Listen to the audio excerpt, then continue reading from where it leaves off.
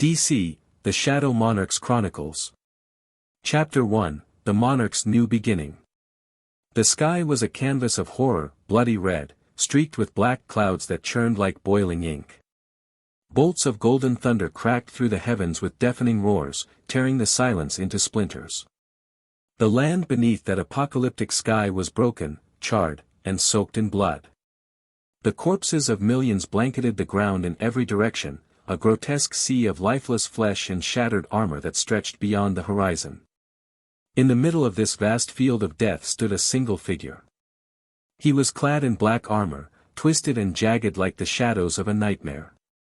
Dents and cracks marred the once impenetrable plates, and blood, some his, most not, streaked across his body like war paint. His face was hidden behind a helmet of darkness, but from within, two glowing purple eyes burned with a cold, merciless light. His hair, long and wild, flared behind him like a crown of violet fire, untamed and furious even in the stillness. He stood tall despite the ruin, shoulders squared, chest heaving with the weight of his breath. Around him was devastation unlike anything the world had ever known, and he was its sole architect. A chime echoed through his mind, clean and mechanical. The cold voice of the system followed it. Congratulations.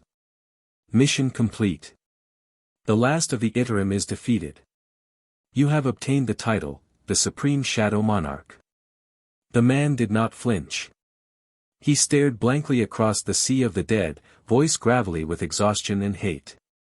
What's the point, you stupid system? I'm the only thing living in this world now. After all this, there's nothing left. Silence. Then another ping. As a reward for achieving the title of True Shadow Monarch, you will be transported to a random world with all of your powers intact. No system interference. No missions.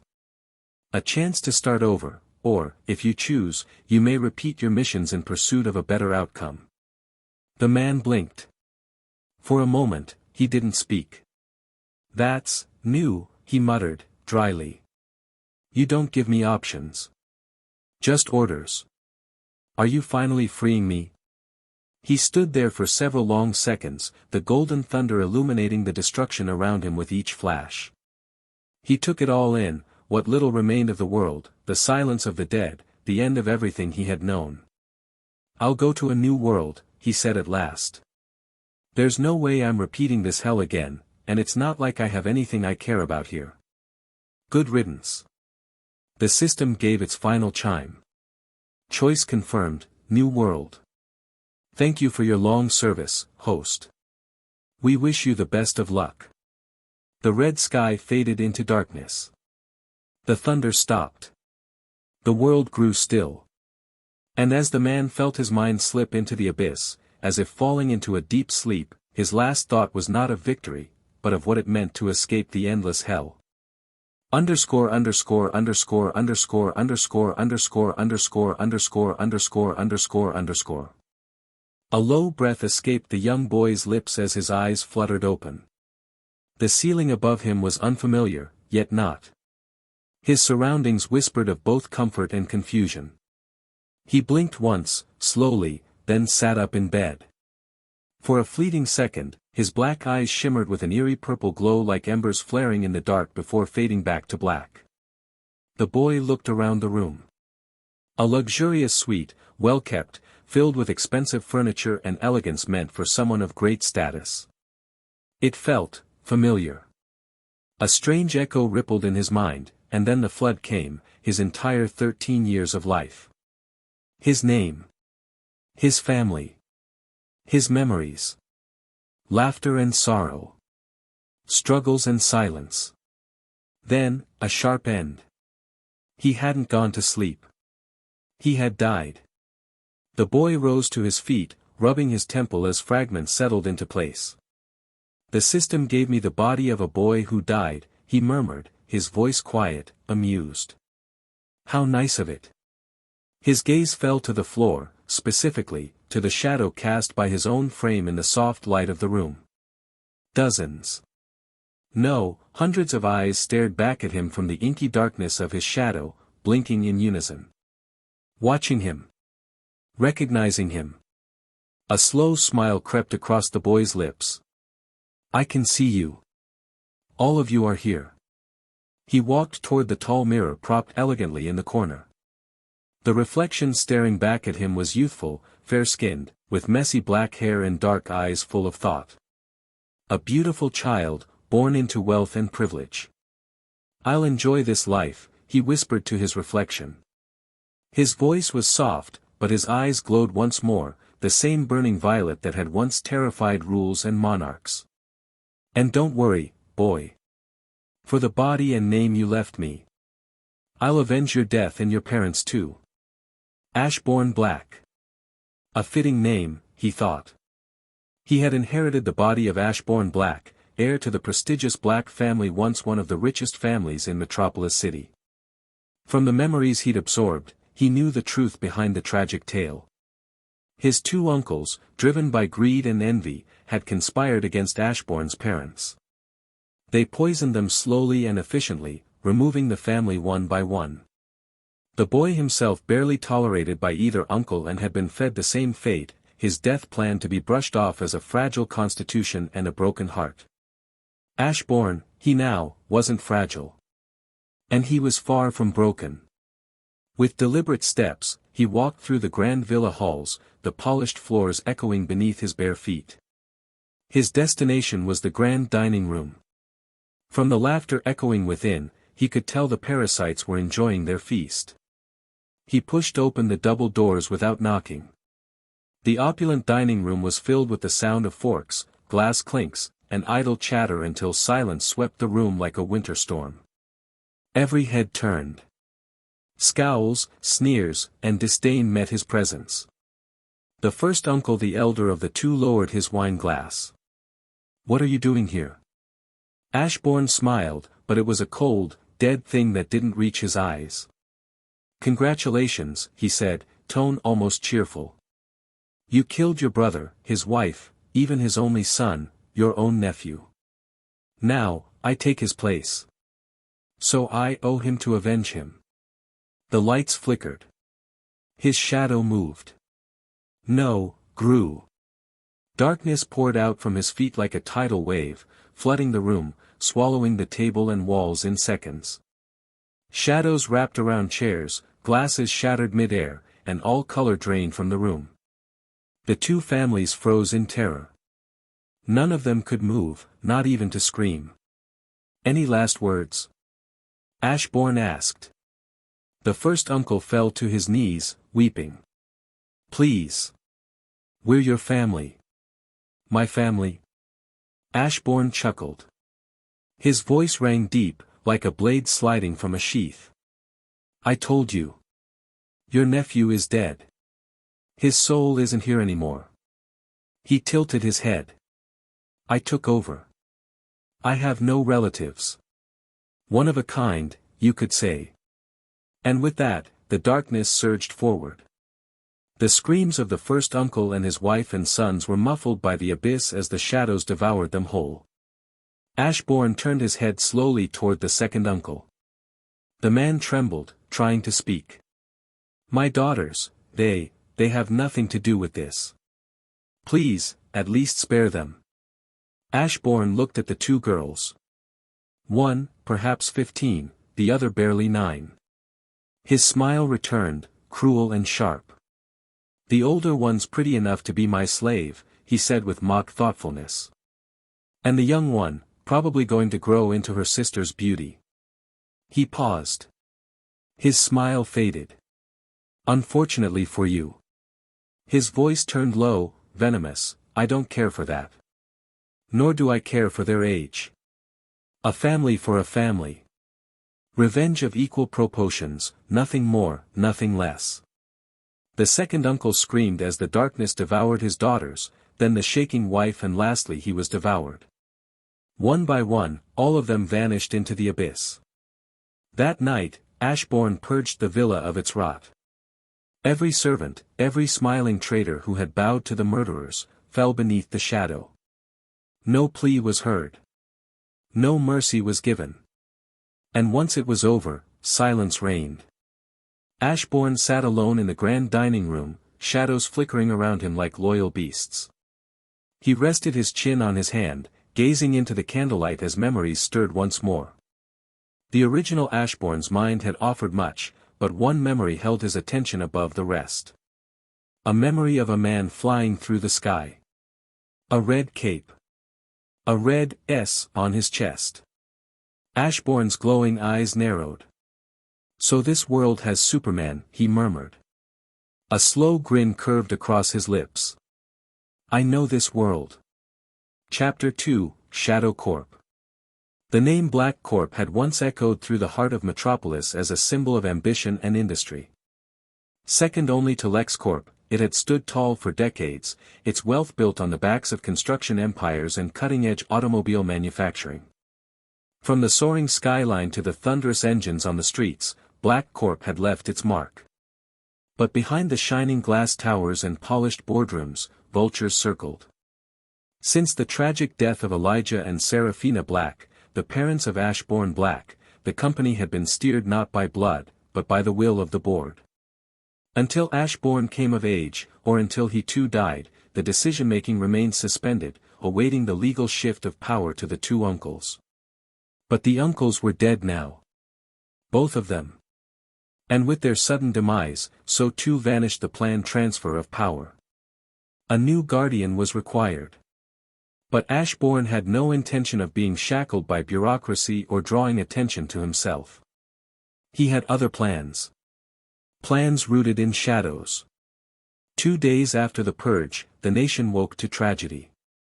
News outlets blared across every screen. Entire Black family found dead in Gotham. Murder or message? Black family massacre rocks Metropolis elite. Ashbourne Black and Uncle Arthur only survivors of the Gotham slaughter. Their bodies unrecognizable, mutilated, burned nearly beyond identification were found dumped in the outskirts of Gotham. The scene was horrific. Bones shattered, skin torn, blood soaked into the dark earth. The kind of brutality that spoke of a message, not a mere crime. According to the police report, only Ashbourne and Arthur Black had been spared.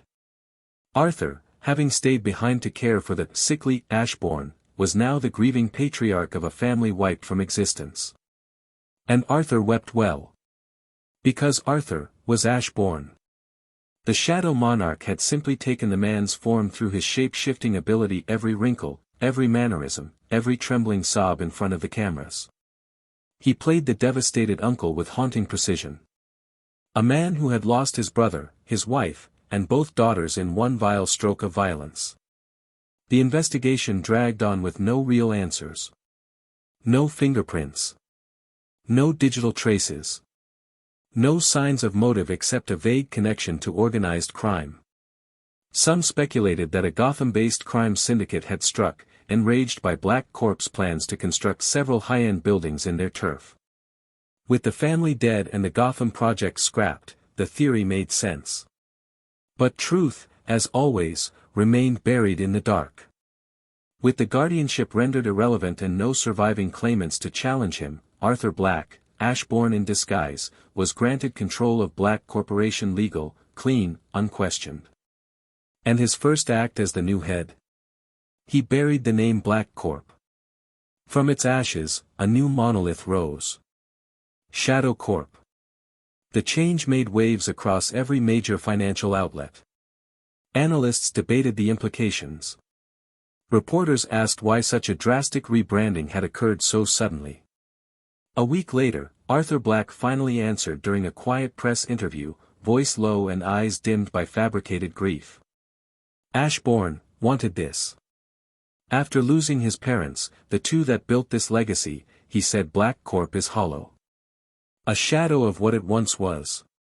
He asked if we could rename it to honor what's left. Just a broken-hearted child's wish, I suppose. And how could I say no? The image was perfect. A boy lost in sorrow. An uncle honoring his orphan nephew's wishes. The narrative spread like wildfire, painted in mourning and sentimentality. Investors stayed. Sympathy flowed. Public trust remained. Behind it all, Ashbourne smiled. The shadow now wore a mask.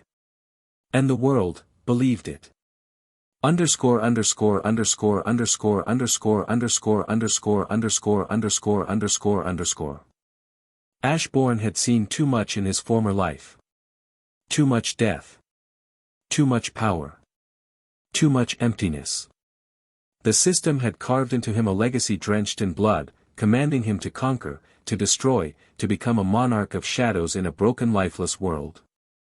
And he had done it. He had stood atop a mountain of corpses, crowned by lightning and silence.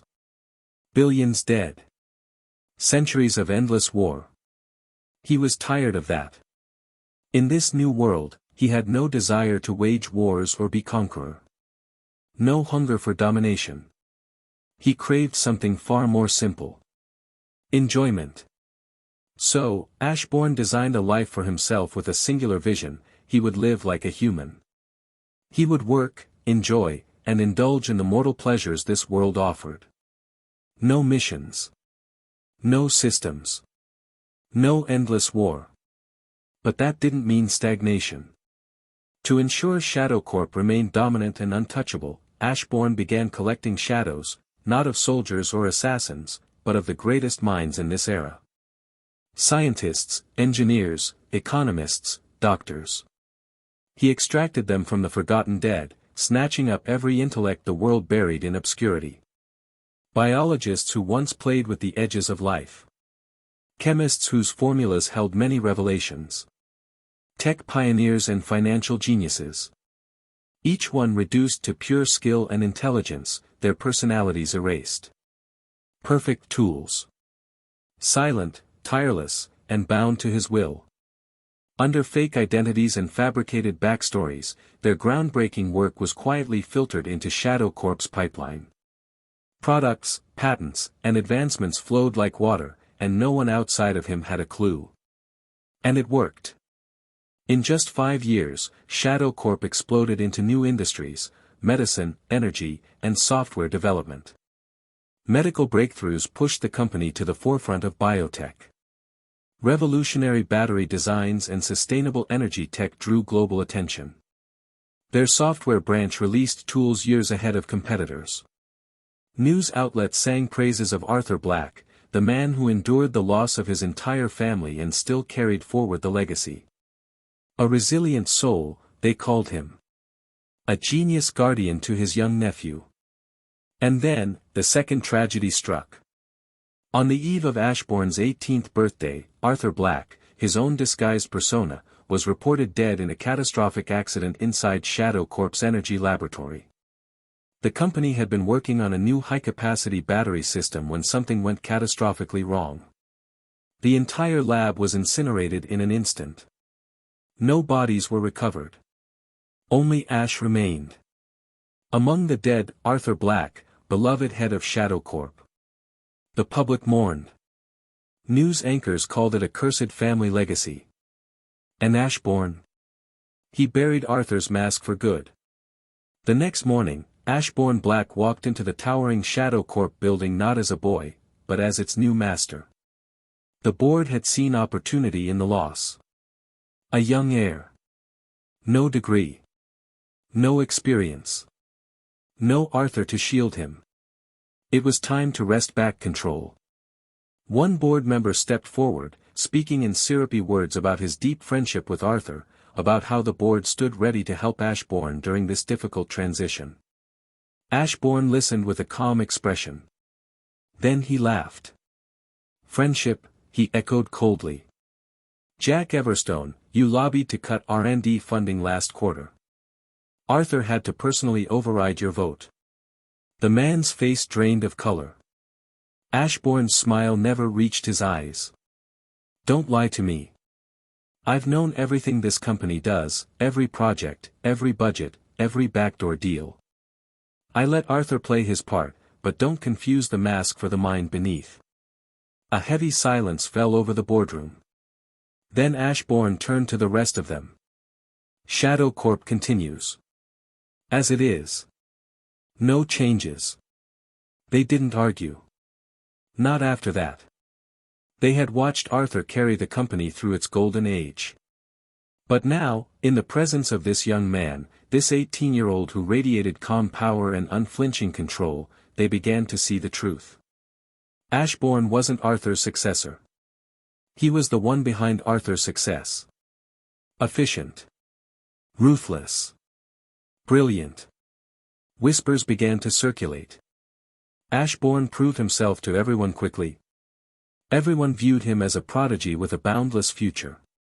Under Ashbourne's control, the Shadow Corp grew much faster than before and began to catch up with LexCorp. Chapter 3, Friends with Benefits. 1 year had passed since Ashbourne Black stood as the face and force behind Shadow Corporation. A year of seamless expansion, strategic acquisitions, and subtle dominion over industries that most corporations only dreamed of touching. Ashbourne sat in his penthouse office, the skyline of Metropolis stretching beyond the glass wall behind him. The morning light filtered through as he casually flipped through the day's news. The front page, as expected, was awash in headlines glorifying the Justice League, Wonder Woman stops global terror threat, Flash breaks records with global evacuation in seconds, Superman thwarts alien invasion. He didn't even blink as he turned the page without a second look. Heroes and villains. Gods and monsters. The never-ending soap opera of costume drama held little interest for him now. He had seen wars between dimensions. Led them. Won them. The concept of superpowered egos clashing over ideals or anything that they can come up with has long lost its charm. A knock on the door broke his thoughts. His assistant entered promptly, a slim tablet in hand. He was a middle-aged man that had been the assistant of Ashbourne's father since the early days of Black Corp. He remained next to Arthur as it changed to Shadow Corp and now he is standing by Ashbourne's side. The assistant said, "Sir, we received a call from LexCorp. Mr. Luthor has requested a business meeting with you to discuss a potential partnership." Ashbourne's black eyes sparkled faintly with intrigue. Lex Luthor, The assistant added, "Sir, if I may, please be careful when dealing with Lex Luthor, he is a cunning snake and can't be trusted." Ashbourne set the newspaper down and looked at the man. Even in the early memories of the original Ashbourne, the man was present in Ashbourne since the moment he laid his eyes on him, felt a slight trust and kinship. Ashbourne believed it was because of the lingering feelings the original Ashbourne had to the man. Leaning back in his chair, Ashbourne answered, "I know Uncle Rex. Please, accept it and schedule it for tomorrow." The assistant nodded with a smile. "As long as you know." Then exited. Ashbourne closed his eyes. At once, his shadow stretched unnaturally, oozing across the polished floor like ink in water. A sliver detached from the main body and slithered under the door without a sound. Moments later, Ashbourne's consciousness shifted. He stood, not physically, but as a presence, within the sleek, sterile office of Lex Luthor himself. The man was speaking with his stoic assistant, Mercy, discussing the final touches of their pitch and plan. Ashbourne smirked. The next day, Lex Luthor arrived at Shadow Corp's headquarters, a smile carved perfectly onto his face as he entered the executive floor. He moved with the charisma of a man who believed the world belonged to him and perhaps, to some extent, it did. In Ashbourne's office, they exchanged the usual pleasantries. "You know," Lex said with a smooth tone, "watching what you've done with Shadow Corp this past year, it's like looking into a mirror of my younger self." Ashbourne returned the compliment with a respectful nod and a polite smile. "You're giving me too much credit, Mr. Luthor. You had it harder, and truthfully, I believe you're far more brilliant than I am. I even dare to say you are a contender for the smartest man on Earth." Lex's smile deepened. Few things pleased him more than recognition, especially from someone competent. It stroked the part of his ego that believed he was not just smart, but the smartest man alive. Hearing those words from Ashbourne, with a touch of sincerity, only confirmed Lex's own thoughts. "You're underestimating yourself," Lex said. "What you've accomplished in a year is no small feat." He paused, then leaned forward. "But let's get to business." Lex pulled a set of documents from his briefcase and slid them across the desk. Ashbourne flipped through them, scanning with supernatural speed and clarity. His eyes lingered on diagrams, proposed blueprints, and projected timelines. A maglev transport system, Ashbourne murmured. State to state, high speed. It has potential. Lex's grin widened. I knew you'd see the value. Faster logistics, efficient travel. A true revolution in infrastructure. Ashbourne closed the file, lacing his fingers under his chin. It's a good idea. But I don't approve of the 50-50 profit split. Lex raised an eyebrow. And what would you suggest instead? 2080, Ashbourne said coolly, in my favor. There was a pause. That's unusually greedy, Lex remarked, leaning back. 50-50 is a fair share by any business standard. Ashbourne's smile remained fixed, but his tone dipped with amused certainty. Lex Corp could build this on its own. It doesn't need us. But you came here anyway. Let me guess, you plan to use the infrastructure to move certain unregistered items. Weapons. Tech. Maybe other assets. And with Shadow Corp involved, if something goes wrong, blame and damage are shared. That makes it legally complicated to touch you. Lex's face froze momentarily, the flicker of surprise betraying his otherwise composed expression. Ashbourne's smile turned razor-sharp. Mr. Luther, my opinion of you isn't low. It's high. So high, I expect this level of cunning. And I respect it. He leaned forward slightly. My motto has always been, make friends when you can. Preferably friends with benefits. I get a nice cut while you get your shipments safely transported with legal insulation. Everyone wins. Lex was silent. Then, slowly, he smiled, extending his hand. I think, we're more alike than I initially thought. Ashbourne shook it, his hand firm, shadow ever present behind his polite facade. When Lex left the office, his smile faded as the elevator doors closed. He had achieved what he came for, mostly. But Ashbourne, that young man had seen through him with frightening ease. Lex didn't like being read like a book. For a moment, he had considered denying it all. Spinning some charm and clever phrasing. But the look in Ashbourne's eyes, cold, amused, certain. Nothing he could have said would have made a difference.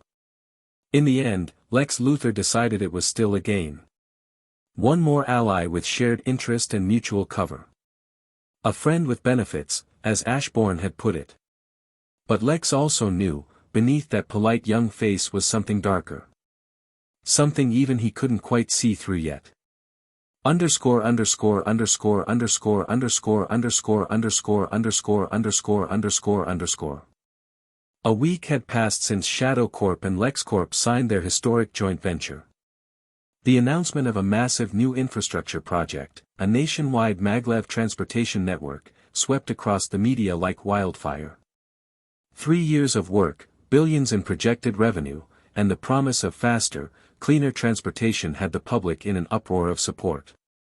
News anchors praised the forward-thinking partnership. Economists speculated how this would reshape interstate commerce. Public approval surged for both corporations. And yet, amid the celebration, Ashbourne received a visitor no media channel could have predicted. It happened late in the day. The sky was beginning to blush with the orange hues of sunset as Ashbourne sat behind his desk, buried in quarterly reports and cost assessments. His office was quiet save the occasional tap of his pen. Then a knock. Not at the door. At the window. Ashbourne's eyes shifted, puzzled. Slowly, he turned around. Floating just beyond the glass, high above Metropolis, was Superman. The Man of Steel hovered, his red cape swaying gently in the wind. His expression was calm. Ashbourne arched an eyebrow but betrayed no surprise.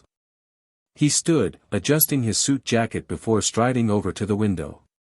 With a slow, relaxed motion, he unlocked it and pulled it open. A cool breeze swept into the office. Come in, Ashbourne said with a casual wave, his voice unhurried. I'd offer you a seat, but I doubt you're here for tea. Superman stepped inside with the gentleness of a man who knew his strength. I don't want to sound like a bad host, Ashbourne said as he gestured for his unexpected guest to speak, but I am curious. What brings you here? Superman gave a small smile. I saw the announcement today. Your partnership with Lex Luthor. Ashbourne nodded, keeping his expression neutral. I came, Superman continued, to offer a word of caution. Ashbourne listened silently. Lex Luthor is dangerous. Like a snake. He might smile today and strike tomorrow. I've dealt with him enough to know that trusting him comes at a cost. There was no malice in Superman's tone, just concern. I've also heard of you, Mr. Black. You've gained a solid reputation. Your employees speak highly of you. That's rare in your position. So consider this a friendly warning. A long pause followed. Ashbourne's gaze sharpened subtly as he walked back to his desk, thoughtful. I appreciate the concern, he said after a moment. And I won't pretend I'm unaware of Luthor's extracurricular activities. They're hardly a secret in the business world. He leaned back in his chair. But a snake is still useful, when you know where its fangs are. I've taken precautions. If he bites, well, let's just say I don't plan to bleed easily. Superman studied him for a beat longer, then gave a small nod. Just be careful, he said again, stepping back toward the open window. Some deals cost more than money. Ashbourne stood again and walked over as Superman floated out into the open sky. Without a word, Ashbourne pulled the window closed. He stood there for a few seconds, staring at the shrinking figure of the hero as he vanished into the clouds. Amusement flickered in his eyes. Since when does Superman involve himself in business deals? Ashbourne thought to himself. The Man of Steel had come to deliver a warning. But it only made the shadows grow more curious. Chapter 4, Kidnap Attempt. Ashbourne had always been a man of peculiar habits. Despite commanding one of the most powerful corporations in the world, his whims often led him to unexpected places. Today, it was Jump City. Officially, Shadow Corp had a chemical laboratory here, primarily researching treatments for issues like hair loss. But Ashbourne's visit had nothing to do with business. He came for pizza. When his assistant, visibly baffled, asked why he was traveling so far just for a slice, Ashbourne simply replied, I told you before Uncle Rex, I enjoy the process of things. The answer, vague and philosophical, left the old assistant more confused than ever. But it wasn't the first time. Just last month, Ashbourne had flown across states to Central City, all for a cup of coffee from a shop he'd read about in an obscure blog post. No meetings, no deals. Just coffee. Today was no different. Dressed in gray slacks, a black button-up shirt, and dark sunglasses, Ashbourne walked through the streets of Jump City, admiring its simplicity. The skyline wasn't as tall or glittering as Metropolis, but there was a casual warmth to it. Eventually, he arrived at the famous pizza shop. It was a small place with barely enough room for more than a dozen people, but its reputation was legendary. Ashbourne took a seat by the window, ordered a classic combination, and took a slow, appreciative bite. Delicious, he thought, I might return someday. That piece didn't last. 5 figures approached his table. The one in front was a pale girl with pink hair, her confident stride marking her the leader. Behind her came a hulking giant, a boy in a black cape, a short green-suited teen, and a man in red spandex with a division symbol across his chest. Ashbourne recognized them immediately, Hive 5. The girl stopped by his table and asked, Are you Ashbourne Black? Ashbourne didn't even pause between bites. I am. Told you it's him, the green-suited boy said excitedly. That's the Shadow Corp guy. The girl's smile widened. The rest grinned. Ashbourne met their expressions with a pleasant one of his own. And you 5 must be the Hive 5. They blinked, slightly surprised, then smirked. Recognition always stroked their egos. "You've heard of our deeds?" the girl asked, clearly glowing with pride. "That makes things easier. We're kidnapping you for ransom." Ashbourne chewed slowly, then said, "A ransom from whom?" The smile never left his lips. "I don't have any family. I own Shadow Corp, so no money moves without my approval. Asking the authorities would just make both heroes and villains target you. Heroes want to save me and villains want to curry favor with me. Not exactly profitable for you." The girl's expression faltered. She opened her mouth but couldn't seem to find the words. After a few seconds, she awkwardly said, "We'll figure the details out later." Ashbourne nodded, sipping his drink. "I don't see that working well for you. But that's your decision. For now, why not join me for lunch? I'd be a terrible host if I let my kidnappers work on empty stomachs." Hive 5 blinked again. The boy behind the leader stepped forward, confused and annoyed. "Do you even understand your situation?" he snapped. "We could kill you." Ashbourne looked up at him, still smiling. "I'm a high-profile hostage. Killing me would defeat your purpose, wouldn't it? It's in your best interest to keep me safe. So no, I'm not in danger." Silence fell over the group again. "I'm hungry," the giant finally muttered. "We can eat first." The pink-haired girl and the short green-suited boy turned to him with an exasperated, "Shut up." Then they turned back to Ashbourne with a firmer tone. "You're coming with us. Now." Before Ashbourne could respond, a sudden dome of black energy burst open nearby, warping the air as 5 new figures stepped out. Each clad in vibrant colors and distinct uniforms. Their leader, Robin, pointed directly at Hive 5. "This is your only warning," he said sharply. "Surrender, and maybe avoid the beating." Jinx, the pink-haired leader of Hive 5, spun around and glared at Ashbourne. "You were buying time." Ashbourne kept his smile. "No, I wasn't. I sincerely invited you to eat." Jinx didn't answer, her eyes began to glow. "Get them," she barked. Chaos erupted as Hive 5 launched toward the Teen Titans. Beast Boy morphed mid-air, Cyborg fired a plasma cannon, Raven summoned dark tendrils, Starfire let loose bursts of green energy, and Robin charged headfirst into battle. Ashbourne remained seated at his table. He calmly lifted another slice of pizza, took a bite, and leaned back in his chair. The battle of heroes and villains played out just beyond his table. Ashbourne? He is simply going to enjoy the show. Ashbourne watched as smoke curled up from fractured pavement and shattered glass sparkled across the street unaffected. The chaos around him barely earned a second glance as he calmly raised his hand and called the waiter.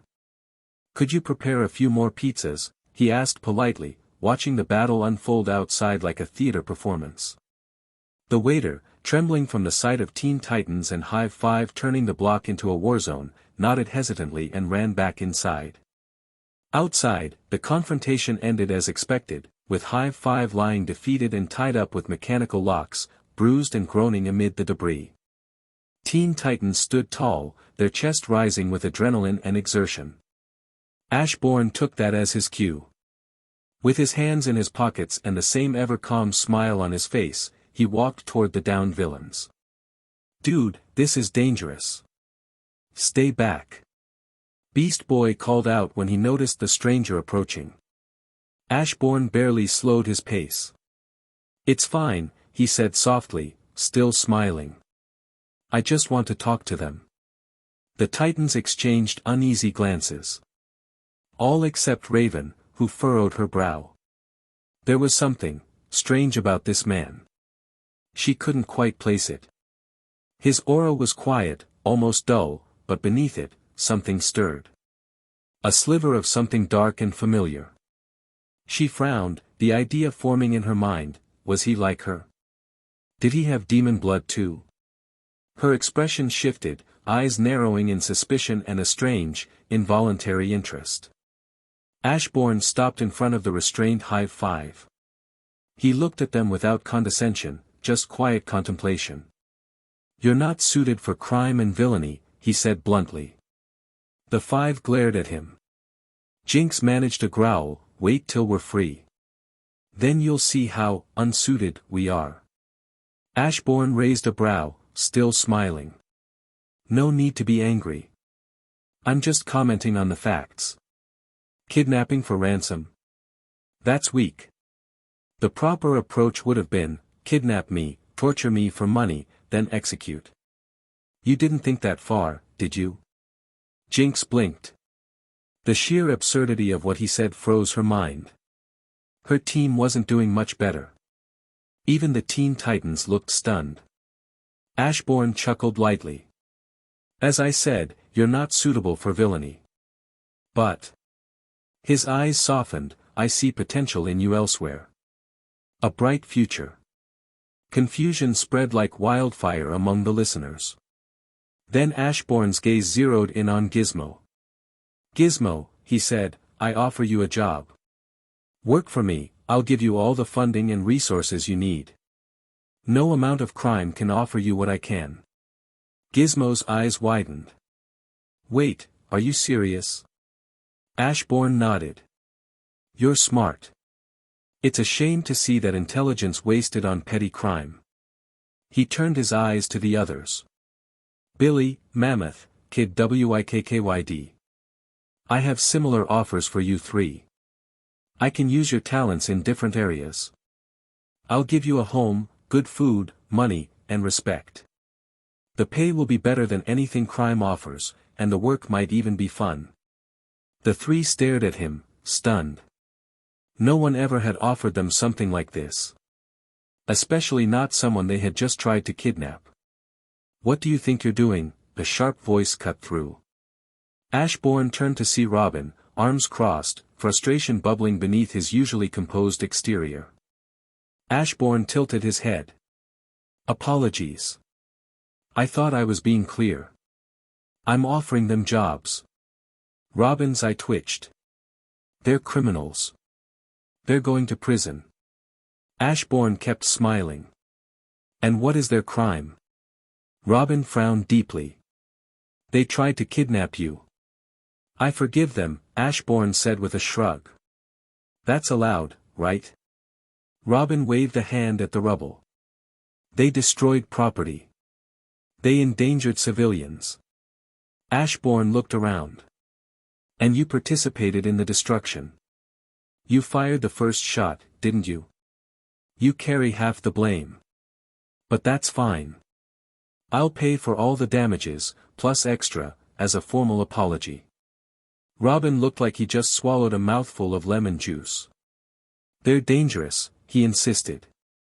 Ashbourne nodded thoughtfully. "I agree. I was nearly kidnapped." The words were calm, factual, yet carried a quiet, unnerving logic that made Robin clench his fists. Then Ashbourne turned to Cyborg. "Would you mind releasing them? I'll have my assistant pay for everything before the day ends. If not, you're welcome to take them to the station. I'll just post their bail." Cyborg glanced at Robin, unsure. Ashbourne added gently, "I'll cover everything. No tricks." The Titans looked among each other. All five of them were thoroughly annoyed, Raven still suspicious, Beast Boy confused, Starfire outright frowning, Cyborg hesitant, and Robin glaring daggers. At last, Robin spoke. "Let them go," he said tightly. A part of him hoped Ashbourne would regret this decision down the line. Ashbourne bowed his head slightly. "Thank you." As the restraints were removed, he turned back to the bewildered villains. "My offer still stands. If you refuse, I'll walk away, pay the damages, and forget today ever happened.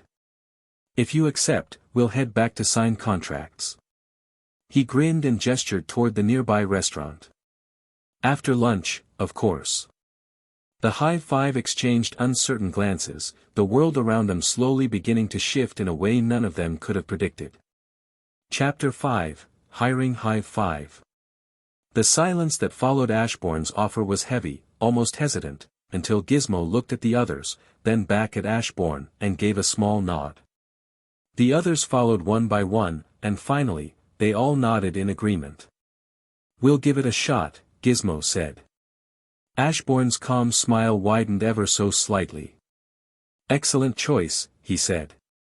"I already asked the waiter for a few extra pizzas for the four of you. Please, come with me." As he turned toward the pizza shop, the group began to follow, until a soft cough halted them. Jinx stood still, arms crossed, lips tight. "Are you not forgetting someone?" Ashbourne stopped, glanced at her, and with the same unchanging, cordial smile replied, "No, I haven't forgotten. The offers are for these four because I value their abilities to work for me. In your case, I have no suitable job for your talent.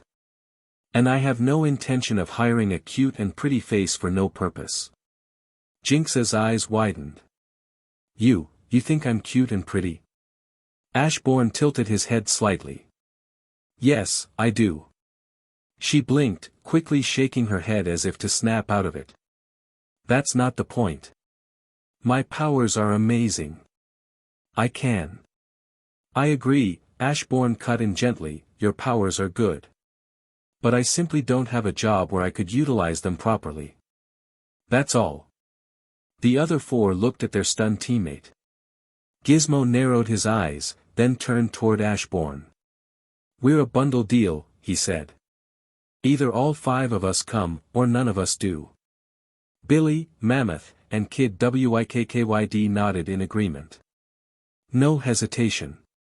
Ashbourne observed them silently for a few seconds, his gaze unreadable. Then he exhaled softly and nodded. "Fine. She'll come too. I'll do my best to find something that suits her."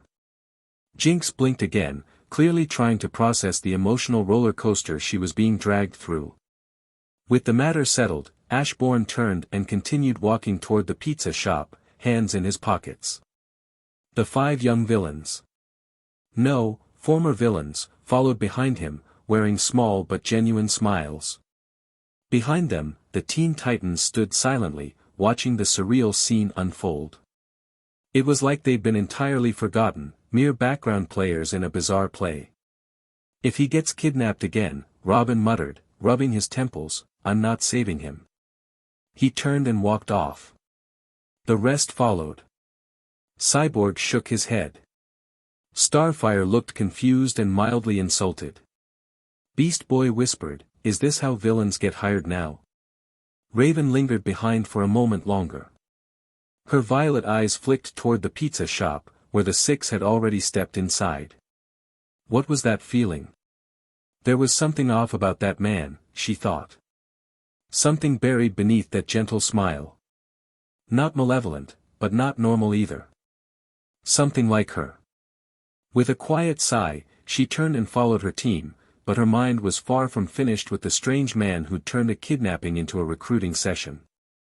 Underscore underscore underscore underscore underscore underscore underscore underscore underscore underscore underscore. Lunch had gone surprisingly well. Amid laughter, curious glances, and boxes of half-eaten pizza, the atmosphere around the table felt less like a group of former villains and more like new recruits on their first day. When the final slice was eaten and the drinks were emptied, Ashbourne stood and turned to Kid Wikkkyd. "Teleport us back to Shadow Corp, please," he said, his tone as casual as ever. Kid nodded, and with a flicker of darkness, the group vanished from Jump City and reappeared in the heart of Metropolis, right inside the towering, glass-clad headquarters of Shadow Corp. As Ashbourne stepped inside with the 5 former Hive members trailing behind him, heads turned. Employees paused mid-conversation, mid-typing, mid-walk, but none dared speak.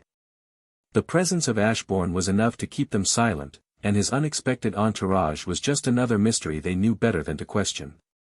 At the reception desk, Ashbourne's assistant spotted him, froze, and dropped his tablet in shock. Ashbourne walked up to him, placed a hand on his shoulder gently and said, "Later, send someone to check on Jump City. There was a fight near the pizza shop I visited. I want all the damages to be paid." The man nodded weakly, unsure what was more surprising, the fight or the 5 villains now casually standing behind his boss. "Come," Ashbourne said, still smiling, and walked deeper into the building.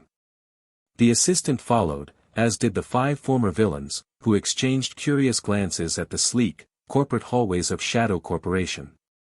They eventually entered Ashbourne's personal office, a large, modern space filled with dark wood, elegant furniture, and a panoramic view of Metropolis. Ashbourne sat behind his desk and leaned back in his chair, folding his hands as he looked at the 5 expectant faces before him.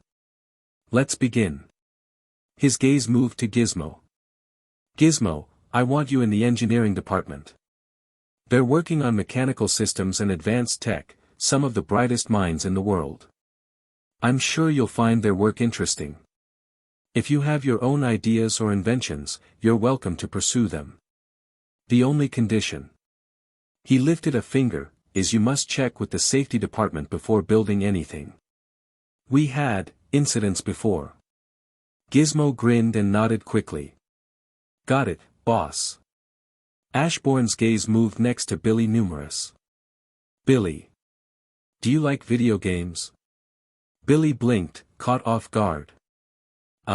Yeah." Ashbourne smiled. "We recently started a division focused on creating video games. We need testers. With your ability, you could do the work of dozens by yourself." Billy's mouth dropped open. "You serious? Just play games and get paid?" "With myself?" Ashbourne nodded. "Yes." Billy looked ready to cry with joy. Next, Ashbourne turned to Mammoth. "Mammoth, I'd like you to work in construction. You'll follow architecture engineers and demolish areas scheduled for rebuild. Controlled destruction, a legal outlet for your strength." Mammoth nodded enthusiastically. "That's a job." "Heck yeah." Ashbourne's eyes now met Kid Wikkyd's. "You'll assist with transportation logistics. We'll figure out your range, stamina, frequency, and any limitations. You'll be fairly compensated, and whatever you save us in costs, will reflect in your pay." Kid gave a silent thumbs up. Then came the pause. The atmosphere shifted slightly as Ashbourne's gaze settled on Jinx. He studied her in silence, then asked, "Do your powers do anything besides damage and bad luck?" Jinx blinked, then shook her head. "Do you have a degree in any field?" Another shake of her head. "Do you have any preferences or hobbies? Something you're good at?" Jinx's lips trembled. Her third silent shake was slower than the rest. The room quieted. Her teammates fidgeted uncomfortably. Jinx stared at the floor, trying to will herself invisible. Ashbourne leaned forward, pinching the bridge of his nose. "Do you know how to cook or clean?"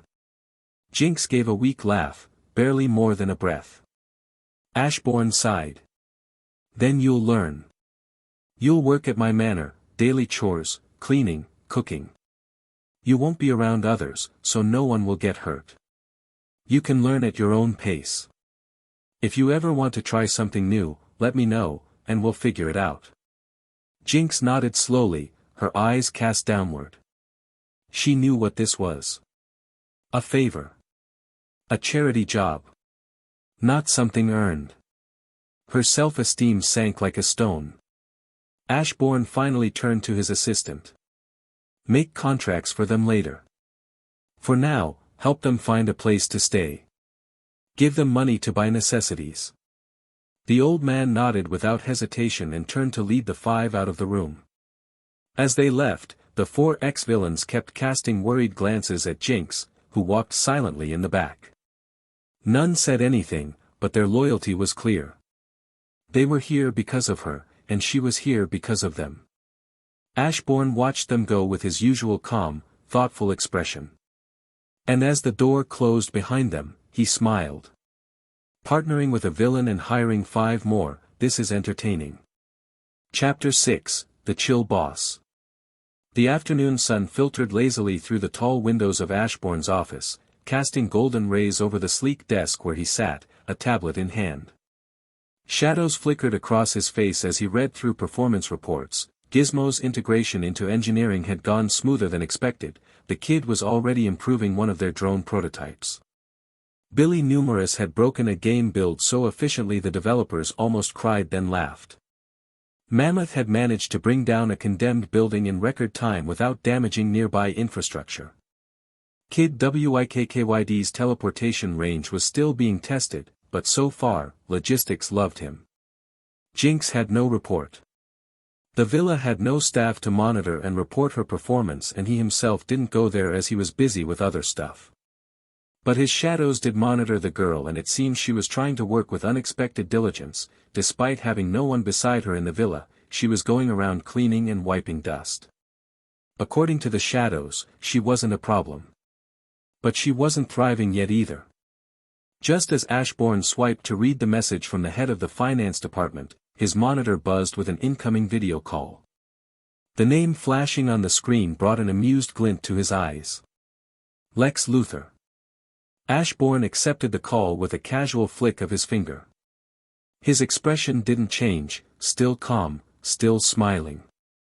"To what do I owe the pleasure?" he greeted smoothly, folding his hands. Lex Luthor appeared on screen, his signature confident smirk in place, seated in a tastefully minimalist office. "I received a call this morning from Wayne Enterprises," he said with practiced ease. "Bruce Wayne is coming to Metropolis to discuss joining the maglev infrastructure project." Ashbourne's smile didn't falter. "You don't have a problem with that, do you? The more, the merrier, right?" Lex leaned back, matching his tone. "Your motto, isn't it?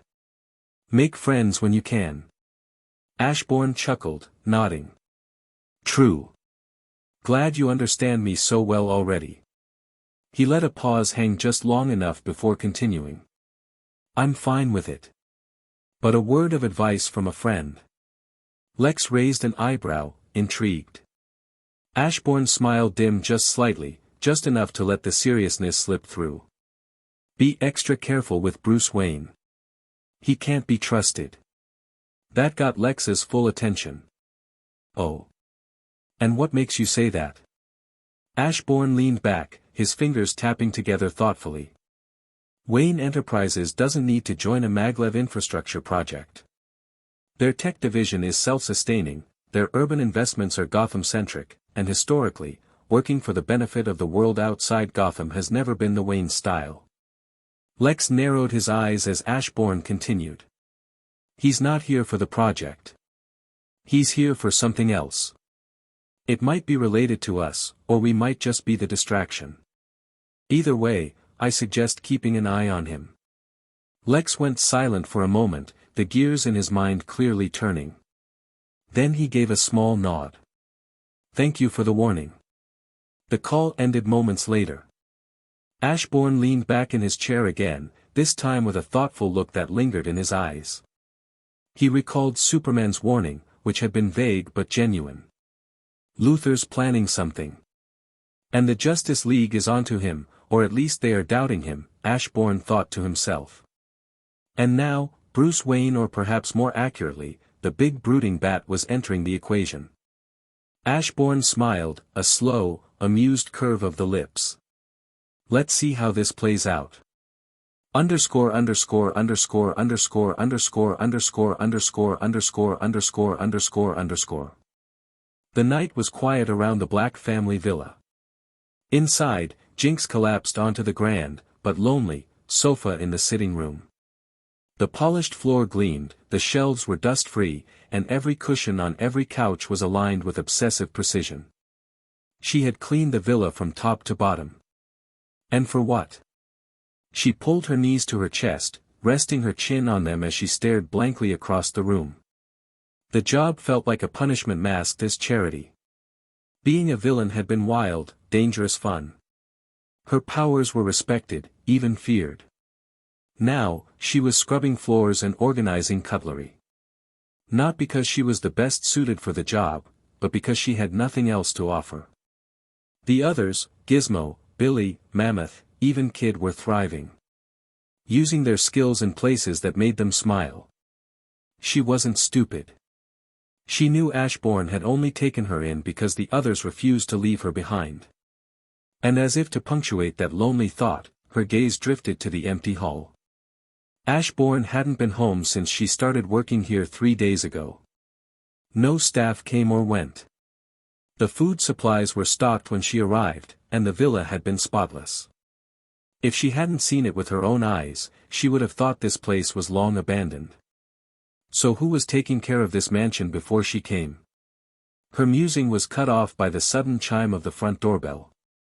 It echoed through the marble halls like a whisper in a cathedral. Jinx blinked, confused. She hadn't been expecting anyone. She stood and made her way to the large, ornate door, half expecting to find a courier or maybe the old assistant.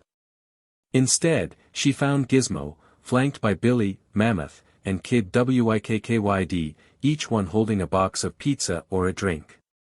Gizmo laughed the moment he saw her. "Didn't think I'd live to see the day you'd be in a maid outfit," he cackled. "We brought food.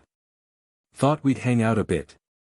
A small, reluctant smile twitched at her lips before it faded again. "It's better if you don't stay," she said, voice low. "Ashbourne might not like it." Billy waved a hand dismissively. "Nah, he's chill. Won't care if his good employees have a little fun." Jinx shook her head, concern creeping in. "He might not care about you guys, but this is his house. He probably doesn't want people lounging around it." Gizmo, as usual, didn't care for logic. "It's fine. We're not trashing the place." He stepped inside like he owned the villa, and the others followed without hesitation. Jinx stood frozen in the doorway for a moment, then sighed and followed them in. They gathered in the guest lounge, sprawled across couches, pizza boxes open, laughter bubbling as stories were shared. Gizmo was building something new with the engineers and loving the creative freedom. Billy had nearly broken the simulation program with his clones, much to everyone's amusement. Mammoth had been nicknamed the Wrecking Crew by construction workers. They were proud. Happy. And Jinx smiled along with them. But it didn't reach her eyes. Then it happened. Billy cracked a joke at Mammoth's expense, something about brains and wrecking balls, and before anyone could stop it, Mammoth picked up a glass bottle and hurled it straight at Billy. Billy ducked instinctively. The bottle didn't shatter. A loud thud echoed behind Billy. The room froze. All heads turned. Ashbourne stood in the doorway, completely still, holding the bottle in his hand. The room was dead silent. Ashbourne raised a brow, eyes scanning the frozen faces before him. "Throwing a glass bottle at me the moment I walk in," he said, dryly amused. "Really? Even if someone hates their boss, that's excessive, don't you think?" Mammoth's hands shot up. "It was an accident." Ashbourne tilted his head. "If that was an accident, I fear for what your intentions look like." The group stiffened, unsure if he was joking. Then Ashbourne chuckled and stepped forward. "Relax. I know it was an accident. I'm just messing with you. But if you must fight, do it outside. I'd rather not wake up one day buried in the rubble of my own home." Gizmo, looking unusually sheepish, scratched the back of his head. "Don't worry, boss. Won't happen again." Ashbourne smiled. "Good. And remember, Jinx is the one who cleans up your messes. Be considerate. Don't make her job harder." That made them all pause. He turned, plucked a slice of pizza from the box nearest him, and glanced back casually. "I'll be in my room. Stay here if you want. Just don't burn down the place." He started walking away, then added with a smirk, "Thanks for the pizza. And the drink." He vanished down the hallway. The moment he was gone, Billy grinned wide and slapped his leg. "See? Told you the boss is cool and chill." The others nodded, relieved. Anyone else would have at least yelled, Gizmo muttered, shaking his head. Jinx watched them with a strange feeling stirring in her chest. Maybe, just maybe, even if this wasn't where she wanted to be, she wasn't entirely alone. Chapter 7, The Casual Hostage. The sunlight seeped gently through the tall windows of the manor. The living room bore the signs of a small, unplanned sleepover, pillows scattered, blankets half draped over furniture, and 4 unconscious figures sprawled across the couches and floor. Ashbourne walked in, crisp and sharp in his dark suit. His gaze swept over the chaotic scene with amusement before settling on the only sign of movement, Jinx, mop in hand, wiping away a particularly sticky spot on the floor. "Good morning," he said, voice smooth and unhurried. "Didn't expect to see you up so early." Jinx glanced up and gave him a faint, tired smile. "It's my job," she said softly. "And, kind of my fault the place got trashed." Ashbourne walked a few steps closer, casting a glance at the still snoring heap that was Mammoth and Billy entangled in a blanket on the floor. "It's fine," he replied with a casual shrug. "They're the ones who came here, after all. Besides." He turned to her with a small smile, "It would be bad for my reputation if you turn visitors away, right?" Jinx let out a small laugh and nodded. Ashbourne adjusted the cuff of his shirt. "I'm heading to Shadow Corporation, don't forget to wake the 4 up. If they overstay, the manor might collapse under their collective snoring." Jinx nodded again, more easily this time. "Got it." He turned toward the door, steps light but firm. As he reached for the handle, Jinx hesitated, then called out, "Boss." Ashbourne paused. "Thanks, for giving us a chance," she said, her voice uncertain at first, then stronger. "And for being so, accommodating." For a moment, Ashbourne didn't move. Then, without turning back, he simply replied, "You're welcome." The door clicked shut behind him, and Jinx stood quietly in the silence that followed, mop still in hand. Despite the mess, despite the doubts, a small warmth settled in her chest. Underscore underscore underscore underscore underscore underscore underscore underscore underscore underscore underscore.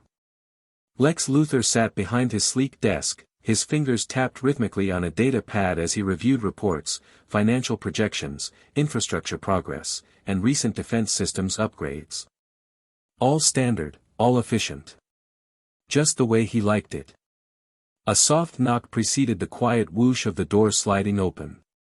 His trusted assistant, Mercy Graves, stepped in, her tone sharp and respectful. "Lex, your visitor is here."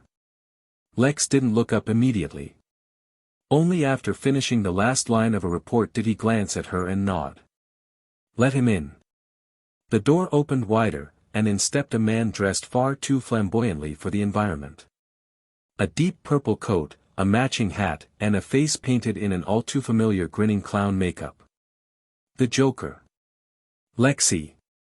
You're almost out of smiles today," Joker cackled as he removed his hat with a theatrical bow. "You know, sneaking into Metropolis unnoticed is so unfriendly to folks like me." Lex leaned back in his chair, folding his hands in front of him. "You're almost late." Joker strolled into the room, spinning his hat on one finger before plopping it onto a nearby table. "Traffic was murder. Literally." His grin widened as he placed a sleek, black briefcase on Lex's desk and opened it with a satisfying click. Inside was a single object nestled in a custom-molded case, glowing faintly. Lex's eyes narrowed. "You brought it."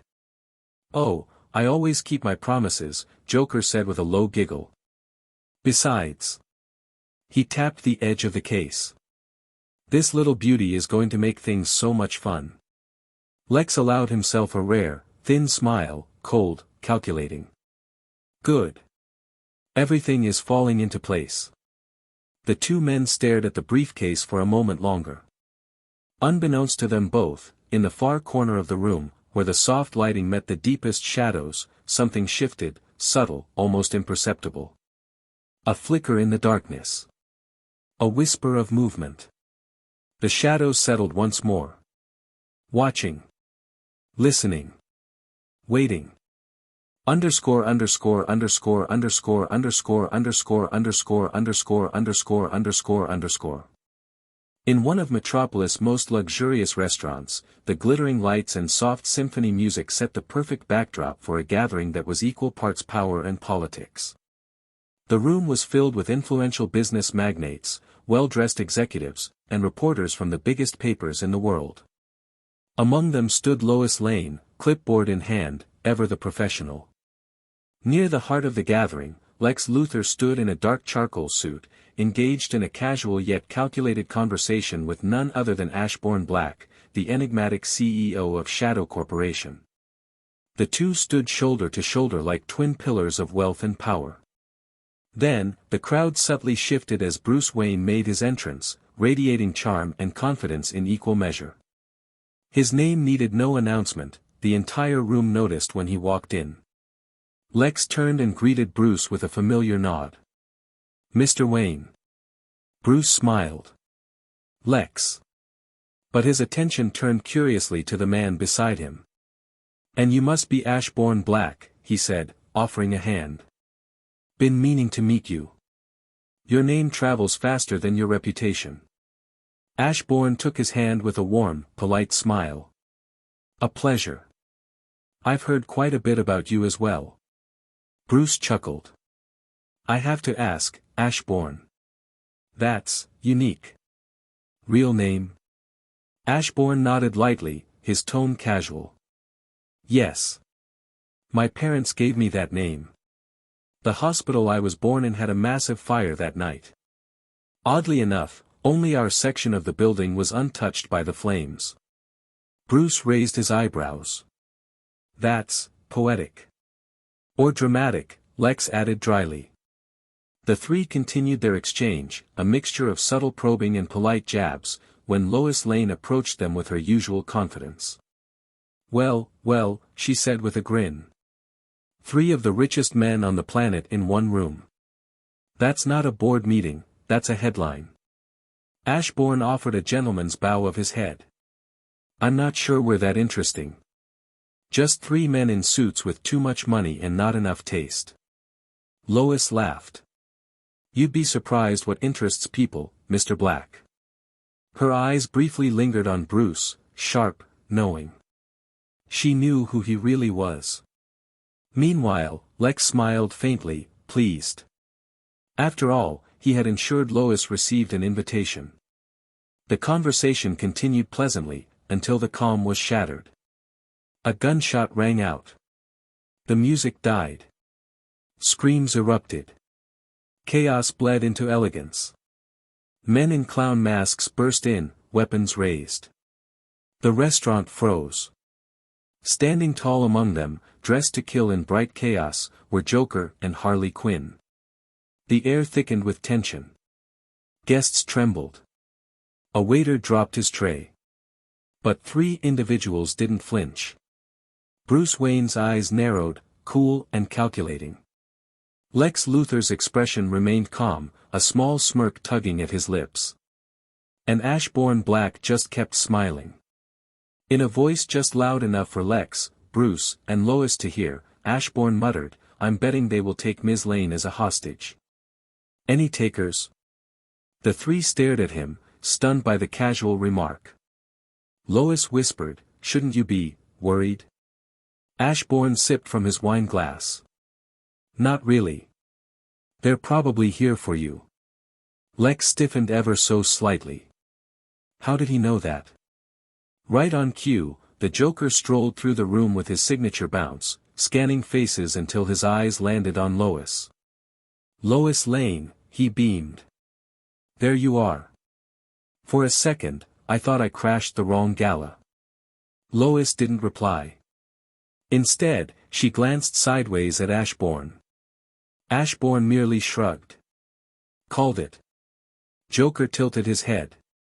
"You two are in on a joke, and I'm not part of it." "Rude." Ashbourne met his eyes calmly. "I bet you would go after Ms. Lane. Beauty, brains, beloved by the public, it's classic. Damsel in distress, hero shows up, let me guess. Superman, right?" He took another sip of wine, unbothered. Joker laughed. "You are funny. Then, with a sudden flare of movement, he pointed his gun at Ashbourne. "What if I shot you now, Ashbourne didn't even blink. "That would ruin the show. Violence before the guest of honor arrives. No taste." The Joker tilted his head, considering. "You get it." Then he lowered the gun as an idea struck him, and his grin widened. "What if I take you as a hostage instead?" Ashbourne looked genuinely thoughtful. "Not bad. But not as dramatic. You need 2 hostages. Force the hero to choose. High drama, tension, emotional damage." The Joker gasped in glee. "Yes. I like you already." He clapped his hands. "You too, it's settled. You're my main hostages." "Sounds fun," Ashbourne chuckled, then casually walked past him, as he said. "Where do you want me to stand?" The Joker stared, wide-eyed. "I didn't expect to find a crazy person here. This is better than I imagined." With a giggle, he yanked Lois toward the center of the restaurant as Harley held the crowd back. Lex and Bruce exchanged glances. They were calculating scenarios and backup plans, but one thing neither could shake was the thought. Ashbourne didn't just go off script. There was no script for whatever he was doing. Chapter 8, The Twist. Lois Lane sat tied to a chair at the center of the luxurious restaurant, now eerily quiet and transformed into a stage for madness. The fine decor stood in stark contrast to the chaos that had unfolded. Her eyes burned with frustration as she glanced toward the man calmly sipping his drink beside her. Ashbourne Black, ever composed, didn't seem the least bit concerned about the gun-wielding maniacs around them. His posture was relaxed, still smiling. "What are you playing at?" Lois hissed. "Seriously, what is this?" Ashbourne turned to her with a small smile. "Isn't it obvious?" He took another sip. "The hostage." Lois's eye twitched. "You are enjoying this." She turned to the nearby Joker, calling out with a sarcastic tone. "Hey, can you at least be a gentleman and give me the same treatment as the other hostage? You know, equal treatment and all that." But it wasn't the Joker who answered. Ashbourne raised a hand in a mock courteous gesture. "Ah, but you see, Ms. Lane, you are the damsel in distress. A little rough treatment is expected, adds to the drama. And let's be honest, your rebellious spirit doesn't exactly earn you sympathy points. Meanwhile, I'm just a humble businessman enjoying Mr. Joker's performance. We're not the same." Lois stared at him, baffled. "You're insane." The Joker, however, threw his head back and laughed. "I like this guy." Ashbourne gave a slight bow, like an actor at the end of a scene, before returning to his upright, poised stance. Lois gave up. There was no reasoning with him. She couldn't tell if Ashbourne Black was a genius, or just a lunatic. Meanwhile, Joker's goons continued their work, herding the other guests to the lower floor. Soon, the upper dining hall was left mostly empty, save for a few goons, Harley Quinn, the Joker, Ashbourne, and the increasingly annoyed Lois. Then, down below, it happened. A blue blur zipped through the lower floor like lightning, striking fast and precise. One by one, the Joker's thugs were knocked out cold, left groaning or unconscious in moments. A voice, firm and familiar, echoed through the room. "Get out of here. I'll handle the rest." Superman had arrived. The hostages didn't need to be told twice. They ran.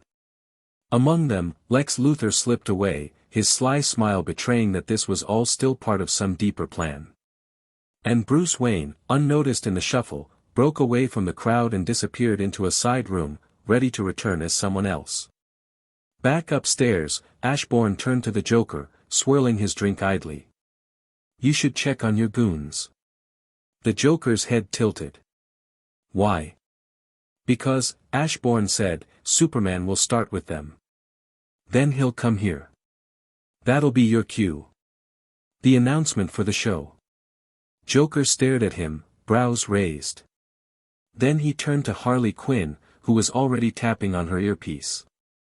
"Boys?" she called. "Report." No answer. "Terry? Jaws? Lenny?"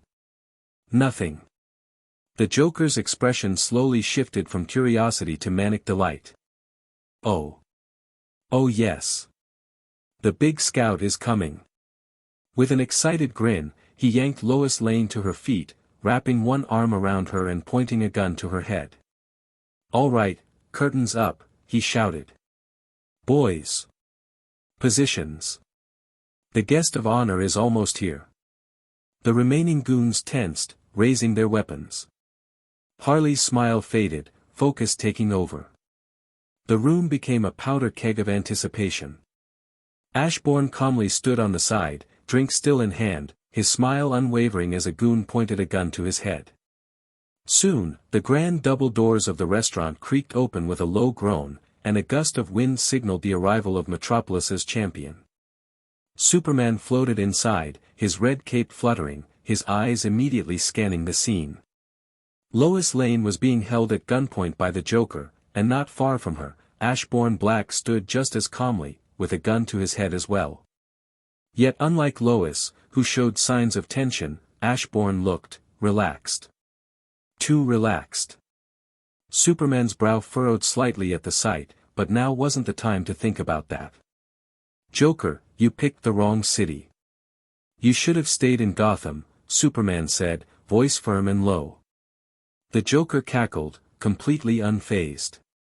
"Oh, but I needed a change of scenery, you know. And Metropolis? It just screams opportunity." With a flourish, he grinned. "Now, I was just about to present your options, Supes. 2 thrilling choices. First." But the Joker didn't finish. A blue streak flashed across the room. In the blink of an eye, all of the Joker's goons were on the floor, groaning or unconscious. Harley Quinn included. Then with a sonic crack, the Joker himself was slammed into the ground, hard enough to crack the tile.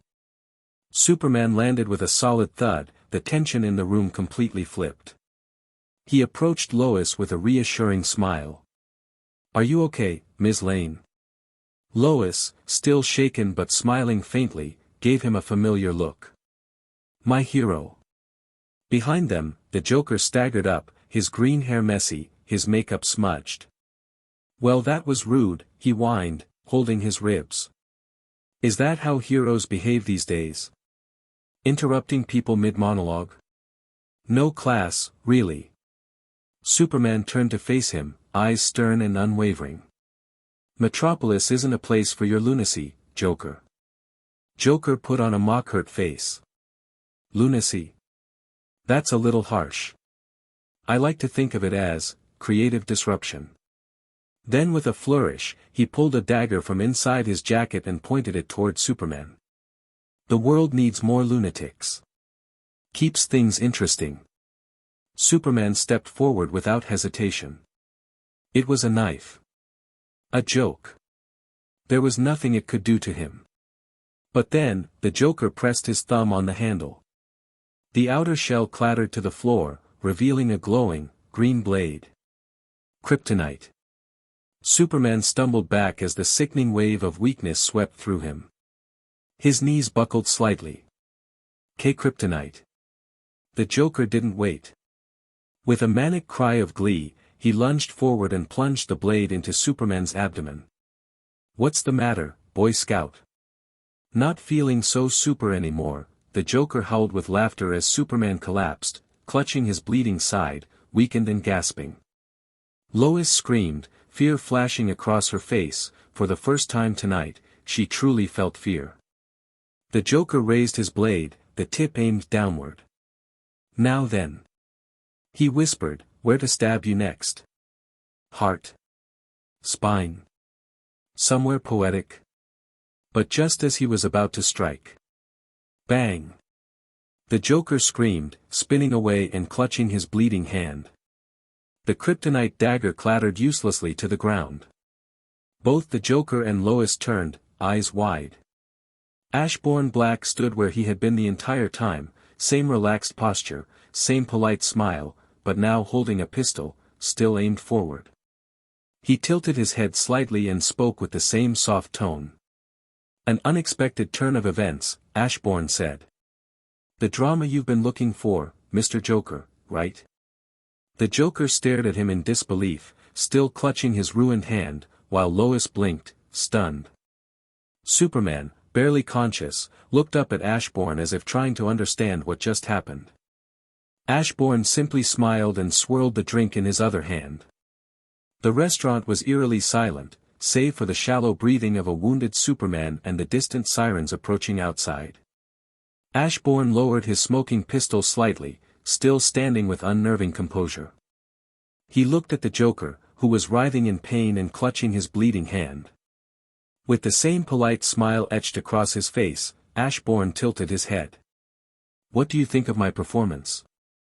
The Joker, despite his bloodied form and fractured body, let out a dry, wheezing laugh. "Pretty good. But you ruined the ending."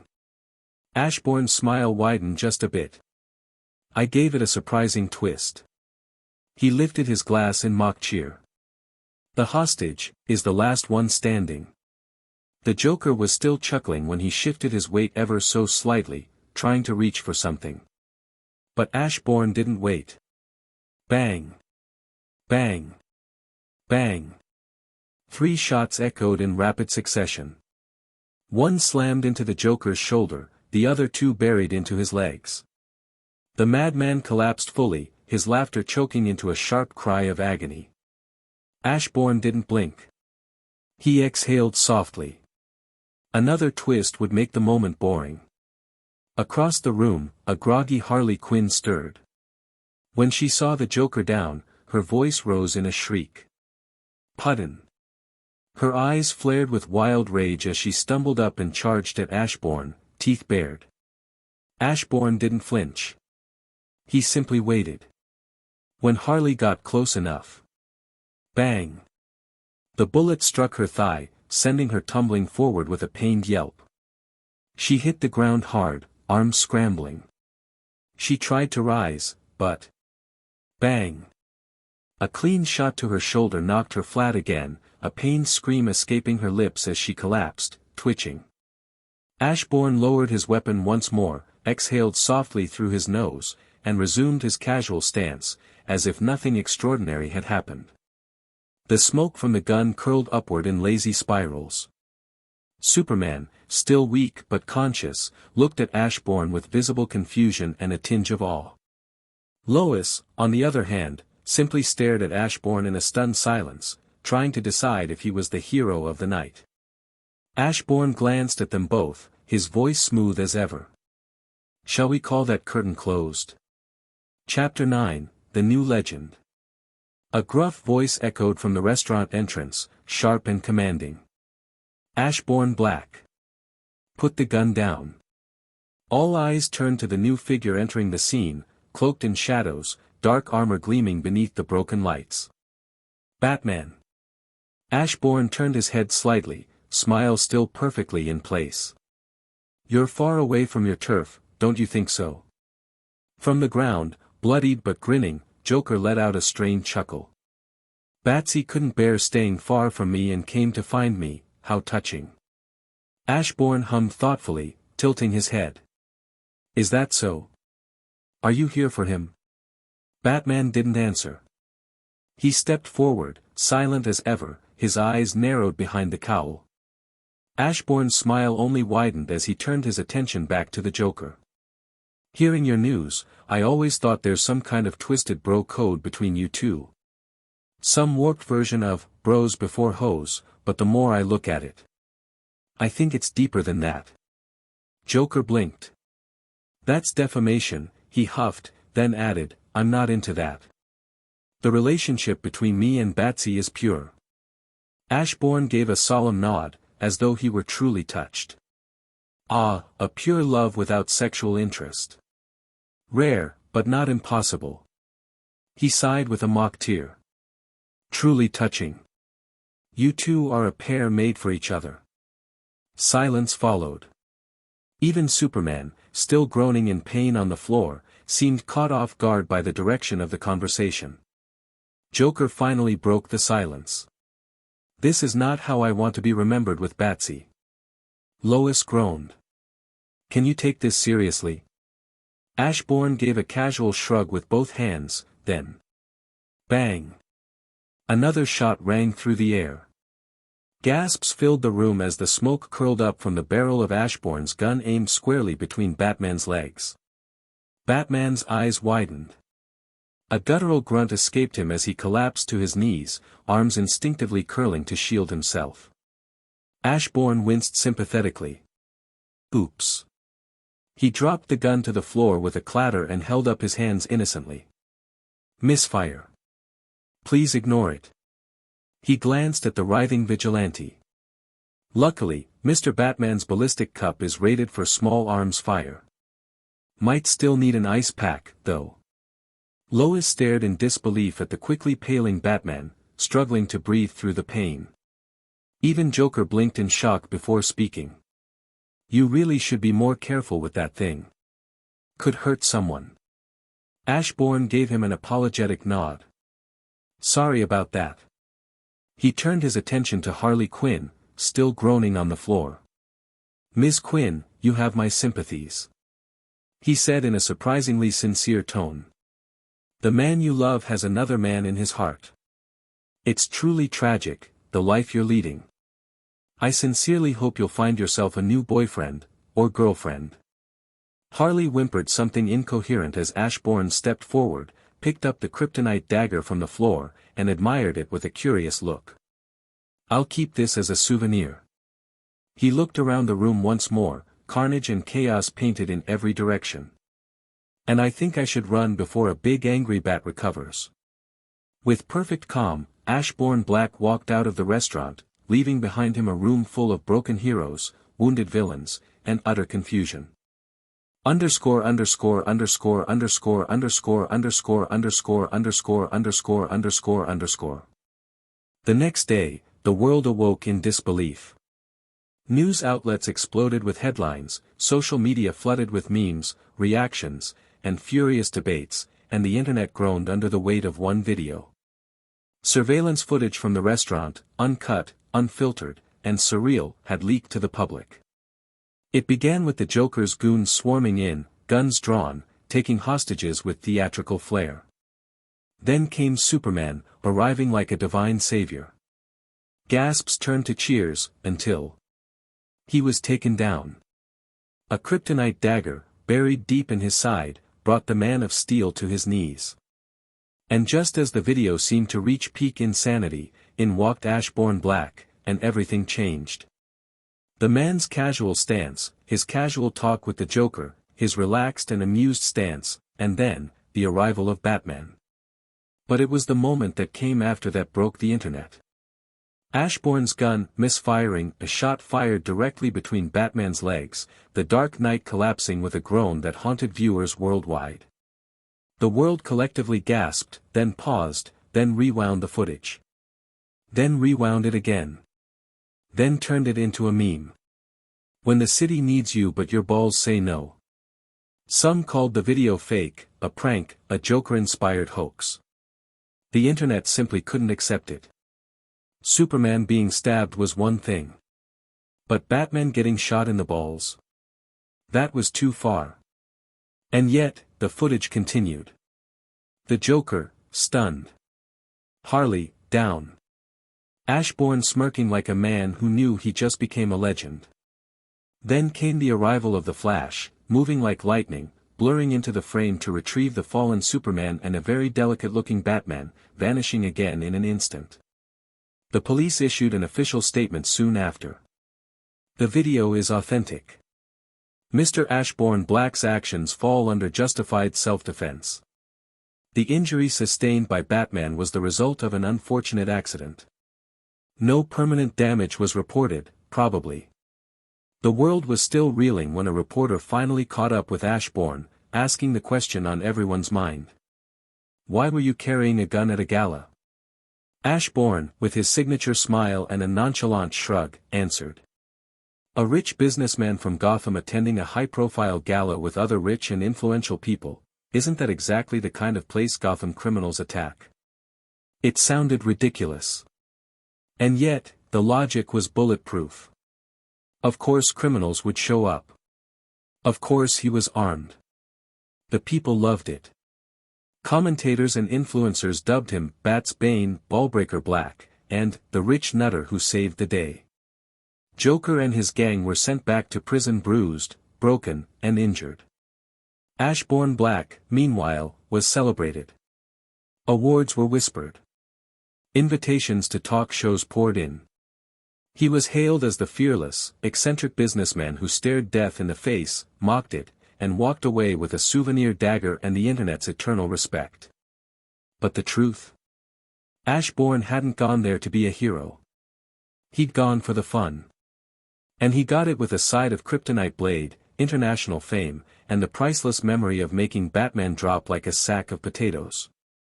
Underscore underscore underscore underscore underscore underscore underscore underscore underscore underscore underscore. In the towering, pristine halls of LexCorp, the air practically crackled with rage. Lex Luthor stood by the panoramic glass window of his office, jaw tight, hand clenched around the edge of a data tablet. His usually composed demeanor was beginning to crack. The footage had looped in his head endlessly, Superman bleeding, brought to his knees. It should have been his moment, the final move in a carefully orchestrated play. A successful kryptonite strike was a one-in-a-million opportunity, and now, it was gone. Wasted. He'll be on guard now, Lex muttered to himself. He'll scan everything. He'll expect traps. And kryptonite isn't exactly growing on trees. He turned away from the window and eyed the sleek display monitor on his desk. A single message blinked on the screen, one he'd read multiple times that morning, each word grinding further into his nerves. From Ashbourne Black. I traced the source of Lois Lane's invitation. It seems she got in through one of your business associates. Fascinating, isn't it? Last night was fun. Thank you. Lex exhaled sharply, the tension in his chest flaring into fire. Ashbourne hadn't made a direct accusation. He didn't have to. The tone was smug. That irritating blend of sarcastic civility and undeniable sharpness. Lex could feel the implication beneath the words, a veiled acknowledgement, a smirk hidden. Damn him, Lex muttered, fingers drumming on the desk. He played me. For a moment, he seriously considered calling in one of his less savory contacts. An assassin. A warning. A silencing. But the thought dissolved as quickly as it came. Ashbourne was not an enemy. Not yet.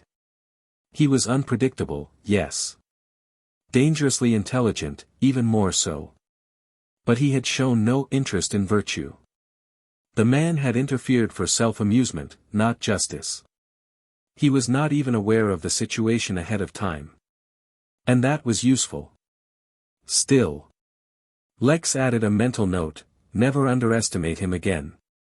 Underscore underscore underscore underscore underscore underscore underscore underscore underscore underscore underscore.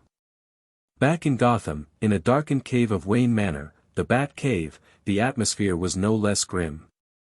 Bruce Wayne sat slouched in his chair, a rare look of emotional defeat etched on his face.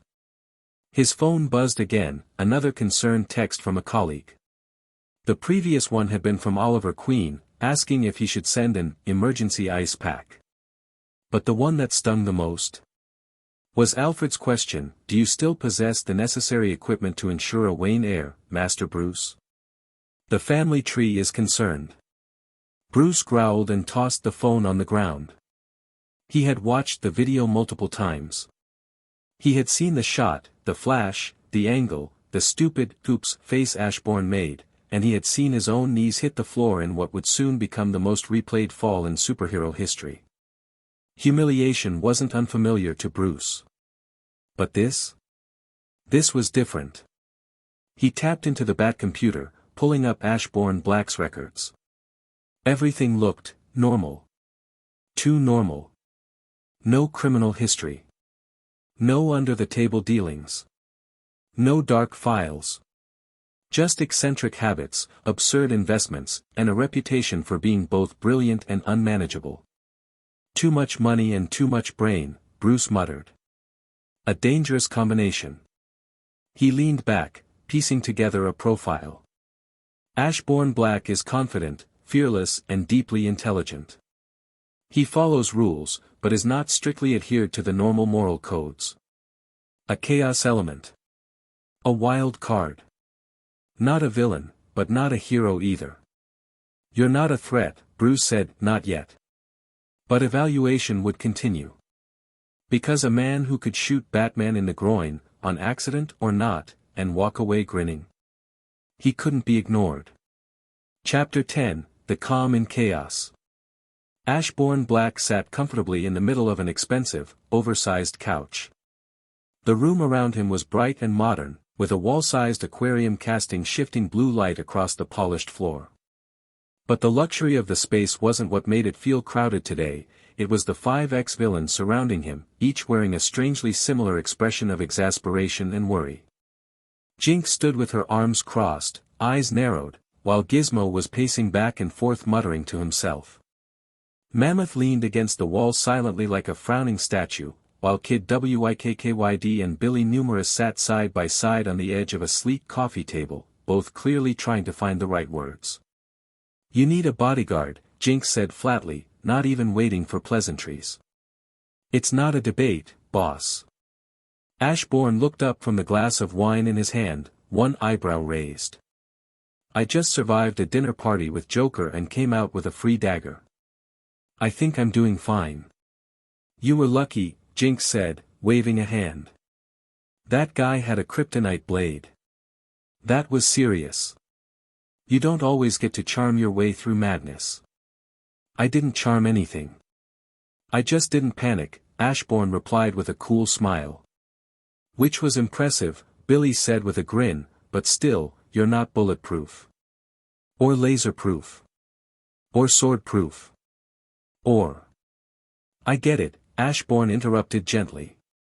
Jinx stepped forward, arms still crossed but her tone more intense now. Let me do it. My powers are perfect for messing with people who get too close. I can twist their luck into a living nightmare. You won't even know I'm there unless someone's threatening you. Ashbourne chuckled. That almost sounded romantic. Jinx didn't smile. I'm serious. I know, Ashbourne replied, standing up and setting the wine glass down. He looked around at the small group. I appreciate the sentiment, all of you. It's touching, in a dysfunctional, chaotic sort of way. But? Mammoth rumbled, arms folded over his broad chest. But I don't need a bodyguard. I can take care of myself. There was a silence that followed, heavy and annoyed. Gizmo huffed and threw his hands in the air. You're too fearless for your own good. The first time we met, we almost kidnapped you, now it was the Joker. What is next? He snapped. At least I'm building something. Something small. Portable. Subtle. Like a defense drone or an invisible laser field or a self-healing vest. Something you won't even notice. Ashbourne tilted his head. Would it make you feel better? Yes, Gizmo and Jinx said in unison. Ashbourne gave a soft sigh and smiled. Very well. But just one gadget. No armies of drones following me. Gizmo immediately walked off, already pulling out a small device and typing. As Ashbourne stepped out of the room, waving a hand back at the group, the others all watched him go with varying degrees of frustration. He's gonna get himself killed, Jinx muttered, slumping onto the couch. Yeah, Gizmo agreed. And he's too stubborn to let us help. Unless we stalk him, Billy suggested, only to receive a smack on the head from Jinx. No stalking, Mammoth said. He said no. We listen. Jinx sighed. He's our boss, and a lunatic. But he's our lunatic, Billy added with a smirk. And in the silence that followed, they all agreed without saying a word. Underscore underscore underscore underscore underscore underscore underscore underscore underscore underscore underscore. Ashbourne Black walked through the bustling streets of Metropolis. His sharp black suit contrasted the city's casual morning energy, but he moved as if he belonged, no, as if the city itself bent slightly to make way for him. The suggestion of a bodyguard still played in his mind, more as a joke than a serious proposal. Him? Protected? He chuckled to himself. He didn't need someone watching his back. And as for those powers of his? He had no desire to share that with anyone. Some cards were better left close to the chest. Just then, the sharp beat of helicopter blades sliced through the city's usual rhythm. Ashbourne tilted his head toward the sky, watching a military-style chopper weaving erratically through the skyline. Trailing it, focused and fierce, was Supergirl. The side door of the helicopter slid open, revealing a gunman with a heavy machine gun. He opened fire at Supergirl, round spraying, but the bullets simply bounced off her. Supergirl responded quickly, darting forward and grabbing the tail of the helicopter. The aircraft spun from the force, spiraling toward the nearest rooftop before crashing through it and slamming down to the street below. People screamed and scattered in a panic as debris rained from above. But Supergirl's grip remained steady, ensuring the crash didn't turn catastrophic. Ashbourne didn't flinch. His walk continued, uninterrupted. The crash site happened to be the very coffee shop he'd been heading to. How inconvenient. He stepped over a crumpled light pole, past a collapsed wall, and sidestepped a sparking cable as he reached the cafe entrance. The helicopter was barely feet away, smoke rising from its broken chassis, but he didn't so much as glance at it. Neither the shaken gunman nor the still hovering Supergirl noticed him. Inside, he ordered his usual blend, waited patiently, still ignoring the chaos outside, and left exactly 3 minutes later, coffee cup in hand. Outside now, he found a gathering had formed. Superman stood beside an angry Supergirl, speaking to her in a calm, quiet voice. Lois Lane stood just off to the side, phone in hand but not recording, observing with a mixture of curiosity and exasperation. Ashbourne approached, raising his coffee in greeting. "Mornin'. Fine weather for a city brawl, don't you think?" Superman turned first, a flicker of recognition flashing in his eyes. "Mr. Black. It's good to see you again. Is this another kidnapping attempt, Ms. Lane?" Ashbourne asked lightly, sipping his coffee. Lois looked at him, her eyes twitched, lips tightening in that way they did when someone got under her skin. "You're unbelievable." Superman chuckled quietly. "Unfortunately, yes. And I've been meaning to thank you for the other night. I was preoccupied." "It's fine," Ashbourne replied. "Honestly, I expected a vacation after being stabbed, but I suppose that's not how you work." "It's not exactly a pleasant experience," Superman agreed. "But I've fully recovered." Supergirl finally looked at Ashbourne with dawning recognition. "Wait a second.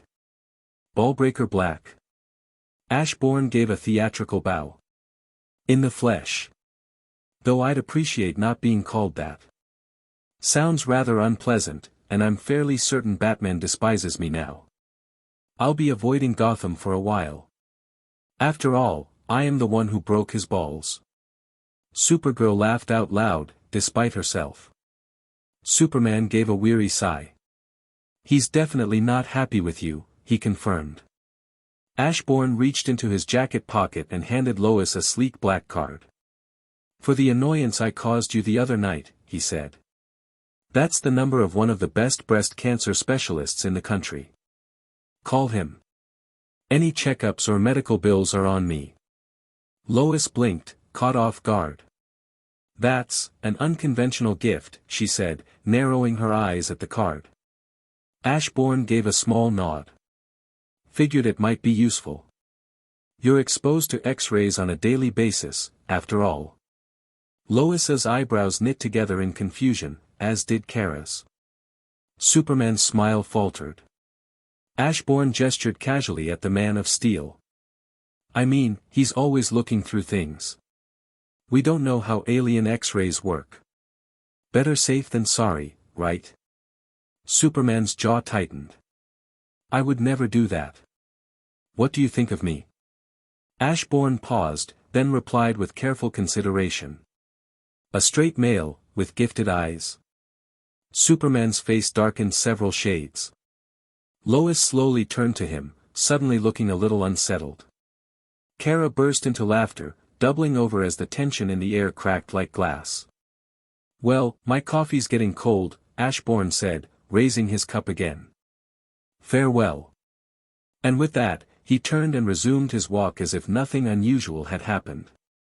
As if helicopters didn't crash next to cafes and his conversation with them was part of the morning routine. Lois watched him go. I can't figure him out, she admitted. He's not like any rich guy I've met before. He's not, Superman agreed after a moment of contemplation. He was too calm that night. Too relaxed. And even now, walking around Metropolis on foot without a bodyguard or attendant. Lex would have never done that. Lois nodded and said. And just now, he threw a jab at you.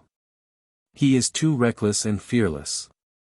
There was a report, Superman said thoughtfully, that he went to Jump City alone. Could have been kidnapped if the Teen Titans didn't show up in time. What? When was this?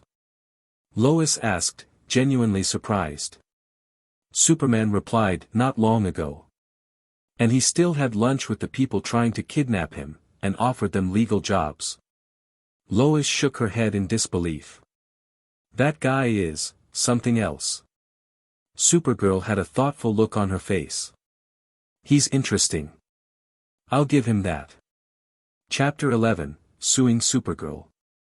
A month had passed in relative calm, or as calm as life could be when you were Ashbourne Black.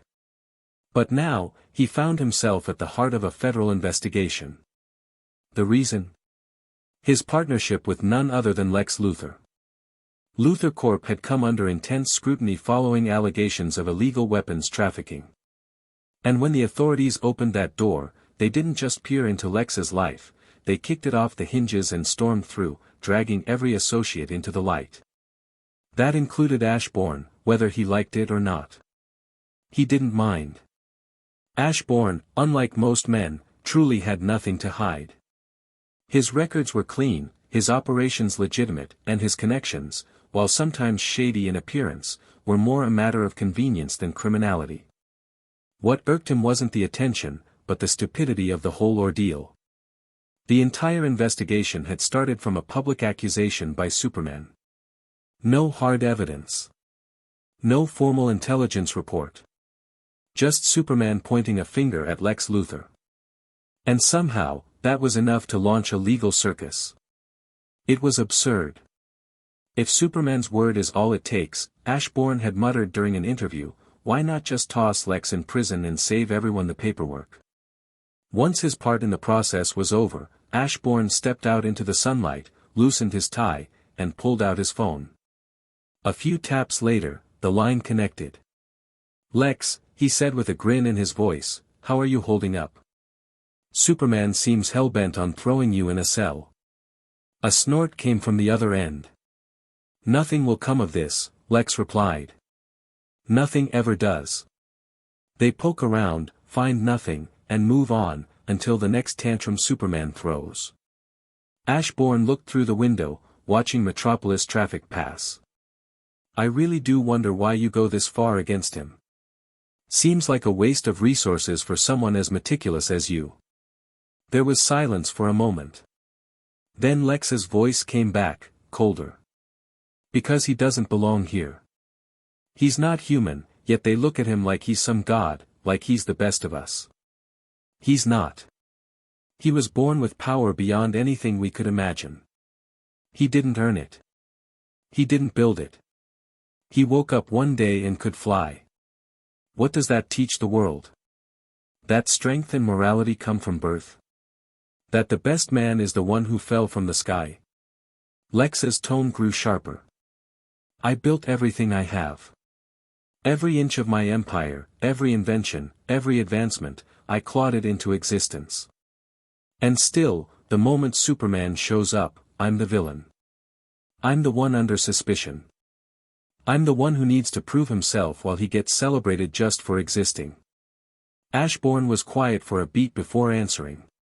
You'll never receive the same recognition he has, Lex. No effort or achievement you put forward will get you the same result. Lex's voice cracked with frustration. I'm better than him. Maybe, Ashbourne replied smoothly. But it doesn't matter. You'll never take his place. Because you're human. There was silence on the line, but Ashbourne could practically hear the tension on the other end. You're smarter than every man on this planet. Richer, too. They can't touch your level. You know that. And deep down, they do too. But because you're human, they'll always think. If I had what he had, maybe I could do the same. He paused, letting that truth hang in the air. But Superman? He's alien. Different. A friendly alien, sure, but not one of them. So they don't compare themselves to him. They just believe. He's their savior. Their impossible hope. To them, he is someone given power and a choice to either be savior or tyrant. He chose the former. Ashbourne's voice lowered. You want to take his place? Then give the world everything. Your money. Your brilliance. Your life. Be selfless. Only then people will remember you the same way. Another moment passed before Lex finally spoke. I don't want to be remembered like him. Ashbourne's smile returned. Of course not. But if you want to replace him, that's not the way to do it. You can find a way to brainwash the world to worship you, you can kill him, you can become ruler, but it will always be empty. You only need to be selfless and you will get the same treatment. You make it sound simple, Lex scoffed. Because it is, want me to prove it to you? It won't take much time to see results, Ashbourne replied. Lex narrowed his eyes and then smiled saying, let me see what you can do. He ended the call. Ashbourne had a smile on his face, he had a plan. Underscore underscore underscore underscore underscore underscore underscore underscore underscore underscore underscore. The world awoke to a headline no one expected. Ashbourne Black, owner and CEO of Shadow Corp, files lawsuit against Supergirl. Social media exploded. News anchors scrambled to get live opinions from legal experts and city officials. Every network ran the same images, shots of collapsing buildings, insurance claims gone bankrupt, and civilians injured during the collateral chaos left in the wake of Supergirl's recent battles. Ashbourne Black had made his move, suing one of Earth's young and beloved heroes. His allegations were laid out in brutal clarity. Supergirl's attempts at heroism had caused more damage to Metropolis than if the criminals were simply left to escape. The cost of repair, the endangered lives, the rising insurance premiums, it all painted a damning picture. Multiple insurance companies, especially ones hit hard over the years by incidents involving both Supergirl and Superman, stepped forward with testimonies. For them, this was long overdue. The world held its breath. Would Supergirl come to court and defend herself? Or would she act like a being above the laws of man? The court made its move, the summons was official, and the trial was to be televised. For the first time, a Kryptonian would stand before a jury of humans. Underscore underscore underscore underscore underscore underscore underscore underscore underscore underscore underscore. In a penthouse overlooking the city, Lex Luthor narrowed his eyes at the broadcast. Ashbourne was suing Supergirl. He scoffed. What's he playing at now? Lex murmured, folding his arms. Smearing a hero's reputation. I tried that. It never sticks. This will blow up in his face. Yet, a twinge of curiosity crept in. Ashbourne always played a different game. Underscore underscore underscore underscore underscore underscore underscore underscore underscore underscore underscore. On the day of the trial, the courthouse was surrounded by cameras and onlookers. Ashbourne Black arrived first, sharp suit, calm expression, and his ever-present air of quiet confidence. His lawyer, a middle-aged woman with a tired but razor-sharp gaze, walked beside him. Minutes later, Supergirl entered with Superman at her side. Her jaw was tight. Her fists clenched. She glared straight ahead, only glancing once toward the plaintiff's bench, where Ashbourne sat sipping water, as unbothered as if this was a brunch. Superman gave Ashbourne a glance of his own, subtle but wary. What is this young man planning? Was this a retaliation for the investigation into Lex? The timing was too convenient. First Lex. Now Kara. Supergirl, on the other hand, wasn't subtle at all. She stared daggers into Ashbourne's skull. This smug bastard dragged her into a trial. A public one. And over what? Saving lives? She wanted nothing more than to put him through a wall. The judge entered. The jury sat. The bailiff called for order. The trial began. Prosecutor, you may begin, the judge said, adjusting his glasses. The prosecutor stood but only said one thing: Mr. Ashbourne Black would like to speak as a witness. The judge blinked, confused. That's not the usual start to things, but given the nature of this case, fine. Proceed. Ashbourne rose and made his way to the stand, calm and measured. He sat, adjusted the mic, and began speaking. Not long ago, he said, Supergirl intervened with a rogue helicopter. The result was a crash near civilians, a building was damaged, and lives were endangered. Superman, who was present, clearly disagreed with her actions. They argued. Supergirl's eyes glowed red for a moment. Her rage was boiling over, but Ashbourne didn't even glance at her. This, he continued, was not an isolated incident. She's strong. Noble, even. But reckless. This cannot continue. The room was silent. People braced for an attack on her character, or worse, some motion for imprisonment or exile. But Ashbourne's tone shifted. However, he said, no one can deny that she wants to help. But she is not like her cousin. Superman grew up here. He understands us, he acts like us. Supergirl doesn't. Not yet. A pause. So this case isn't about punishment.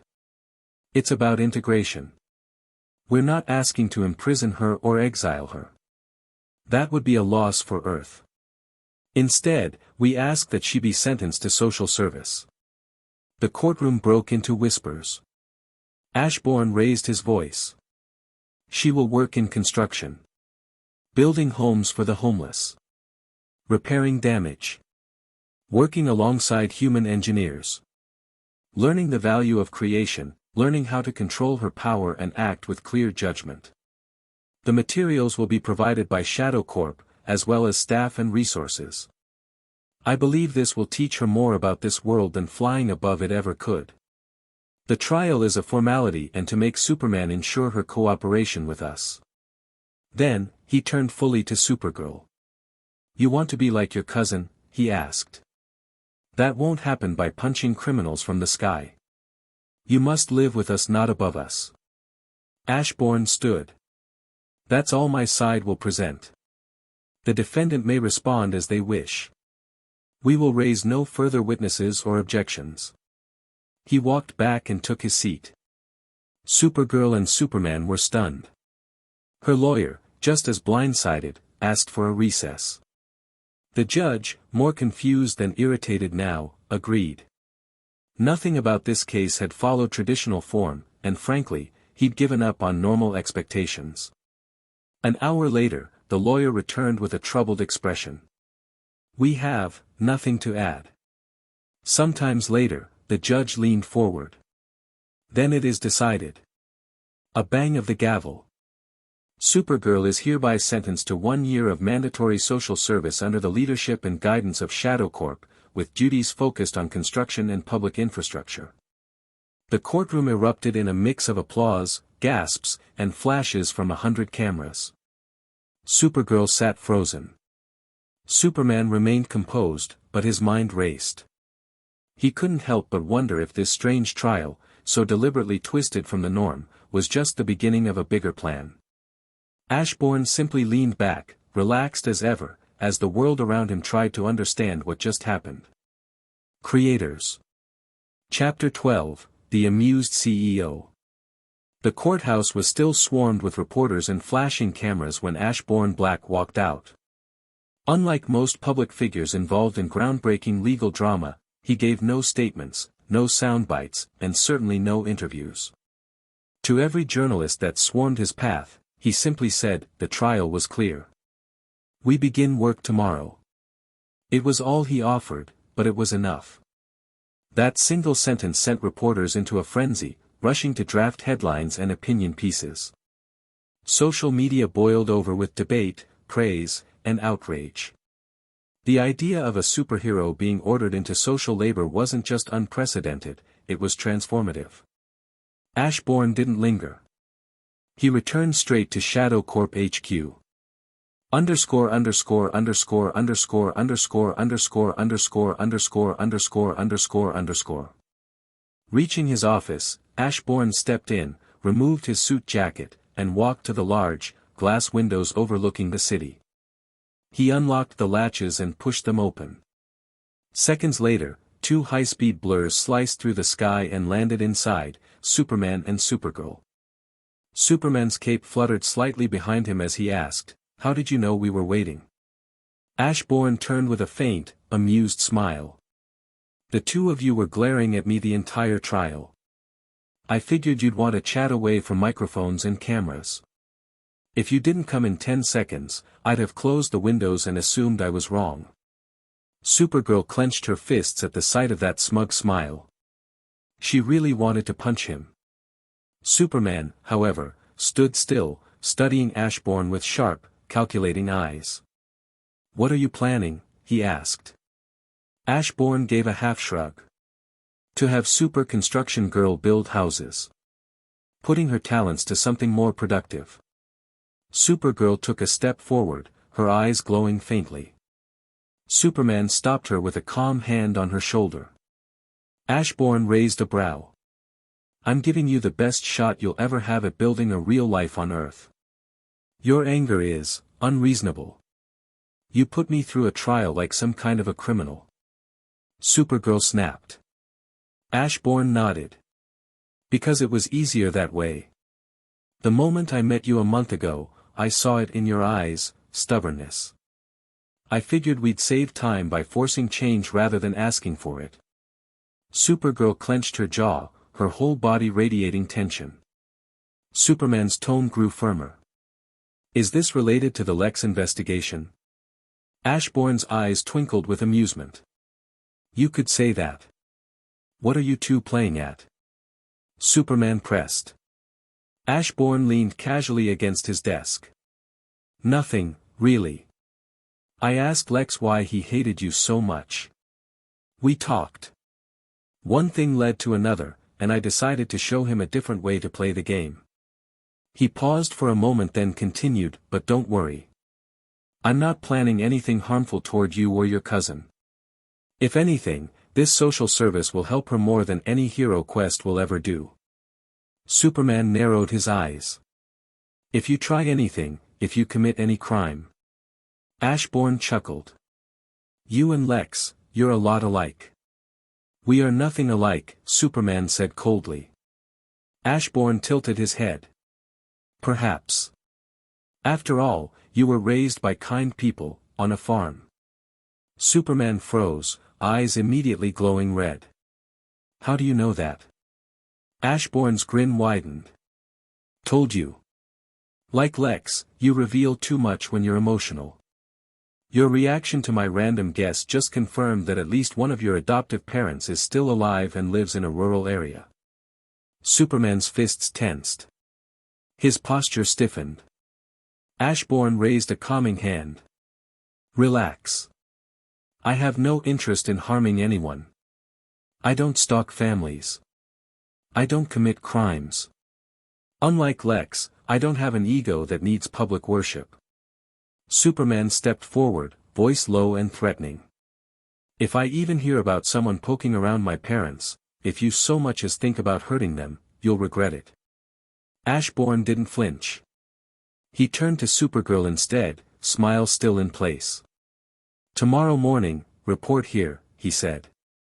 We'll assign your team and the project you're going to work on. For a moment, the Kryptonians stood in silence, trading glances with Ashbourne and each other. Then, without a word, they turned and flew off through the open window. Ashbourne walked back to his desk and stretched, cracking his neck. Messing with serious people is always fun, he muttered to himself. High above the building, Superman's ears caught every word. His jaw tightened, and for the first time in years, he felt the urge to hit someone who hadn't committed a single crime. Not yet, at least. Underscore underscore underscore underscore underscore underscore underscore underscore underscore underscore underscore. Back in the office, Ashbourne sat alone at his desk, leisurely sipping a cup of black tea he just ordered when the call notification blinked on the screen. It was Lex. He pressed a key, and the video call opened, revealing the sharp, focused eyes of Lex Luthor on the other end. Ashbourne didn't miss a beat. Hope you enjoyed the trial, he said casually, the smile already forming on his face. Lex didn't bother with pleasantries. What are you planning? He asked bluntly. Why go through the effort of putting Supergirl on trial, only to request community service at the end? Ashbourne leaned back in his chair, the smile on his face unshaken. She's doing too much damage, that much is true. But she's not beyond redemption. With time, she'll learn. She'll adapt. All I did was spend a bit of money to make this public, and get her to work for me. Lex narrowed his eyes, still unconvinced. Ashbourne continued, she'll help me with construction, speed up my development projects for practically nothing. Meanwhile, the public will believe any heroism she shows later was thanks to me. That I gave them a superhero instead of a reckless alien. He lifted his cup for another sip, voice calm and confident. I only stand to gain from this. It's completely legal. Lex remained silent, his expression unreadable. Then Ashbourne's smile widened, his tone shifting slightly, still light, but with a sharper edge. I do a few more stunts like this, and you'll find people trusting my word as much as they trust Superman's. Maybe more. Even Superman will be on my side eventually as he realizes that he misjudged me. What do you think? For a moment, Lex said nothing. He saw the brilliance in the strategy. It was clean, clever, and insidious. It didn't challenge Superman head-on, didn't scream war, it whispered influence. And that made it dangerous. Still, Lex's pride refused to be impressed. I'm not interested in matching Superman's image or becoming his friend, Lex said coldly. I want to crush him. I want the world to look at him the way they look at insects. Small. Weak. Ashbourne's smile didn't fade, but his eyes gleamed with interest as Lex added, but for now, let's see how things go for you. With that, Lex ended the call. The screen went dark. Ashbourne stared at it for a few seconds longer, then leaned back in his chair, chuckling softly to himself. He was enjoying every second of this. Underscore underscore underscore underscore underscore underscore underscore underscore underscore underscore underscore. Flying just above the clouds, Superman and Supergirl soared in silence, the sun casting a golden glow over the distant cityscape below. The wind roared past them, but between the two Kryptonians, the tension was louder. Kara finally broke the silence, crossing her arms mid-flight and muttering, "You should have punched that annoying smile off his face." Kal-El sighed, his eyes fixed on the horizon. "Trust me," he said, "I felt like doing that. But Ashbourne Black hasn't committed any crimes." The words hung in the air for a moment. Kara glanced at her cousin, surprised by the weight in his voice. There was something else there, concern. Kal-El was silent for another moment, then added, "Kara, be careful around Ashbourne. He's intelligent. Sly. More so than Lex Luthor. Kara blinked, visibly startled. Wait, more than Lex. Come on, he's a jerk, sure, but that's a high praise. I'm not praising him, Cal replied grimly. I'm warning you. Kara's eyes narrowed slightly, her curiosity piqued. Why do you think that? Superman's jaw tensed, the memory fresh in his mind. He knows how to read people, how to manipulate them, he plays several steps ahead. During our talk, I looked at his heart rate, and it didn't change once. Not even when I threatened him. No fear, no worry. Kara looked troubled, but Cal wasn't finished. Same thing happened during his meeting with Joker, he said, turning to her. The Joker's goon had a gun to his head, and Ashbourne just sipped his drink with an amused look. Like it was nothing. Kara's expression turned serious. There were few who could remain composed under the Joker's insanity. That kind of detachment, that smile, was more than unnerving. Superman gave her a deep look, his voice firm. He's dangerous, Kara. Be careful what you say around him, what you do, and what information you share. He sees more than he lets on. Kara nodded slowly, her earlier frustration with Ashbourne now mixed with a heavy unease.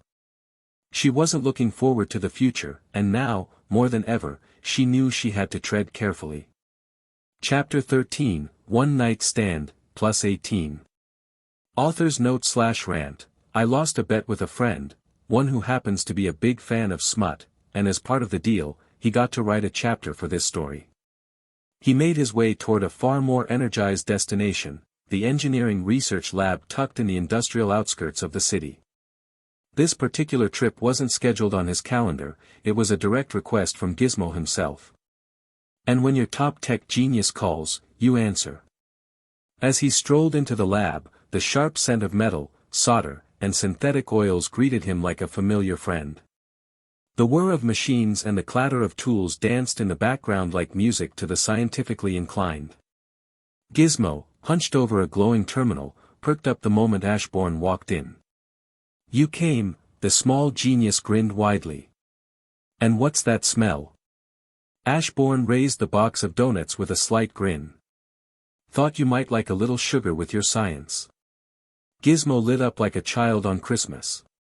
You are the best boss. Ashbourne chuckled lightly, placing the box on a nearby table.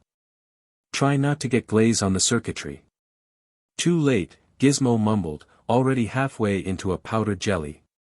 Wiping his fingers, Gizmo gestured eagerly. Come on, I've got something to show you. He led Ashbourne to a sealed-off testing area, where two metallic arm guards rested atop a reinforced platform. They gleamed under the overhead lights, sleek and matte black. I've been working on these babies ever since the Joker incident, Gizmo said proudly, his voice brimming with excitement. Took your whole, not standing out, philosophy to heart. He picked up the first arm guard and strapped it around Ashbourne's forearm. This one's a compact rocket launcher. Only 3 shots, but don't get greedy, each one packs enough punch to turn a grown man into a red mist. Try it. Ashbourne raised his arm, aimed at a reinforced wall, and fired. A pencil-sized rocket shot out with barely a whisper. A second later boom. The explosion rocked the room, leaving a smoking crater in the metal. Ashbourne whistled. Impressive. Gizmo puffed out his chest, clearly delighted. Of course it is. My genius, your resources, it's a match made in technological heaven. Ashbourne nodded with a grin. That's why I hired you. Damn right you did, Gizmo grinned, then grabbed the second arm guard. And this one's your shield. It's got an energy-reactive layer that can reflect physical attacks, bullets, blades, even blunt force. He strapped it on Ashbourne's other arm and activated it. A transparent shimmer extended from the device in a curved arc, humming softly. Still working out the power drain issue, Gizmo admitted. Can only take a few hits before it needs a recharge. But it's perfect for brief confrontations. Ashbourne tested it against a few automated projectiles. The bullets bounced off harmlessly, leaving nothing but a mild vibration in the guard. He nodded in approval. Not bad at all. Gizmo folded his arms, clearly pleased. Now you can defend and fight without drawing too much attention. Ashbourne glanced at both guards, flexing his hands slowly. Thanks, Gizmo.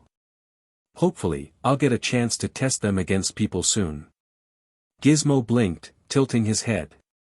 You mean, hopefully you won't, right?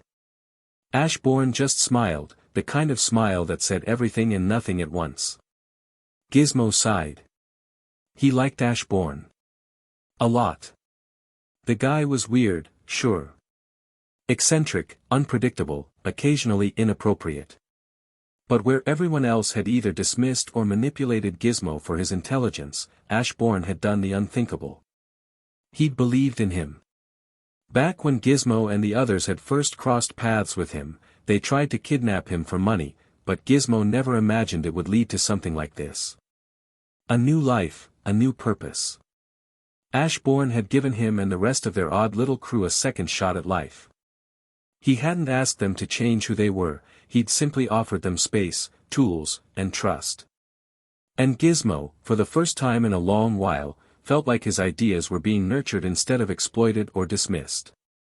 The lab had become more than a workplace, it was a sanctuary. His new colleagues didn't treat him like a ticking time bomb or an amusing sideshow. They respected him. Debated him on his plans. Celebrated his success and offered solutions when he hit a wall. It wasn't Hive Academy. It wasn't crime. It was home. And all of that, it was because of him. The fearless weirdo with a glint in his eye and a brain that never slept. Gizmo frowned as he looked at Ashbourne, who was giving him a smile. That fearlessness, that was the problem. If Ashbourne had superpowers, then fine, maybe the reckless attitude made sense. But he didn't. Not even a little. No invincibility. No powers. No magic. Just a man. A normal man. One lucky shot from a desperate thug, and all of this, everything, could come crashing down. And yet, even after getting outfitted with advanced weapons and defensive gear, Ashbourne's first instinct had been, hopefully I get to test them on people. Gizmo sighed and rubbed his temples and said loudly, of course that's your takeaway. The problem wasn't just danger. It was that Ashbourne seemed to enjoy it. He didn't avoid Joker that day, he played the Joker. Grinned at him. It felt like he was flirting with death just to see how close he could get before it pulled him under. Relax Gizmo, I will be fine. Thanks again for these, I need to go back, my dear assistant will need me in my office. See you around, Ashbourne said with a smile then left. Gizmo nodded and watched Ashbourne leave. Gizmo sighed again then stood up, he wasn't going to let that reckless maniac throw his life away just because he didn't know how to avoid danger and chaos. Maybe he couldn't change Ashbourne's mind, but he'd find a way to outbuild his stupidity. The first step is to improve the shield energy source.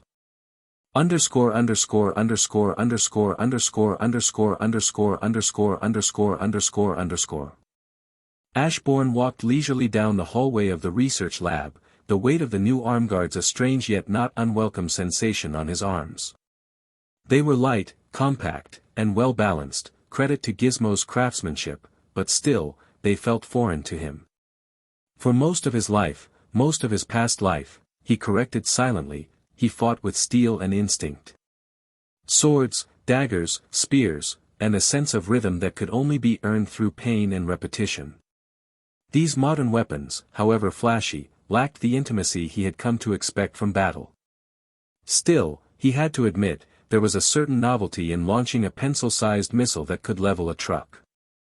He chuckled to himself, flexing his wrist and hearing the faint click of the launcher's mechanism as it locked back into standby. Not bad, Gizmo, he muttered under his breath. You might be a gremlin, but you're a talented gremlin. The compliment was genuine. Ashbourne appreciated good work, and Gizmo had outdone himself. It wasn't that Ashbourne needed new weapons, his hidden arsenal, both magical and mundane, already made him more than dangerous. But something about these toys excited the part of him that hadn't felt curious in a long time. A part of him that had grown numb after centuries of repetition. His smile faded as his steps slowed, boots clicking against the floor. Trouble. He didn't have to look for it. In this world, this chaos-riddled universe filled with capes and monsters and walking nuclear bombs, trouble was always around the corner. He didn't mind. Eventually, there would be something. A villain who stepped too far, a fool who decided to involve Ashbourne, a problem that words couldn't solve. And when that moment came, well, now he had a little funny firepower to play with. Still, his thoughts drifted elsewhere. Supergirl. The corner of his mouth twitched. She was a mess of contradictions, arrogant and righteous, powerful and impulsive. The girl had the strength to lift buildings and the temper to punch through one just because someone bruised her ego. Ashbourne didn't fear her, but he certainly didn't trust her either. Not yet. And today was her first day doing honest work. Construction, no less. God help the city if she sneezes wrong. Ashbourne could already imagine the headlines. Alien girl destroys half-finished building, claims it was an accident. Supergirl punches cement mixer, 5 injured, mixer missing. Shadow Corp under fire after Supergirl's bad day. He shook his head with a small laugh, stepping into the elevator. The doors slid shut with a hiss. Whatever happened, he knew one thing for certain. It wouldn't be boring. And deep down, he didn't want it to be. Creators. Chapter 16, Paycheck. The smell of roasted chicken and freshly baked cornbread filled the Kent family kitchen. The wooden table, modest but warm, was surrounded by faces marked with concern and affection. Kara sat in her usual seat, still wearing her civilian clothes after a long day. Her fork poked at her food without much enthusiasm. Clark, ever the attentive cousin, looked at her from across the table. "So," he asked casually, "how was your first day?" Kara's hand froze mid-poke. Her jaw tightened, and she exhaled sharply through her nose. "Ashbourne is a jerk," she muttered with venom. "An absolute jerk. The worst person to be around." Clark's expression immediately shifted, his normally kind eyes narrowing just a touch. "What did he do?" he asked, voice calm but serious. Jonathan Kent paused his chewing, and Martha Kent looked up from her plate, concern knitting her brows. The room went still. Kara hesitated for a moment, then crossed her arms. "He indirectly called me a thought." Silence fell like a dropped brick. Kara's cheeks flared with red, not from embarrassment but anger.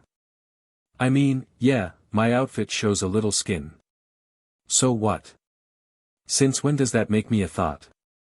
Her fork stabbed her mashed potatoes with unintentional force. "I really wanted to punch that guy through a wall." Jonathan blinked slowly. What?" Martha coughed lightly and reached for her water.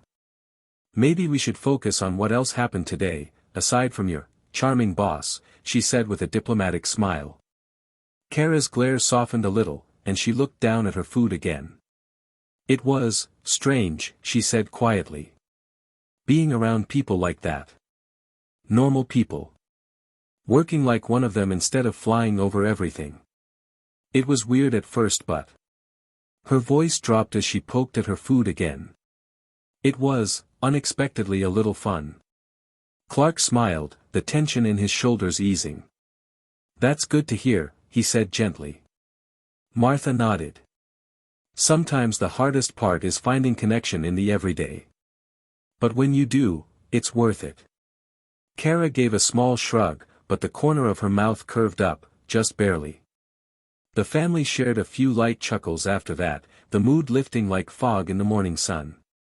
Even with her complaints, it was clear to all of them, Kara had taken the first step into something new. Something human. Elsewhere, across the city, Ashbourne sat at his desk, eyes scanning the report on his tablet with an almost bored expression. He leaned back in his chair, exhaling through his nose with mild disappointment. No incidents, he muttered to himself. No structural damage, no traumatized coworkers, not even a cracked sidewalk. He closed the file and tossed the tablet onto the desk, rubbing his temple. Sure, he was glad his employees were unharmed. That much he could admit. But still, after all the trouble he'd gone through, the carefully crafted setup, the passive-aggressive outfit swap, nothing. How utterly anticlimactic, he mumbled with a disappointed look. He glanced at the wall clock. Well. There's always tomorrow. Underscore underscore underscore underscore underscore underscore underscore underscore underscore underscore underscore. Time had a strange way of slipping by when things were calm. It had been a month since Kara's first day at Shadow Corp's construction division. The fire of her initial anger had cooled into something much more productive. Ashbourne hadn't crossed paths with her since that chaotic first day, and to most, it would have seemed like he'd forgotten about her entirely. But in truth, he simply let things play out. Kara, under the supervision of her direct boss, Mr. Halley, settled into her role seamlessly. She no longer stuck out like an alien among humans. Instead, she moved with her team, listened, joked, and even laughed during breaks. The work was grueling, repetitive, and physical, just what she needed. Most surprising of all was her growing rivalry with Mammoth. The towering, soft-spoken hulk of a man rarely showed much interest in anything outside of lifting things and doing his job. But Kara's unexpected drive, her need to outpace, outlift, and outperform lit a spark in him. At first, he silently matched her efforts. Then she responded by pushing harder. The two now had an unspoken competition: who could move the most steel, patch the most concrete, finish their section first. Their co-workers watched the daily contest with a mix of amusement and awe. Halley, for his part, kept his thoughts to himself, though he may have quietly adjusted project timelines to accommodate the growing productivity. Meanwhile, Ashbourne kept to his routines. The halls of Shadow Corp saw him often, but never for long. Every few days, he disappeared, sometimes out of state, sometimes just to another corner of the city. Always with some random reason, visiting some entertainment place, checking on the progress of some division, or visiting some restaurant. And sometimes, his route took him back to Jinx. Their nights were vivid, fleeting, and wrapped in silent understanding. He felt no need to string her along with promises or warmth, and she didn't seem to want them. What they had was simple, transactional in nature, yet not without its mutual enjoyment. Jinx was passionate, wild, and delightfully unpredictable. Their sessions weren't born from love, just simple fun. Ashbourne sometimes mused on how this all started. Making her his maid had been little more than a passing thought, a convenient solution at the time. Now it had morphed into something far more entertaining than he had expected. Underscore underscore underscore underscore underscore underscore underscore underscore underscore underscore underscore. Peace, as always, was fleeting. For Kara, that truth slammed back into her life in the form of a sudden summons from the one person she had gone a whole month successfully avoiding, Ashbourne. The message had been brief, annoyingly polite, and entirely unwelcome. She was to report to his office immediately. She almost ignored it on principle, but the fact was, she was still bound by the agreement. Community service or not, she had to at least pretend to follow protocol. With a sigh that could have bent steel, Kara threw on her work jacket and took the elevator up to the boss's floor. When she stepped into the sleek office, Ashbourne was hunched over his desk, fingers flying over a keyboard, screens flickering around him. He didn't even look up until she was halfway to the desk. Then he stopped, smiled as if nothing had changed. "Well, if it isn't our newest star employee," he said with that infuriatingly calm tone. "How have things been?" Kara folded her arms, a scowl already forming. "Things were good, until I had to see your face again." Ashbourne didn't flinch. If anything, his smile widened. "Glad to hear that. And for what it's worth, I like your current outfit more. Much more fitting for the kind of work you've been doing. She gritted her teeth. Ever since their last interaction, she had ditched her superhero costume while working. Blue jeans, orange and blue vest, construction gloves, it made her blend in more. Made her feel like part of the team. But hearing him say it made her skin crawl. Don't push your luck, she said, her tone sharp. But he didn't take the bait. Instead, he spun one of his monitors around to face her. Relax. I didn't bring you here to comment on your fashion. I received your performance review from Mr. Halley, and I wanted to go over your compensation. Kara blinked. Compensation? Her brows knitted together. This is community service. It's not that simple, Ashbourne replied, tapping the screen. You were expected to match the output of a regular human for a year. But according to this. He gestured to the graphs and spreadsheets, you've done more than 10 times of that.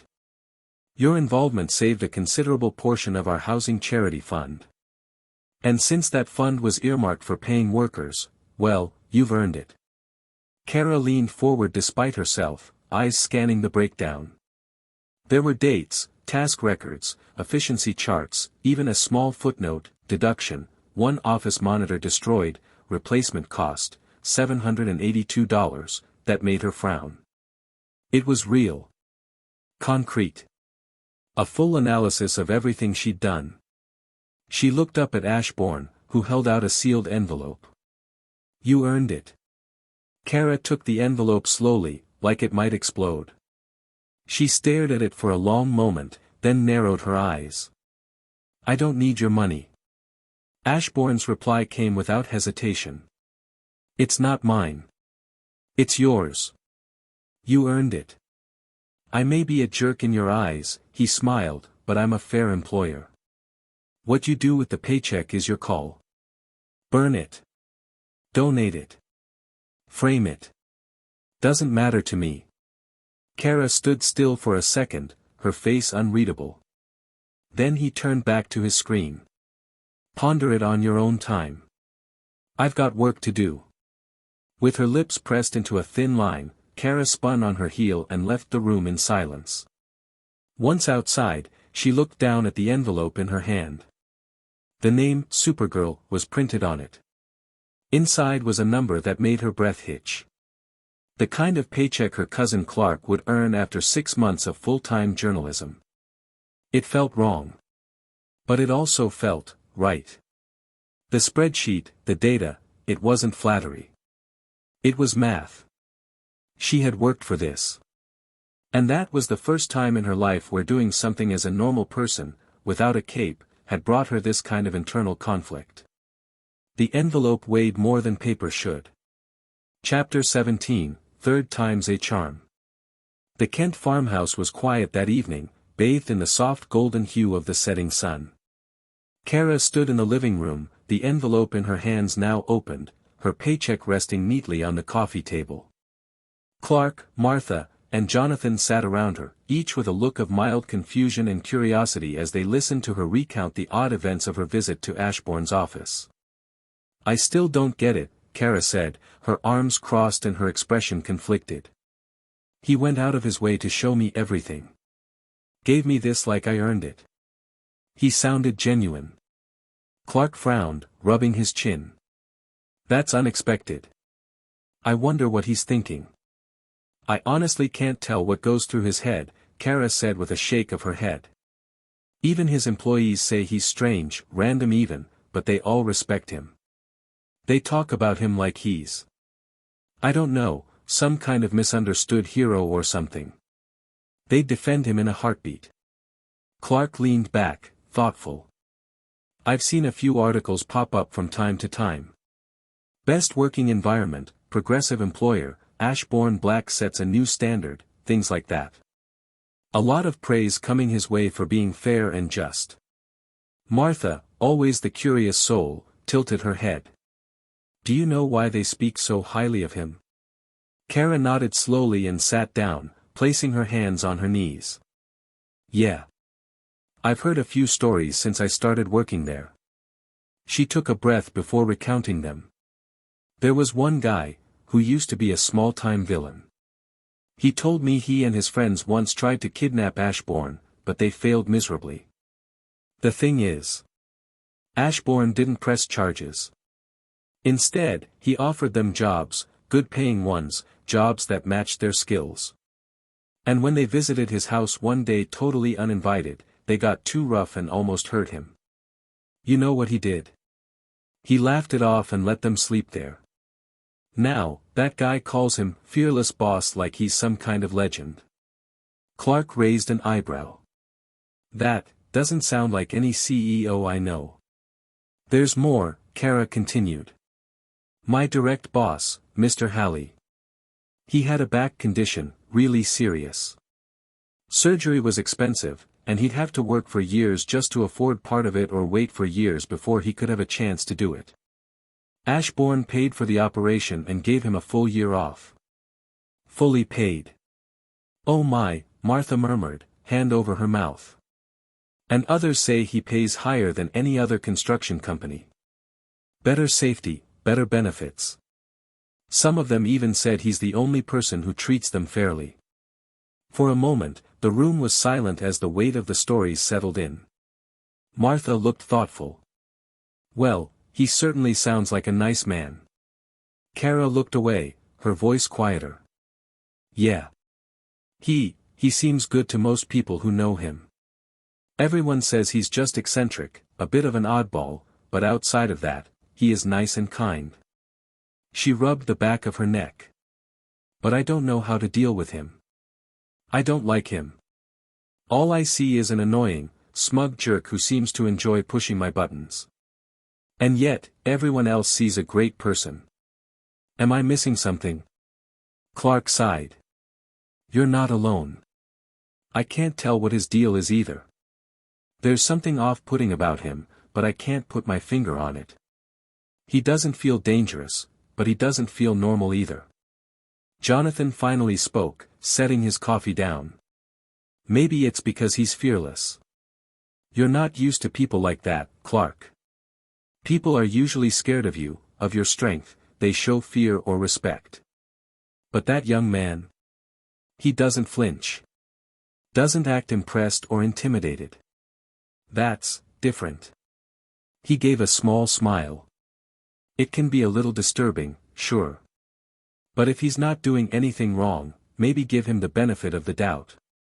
Kara sat back, frowning as she looked down at the check again. Clark wondered if he was just a weird guy with a good heart. Or maybe he was playing a long game no one could see yet.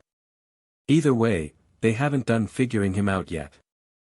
Underscore underscore underscore underscore underscore underscore underscore underscore underscore underscore underscore.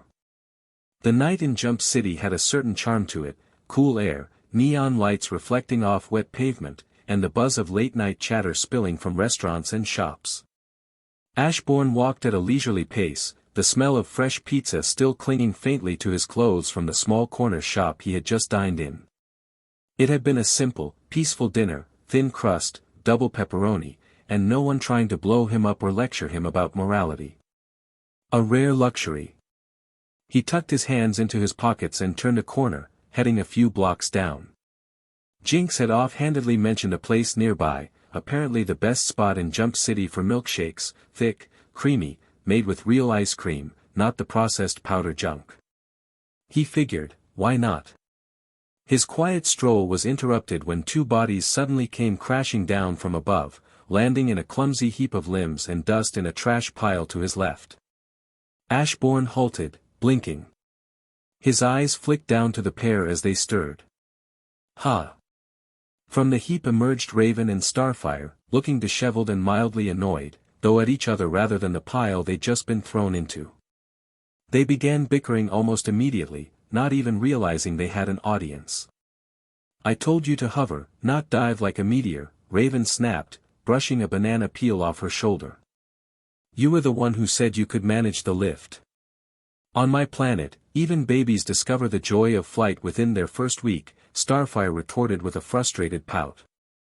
Ashbourne tilted his head, intrigued. Maybe the two of you should consider telling each other more about your lives. Might help you learn how to control each other's powers. The girls froze mid-argument and whirled around. Starfire's eyes narrowed, defensive and sharp. "What are you doing here?" she asked coldly. "Were you eavesdropping?" Ashbourne gave his trademark shrug and a smile that was impossible to read. "Hard not to overhear when two flying people crash into trash 2 feet away from me and start tearing into each other like rival soap opera stars. I was just walking by." Raven narrowed her eyes, then tilted her head slightly, curious. "Wait. You know we traded bodies?" He gestured casually. "I heard you talking. And I'm not exactly an idiot. Filling in some context is not hard." There was a brief silence. Ashbourne gave a small nod toward them. "If you're having trouble with your powers, just talk. Really talk. How you experience things, what your instincts tell you. It'll help more than you think."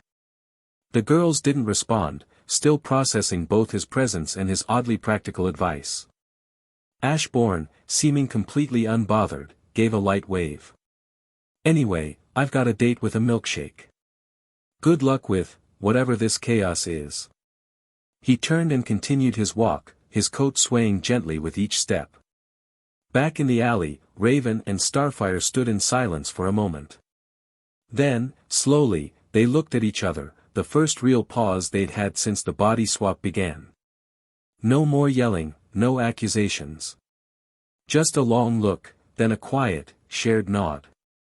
Without a word, the two moved deeper into the alley and sat down, cross-legged, across from each other. No flying, no spells. Just stories. Meanwhile, Ashbourne stepped into the softly lit coffee shop, the warm aroma of roasted beans and sweet vanilla welcoming him. The bell above the door chimed softly. The coffee shop was quiet, the kind of place where music hummed low and patrons kept to their little corners of peace. Ashbourne sat near the window, sipping slowly on a tall glass of chocolate milkshake. Rich, creamy, and topped with a generous swirl of whipped cream. Jinx was right, it was heavenly. He was mid-sip when the bell over the door rang again, the soft chime cutting through the atmosphere like a warning bell. 3 figures walked in, one by one, with unmistakable presence. Robin, stern and calculating.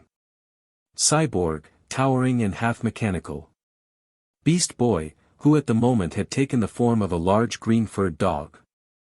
Their eyes glowed with a distinct blue light, unnatural, sharp and scanning. Ashbourne paused. He set the milkshake down slowly. The straw bobbed slightly. Beast Boy, still in dog form, padded forward and sniffed at Ashbourne's coat, snout twitching. A deep inhale. Then another. Ashbourne stared back, unmoving, calm as ever. Robin crossed his arms. Cyborg loomed behind them. Ashbourne finally spoke, dryly, "If this is about the milkshake, I'm not sharing." Silence. Then, without warning, Cyborg stepped forward, arms out. Ashbourne blinked once before he was wrapped in a full-blown bear hug, the kind that creaked bones and crushed personal space into oblivion.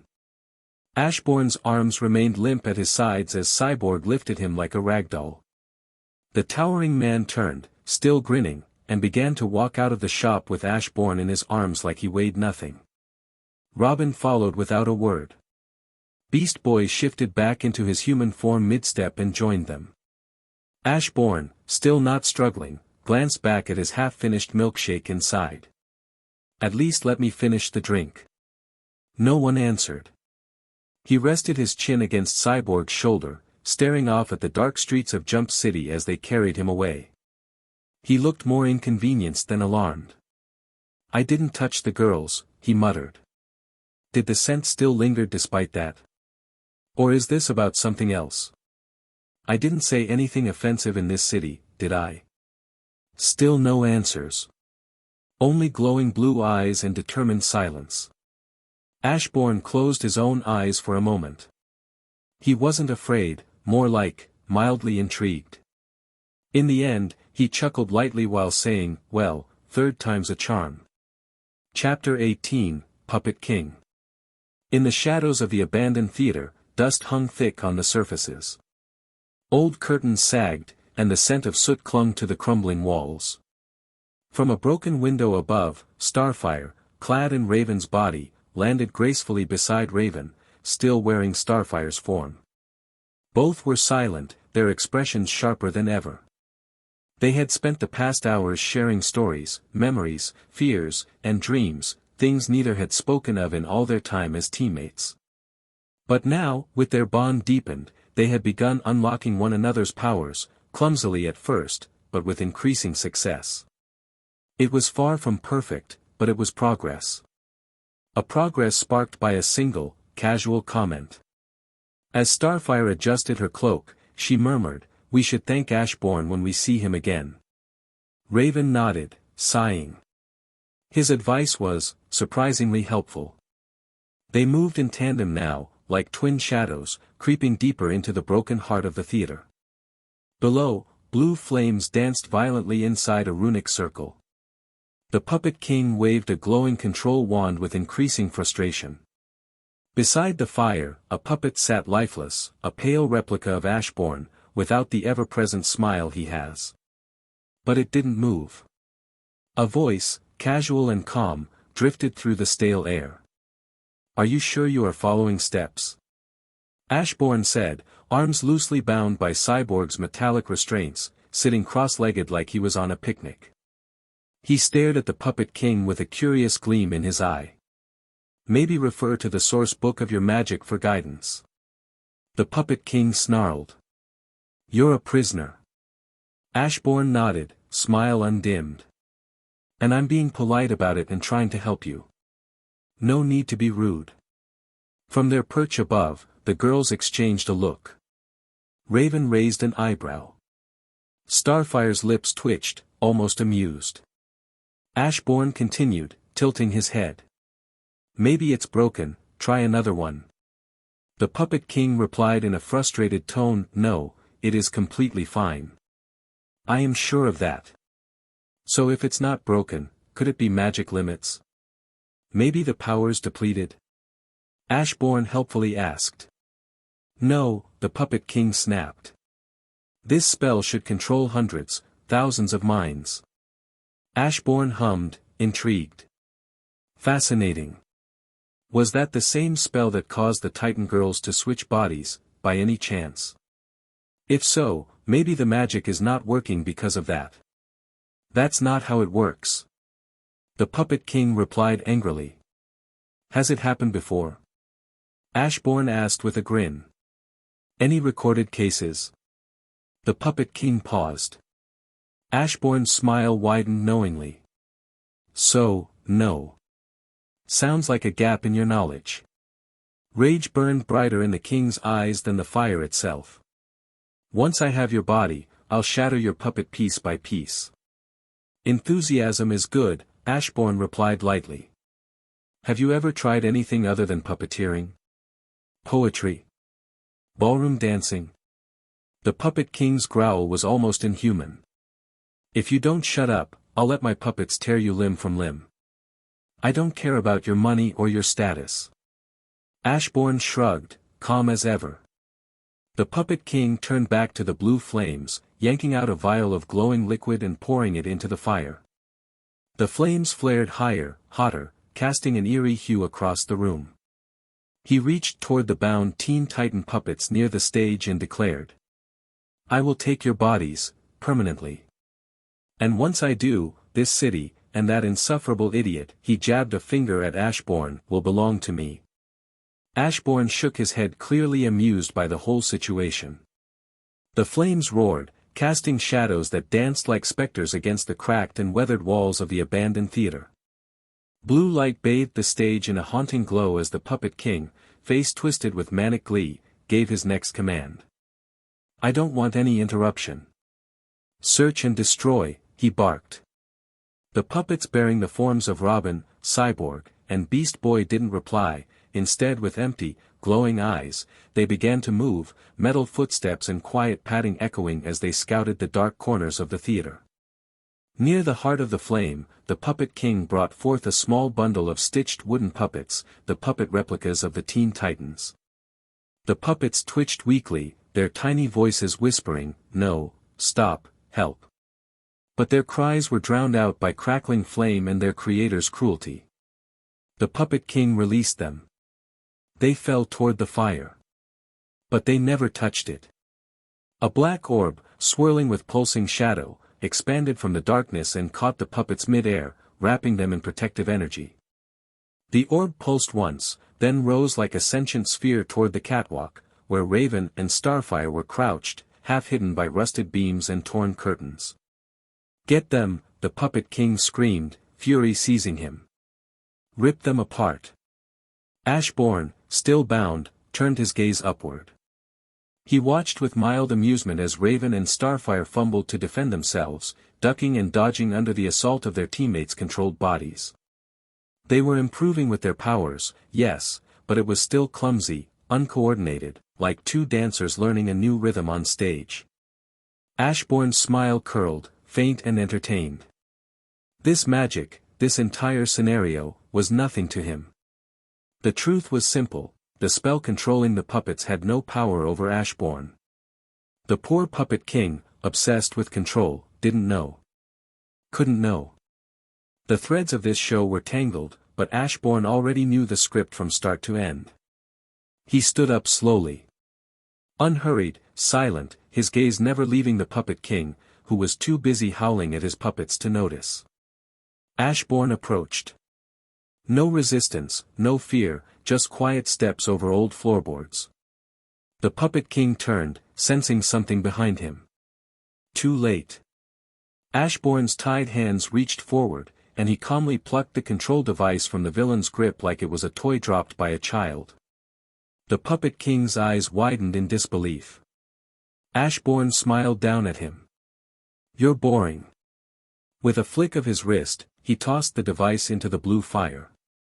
The Puppet King screamed, "No," and lunged, but Ashbourne's foot came down with brutal finality, pinning him to the floor.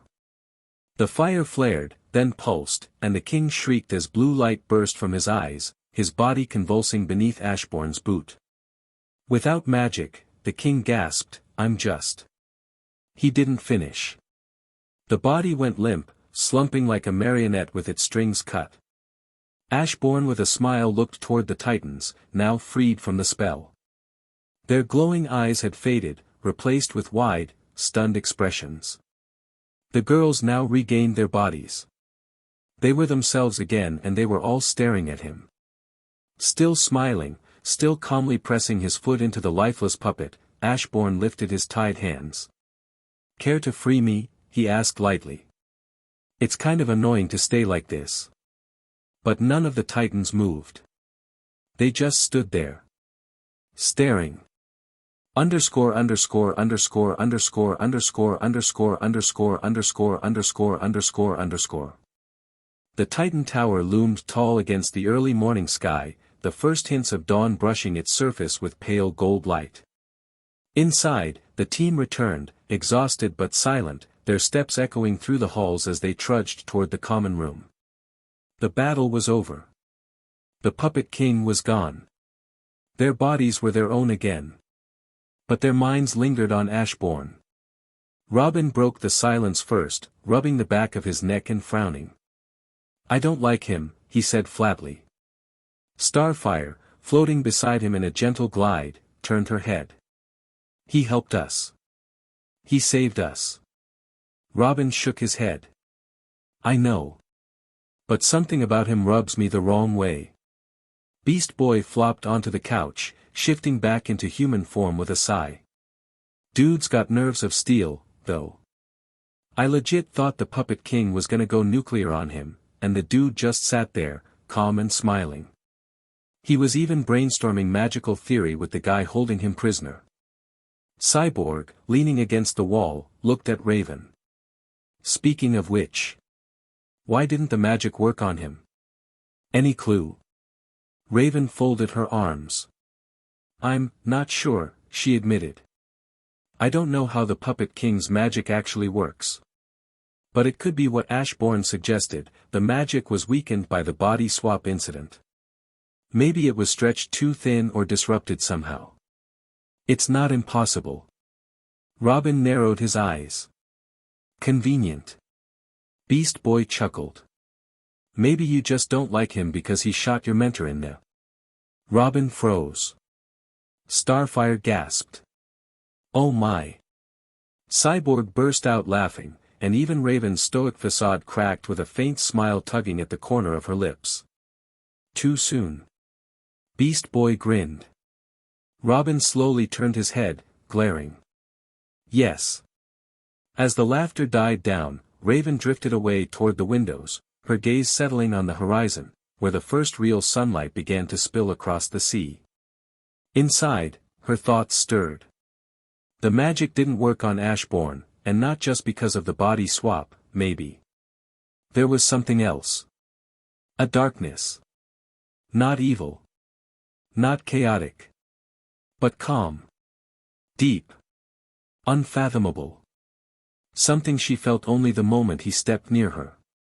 But she had no proof. No evidence. Just a feeling, a shadow whispering at the edge of her perception.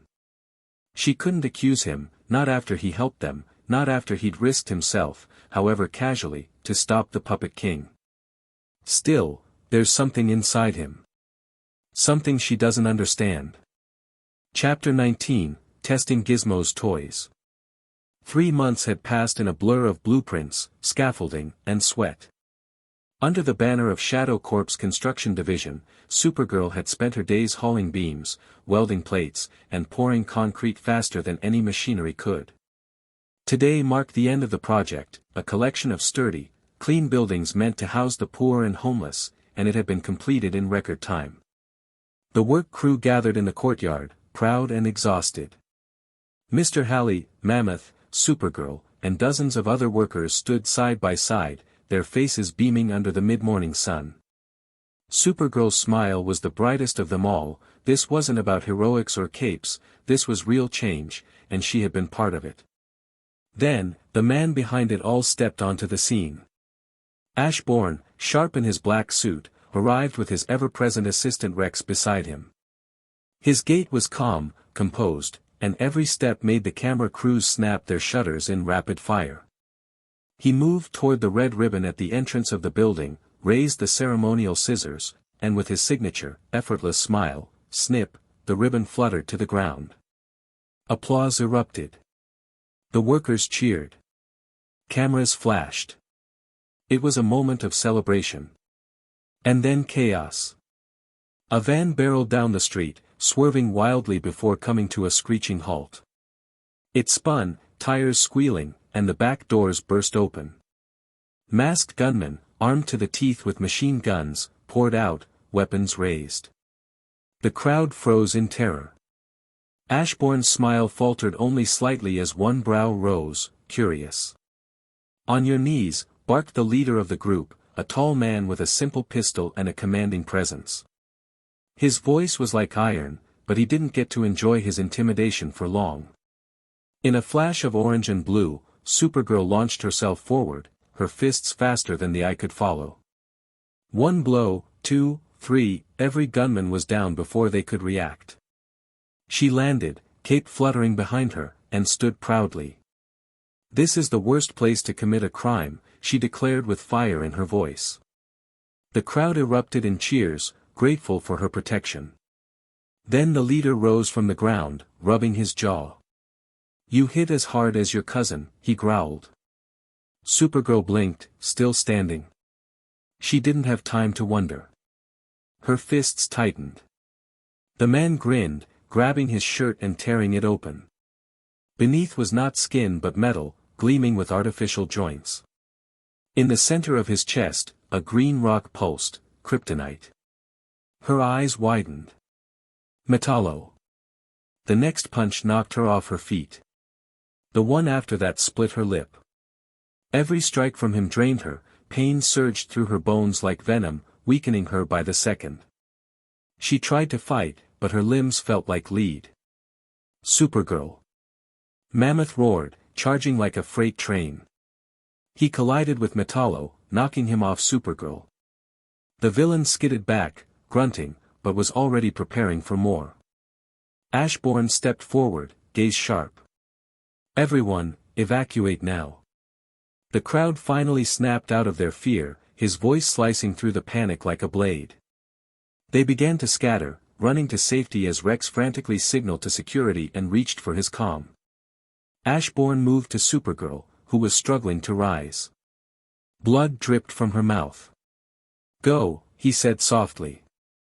"You're not helpful here like this." Supergirl wiped her face, defiant. "I'm not running." With a burst of speed, she lunged at Metallo again. Ashbourne sighed, brushing a speck of dust from his shoulder. 3 months of construction work, and it still hasn't tamed that temper. Rex rushed beside him. "Ashbourne. What do we do? We shouldn't stay here." Ashbourne gave him a calm glance. "Call the police, of course. And stay back, no need for unnecessary risks." Rex hesitated. "And you?" Ashbourne shrugged, already walking after the fight. "I'll keep my employees safe, for now." Rex held Ashbourne by the shoulder as he said, "Absolutely not. I won't let you walk into that."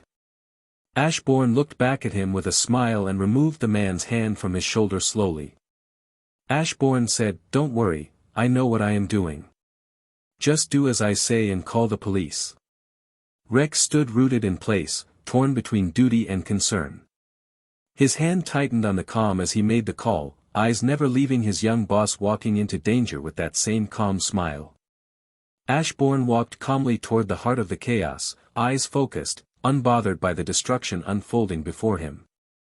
Metallo, relentless and powerful, struck Mammoth square in the chest with a metal fist, sending the massive man soaring through the air before crashing into a pile of debris. Meanwhile, Supergirl, floating above and visibly exhausted, hovered with trembling effort. She clutched a car above her head and hurled it with every ounce of strength she had left. The vehicle slammed into Metallo, flattening him against the ground with a brutal crunch of metal and steel. She dropped to one knee in midair, panting hard, her body clearly still suffering from the presence of kryptonite. Her vision swam, but she kept her eyes on the flattened wreckage. From within the crushed metal, the car was suddenly hurled aside like a toy. Metallo stood, body sparking and bent, but still strong. His cold, glowing eyes locked onto her. Supergirl's jaw tightened as her gaze darted, desperately searching for another projectile. But Metallo moved first.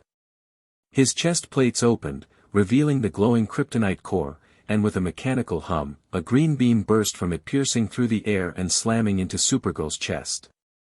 She let out a cry and plummeted, crashing to the ground, unmoving. Mammoth, groaning as he pulled himself from the rubble, saw her fall.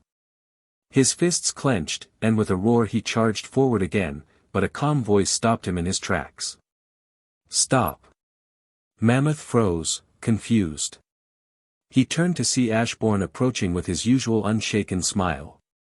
Ashbourne didn't raise his voice, didn't hurry his steps, just calmly walked through the battlefield as if it were a garden path.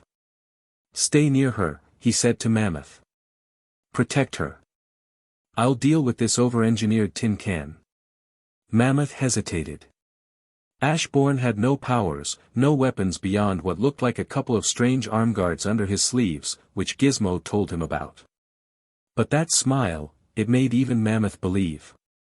Metallo noticed the newcomer and scowled. "This isn't a place for rich idiots in suits." Ashbourne's smile didn't budge. "I beg to differ," he said, stepping closer and extending his right arm, directly toward the kryptonite core still glowing in Metallo's chest.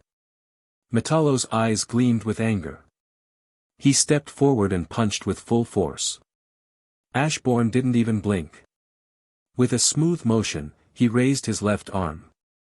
The arm guard glowed with blue light, and a small energy shield blinked to life. Metallo's fist struck it and bounced back with a metallic crack. The force of his own attack flung him several meters backward, stumbling in shock. When Metallo looked up again, his confusion deepened. Ashbourne stood with the same smile, his right arm still outstretched, and in his hand, he now held the kryptonite rock. "Want it back?" Ashbourne asked with amusement. He tossed it toward Metallo. Reflexively, Metallo reached out to catch it, and in that instant, Ashbourne's right arm guard shifted, a small hatch opening and launching a pencil-sized missile. The missile struck the kryptonite mid-air. Boom! The explosion shattered the rock into glowing fragments, sending Metallo flying even farther back. When he stood again, the last pieces of his human disguise had melted away, leaving behind a hulking, skeletal frame of cold steel. He let out a mechanical scream. "I'll kill you." Ashbourne remained smiling, unfazed. "You're welcome to try." Metallo charged, furious and fast. Ashbourne waited until the last second before launching another missile. It struck true, sending the metal giant crashing once more into the dirt. But Metallo recovered quickly. His eyes glowed brighter now, overcharged with fury. He surged forward again, twice as fast. This time, Ashbourne didn't lift his right arm. Instead, he took a fighter's stance, grounding his feet. Metallo raised his fist and brought it down with full mechanical might. Ashbourne raised his left arm again. The shield flared to life just in time. The blow was reflected once more, making Metallo stumble. Ashbourne didn't hesitate, his right arm clicked, and a third missile launched instantly. It struck Metallo square in the chest, detonating with a powerful blast that sent him hurtling through the air, sparks flying. Metallo groaned as he pushed himself up once more, sparks crackling from his damaged frame. His metal joints groaned, his glowing eyes seething with rage. "I'll definitely kill you," he screamed. Ashbourne, standing in the middle of the destruction, still bore his signature calm smile, serene, unfazed, almost amused. He didn't flinch. Instead, he simply raised one hand and pointed casually above and behind Metallo. "You might want to get his approval first," he said, voice laced with dry humor. Metallo's rage faltered. He turned. Floating silently in the sky above the battlefield, arms crossed and eyes narrowed with unmistakable judgment, was Superman. The Man of Steel hovered in grim silence, his cape billowing slightly in the breeze. His piercing gaze met Metallo's, cold and disappointed. Metallo's body language shifted from fury to sheer panic. No kryptonite. No advantage. No chance. With a blur of red and blue, Superman swooped down, and before Metallo could even react, grabbed him like he weighed nothing more than a sack of garbage. The metal villain let out a startled yell as Superman ascended into the sky, dragging him off like a helpless chicken in the talons of an eagle. Ashbourne didn't bother to look back. He had already turned, walking away from the chaos without concern. He approached Mammoth, who stood beside a weak but recovering Supergirl. Her breaths were ragged, and she leaned on Mammoth for support, dazed and shocked by everything that had just transpired. Ashbourne gave a satisfied nod. "Told you I'd handle it." Ashbourne's smile widened as he continued, "Remind me later to give Gizmo a raise, his toys were quite fun to play with." His tone was light, even playful. Then he glanced at Mammoth, expression shifting just slightly, enough to show seriousness beneath the humor. "Take her to the hospital." Mammoth didn't argue. He gently lifted Supergirl into his arms, her head lolling slightly against his shoulder. She didn't resist. Her strength had drained, her pride bruised, but her eyes followed Ashbourne, still full of questions. As Mammoth walked off with her in his arms, Ashbourne turned his gaze skyward for a brief moment, watching the distant figure of Superman vanish with the screaming wreck that had been Metallo. "Show's over," he muttered to himself, smile returning. Chapter 20, New Understanding. The sun had long dipped below the horizon, and the city lights glimmered across the skyline like stars trapped in steel.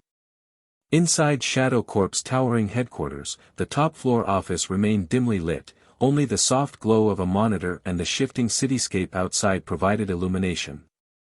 Ashbourne sat in his chair, typing something idly into his tablet when a sudden knock echoed on the window pane behind him. He paused. He stood up and turned around to see Superman floating outside, cape rippling in the high-altitude wind. Standing behind him on the balcony was Supergirl, still in her construction uniform, a few dried smudges of blood and dirt hinting at the earlier battle. Ashbourne opened the window while saying, "Are you allergic to doors?" Ashbourne smiled faintly and added, "If so, I can ask the bio lab to whip up a cure. Can't have the city's protector being defeated by a doorknob, now can we?" Superman hesitated. For a brief moment, a flicker of awkwardness passed across his face before he offered a strained smile. "Next time. I'll come through the front door." Ashbourne gave a satisfied nod, still smiling. "Glad you have no such allergy." Supergirl stepped forward, her expression sincere. "Thank you, for earlier. You saved me. I'm sorry for acting so reckless." She glanced down at her scuffed boots, then looked back up. "You were right, working with other people has helped me more than I expected." Ashbourne's expression remained unchanged, his smile the same. He inclined his head. "You're welcome." Superman landed gently beside his cousin, his voice calm but firm. Metallo wasn't attacking at random. He was hired to kidnap Kara. If you hadn't intervened, he might have succeeded. Superman paused for a moment then continued, "I arrived too late because was dealing with the tornado near the coast." Ashbourne nodded and asked, "Do you know who wanted her kidnapped?" A shadow passed over Superman's face. His eyes narrowed. "Not yet. We couldn't trace the contract, but I suspect Lex Luthor." He said it while carefully watching Ashbourne, eyes reading every twitch, every breath. Ashbourne remained unreadable. He merely nodded. "Perhaps. That aligns with Lex's usual style." Superman crossed his arms. "I warned you about Luthor. He's a criminal. A dangerous one." Ashbourne chuckled under his breath. "I'm aware." Supergirl tilted her head. "Then why are you still working with him?" Ashbourne gave a small shrug. "This and that are unrelated. I don't mix things up. Whatever villainy Lex chooses to indulge in his personal time has nothing to do with his business." Superman stepped closer. "He mixes them. Eventually, it'll drag you down too." Ashbourne's eyes flicked up, calm and sharp. "Then we'll have to wait and see. I know how to deal with Lex if that time comes." For a long moment, Superman was silent. Then he said, more softly, "He'll ruin your name. You shouldn't associate with someone like him." Ashbourne offered a smile, not mocking, not dismissive, but still detached. "I'll keep that in mind." Superman, seeing no point in continuing this, turned to the other matter. "If you don't mind asking, where did you get these armed guards used to fight Metallo?" Ashbourne answered causally, "Gizmo, an employee I have, was concerned after the Joker incident, so he made them and insisted that I keep them with me for safety. I have been hoping to use these toys for months now and Metallo gave me the opportunity." Superman nodded. He knew about the young tech genius and just wanted to confirm if he was the source. With nothing else to speak about he exchanged a look with Supergirl. Then, without another word, Superman turned and took off into the night sky. Supergirl was about to follow but hesitated for just a moment. She looked back at Ashbourne and gave a small smile. "My name's Kara, by the way," she said. "You can call me that." Then she turned, and with a powerful leap, joined her cousin in the sky, two aliens disappearing into the stars. Not long after that, Ashbourne received a message from Jinx. "Come back home tonight. Everyone's going to be around." Ashbourne raised an eyebrow. "Everyone?" He was intrigued.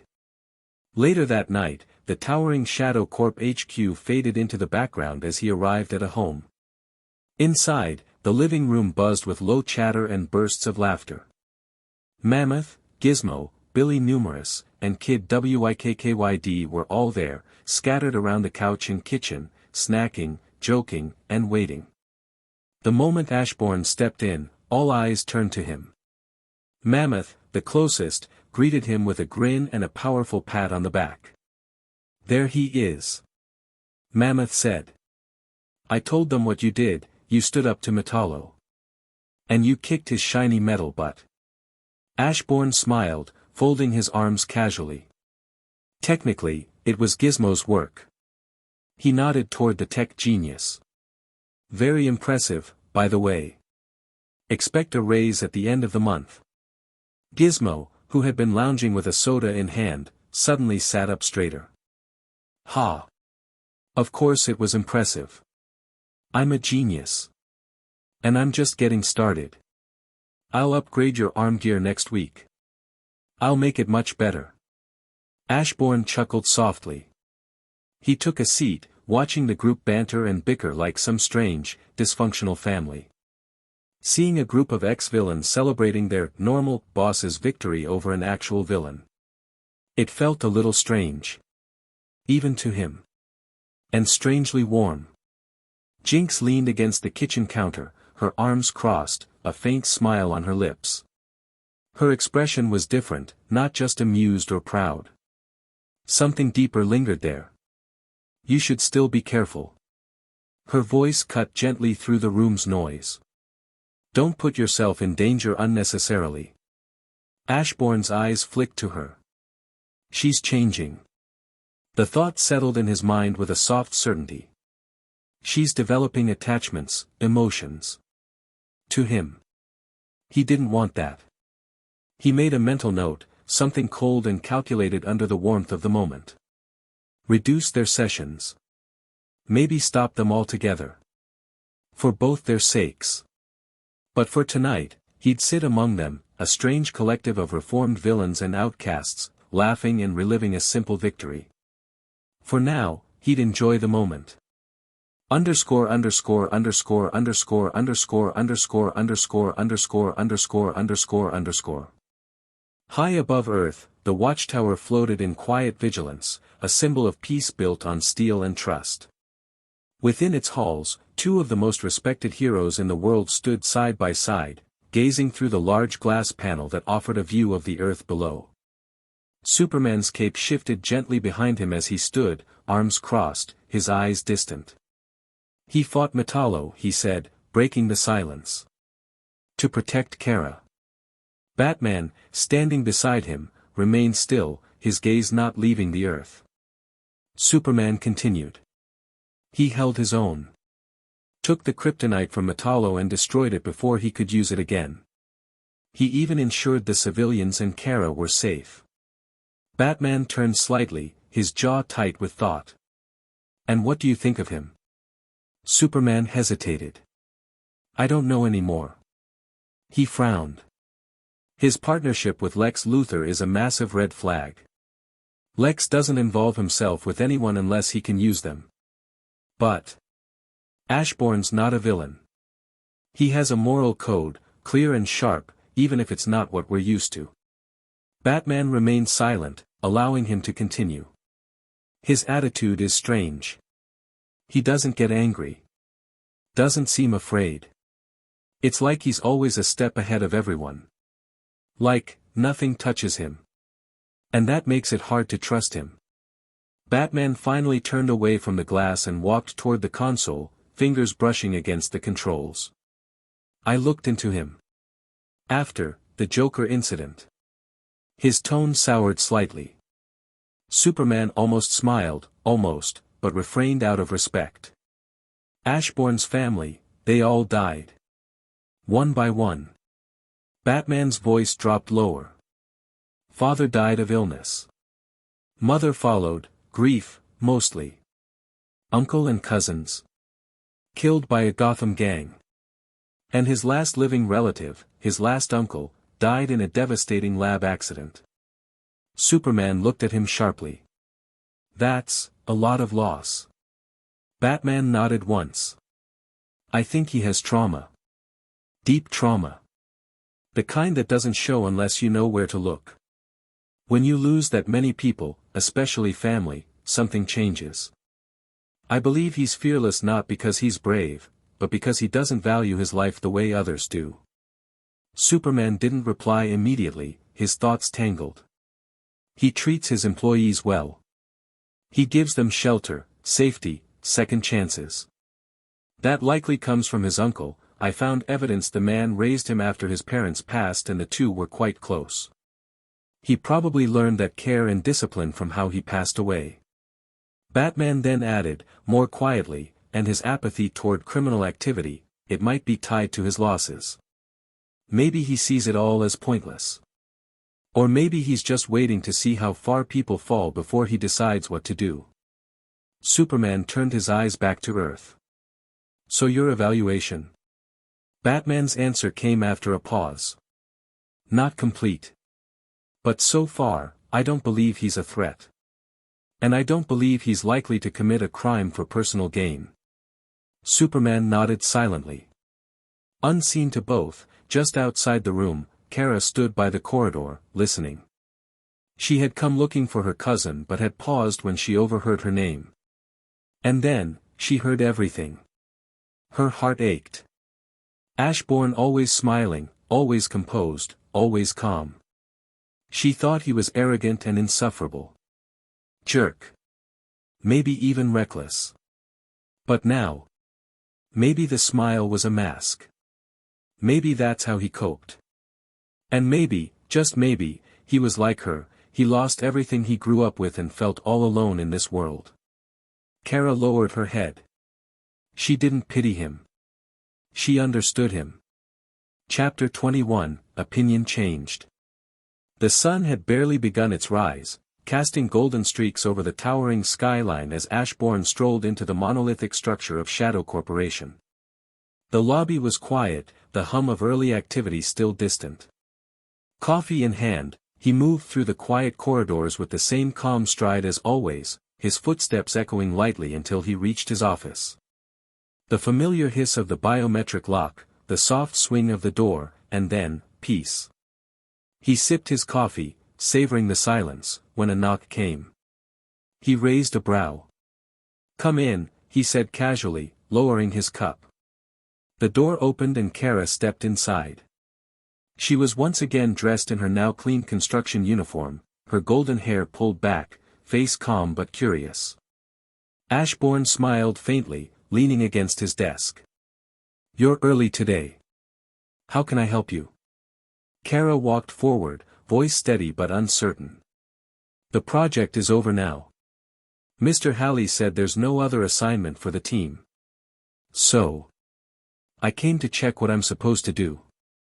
Ashbourne nodded, setting his cup down. "I was going to call you in about that, actually. Your community service is officially over." She blinked. "Already?" "Originally, the court planned for you to complete the housing project over the span of a year," he said as he pulled open a drawer. "But you and your team finished it in just 4 months." He retrieved an envelope and held it out toward her. "This is your last paycheck. Starting today, you're free to go." Kara stared at the envelope, not moving. "Is that, okay? I mean, the court stated a year of service. Won't this cause trouble?" Ashbourne chuckled, his usual calm amusement in full display. "I'm the judge of that, and as far as I'm concerned, it's done. If the court has a problem, they know where to find me." Then his expression grew serious. "You're being targeted now. Keeping you in one place, one known location, day after day, that's a risk. And I don't compromise my employees' safety. Ever." Kara looked at him, surprised. Her voice dropped slightly. "You don't have to do this for me. I can handle myself. I'll be careful. No one's going to take me off guard again." Ashbourne's smile didn't falter, but his tone left no room for argument. "This isn't up for discussion. The decision is finalized." For a moment, Kara stood there, conflicted.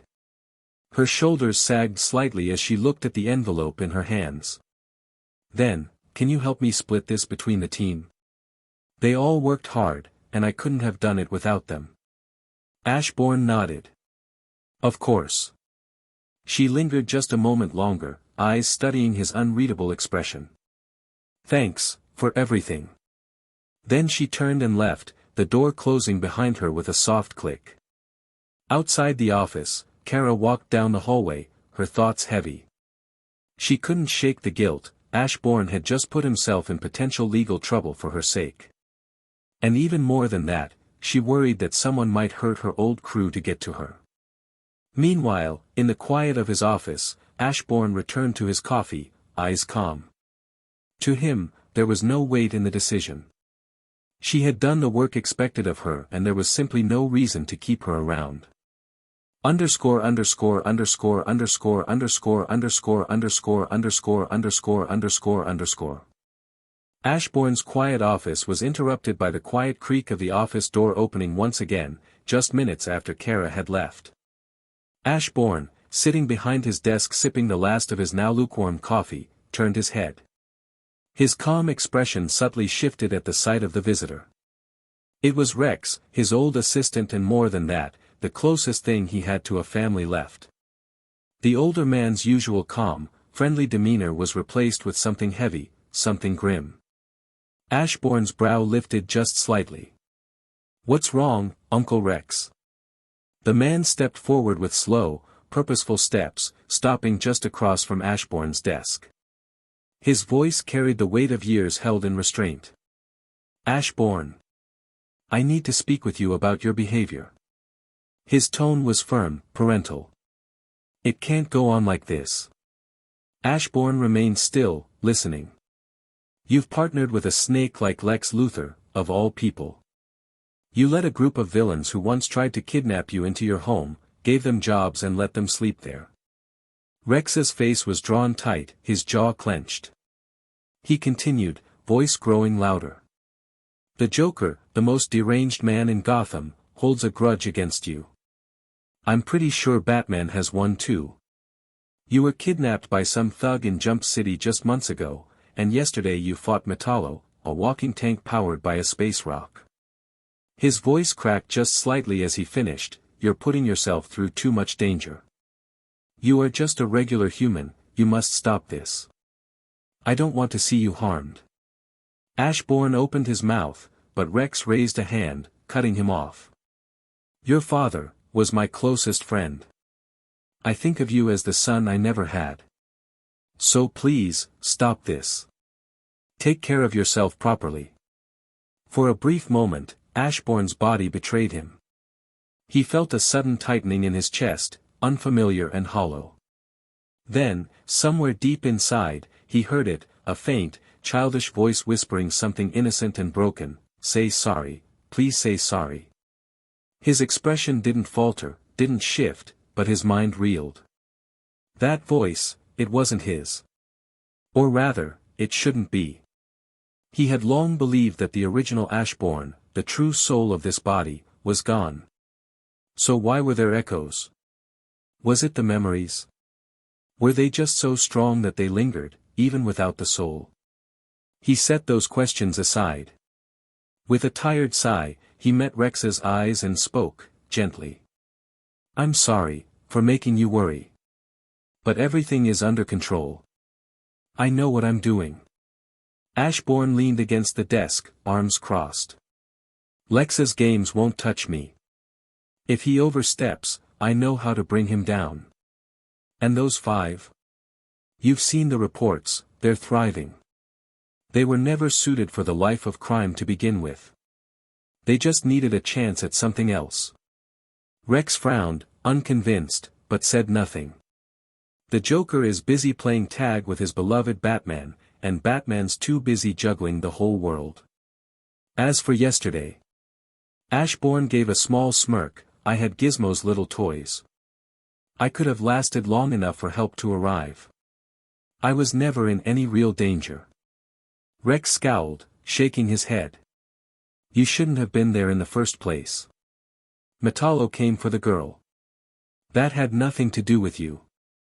Ashbourne's smile faded, and he spoke with a quiet finality. "She was my employee. I brought her here. That means she gets the same treatment as everyone else. She would have had my help and my protection, no matter who came for her. His eyes sharpened. And let's not forget, she was an easy target because I made it that way. That's on me. There was silence between them for a few moments, the tension thick. Then Rex sighed and stepped back. You've grown into a good man, despite everything you went through. Elijah and Serafina would have been proud of you. But please, be careful. You don't know when your luck will run out. He looked away, voice softer now, tired. Some things are out of our control. And it only takes a moment, just one, for a life to end.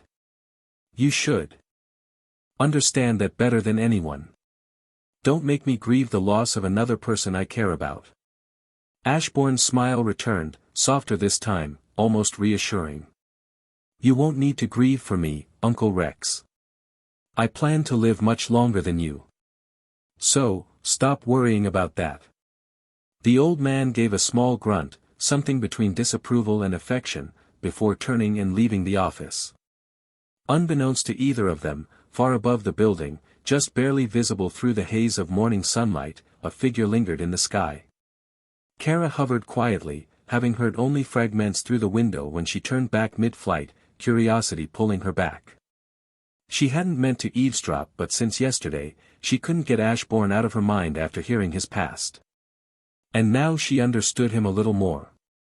He was a good person, and that unshakable smile wasn't confidence, it was truly his way of coping all along. She recalled how her colleagues jumped to praise and defend him and smiled, she is now truly one of them. Just like them, she felt both gratitude and respect for him. Chapter 22, A Cold Threat. The sharp ring of Ashbourne's private phone broke the morning calm. He answered immediately, and the voice on the other end was panicked and shaken.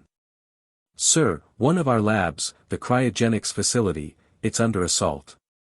Hostages taken, but the details are unclear. Ashbourne didn't waste a second. Call the helicopter. Now. He turned on his heel, stepping out of his office with urgency as Rex scrambled to follow orders. Minutes later, the Shadow Corp chopper soared through the sky, cutting a clean path toward the experimental cryogenics lab on the outskirts of the city. When he arrived, the place was already a storm of flashing lights and cordoned lines. Police had surrounded the building, keeping civilians at a distance. Officers barked orders and spoke into radios, trying to get a handle on the chaos. Ashbourne disembarked from the helicopter, his long coat flaring slightly in the wind. He approached the nearest officer without hesitation. Ashbourne Black. I own this place. The policeman blinked, startled, before holding out a hand to keep him back.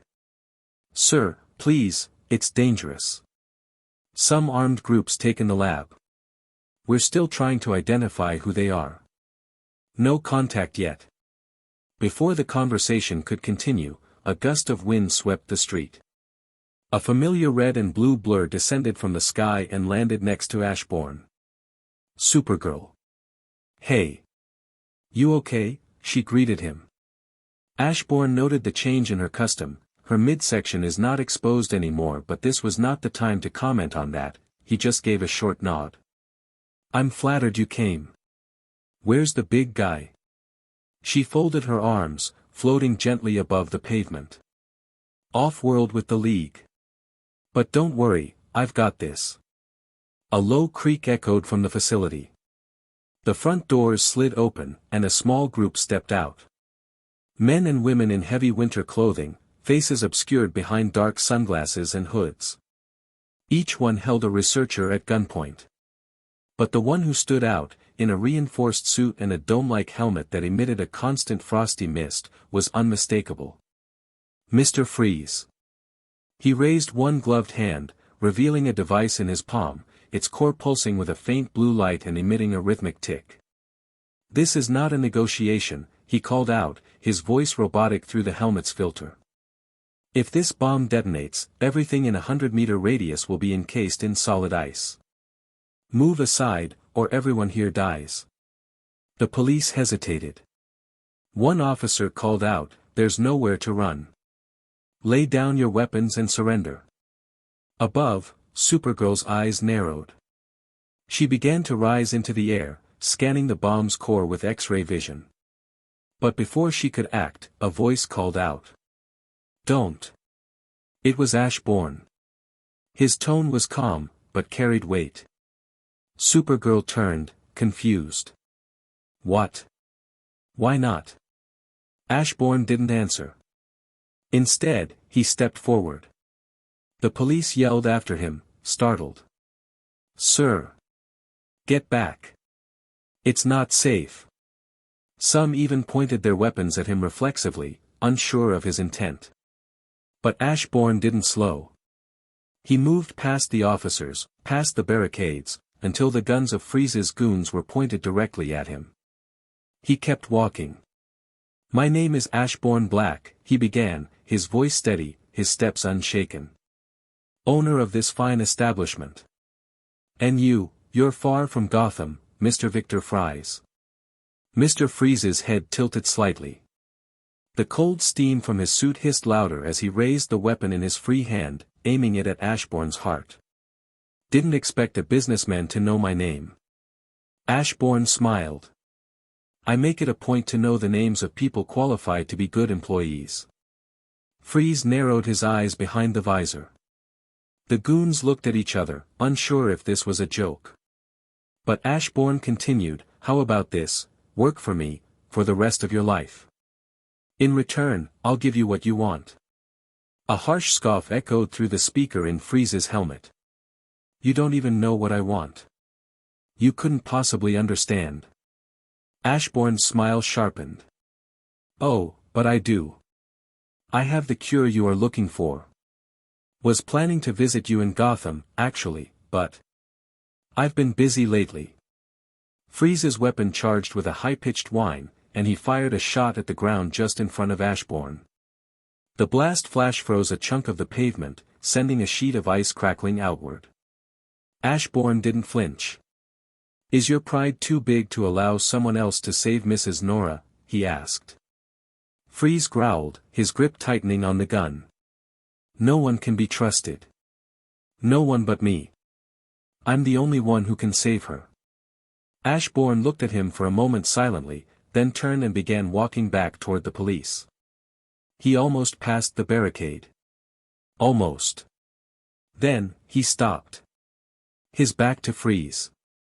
The smile on his face now gone, his voice cold and sharp. "I tried to be civil."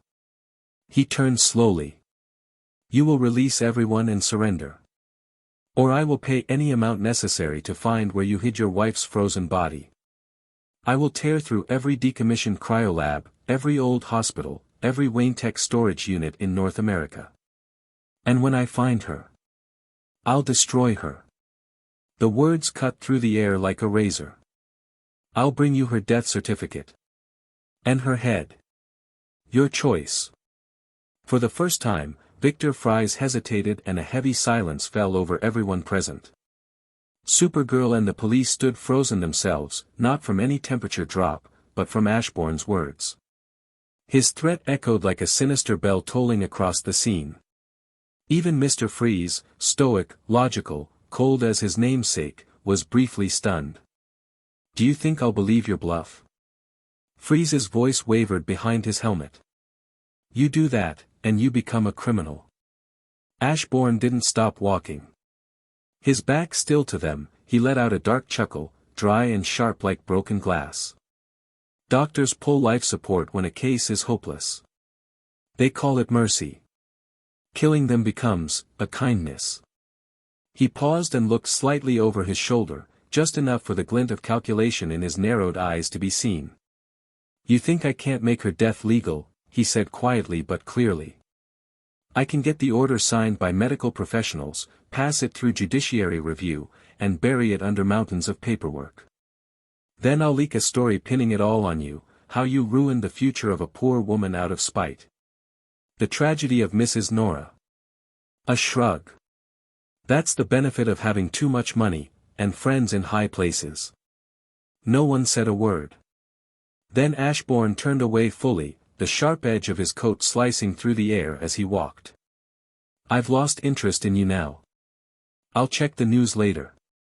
And with that, he walked off, not sparing even a glance behind. You won't walk away from me. Mr. Freeze roared in sudden rage. He raised his freeze gun and fired, the icy beam tore across the air. But Supergirl was faster. In a split-second blur, she dropped from the sky and threw herself in front of Ashbourne, the ice shattering harmlessly against her invulnerable body. Ashbourne didn't flinch. Didn't even turn around. Get back here. Freeze screamed, the calm logic in his voice fully replaced by desperation. And in a final wild attempt, he threw the ticking cryogenic bomb toward Ashbourne's direction. No. Supergirl's voice rang out. She dashed forward and caught the bomb mid-air, the freezing core humming violently in her hands. Without hesitation, she shot skyward, breaking the sound barrier as she soared high and far, and with one mighty throw, she flung the bomb beyond the city's limits. A small distant pulse of light flashed in the sky, then vanished. When she landed again, her boots thudded softly against the pavement. She looked back toward the scene. Mr. Freeze stood still, his gun lowering slowly, his breath heavy. Around him, his crew looked between him and the police, unsure what to do. But he knew. He stared at the sky, where Ashbourne's helicopter began to raise. He feared that man now. Because in Ashbourne, he saw someone who would do anything to win. And if that man really set his sights on Nora, what could he, a fugitive, a wanted criminal with no political standing, possibly do to protect her? Nothing. His hand fell to his side. His voice was quiet when he spoke. Surrender. Let the police take you in. His crew looked at him in disbelief, but obeyed, slowly dropping their weapons and raising their hands. The police moved in cautiously, cuffing the goons one by one. Supergirl exhaled, a long and relieved breath. No casualties. No more explosions. No one harmed. She looked to the sky again. The Shadow Corp helicopter grew smaller and smaller on the horizon. In her heart, she didn't know whether to feel grateful, or worried. That was the first time she saw Ashbourne like that. Chapter 23, Broken Ice. Ashbourne stepped out of the helicopter and marched straight through the Shadow Corp headquarters with his usual calmness. He entered his office and was met with an unexpected sight, Supergirl, floating just outside the tall glass window, arms crossed, wind teasing the ends of her golden hair. Ashbourne didn't slow his steps. He walked up to the window and opened it with a faint sigh. Not working here anymore doesn't mean you can't use the door, you know. Supergirl drifted inside with a soft laugh. Yeah, but the window has its magic. Her smile faded slightly as she landed.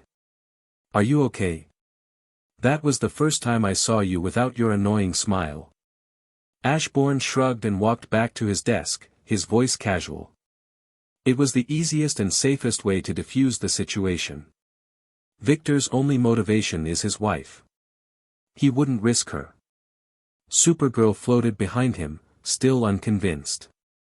Still, hearing you threaten him like that, it was unnerving.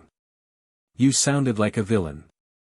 Ashbourne chuckled darkly, opening a drawer behind his desk. Then the play was perfect.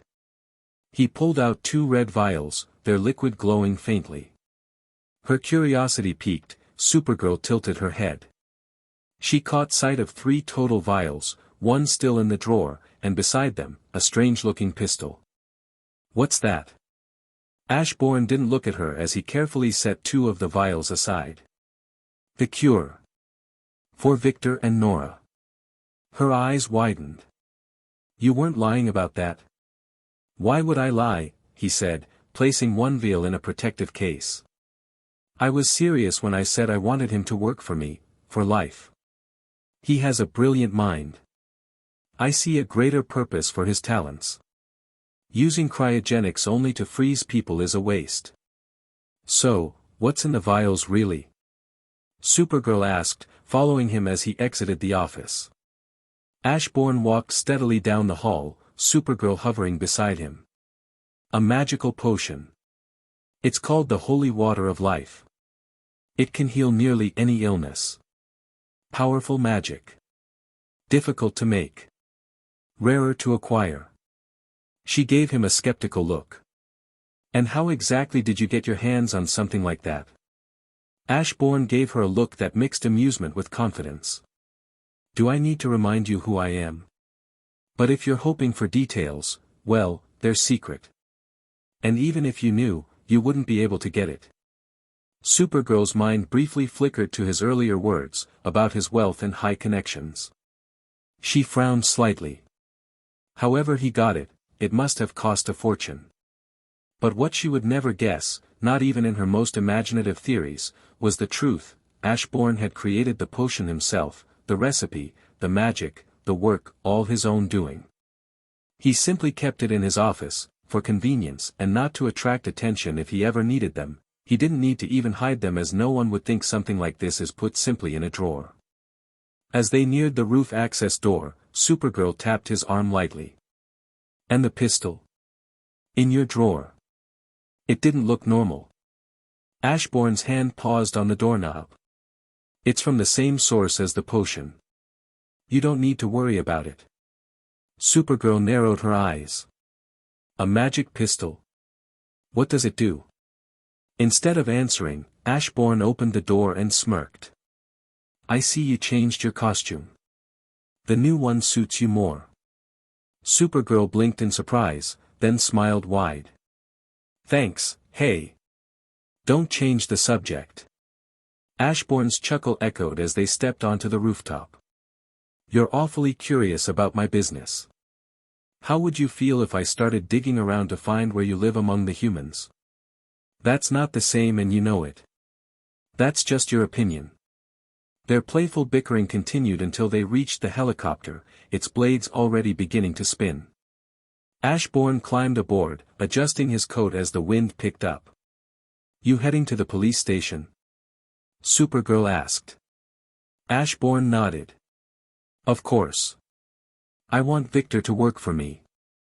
Besides, I wonder what his reaction is going to be when he sees me again. Without asking, Supergirl jumped into the seat beside him. Then I'm coming too. I want to see how this plays out. Ashbourne didn't mind. Not one bit.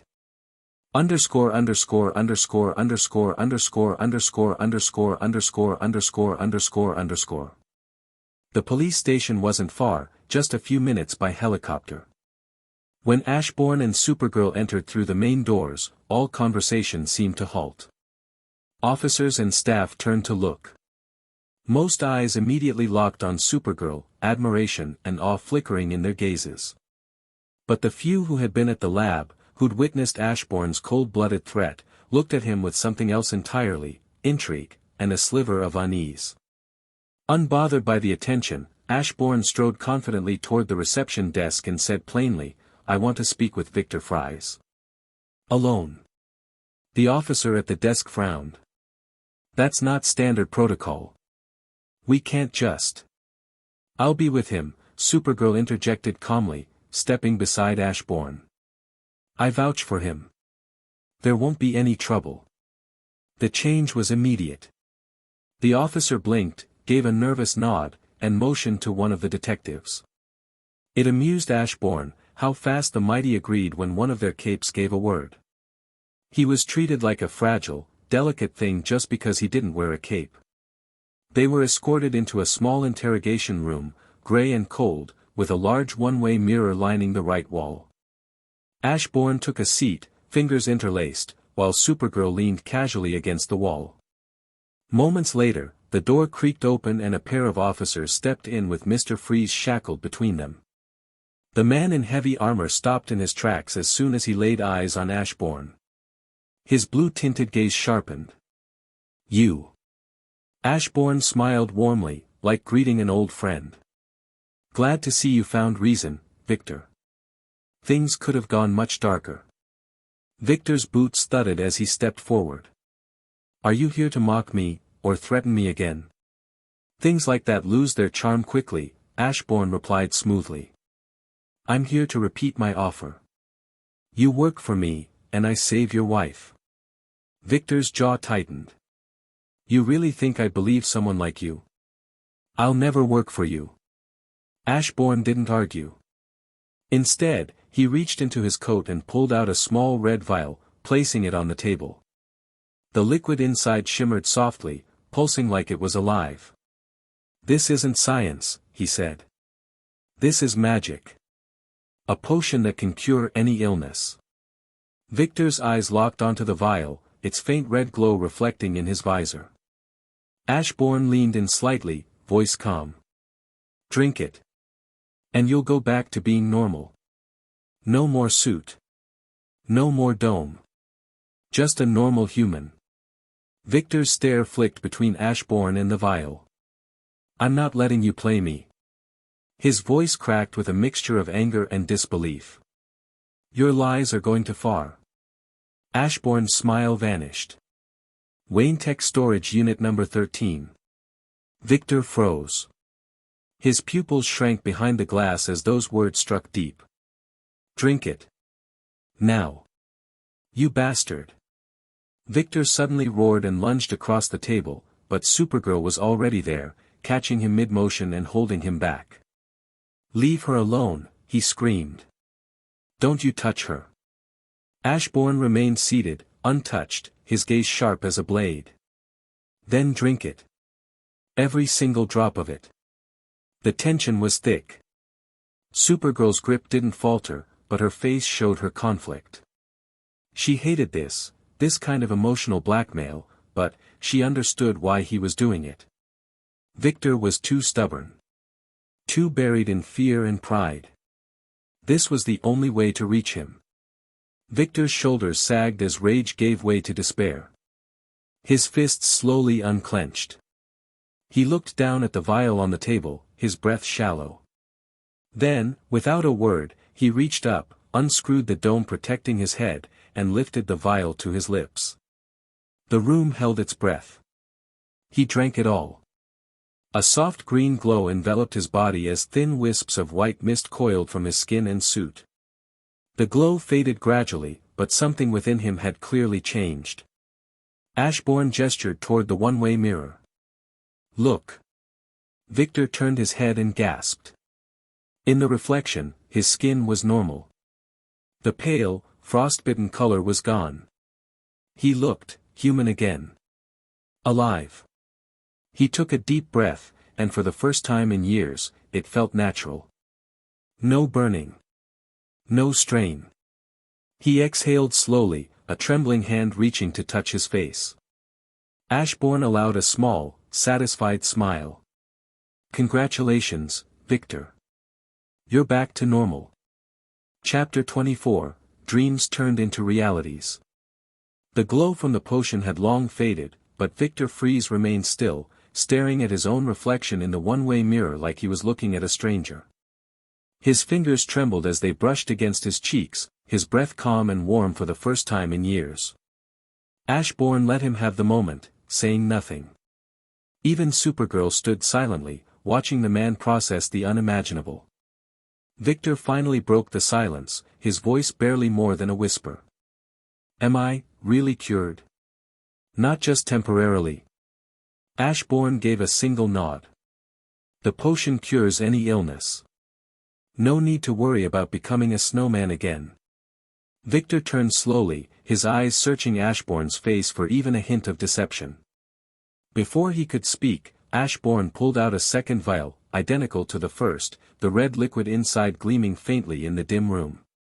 The same potion, Ashbourne said calmly, can save your wife. Victor's breath caught. His lips trembled. It can save Nora.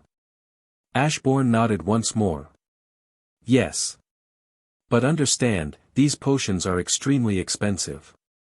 You'll have to work for me, for the rest of your life. I have big plans for you. The words barely settled before Victor's knees hit the floor. Please. I'll do anything you want. No matter what it is, crime, science, anything. Just, save Nora. I'm begging you. Ashbourne's smile stretched slightly, amusement flickering behind his dark eyes. Then take a seat, Victor. Let's discuss the terms like civilized people. Victor scrambled back to his feet and sat down on the chair like an obedient child summoned to the principal's office. Ashbourne walked around the table slowly, his voice even and smooth. No more crimes. I've been wanting to work on something for a while, something new. Something that will bring real change to the world. He paused dramatically.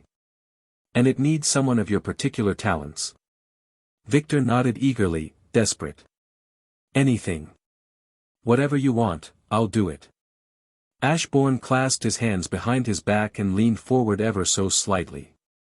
I want to make a new kind of ice cream. The silence was immediate. Victor blinked. Supergirl blinked. Both stared at him like he'd suddenly spoken in ancient Sanskrit. Ice cream? Victor asked slowly, baffled. The great project that will change the world is, ice cream. The one we eat? Supergirl added, brow furrowed. Ashbourne's confident grin didn't waver. Ice cream flavors haven't evolved in decades. This is unacceptable. My taste buds cry for salvation. So I'm going to get the best chef money can buy, and you, Victor, will be my cryogenics expert. We're going to redefine what ice cream is. He leaned in. So, are you willing to work in ice cream development, for the rest of your life? Victor opened his mouth, closed it, then opened it again. He searched Ashbourne's face for a crack, a twitch, a smirk, anything that would betray this as a joke. He found nothing. I am willing, Victor finally said weakly, praying this wasn't all a cruel trick. Ashbourne laughed and clapped his hands together. A wise decision. I'll begin the process to get you out, then we'll head to Gotham and save your wife. For now, say your farewells to your goons. We'll be seeing each other again soon. With that, Ashbourne turned and exited the room, leaving behind a hopeful and very confused Victor Freeze. Supergirl followed, her eyes narrowed, as if trying to see directly into Ashbourne's brain. Once they were outside the station, she asked the question burning in her mind. Were you serious in there? This is all about ice cream. Ashbourne laughed lightly. Of course. Supergirl folded her arms. Those potions of yours are worth more than anything on Earth. You're telling me you're using them for dessert? Ashbourne shrugged. To me, they're not. I have more money than I'll ever need. What I lack is new experiences. Joys. Curiosities. Supergirl gave him a long, skeptical look. I don't believe you. Not one bit. Ashbourne smirked. Believe whatever you want. But let's not forget, earlier you said I acted like a villain. Yet you helped me in there. You held a desperate man down so coldly. You broke him more than I ever did. Supergirl's eyes narrowed. I was helping you. I didn't like it. Ashbourne stopped walking and turned to face her, arms spread. Deep down, you enjoyed it. The act of cruelty. How evil of you, Supergirl. The world should mourn the birth of a sadistic girl pretending to be a hero. She scoffed. If I was one, the first person to feel it would be you.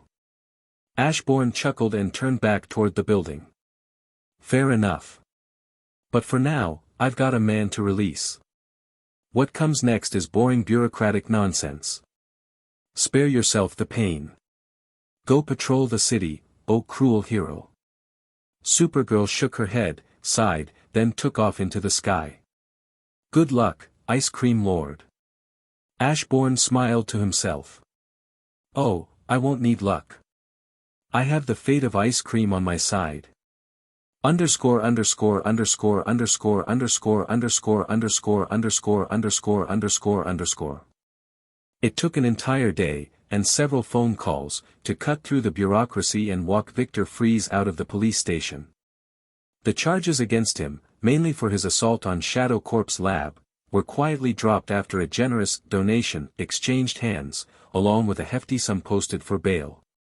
Now, as the city shrank beneath them, Victor sat stiffly beside Ashbourne in a luxurious private jet, the kind of aircraft few even saw, let alone boarded. The leather seats, soft lighting, and silent hum of the engines all seemed like something from another world. Victor couldn't speak. He couldn't think. It felt like he was drifting inside a dream, surreal, too delicate to be real. Across from him, Ashbourne lounged easily, tablet in hand, tapping away at some game with casual focus, completely unfazed by the man watching him in awe. Victor couldn't reconcile it. This young man, playful and relaxed, was the same person who had threatened him, then turned his cursed life around and gave him hope to restore his wife.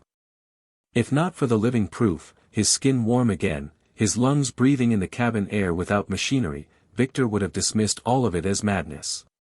But here he was. Alive. Free. Normal. And headed to Gotham. The jet landed with barely a tremor. Gotham greeted them as it always did, gray skies, Gothic spires, and the weight of old stories hanging in the air. Victor led Ashbourne through back alleys and guarded gates, eventually bringing him to the quiet, secured Wayne storage unit where she waited, his wife, Nora. As they walked, Ashbourne talked. Not about science or business, but about food. And movies. And what kind of games made people smile. To Victor, it was baffling. Silly, even. This was the man who had cured him, who held power beyond explanation, and yet he was now asking whether sushi was overrated or if arcade games still held up. Victor didn't know what to make of it. Was Ashbourne trying to play with his mind? Or was he, just being himself? The inconsistency was maddening. They arrived at the chamber. Victor quickly entered the access code, the door unlocking with a quiet hiss. Inside, behind a wall of reinforced glass and cryogenic mist, was Nora, the same as he had left her, beautiful and silent. Ashbourne stood behind him and wordlessly handed him the potion. She must drink all of it, he said simply.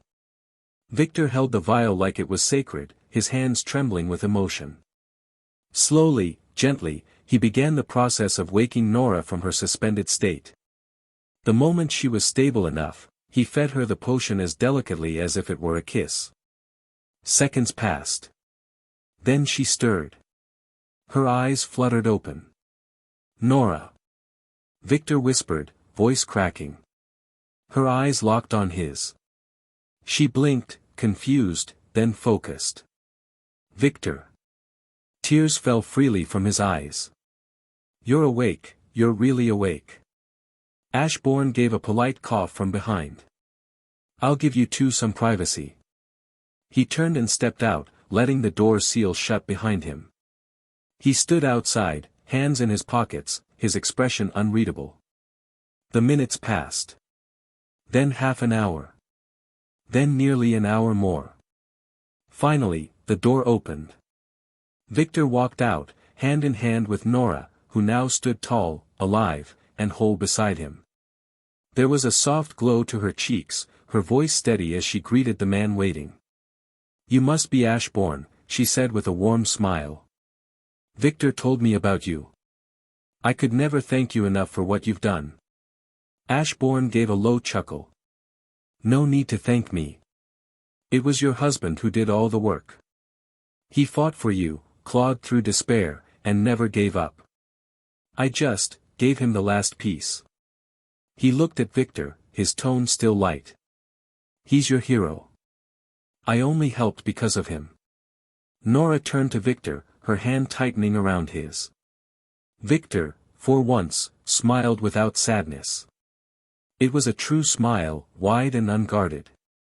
And Ashbourne, watching them, allowed himself a quiet nod. Chapter 25, Déjà Vu. The trio, Ashbourne, Victor, and Nora, left the storage facility behind, stepping out into the cold, damp streets of Gotham. As the city loomed around them in familiar gloom, Ashbourne turned to the couple with his usual bright smile. We'll be relocating you two to Metropolis, he said casually, hands in his pockets. Victor, your new lab is already under construction. Shadow Corp is setting up a new division just for you and your job is simple, create the perfect ice cream. Victor blinked, stunned all over again. Are you seriously doing all this, just for ice cream? Ashbourne hummed as if the question was rhetorical. Of course. Victor and Nora exchanged glances, utterly dumbfounded. Victor couldn't wrap his mind around it. A potion that could cure the incurable, given away not for profit, not for power but for dessert? It didn't make sense. Unless. Victor reasoned there had to be more to it. Maybe Ashbourne was just eccentric, or maybe, deep down, he truly was a kind person. Maybe he saw in Victor someone who deserved a second chance. After all, Ashbourne would have picked anyone in the cryogenics field. There were many brilliant, more cooperative minds. Yet he had chosen him. A criminal. A desperate man. A husband. And for that, Victor could only believe and hope that it was genuine. Ashbourne, however, had a reason. Victor Fry's was the best there was in cryotech. If Ashbourne wanted the finest ice cream the world had ever known, there was no one better. And if, in the process, he bought himself a loyal, grateful genius, then that was just good business. All of this, the effort, the potion, the relocation, was worth it. For a single favor returned. As they moved through the winding Gotham streets, the group came to a sudden stop. The Joker. And by his side, the ever-devoted Harley Quinn. Victor immediately recognized the deranged clown, and his blood turned cold. The Joker's wild eyes landed on Ashbourne, and his painted grin widened like a predator spotting prey. Ashbourne didn't flinch. Instead, he turned to Victor. Take Nora. Head to Metropolis. Ask for Rex at Shadow Corporation. I'll catch up. Victor hesitated. You can't be serious. That's the Joker. Ashbourne waved dismissively. I'll be fine. Go. Victor clenched his fists. He didn't want to leave Ashbourne behind, not with that lunatic. But Nora's hand found his, her warmth a reminder of everything he had to protect. He nodded stiffly. Be careful. Then, dragging his wife along, Victor disappeared into the city's shadows.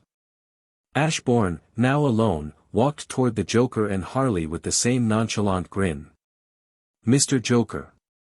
How have you been? It's been a while. The Joker's laughter filled the alley.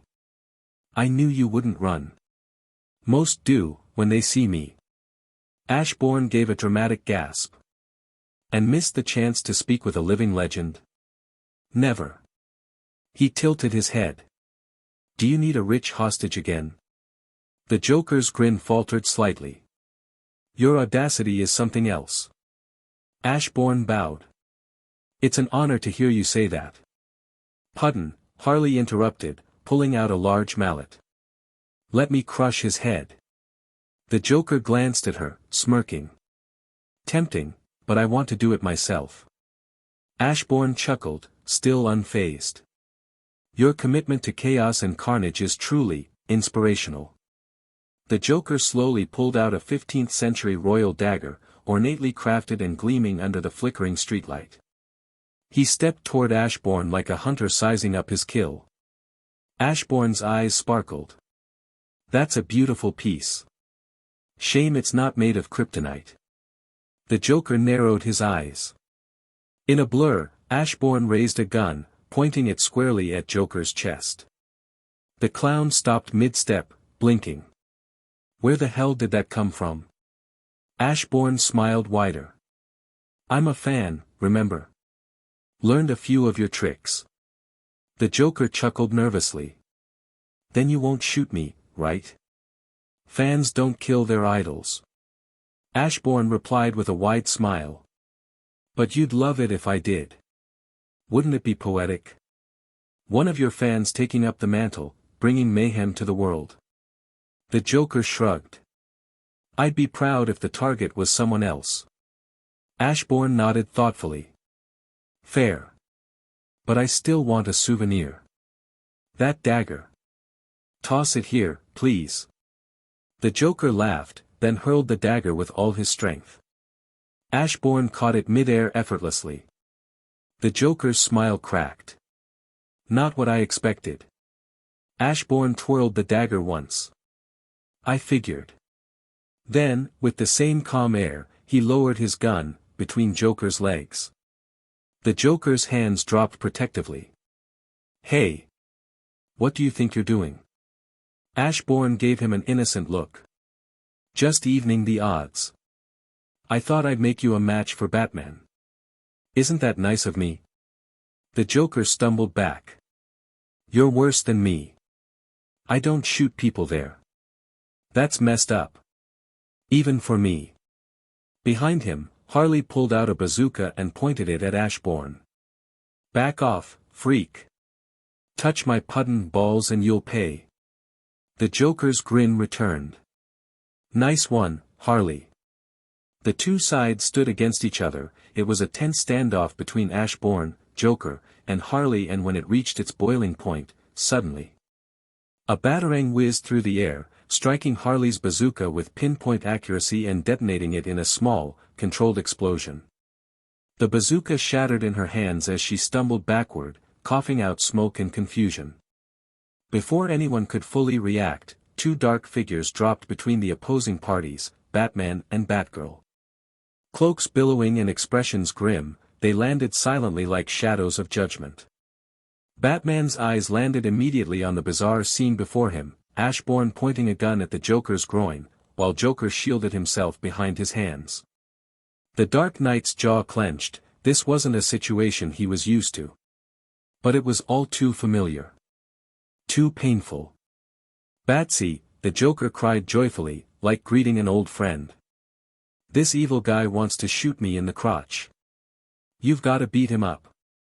Avenge yourself. As he whined, the Joker casually stepped to the side and grabbed the trash can lid, planting it firmly between his legs like a knight lifting a shield. Batman turned toward Ashbourne, whose gun followed the movement of Joker's protected nether region.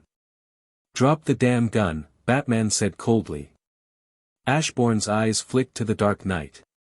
I was only trying to make you two a matching pair, he said with a sly smile, so the Joker can't mock you in your private time. Batman's expression darkened. Ashbourne Black. This is your last warning. Ashbourne's smile remained, but a new idea bloomed in his mind. He sighed and closed his eyes, as if weighed by destiny. Not this time. He pulled the trigger. Batman moved, instincts kicking in. But as he stepped forward, his body locked, like something unseen had grasped him mid-motion and pain spread through his entire body. The bullet had hit the metal trash lid. And ricocheted. Straight into Batman's crotch. The silence that followed was deafening. Batman collapsed to his knees with a pained grunt, his face going pale as he let out a long, agonizing groan. Ashbourne stared blankly, then looked at the Joker. Look what you've done. You shot your partner's balls. The Joker blinked in confusion. Me? You shot the bullet. Ashbourne replied seriously. You deflected it. Why not send it somewhere else? The Joker's face contorted. How the hell am I supposed to control that? Harley stood frozen, her earlier fire completely extinguished. Ah. Pardon. What's happening? From behind, Batgirl screamed, her batarang raised, fury radiating from her every movement. Drop the gun. Ashbourne glanced at her calmly. I'm innocent. Last warning, she snapped, batarang twitching in her hand. Ashbourne looked at Joker. Truce. The Joker hesitated, then slowly nodded. Sure. With no further drama, Ashbourne tossed the gun toward Batgirl, disarming himself without care. Then he turned to the Joker with a friendly smile, Mr. Joker, always a pleasure meeting you. Don't be a stranger, come visit me in Metropolis. Joker scoffed, adjusting his coat. I think I'll stay in Gotham. Safer for my jewels. With that, he turned, Harley trotting behind, both disappearing into the foggy streets. Ashbourne casually spun Joker's dagger in his hand and began walking the other direction. Batgirl, still tense and shocked, shouted after him. Ashbourne Black. Where do you think you're going? Ashbourne turned his head slightly, still smiling. Leaving, obviously. Got my souvenir from the Joker. He twirled the dagger again, then motioned toward Batman, still groaning on the ground. And I really don't want to be around when he gets back up. Batgirl gaped. You can't just leave. You're going to the police station. Ashbourne stopped in mock surprise. You're right. Best way to stay safe from the big angry bat is in a police station. Thanks for the tip. Where's the nearest station? Batgirl opened her mouth, paused, closed it. No sound came out. Ashbourne chuckled softly. It's okay. Sorry to trouble you with directions. It's clearly not your strong suit. I'll figure it out myself. And with that, he strolled off, dagger in hand, whistling as if nothing had happened. Behind them, Batgirl remained beside Batman, staring down at his crumpled form, Joker gone, and Ashbourne walking free. She couldn't stop any of them, she had to stay beside Batman. What none of them noticed. Just before the bullet had bounced off the trash lid, a shadow, imperceptible to the naked eye in this dark alley, had twisted ever so slightly in the air, redirecting the shot's path with impossible precision. An invisible tendril of darkness. Chapter 26, Ballbreaker Black Again. The night was cool in Gotham, the moonlight casting pale shadows across the cracked pavement, when Ashbourne Black casually walked into the nearest police station and approached the front desk. I'd like to turn myself in, he said with a polite smile. The officer behind the desk raised an eyebrow. 4. Co-partnering with the Joker and, Ashbourne cleared his throat, shooting Batman in the groin. The room fell still. Several officers nearby turned their heads slowly toward him, unsure if they'd heard correctly. One snorted. Another outright laughed. What is this, open mic night? Ashbourne remained composed. You can check the city cameras at the intersection near Gotham Main Street. Footage should be there. You'll see everything. The desk sergeant waved him off. Yeah, sure, buddy. Next time you partner with the Joker, bring a clown nose. Just then, the front doors swung open and Commissioner Gordon stepped in, brushing the night air off his coat. What's this? He asked, noticing the strange tension. The desk officer chuckled. This guy says he partnered with the Joker and shot Batman in the groin. Gordon's eyes moved to Ashbourne and slightly narrowed. Unlike the others, he remembered the rich guy who actually shot Batman in the past. After a moment of silence, he said, Protocol. Check the footage. I don't care how stupid it sounds. But. Check it, he said with a glare that silenced any resistance. And if he's lying, he's going down no matter who he is. It didn't take long. Within minutes, a crowd of officers was gathered around the monitors, eyes wide as the footage rolled, Ashbourne smirking, Joker holding a trash can lid, Batman lunging and then the shot. A perfect ricochet. Direct hit. Silence filled the room again.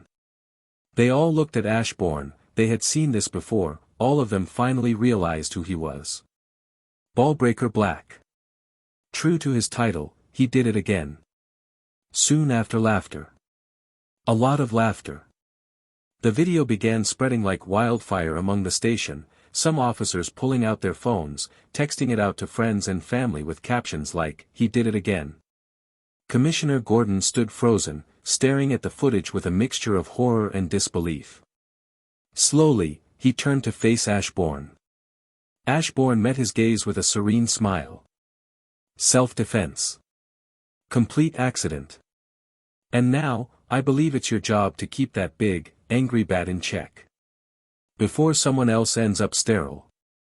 Gordon let out a long sigh. Twice. Shot twice. In the groin. By the same guy. I wonder if the bat package even works anymore. That night, Ashbourne was placed in an empty room for protection and will be moved early in the morning. He was more or less a guest at the station. That night, Ashbourne chuckled. Spending the night in this room in exchange for pranking Batman again? Totally worth it. The reason why he headed to the police station is that he wanted the video to spread and make it look like he followed Batgirl's advice. As he leaned against the wall, a realization began to form in his mind: messing with heroes and villains was sometimes way more fun than work or even dessert. Meanwhile, the footage had gone viral. Within hours, millions had seen it. By sunrise, the incident, dubbed Batman's Second Fall, was on every social feed, group chat, and even morning news segments. Memes flooded the internet, edited clips of Batman diving, only to be struck down by a bullet bearing Ashbourne's smirking face. Replays. Remixes. Animations. People joked about everything from Batman wearing a steel cup to Ashbourne having divine aim. Rumors spread like wildfire. Batman's crotch is bulletproof. Ashbourne's bullets are cursed to hit only the bat jewels. Batman is fated to never have children. Ashbourne is an agent of divine justice. And with it, the title once spoken around the world as the single person who defeat Batman easily returned in full force. Ballbreaker Black. Ashbourne's phone was flooded with messages, some from confused friends, some from laughing ones. One stood out. A message from Lex Luthor: "Nice shot." Ashbourne smiled to himself. He knew Luthor didn't like any of the Justice League members, including Batman. It seems this prank brought the supervillain some satisfaction. Underscore underscore underscore underscore underscore underscore underscore underscore underscore underscore underscore. In the Batcave, darkness hung heavier than usual. Bruce sat in silence, face half covered in shadows, replaying the footage again and again on his console. Each time the bullet struck, he flinched internally. Dozens of calls and messages had come in, from concerned allies and friends wishing him a speedy recovery. Each one only deepened the humiliation. The worst of them all came from Alfred, who had stood behind him with a tea tray and said, "Perhaps it is time, Master Wayne, to consider an heir. You know, before we lose the opportunity entirely." Batman didn't reply. He just stared at the screen. Rewind. Play. The shot. The ricochet. The precise angle. Was it luck, he muttered. Or something else? For the first time in his life, Batman wanted to break the bones of someone who hadn't committed a crime. But for now, he watched. Studied. He needed to know the why and how. Underscore underscore underscore underscore underscore underscore underscore underscore underscore underscore underscore. The morning sun filtered through the grime-streaked windows of Gotham's Central Police Station, casting long golden slashes across the dusty floor tiles. Barbara Gordon strode in briskly, her boots clicking against the marble. She scanned the room until her eyes found her father hunched over a stack of paperwork, coffee in hand. "You are here earlier than usual," Commissioner Gordon remarked. "I came to meet the legendary Ashbourne," Barbara replied, crossing her arms, tone light.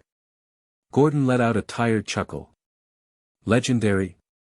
He's just a guy with the weirdest luck I've ever seen. Not much of a legend if you ask me." Barbara tilted her head. "Even legends start as ordinary people. I want to see for myself." Down the hall, Ashbourne lounged casually on a worn-out station couch, reading the Gotham Gazette with a faint smirk tugging at the corner of his mouth.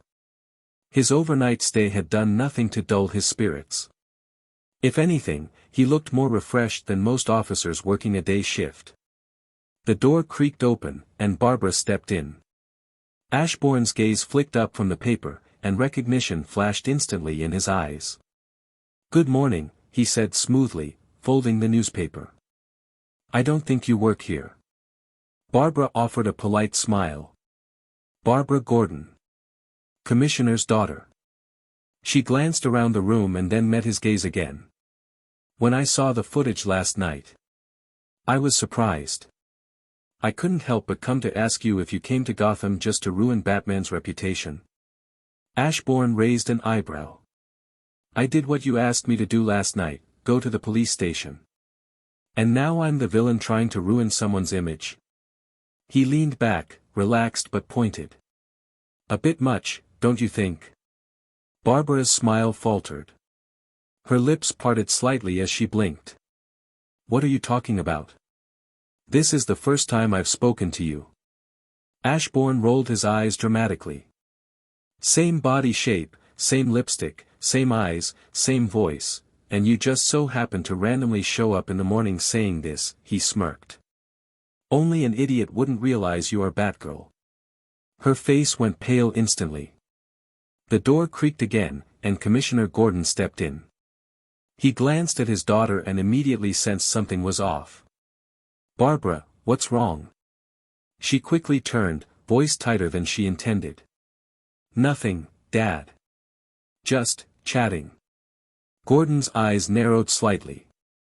His detective instincts rarely failed him, and the look on Barbara's face wasn't just discomfort, it was fear.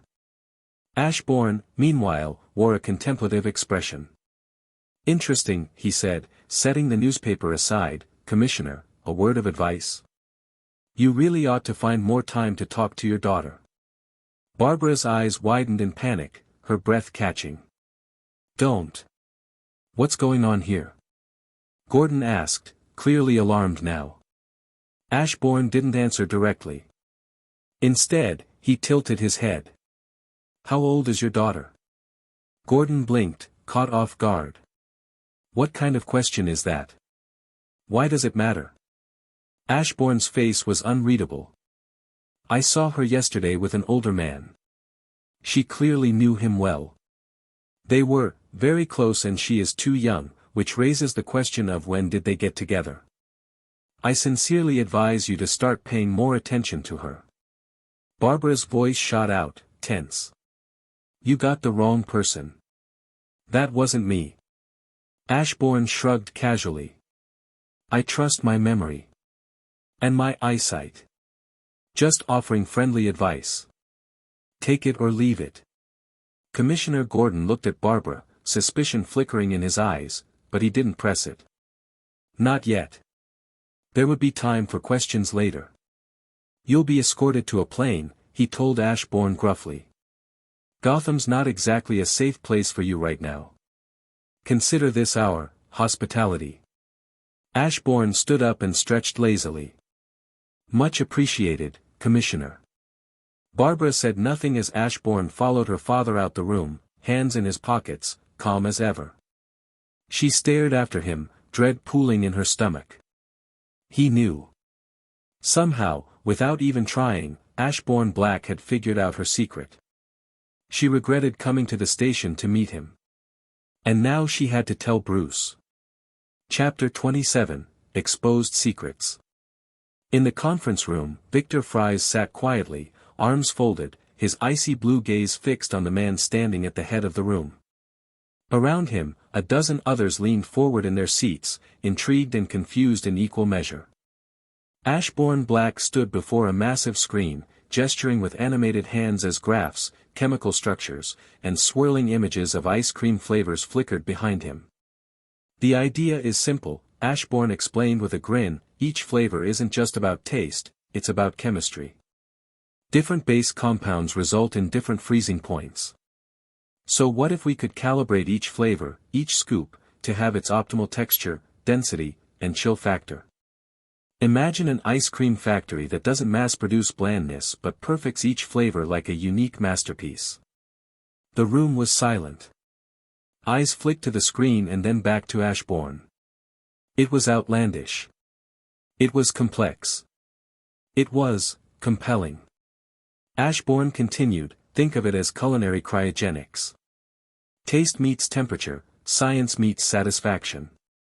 Victor's fingers tightened slightly around his pen. He had once tried to freeze the world for love. Now, he was listening to a man pitch the idea of freezing flavors for joy. And yet, something about it struck a chord.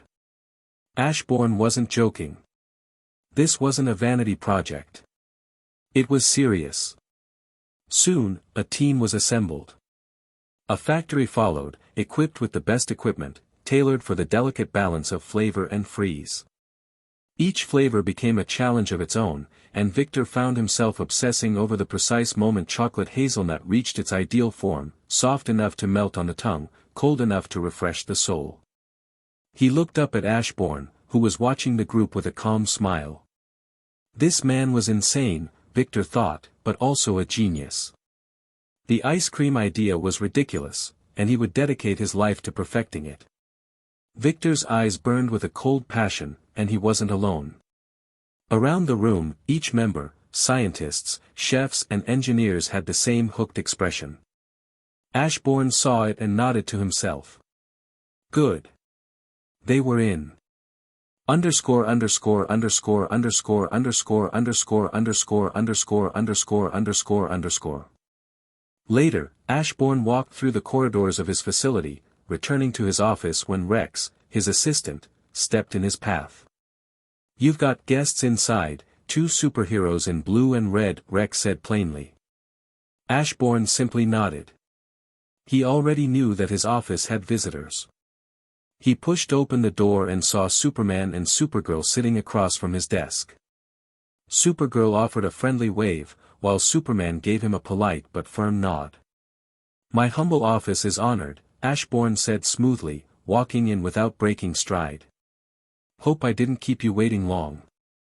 "Not at all," Superman replied. "We arrived not long ago." Ashbourne moved behind his desk and sat, leaning back comfortably. "So, what brings Earth's mightiest to my humble and simple office?" Superman's expression turned serious. "It's about your visit to Gotham last week." Ashbourne tilted his head. "What about it?" "It's come to our attention," Superman said, voice steady, "that you discovered Batgirl's identity." Ashbourne gave a casual shrug. "She came to me the next morning pretending we'd never met. Introduced herself like we hadn't spoken the night before. Honestly, that was surprisingly stupid. I figured it out instantly." Supergirl bit back a laugh. Superman frowned. "Not everyone can deduce that so easily. You know how important it is that we protect our identities. If the wrong people find out." Ashbourne's eyes drifted toward his monitor, clearly bored. Yeah. Look, I don't care about your identities, your secrets, or your missions. I have no reason to expose her. She's not my problem." Superman nodded slowly, choosing not to press further. "Good. Because Batman doesn't want to see your face in Gotham. Not after what happened." Ashbourne's brow arched. "That's cute. But no can do. In fact, I plan to visit the Joker sometime in the future." That made Superman pause. "Why would you want to visit a deranged criminal like the Joker?" Ashbourne smiled. "He has an impressive dagger collection. First, a blade made of kryptonite. Then a 15th century royal dagger like the ones you see in museums. Who knows what he'll acquire next? I like collecting, you see." Supergirl burst into a laugh, clearly amused. Superman's face was a mix of confusion and frustration. "The Joker is dangerous." Ashbourne opened a drawer and nonchalantly pulled out a small handgun, spinning it lazily. "So am I." Superman spoke awkwardly. "Batman won't be happy to see you with a gun in hand again, especially with the Joker around." Ashbourne rolled his eyes, the movement slow and exaggerated, as if the conversation was beginning to bore him. He leaned back in his chair, fingers steepled with a relaxed arrogance. "I don't answer to him," he said coolly. "And if he doesn't want to see reason, I can always threaten him. He's not the only one who knows how to scare people into doing what he wants." Superman's demeanor changed instantly. The easy calm in his posture evaporated, replaced with stern intensity. "Batgirl's identity remains a secret," he said, his voice low and firm. "You can't put her in danger for a petty play or a joke." Ashbourne raised a brow, amused. "When did I say anything about her?" She has nothing to do with this. His tone was smooth, but there was a flicker of amusement in his eyes. He enjoyed poking at their nerves.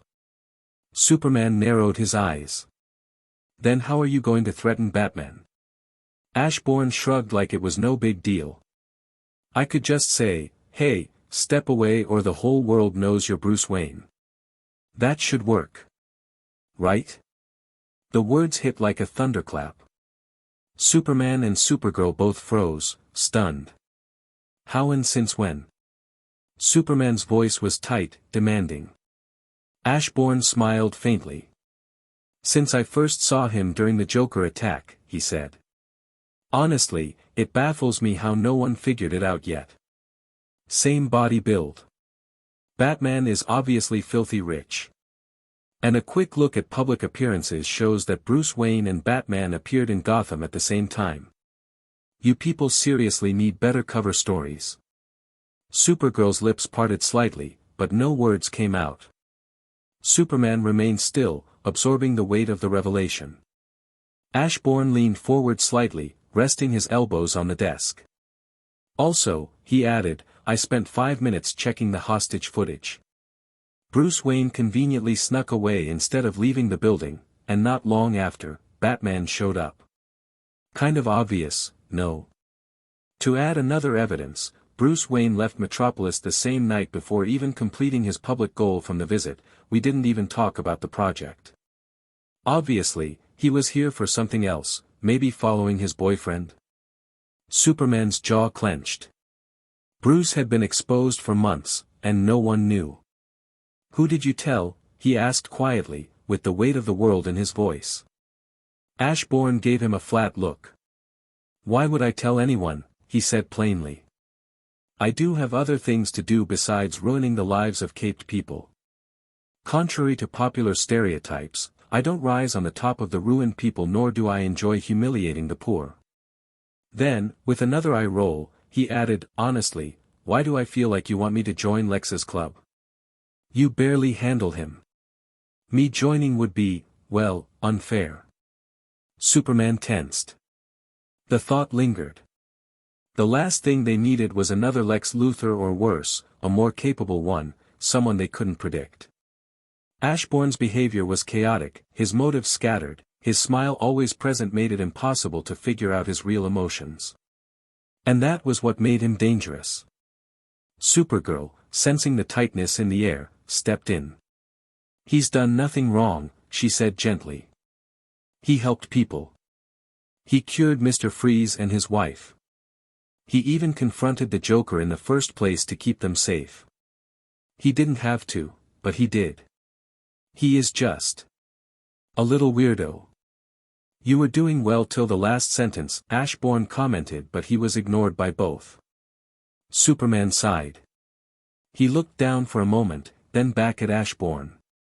I don't want us on opposite sides.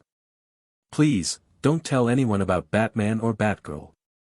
Ashbourne gave a simple nod. No worries, he said. My motto is always to make friends, if possible. Superman stood up, preparing to leave. As he turned toward the window, his eyes flicked toward it for just a second too long.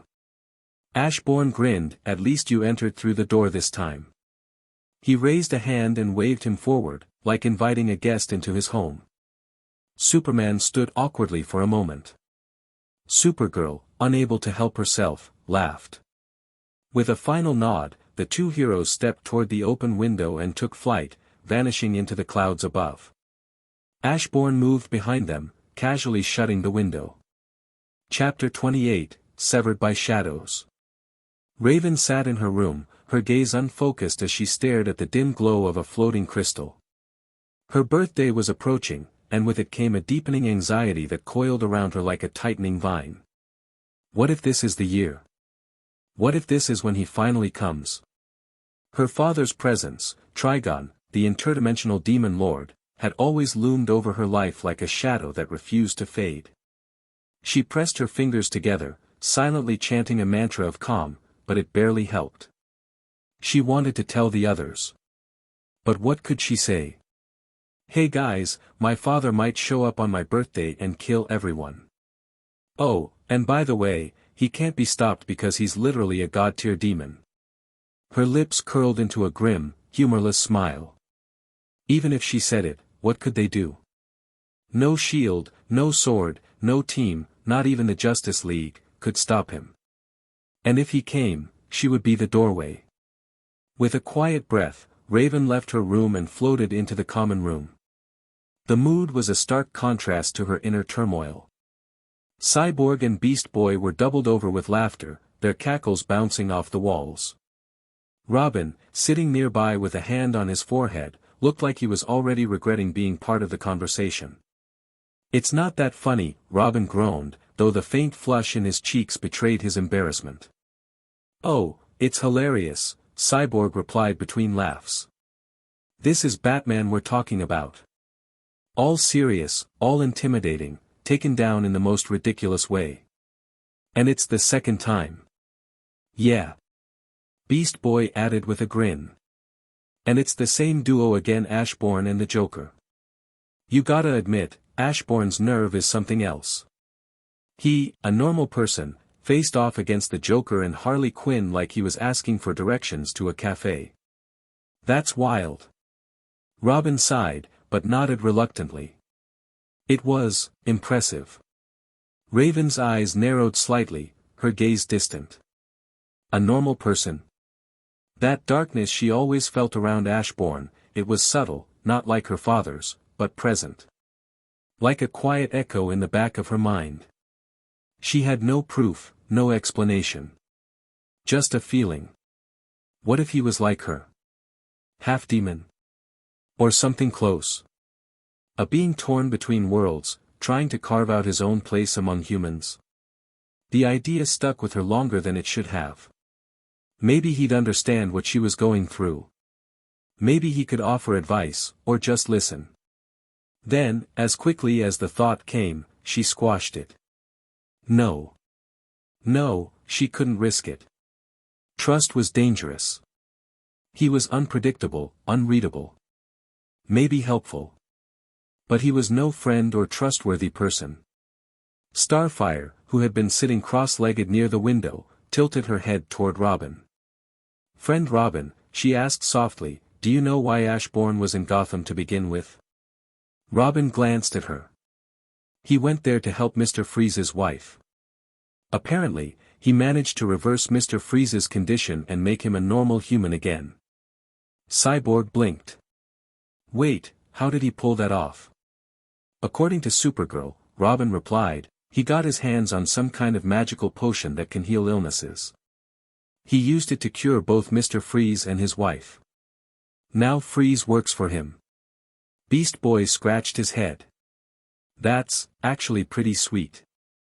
First he helps the Hive group turn their lives around, now this. He's definitely a good guy. Just a little strange." Robin folded his arms, unconvinced.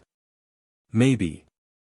But no one really knows what's going on inside that guy's head." Raven remained silent as she watched the others. Her eyes trailed to the floor, thoughts churning like storm clouds behind her calm facade. Ashbourne was a mystery. So was her future. And time was running out. Underscore underscore underscore underscore underscore underscore underscore underscore underscore underscore underscore. The city lights shimmered dimly beyond the office windows, casting faint reflections on the polished floor. The night was quiet. Ashbourne sat at his desk, half reclined in his chair, eyes flicking over lines of code and graphs with disinterest. His phone buzzed. A message. "Jinx, will you come tonight? It's been weeks." Ashbourne exhaled, long and quiet. His fingers hovered over the screen for a second before typing, "busy." He set the phone face down on the desk. In truth, he wasn't busy at all. He just didn't want to go. Jinx was getting attached. Too attached. He had assumed, wrongly, that she would eventually lose interest, like most people did. But she hadn't. And now, there was a conversation waiting to happen. He closed his eyes for a moment, letting silence return. A pulse of energy crackled in front of his desk, light bending into an oval shape before blooming into a full portal. He opened his eyes as a familiar figure stepped through the veil. Raven. Ashbourne arched a brow. You opened a portal to the wrong place. Raven's violet eyes scanned the room, but then settled on him with clarity. No. I'm looking for you.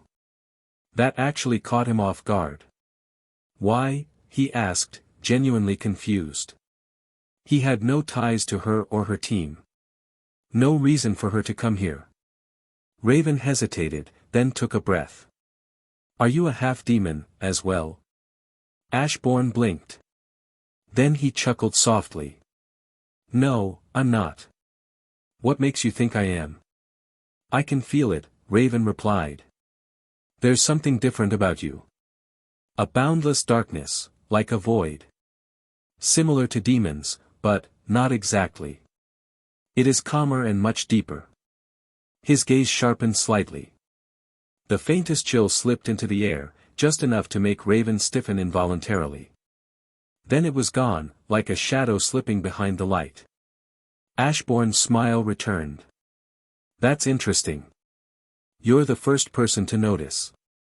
But no, I'm no demon, and I've got no relation to them. Raven stepped back instinctively, wary now. The feeling just now was not her imagination. Ashbourne stood, leisurely. Her eyes began to glow as she raised her guard. But Ashbourne merely smiled, amused. With a subtle flick of his fingers, Ruler's authority flared to life. Raven's body froze, muscles locked, magic halted. Her breath caught in her throat as an invisible force drew her toward him. Now, he said, tone casual but sharp, why are you really here? Raven floated helplessly before him. She hated this, being powerless, vulnerable. You can't kill me, she said, trying to hold firm. Ashbourne tilted his head. And why's that? For the same reason I came to you. He didn't respond, just waited in silence. Raven swallowed hard and began to speak. She told him everything. Who she was. Who her father was. The hellish destiny that hung over her head. The fear that this birthday, just days away, might be the one. And how powerless she felt in the face of it all. Ashbourne didn't interrupt once. He just listened, arms crossed, expression unreadable. When she finished, there was a stillness between them. I still don't know why you came to me, Ashbourne said at last. Raven lowered her gaze. I thought, maybe you were like me. Someone half-demon, trying to live peacefully among humans. I thought maybe, you'd understand. Or, have advice. The hold on her vanished. Raven stumbled a bit, catching her balance. Ashbourne turned away from her and walked back to his desk. You don't need to worry too much about Trigon, he said over his shoulder. The world will be safe. He sat down, gaze fixed on his monitor. No one hears about me, he added flatly. If you so much as speak a word, I'll know. And trust me, it won't be a nice day for you. Raven's eyes drifted downward and she noticed the shadow beneath her feet twist unnaturally, slithering as if alive. She shivered. I haven't told anyone, she said quietly. And I won't. Your secret is safe. Ashbourne gave a small nod, eyes still locked on his screen. Raven didn't wait. She turned, opened a portal of her own, and disappeared. Silence returned once more.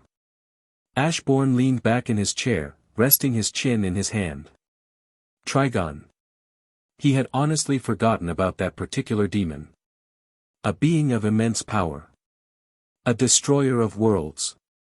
And in this world, the plan was to leave that threat in the hands of a teenage girl still struggling with her own emotions? He sighed. Depending on luck and hoping to have a winning Raven in this world, now that's just sloppy. His eyes glowed softly with an eerie, deep purple light. He had made up his mind. Underscore underscore underscore underscore underscore underscore underscore underscore underscore underscore underscore. Raven's breath caught in her throat. One moment, she had been meditating in her room, eyes closed, trying to calm the storm within her. The next, she stood in a world of endless void, no light, no ground, no stars. Just pure, suffocating darkness. The kind that felt alive. She looked around, disoriented. Then came a voice. Low, guttural, yet familiar. Raven, my daughter. She turned swiftly, her heart leaping to her throat. There, before her, knelt a giant, one she knew all too well. Trigon. The demon lord, her father, the being whose presence had haunted her since birth. But this was not the terrifying godlike form she had braced herself to someday face. This Trigon was broken. Black chains wrapped tightly around his enormous limbs, glowing with runes that shimmered with a purple ominous light.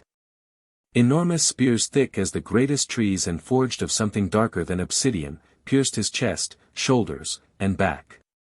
Blood like liquid fire oozed down from his wounds, and yet, he still managed a twisted smile. I never thought you'd be so ruthless to your own father, he rasped, voice weak, echoing in the void. To think you'd ask a monster like that to come after me. Raven's mouth opened, but no words came out. You are truly, my daughter, Trigon chuckled, a hollow, pained sound. And I'm proud of you. Before she could say anything, before she could even comprehend, the darkness surged.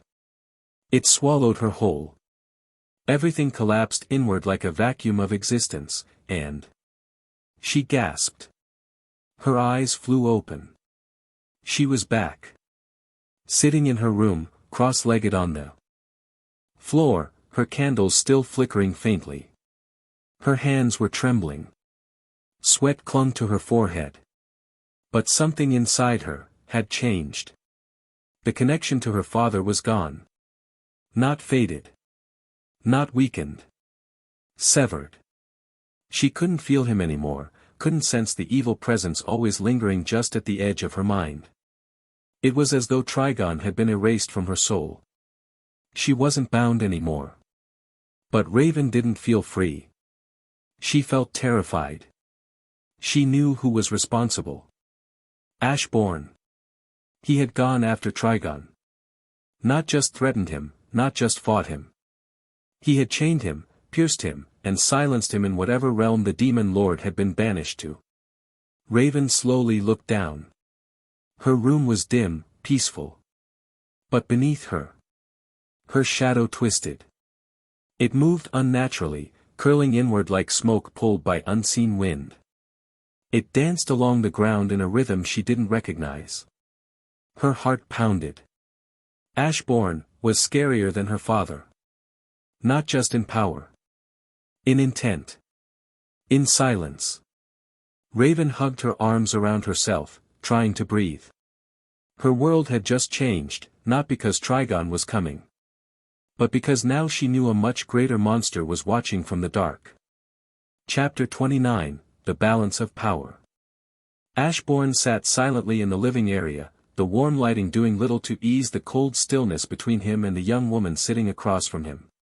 Jinx had a look on her face that was caught somewhere between shock and sorrow, her pink eyes wide but dimmed. Ashbourne's expression, however, was unreadable, neutral, calm, detached. His words had been straightforward. There was no sugar-coating, no false kindness. You've changed, he had told her, and that's fine.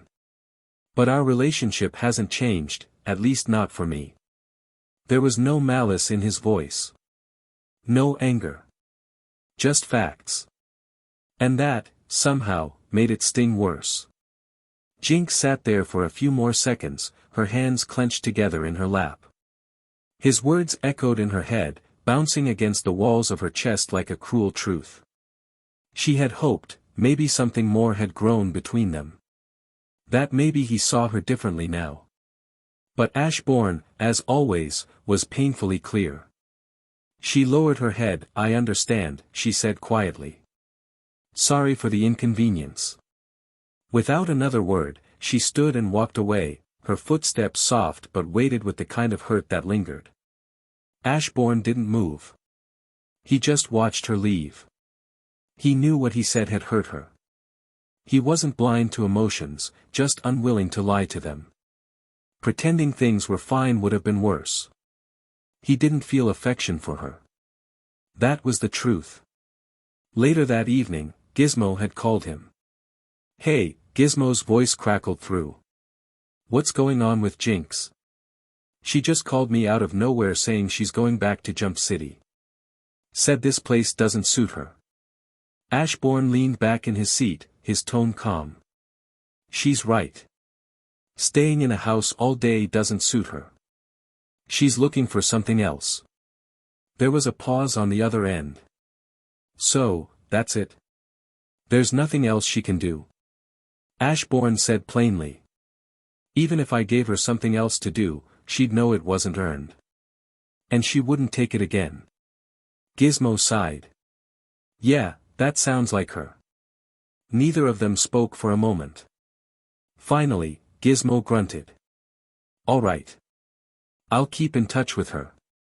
"Thanks," Ashbourne replied simply before ending the call. He sat still again, staring at the darkened window across the room. He hadn't kicked her out. He hadn't said she needed to go. But after their conversation, he knew she wouldn't stay. Because she knew. There was no path forward from where they stood. Underscore underscore underscore underscore underscore underscore underscore underscore underscore underscore underscore. Jinx's departure barely left a ripple in Ashbourne's daily routine.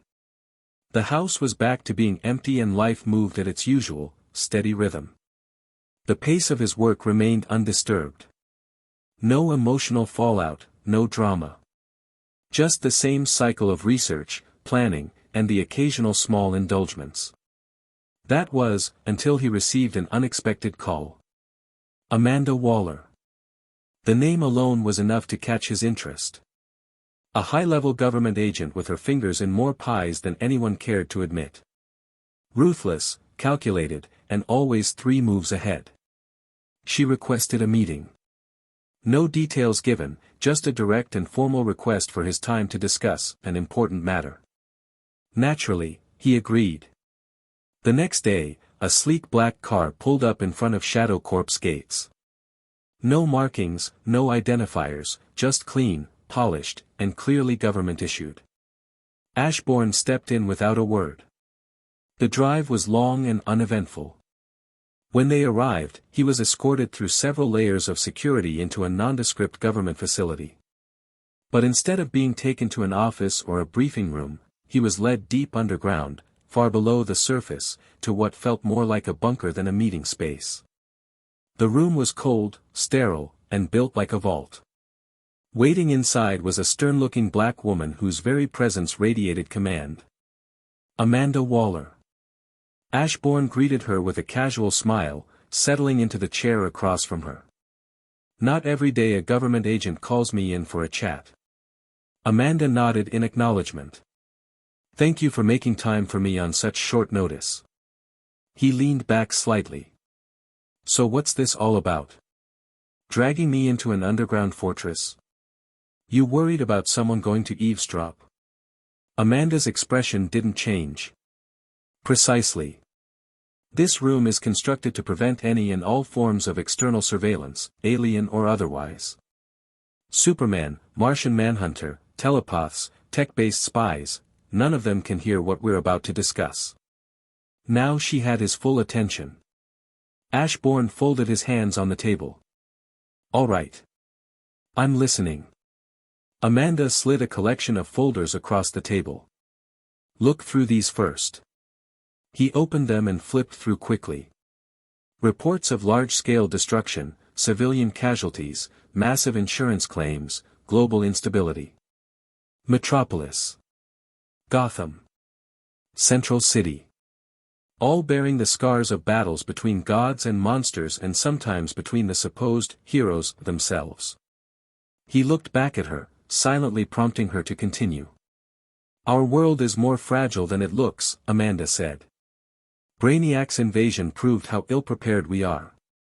If he hadn't been stopped, we would have been erased. And the Justice League? They're powerful, unregulated, and completely untouchable. If they ever decide to rule the world, who would stop them? Who could? Ashbourne hummed. So where do I fit into all of this? You've been busy, she said.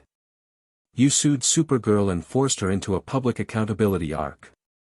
You helped known villains reform. It shows something important: you care about this society. You care about humanity. You want to preserve it, not control it. Ashbourne raised an eyebrow, then gave a sly smile. Is this your way of recruiting me? Amanda's voice was firm. I'm assembling a covert division. Designed to prepare for the worst. Alien invasions. Rogue heroes. Threats beyond our reach. I want you to support it. He didn't answer right away. Instead, Ashbourne leaned back, thoughtful. Did I just become the Lex Luthor of this world? He mused. It was an amusing thought. After a pause, he said aloud, you are afraid of the League, and that's reasonable. But giving people too much power, even for defense, is a double-edged sword. Recipe for disaster. This division will be overseen by government protocols, Amanda argued. It won't be run by one person. Every major action will require approval from multiple layers. We're not looking for tyranny. Ashbourne tilted his head. Sounds familiar. Justice League does that too. Except they've been doing it longer. Her frown deepened. We're human. They're aliens. Don't you think it's absurd that we've put our entire species' safety in the hands of beings from other worlds? He shrugged. Humans aren't exactly peaceful or trustworthy either. But I see your point. He glanced at the file again, then met her gaze. What do you want from me, specifically? Funding, she said without hesitation. And access to your lab's research. No interference, just results that could help us defend against extraterrestrial or metahuman threats. Ashbourne narrowed his eyes slightly, thinking it over. I will support you, he said at last. But I expect a detailed report on the protocols you follow and assurance of no abuse. The moment your group breaks any of them, I will turn on you. Amanda nodded once. Agreed. Then, Ashbourne leaned forward, his smile returning, but this time with something sharper behind it. Tell me, is Lex Luthor part of this too? That caught her off guard. For a fraction of a second, her expression slipped. Why would you think that? Because Lex is the loudest critic of the League. And he's richer than me. If you offer him a way to oppose Superman and look noble doing it, he'll empty his pockets. Amanda studied him closely. Then she gave a slow nod. You're right. He's already involved. In fact, he was the one who told me to reach out to you. She gave a small smirk. Said you like to make friends. Ashbourne chuckled softly. Lex knows me well. Underscore underscore underscore underscore underscore underscore underscore underscore underscore underscore underscore. The ride back to Shadow Corp was quiet, filled with little more than the low hum of the engine and Ashbourne's thoughts. His decision to support Amanda Waller wasn't weighed down by morality or trust, it was strategy. Cold and simple. The world was a stage, and everyone was playing a part. Supporting Amanda Waller's division had been an easy choice. If the Justice League ever went rogue, if Superman decided humanity's chaos required his guidance, if Wonder Woman chose to enforce peace by the sword, then Amanda's team could, in theory, stand as a countermeasure. Something to balance the scale. On the other hand, if Amanda's group lost its way, corrupted by its own sense of righteousness or consumed by paranoia and power, the League could crush them. He knew how they operated. They wouldn't ignore tyranny in their backyard. And if both groups failed? If the worst happened? If power clashed with power and the world teetered on the edge of collapse? If it came to it, he would step in. To correct them. To stop the destruction of the life around him. He wasn't a hero. Not a savior. Not someone who craved glory or wanted a statue in his name. He just wanted to enjoy life, and any real threat to that will be dealt with. Creators. Chapter 30, Doomsday. The early rays of sun filtered through the tall windows of Ashbourne's office, casting long shadows across the sleek furniture. He entered with his usual calm, only to find an unexpected guest lounging on the chair across from his desk, Kara, in her civilian attire, legs crossed, eyes scanning some document she clearly had no interest in. Ashbourne blinked once. "Good morning, Kara." She looked up and grinned. "Good morning to you too." He walked to his desk, and took his seat. "Why are you here this early?" Kara gave a half shrug. "Can't I just visit a friend?" Ashbourne tilted his head slightly. "You don't usually drop by without a reason." Kara rolled her eyes with a smile. "You really lack proper hospitality, you know that." Without a word, Ashbourne tapped a button on his desk. "Uncle Rex, send up a mix of snacks and beverages. Get a variety." Kara laughed. "Now that's more like it." Ashbourne leaned back in his chair. "How's life treating you these days?" Kara stretched her arms. "Oh, you know. Fighting crime, saving cats from trees, standard hero stuff." She smirked. "And by the way, you really ought to be grateful to me." Ashbourne raised a brow. "Why?" "Because," Kara said, voice laced with amusement, "after Batman found out you knew who he was, he wanted to come have a little chat. And guess who else wanted to tag along? Wonder Woman." She grinned. "I talked Kal-El into stopping them and even vouched for you. Imagine that awkward visit." Ashbourne chuckled softly. "Then thank you, Kara. Though I would have welcomed Batman with open arms. Maybe even invited his beloved, the Joker, for the occasion." Kara snorted. "He'd probably cancel the visit on the spot if he knew the Joker and you were in the same room." A knock at the door interrupted them, and Rex entered alongside another employee, both carrying trays stacked with a colorful array of snacks and drinks. They placed everything carefully on the low table between the two chairs. "Thanks, Uncle Rex," Ashbourne said. Kara grinned. "Yeah, thanks, Mr. Rex." Rex gave a small nod and shuffled out with the other employee, leaving the two alone once more. Kara popped a chip into her mouth and gestured at the room. "So, what do you do around here for fun?" Ashbourne gave her a pointed look. "Is that really why you're here? Bored out of your mind?" She laughed but didn't deny it. He exhaled lightly through his nose. "Why not go out with other heroines your age? You know Batgirl, and you can invite Raven and Starfire. Call it a Heroines of Earth night out or something." Kara blinked. "Huh. That actually sounds fun. I only really know Batgirl personally, though." Ashbourne waved a hand. "Invite them anyway. Starfire loves making new friends, and she'll make sure Raven shows up. It won't be awkward." Kara leaned back thoughtfully. "I like that. I'll try it. Thanks for the idea." She paused, then tilted her head slightly. "And what about you?" "What?" Before she could finish, her communicator buzzed. A distress signal. Duty called. Kara stood up, brushing crumbs from her lap. Ashbourne simply pointed toward the window without looking up. "Be my guest." She grinned. With a laugh and a gust of wind, she launched into the sky. Ashbourne turned back to his desk, eyes glancing at the window, and thought, "I should automate that. Underscore underscore underscore underscore underscore underscore underscore underscore underscore underscore underscore." The sun had dipped below the skyline of Metropolis, casting golden hues across the city as its usual hustle began to settle into evening calm. Inside a cozy, corner cafe of the main street, Ashbourne stepped through the door, greeted by the familiar scent of roasted beans and faint jazz music playing in the background. He moved with his usual composed grace to the counter, ordered his usual, and waited. But as he glanced up at the television mounted in the corner, his expression subtly shifted. The broadcast was anything but ordinary. Grainy footage showed a towering figure of muscle and bone, a monstrous creature rampaging through the heart of a city, leaving destruction in its wake.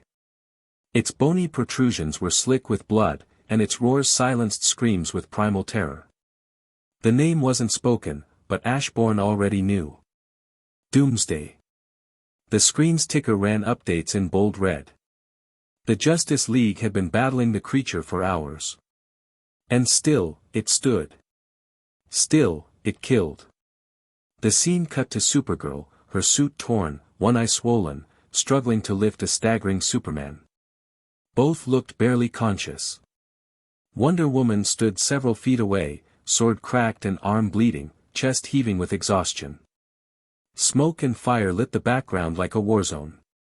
The anchor's voice trembled slightly as she reported, several League members have been evacuated due to critical injuries. The monster continues its rampage. Ashbourne's eyes narrowed as he sipped his drink, unbothered by the rising panic filling the cafe. People were glued to the screen, whispering, horrified. All the heavy hitters were down. And yet Doomsday remained unscathed. Interesting, Ashbourne thought. Is this world's Doomsday stronger? Or is the Justice League simply weaker than their counterparts elsewhere?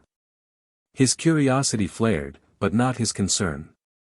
With a calm nod to the barista, Ashbourne took his coffee cup and turned, walking out into the cool evening air as if he hadn't just witnessed the near collapse of Earth's most powerful defense force.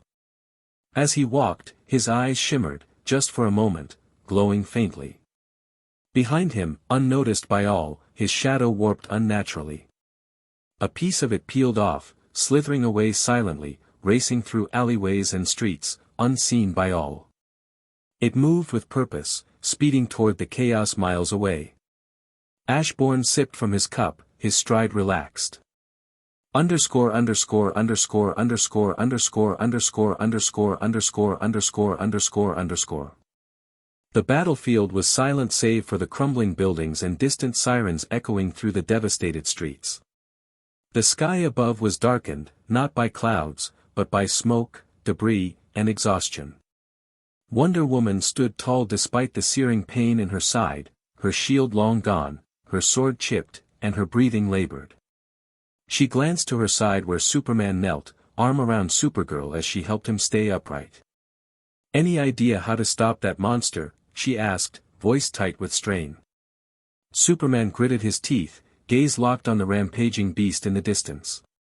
"We have to keep hitting it, until it goes down." He then turned to Kara, his voice firmer, "Kara, leave." But Supergirl didn't move. Her body ached, her cape was torn, her lip was split, but her eyes burned with defiance. "I'm not leaving you alone with that thing." A crimson blur zipped beside them, and the Flash came to a halt.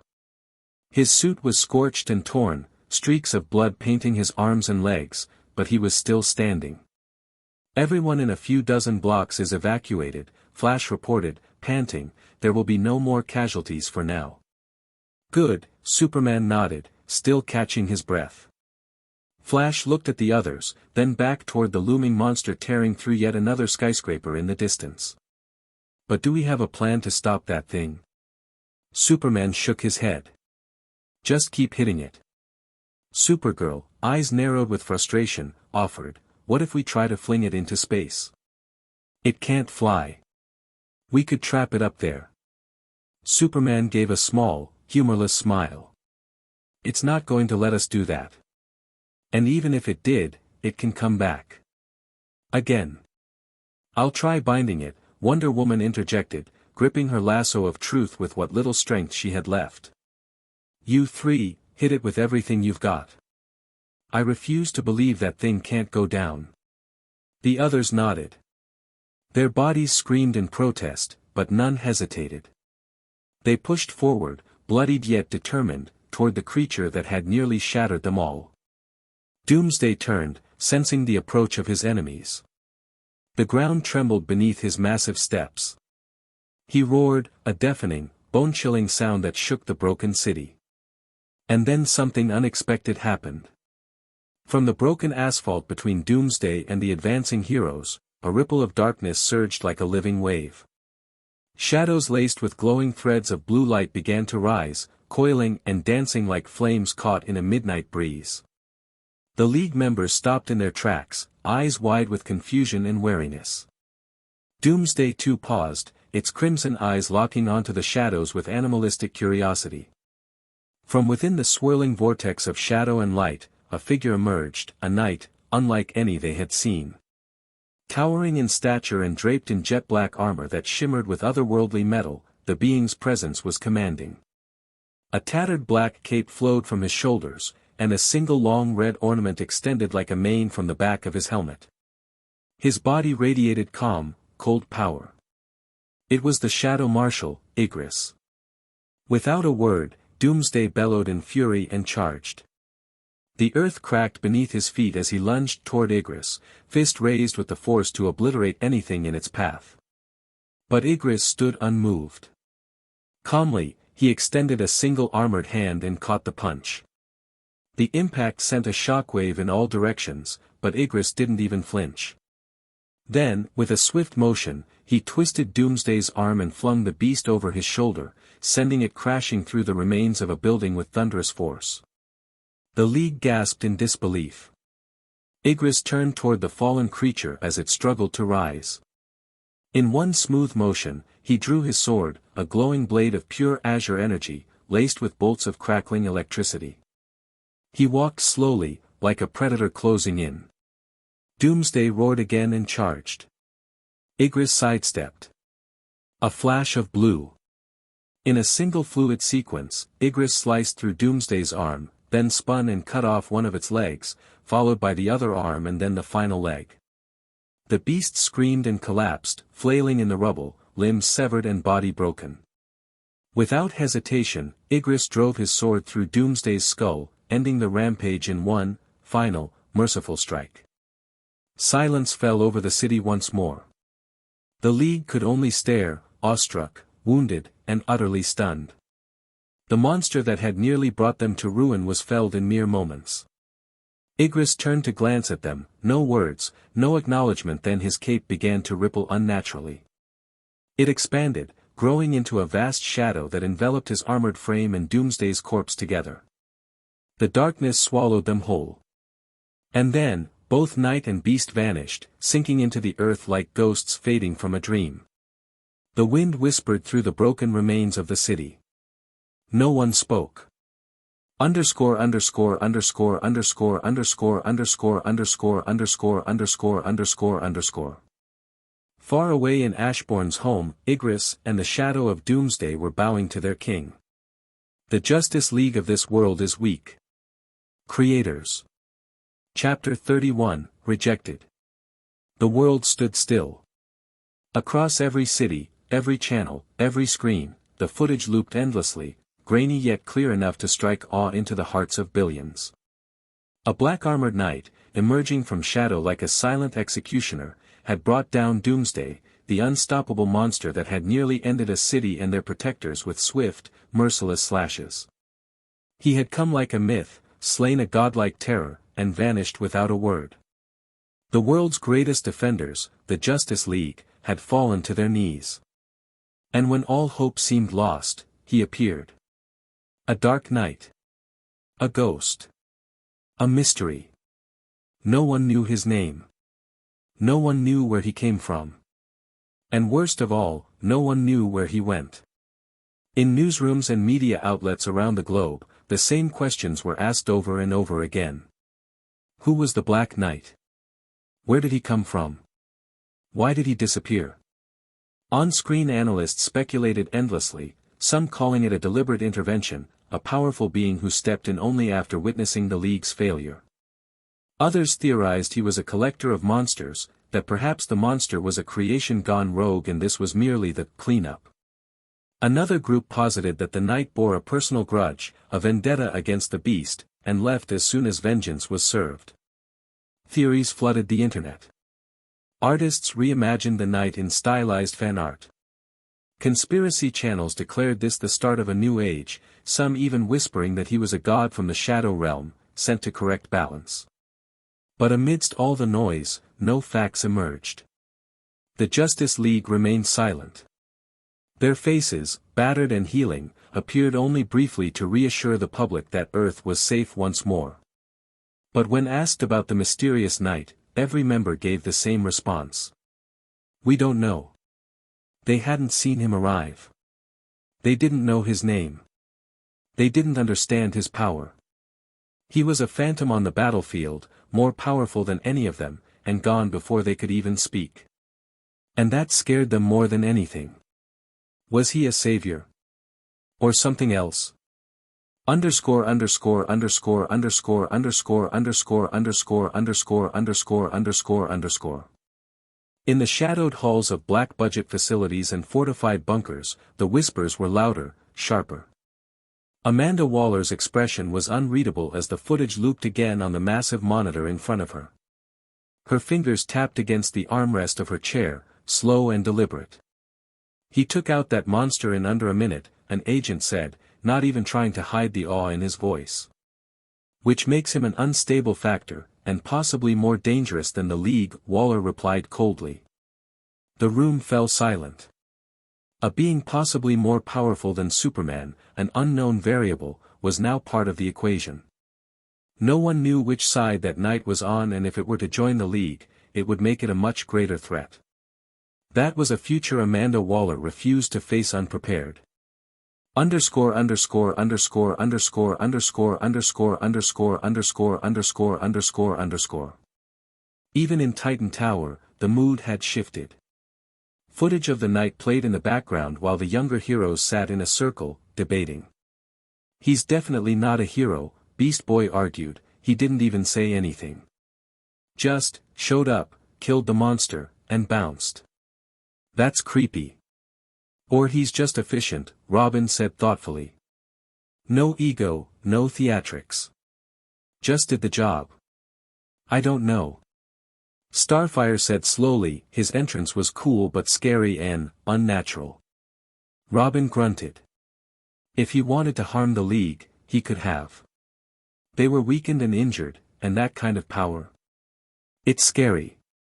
Through the chatter, Raven remained quiet. She watched the footage one last time, eyes narrowing slightly at the way the shadows danced around the night. The cape that devoured the beast and vanished into the ground. She had seen that kind of shadow magic before, felt its weight, sensed its depth. Her gaze shifted to her shadow. She didn't speak. But she knew. No one else in this world possessed that kind of connection to the darkness. Ashbourne. He hadn't said a word. He hadn't shown himself.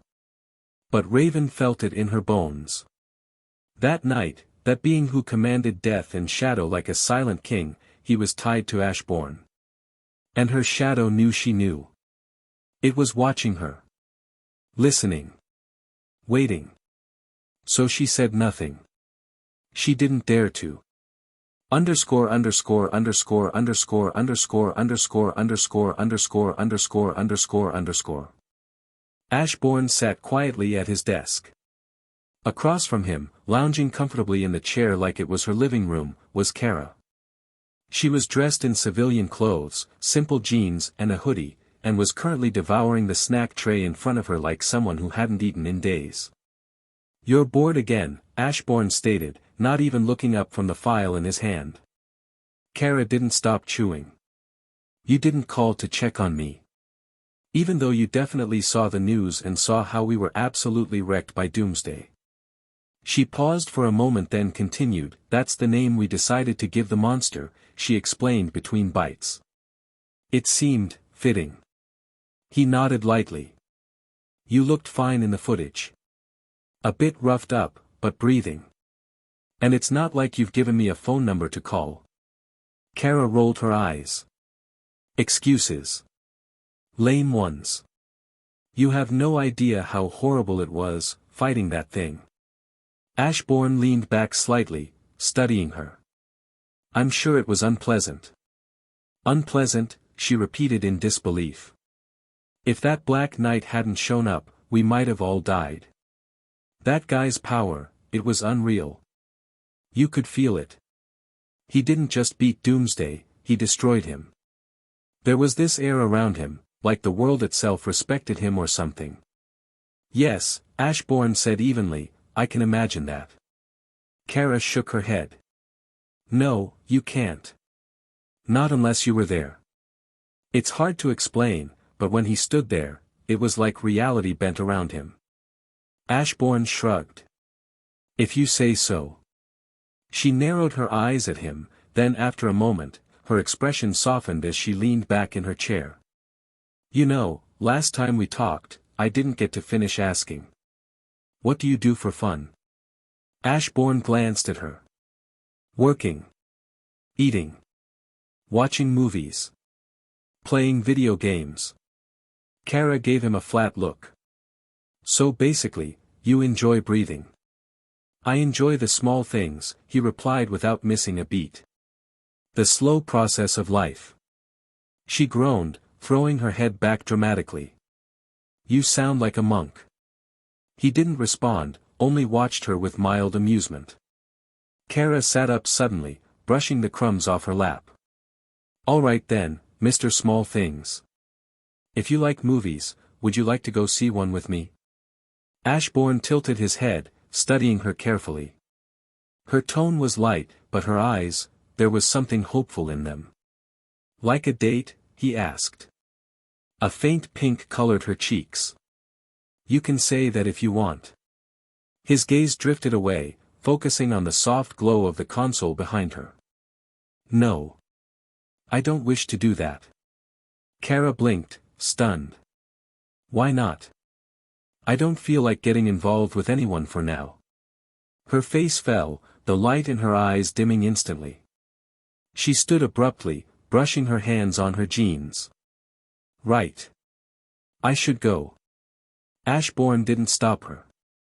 He simply reached under his desk and pressed a newly installed button. The large window behind him hissed softly as it opened wide, the wind fluttering into the room. Kara paused, eyes darting to the window. You installed that after my last visit? Ashbourne gave a slight nod. It's more efficient than you open it every time and me closing it after you. A small, almost wistful smile tugged at the edge of her lips. She gave a slow nod back. Right, efficient. And then, without another word, she launched into the sky, the window closing behind her as silence settled over the room once again. Ashbourne stared out at the fading light of the evening sky. Between his numbness, his funding of Cadmus and the hero's inflated ego and righteousness, he knew any relation with Supergirl will not end well. Chapter 32, Girls' Night Out. Despite the brief sting of rejection, Supergirl recovered faster than even she expected. The moment had hurt, more than she would ever admit aloud, but she brushed it off. Still, she took Ashbourne's suggestion to heart. She needed to unwind. So she messaged Batgirl with a simple idea, girls' night. To her surprise, Barbara was all for it. It's hard to find girls our age who can talk about secret identities without getting weird, she'd replied with a laughing emoji. Let's do it. With Batgirl's help, they reached out to someone else who'd make things even more fun, Starfire. The Tamaranian was ecstatic at the idea. It shall be glorious, she had responded enthusiastically, practically radiating joy through the message. The trio decided to meet in Central City the next evening, a neutral place far from their usual patrol zones and hero business. Kara and Barbara arrived first in their civvies, Kara in a soft blue sweater and jeans, Barbara in her leather jacket and ponytail. After a short wait, a swirling portal opened just down the block. Out stepped Starfire, vibrant and beaming as always. Behind her came a less thrilled Raven, and lastly, a girl wearing sunglasses and a wide-brimmed hat that barely contained her bubblegum pink hair. Hello, friends. Starfire said cheerfully, floating over to hug Kara and Barbara. You already know Raven, she gestured with a grin, and this is Jinx, the newest of the Titans. Jinx offered a small wave. Hey. The five strolled down the lively streets of Central City, blending in like any group of ordinary friends. They laughed, swapped stories about missions, mishaps, and the madness that came with saving the world on a weekly basis. Eventually, they settled into a cozy cafe tucked away near a quiet street. Drinks and desserts in hand, the conversation deepened. Batgirl leaned forward, curiosity piqued. "So, Jinx, how'd you end up with the Titans? I heard from Robin you used to work with Ashbourne Black." At that, Jinx's playful smirk vanished. Her gaze dropped to her drink, fingers tracing the rim of the cup. There was a beat of silence. Seeing the change, Barbara quickly raised her hands. "Hey, you don't have to answer if you don't want to." "No," Jinx said quietly. "It's fine." She exhaled and began, "Ashbourne didn't hire me because he needed me. He only gave me a job because, my friends insisted. Said we were a full package and he agreed." There was another pause. "But as time went on, I started liking him. More than I should have. I thought maybe he felt the same, you know. I changed, got better. Tried harder." Her lips pressed into a tight line. "Then one day, he just told me. No intention of forming any bond, any relationship. Said it outright. So I left. Came back to Jump City. Eventually, I joined the Titans." Starfire reached across the table, gently taking Jinx's hand. "Worry not, friend. It is his loss." Kara, who had been quiet till now, blinked. The realization hit her like a gust of cold wind. She wasn't the only one. "Actually," she said, her voice soft, "I asked him out too. Not long ago." The table stilled. "He rejected me," she continued with a weak laugh. "Said he didn't want to get involved with anyone." Four sets of eyes turned toward her, blinking in disbelief. "Wait, what?" Barbara said, voice rising in surprise. "He rejected both of you? Who the hell does he think he is?"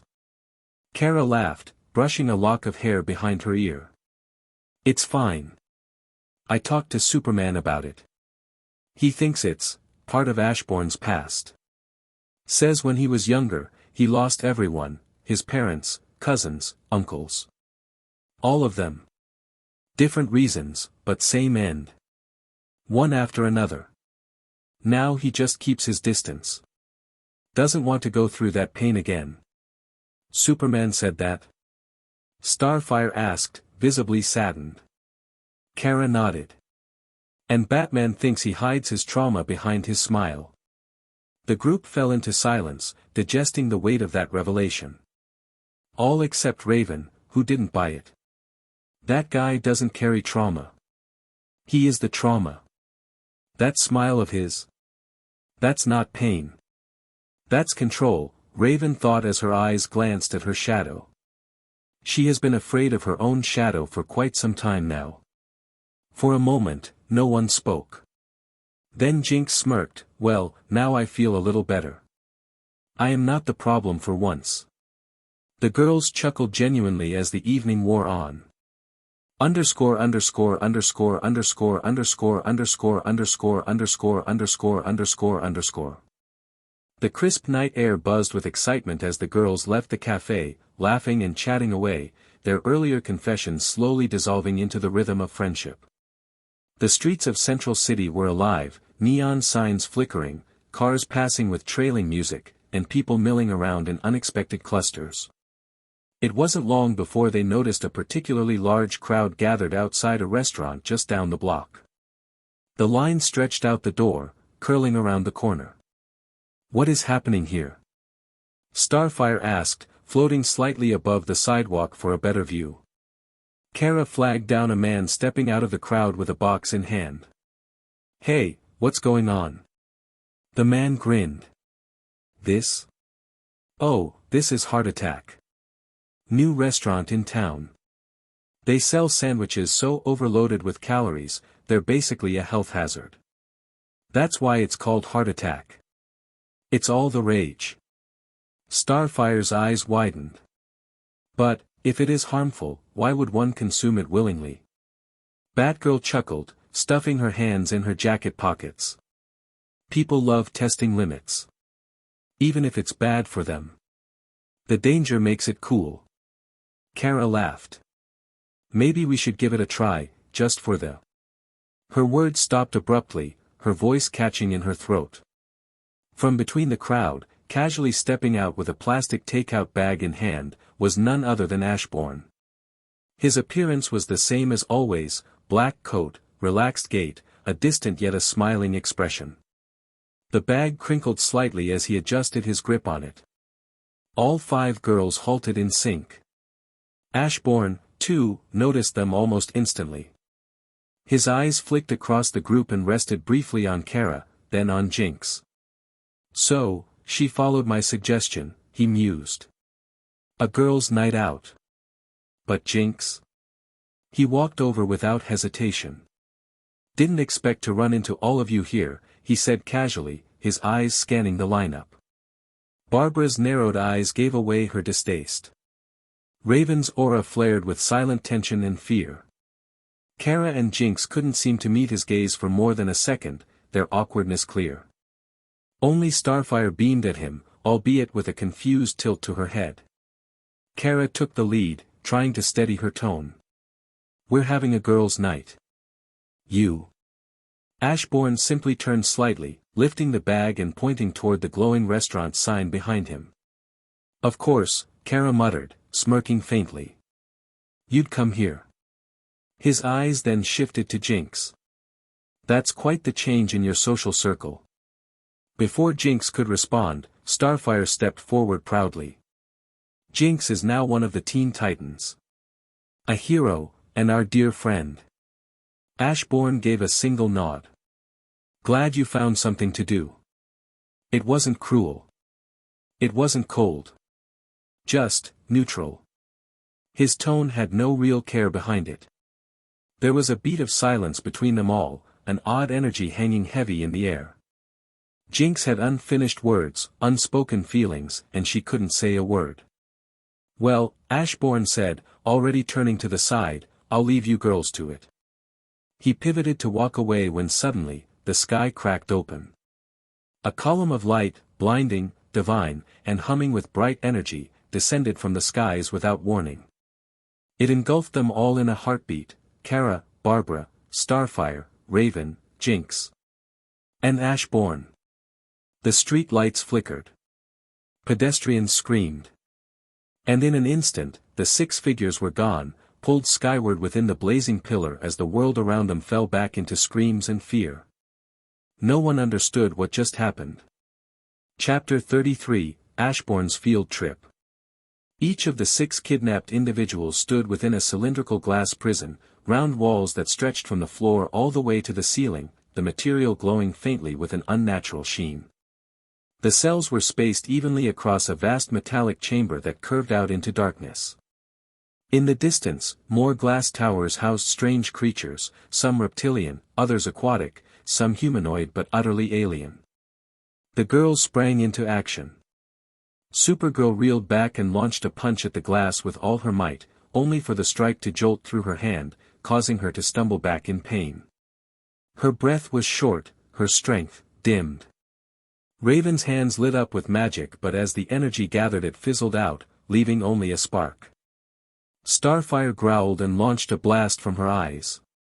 Jinx followed with a crackling jolt of her signature pink energy. But the cells didn't even flicker. The blasts dissipated harmlessly, as if absorbed by the glass itself. Barbara, calm and sharp-eyed, didn't waste her energy. Instead, she examined every angle of her prison, scanning for seams, panels, or weaknesses. Across from them, Ashbourne sat cross-legged in his own glass cell, unbothered. He unwrapped the bag he was carrying and opened a greasy sandwich from Heart Attack, its scent filling his cell. The girls all paused mid-action to stare at him. You're eating now? Seriously? Kara asked, disbelief in her voice. Ashbourne took a calm bite, then answered between chews, we're going to be here for a while. May as well enjoy it while it's still warm. Barbara let out a sharp breath. You are unbelievable. Ashbourne just nodded and continued eating. Ignoring him, the girls regrouped mentally and began speculating who could be behind this. Kara finally looked up and noticed the faint red glow above her, realization dawning. There's a red sun emitter above me, it's nullifying my powers, she said, her tone darkening. The glass must dampen my connection to my magic, Raven murmured. Starfire frowned. It's suppressing my Tamaranian energy too. And my mind is being drained or grounded, Jinx added. Wonderful, Barbara muttered. We're nerfed, kidnapped, and we have a guy who's more focused on eating. Time passed before a sudden hum filled the air. A small, floating creature approached, an alien being, barely the size of a child. It had no legs, its lower body tapering into a soft glow. Its skin was pale, and its wrinkled face betrayed the age of someone, or something, that had seen far more than just years. Its eyes were blank and dim. The creature floated toward Kara's cell. Welcome, it said in a voice that echoed unnaturally. Kryptonian. Kara narrowed her eyes. Who are you? Why did you bring us here? I am the preserver, the creature said proudly. And I did not bring you here out of malice. Your kind is endangered. I have brought you here for protection, to ensure your species will not go extinct. Kara's jaw tightened, rage blooming in her chest. I don't need your protection. And even if you believe that, why kidnap my friends too? The preserver turned slightly in the air. Some species are social. They suffer in isolation. They perish without emotional stability. I brought your companions so you may thrive. Kara was speechless, trying to wrap her head around the cold logic. Starfire pressed her hands against the glass. You are wrong. This is not kindness.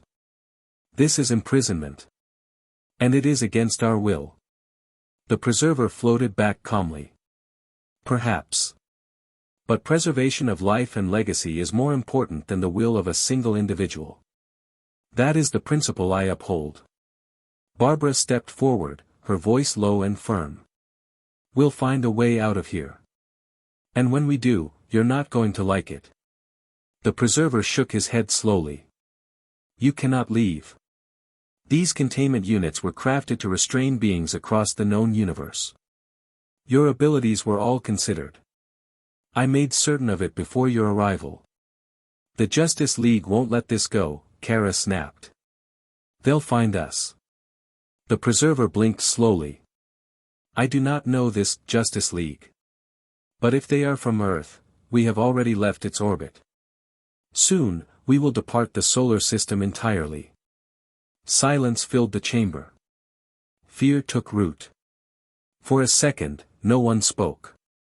No one moved. Then a crack. The sharp, piercing sound of shattering glass echoed through the chamber. All eyes whipped to the side. Ashbourne stood outside his broken cell, casually brushing off a few shards of glass from his shoulder. His expression was blank, as if this were no more bothersome than taking a stroll. The girls stared in complete shock. Kara blinked. What, how? Ashbourne took one last bite of his sandwich, then slowly raised his head, his voice low and calm. I did tell you I like collecting daggers, he said, casually. This one's a personal favorite. Enchanted to break things, glass, stone, magical barriers. One strike, and boom. He snapped his fingers. Gone. As he said that, he showed a red dagger still glowing faintly in his hand. The preserver floated closer, eyeing the dagger with interest. Fascinating weapon, he said with a soft hum. I wasn't aware Earth held such relics. Ashbourne slipped the blade back into the inner fold of his coat. There are a few magical artifacts down there. Just take some effort to get your hands on them. The preserver tilted its head. Then, if you'd kindly give me the weapon and please re-enter the containment cell. Before Ashbourne could answer, Kara slammed her hand against the glass. Oh, come on. Just beat up the damn alien. The other girls looked just as hopeful. The preserver didn't look threatening, he was small, legless, frail-looking. Surely, Ashbourne could take him. The preserver said calmly, I strongly advise you to not resort to violence. But Ashbourne only chuckled and stepped back, hands raised disarmingly. Relax. Let's postpone the whole cell and kidnapping topic for now. I'm actually more interested in your work, Mr. Preserver. The alien blinked. My work? Even the girls were thrown off by the sudden shift in tone. Ashbourne gestured around them, to the distant cells housing bizarre and sometimes beautiful creatures. They're all the last of their kind, aren't they? He asked. The preserver nodded proudly. Indeed. Each species lost to time or destruction. I preserve what would otherwise vanish. Then as a guest of your fine institution, Ashbourne said smoothly, I'd like to request a tour. It would be a shame to miss the chance to learn about these wonders. Violence and arguments can wait. The preserver was silent for a long moment. Then he finally nodded. Very well. It is rare to meet someone who appreciates the value of my work. Ashbourne flashed a satisfied smile and began to follow the floating alien deeper into the chamber. Kara banged on her glass again. What about us? Ashbourne turned back briefly. We'll figure that out later. Ashbourne. Kara screamed as he disappeared around the corner. Barbara groaned and threw her arms in the air. That guy has serious mental issues. This is not a zoo. The rest of the girls were speechless. The weight of their situation returned. Hours passed. They talked to distract themselves, about plans, theories, what they'd do when they got out. Most of those conversations ended with Barbara saying, I swear, when we're free, I'm beating the shit out of that guy. Kara always agreed. Raven, watching the glass, simply muttered in an inaudible voice, it will be your funeral. Eventually, Ashbourne returned. He and the preserver chatted like old colleagues, talking about extinct Earth species, dodos, thylacines, the last white rhinos. The preserver listened with open curiosity, genuinely interested. Ashbourne looked at the girls. It was a fantastic tour, he said, his voice too innocent. Apologies, I may have momentarily forgotten about you. The burning glare from all 5 girls could have melted steel. The preserver looked at him. Your relationship with them seems strained. Ashbourne shrugged. We're not exactly close. Different lines of work. The redhead especially hates my guts. The preserver nodded thoughtfully. I apologize for bringing you here by mistake. Ashbourne waved it off. No harm done.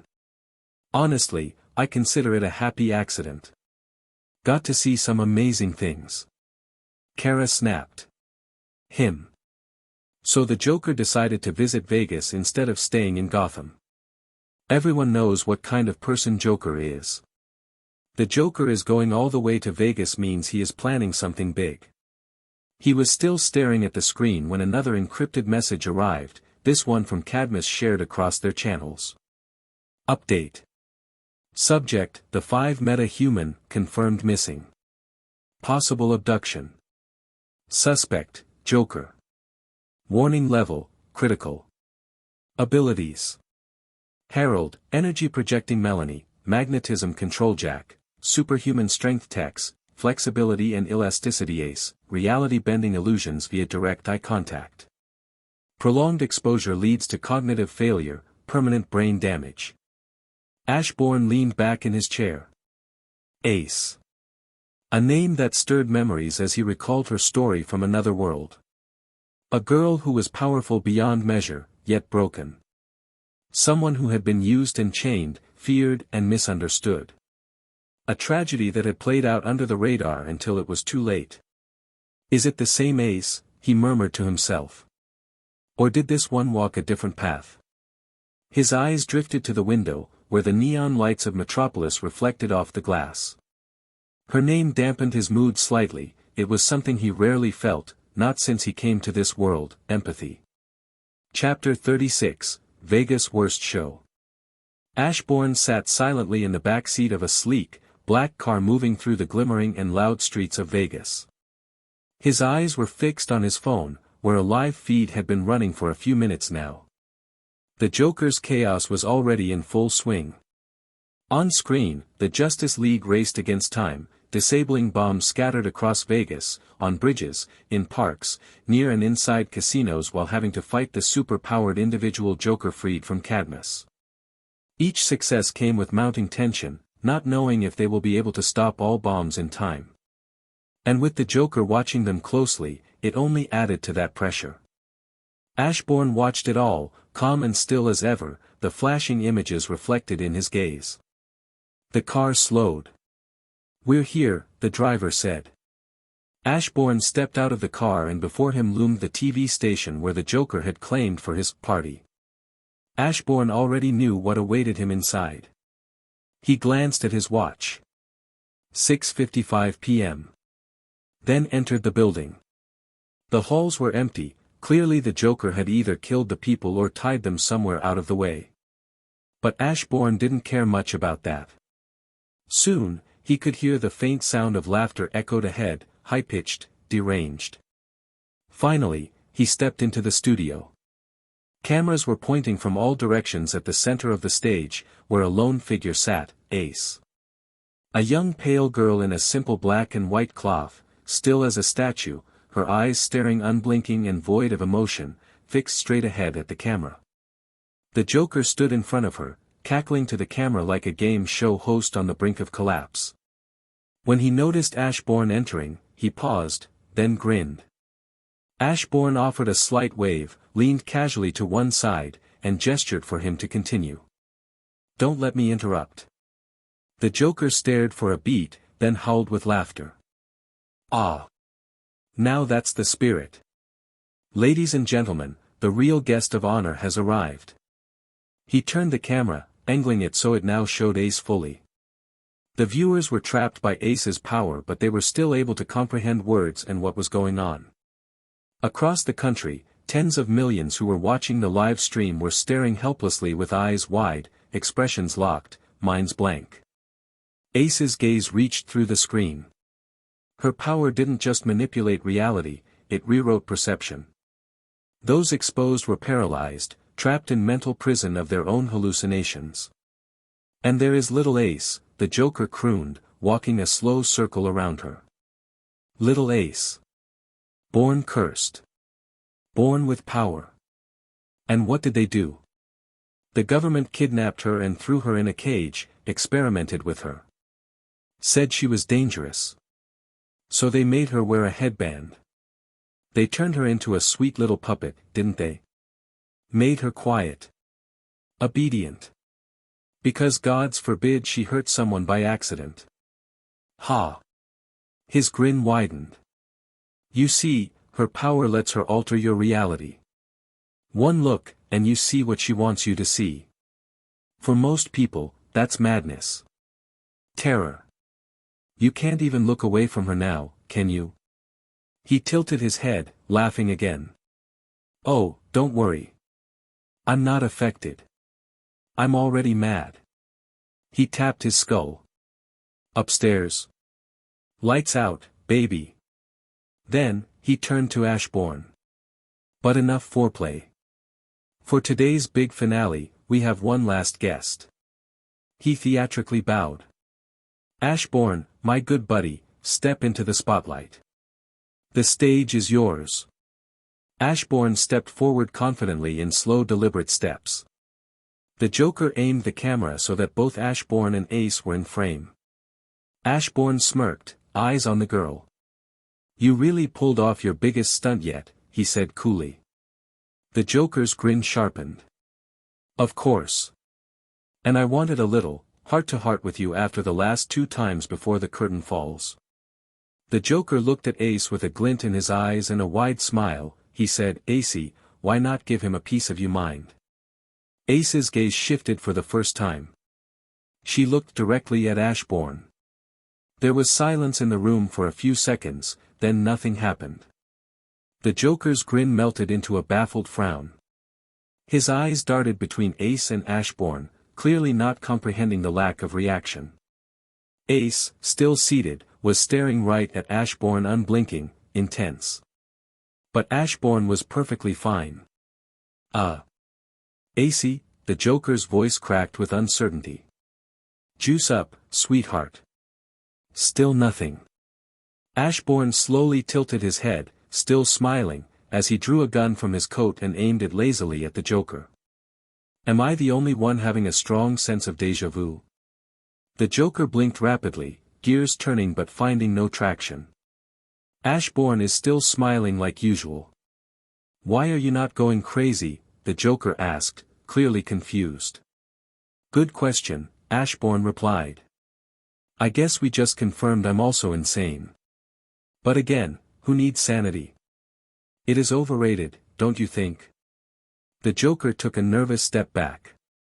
On second thought, he muttered, inviting you was not the brightest idea. Ashbourne didn't reply. He simply extended his free hand, palm up, fingers twitching in a beckoning gesture. The Joker stared at it, bewildered. My souvenir, Ashbourne said calmly. The dagger. You have one. Hand it over. The Joker's eye twitched violently. He reluctantly pulled a small knife from his coat and tossed it toward Ashbourne. Ashbourne caught it, inspected it, then looked back with unimpressed eyes. This is just a regular knife. He raised an eyebrow. Where's the good stuff? Darkness crept into the Joker's face. Where am I supposed to keep getting unique ones? I'm a homicidal maniac, not a treasure collector. Ashbourne sighed, rolling his eyes. This trip was for nothing, then. A sudden slam of a door burst the tension. Harley Quinn stormed into the studio, eyes wild with fury. You slimy, cheating clown, she shouted. You were getting too close to that girl. I saw it. Picking her over me. I've been there through every shootout and asylum break and this is how you treat me. She stopped mid-rant as she noticed Ashbourne pointing a gun at the Joker. Ashbourne looked at her. You want a moment alone with him? Harley blinked, then nodded furiously. Ashbourne walked past the Joker and handed the gun to Harley. I am rooting for you. He's all yours. Without a second of hesitation, Harley stomped toward the Joker with a gun in hand, still yelling. You lowlife, purple-suited dirtbag. I broke my bat for you. The Joker backpedaled fast, raising his hands. Harles. There's a misunderstanding here. Really? You're one of a kind, my special cupcake. There's a bond between us, like. Harley's eyes softened, suddenly hopeful. Like what, Pudden? Say it. The Joker's manic grin suddenly twisted into a glare. Like you brought Batman here. Then, without warning, he punched Harley across the face, knocking her sideways. Ashbourne didn't move. His hands were now in his pockets as he stood calmly, watching like an entertained patron in a theater. The Joker marched forward. Come on out, Bats. I know you're here. From the shadows above, a blur dropped like a hawk. Crack. Batman landed squarely on the Joker, knocking him to the floor. The clown gasped, limbs flailing. Acey, the Joker shrieked. This one's sane. Do it. Ace's gaze slowly turned to Batman. The Dark Knight staggered as it hit him. His movement slowed, his breath quickened. He raised his hands as strange visions flooded his mind, hallucinations clawing at his sanity. Then. Bang! The shot echoed through the studio. Batman groaned and collapsed to his knees, then to the floor. The Joker sat up, eyes wide. His grin vanished entirely as he stared at the fallen bat. Then, slowly, his gaze turned to Harley, who stood a few feet away, gun raised, arms trembling, eyes confused. Oops, she mumbled. Then she slumped to the side, asleep from the Joker's punch. Even Ashbourne's eyes widened in disbelief. He didn't plan or intend to repeat this again. The Joker was confused and then spoke, "What the hell? Why does this keep happening? Ashbourne, what the hell did you do?" "Well," he said, stunned. "That wasn't me." He lifted both hands slowly. "No one can blame me this time. It was your sidekick." The Joker stood up and said, "It was your damn gun again," as he pointed angrily at the sleeping Harley. Ashbourne walked forward to the Joker slowly. When the Joker turned around, he found Ashbourne's hand extended into his jacket pocket, pulling a golden headband from it. The Joker's face changed as Ashbourne said, well, what do we have here?" The Joker's eyes snapped to Ace, who was no longer sitting. Ace was standing. Her eyes narrowed dangerously at the Joker. And then, slowly, she began walking. The Joker chuckled nervously, stepping backward. "Hey, now, Acey, let's all calm down. This is just a misunderstanding, really." Ace's voice was cold and deliberate. "I don't fear you," she said, "I know what it means, to make people afraid." There was no humor in her tone, no madness like his. Just quiet, resolute truth. The Joker kept stepping back, sweat forming on his painted brow. "Acey, sweetie, listen, I only meant to." She didn't blink. She didn't slow. And when his back finally met the cold wall behind him, the Joker dropped into a crouch, shielding his face with his arms. "Don't hurt me," he squealed. Ace stopped just a foot away from him. She knelt slowly and reached a hand gently toward his head. Her voice was soft now. "Don't be afraid." She patted his head. The Joker, peeking up with a nervous smile, tried to play it off. "That's my good little girl." But the moment their eyes met, he screamed. His limbs went rigid, and he collapsed to the ground, eyes wide open, drool spilling from his mouth. He twitched once, then went still. Ashbourne watched silently, the headband still dangling from his fingers. Ace turned. Her eyes locked onto Ashbourne as she walked slowly toward him. "You are different," she said, voice low. "You don't fear me.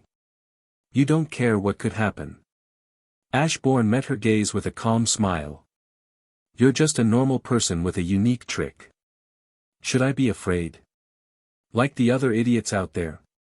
Ace didn't respond. She just turned and walked away, heading toward the broken studio doors. Ashbourne's voice followed her. "If you need help, or someone to talk to, reach out to me. I'm Ashbourne Black. I'm usually in Metropolis." Ace paused at the door. She didn't look back. Ashbourne turned toward the main camera. He looked directly into the lens. "This is the TV station on Vegas 16th Street, he said clearly. "Someone come pick them up." He gestured loosely to the scene behind him, Batman still groaning on the ground, the Joker out cold and twitching, Harley Quinn snoring gently on her side. Then Ashbourne pocketed the headband, turned, and walked out, leaving behind the wreckage of 3 very different knockouts. Chapter 37, How to Enrage a Bat. Ashbourne stepped out of the TV station, the cool night breeze ruffling his coat slightly. He walked calmly, hands in his pockets, as if he hadn't just witnessed one of the most surreal nights of the year. Before he could take another step, a red blur zipped into existence before him, the Flash. He scanned Ashbourne up and down. Ashbourne didn't even blink. "They are inside." The Flash stared at him in silence for a beat, then wordlessly dashed into the building. Ashbourne took another step when the air above him split with a sonic boom. Superman landed with a heavy thud, his eyes narrowing as he looked Ashbourne over. "What are you doing here?" Superman asked, voice firm. Ashbourne didn't even slow down as he walked past him toward the sleek black car parked nearby. "I was invited to a party," he replied flatly. "Turned out to be a lame one."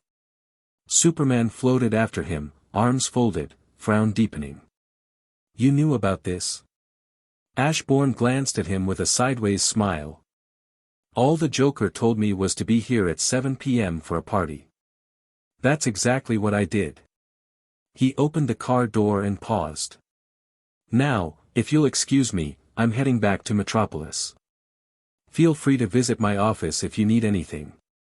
Without another word, he stepped inside the car, closed the door, and it pulled away from the curb, leaving Superman standing there speechless.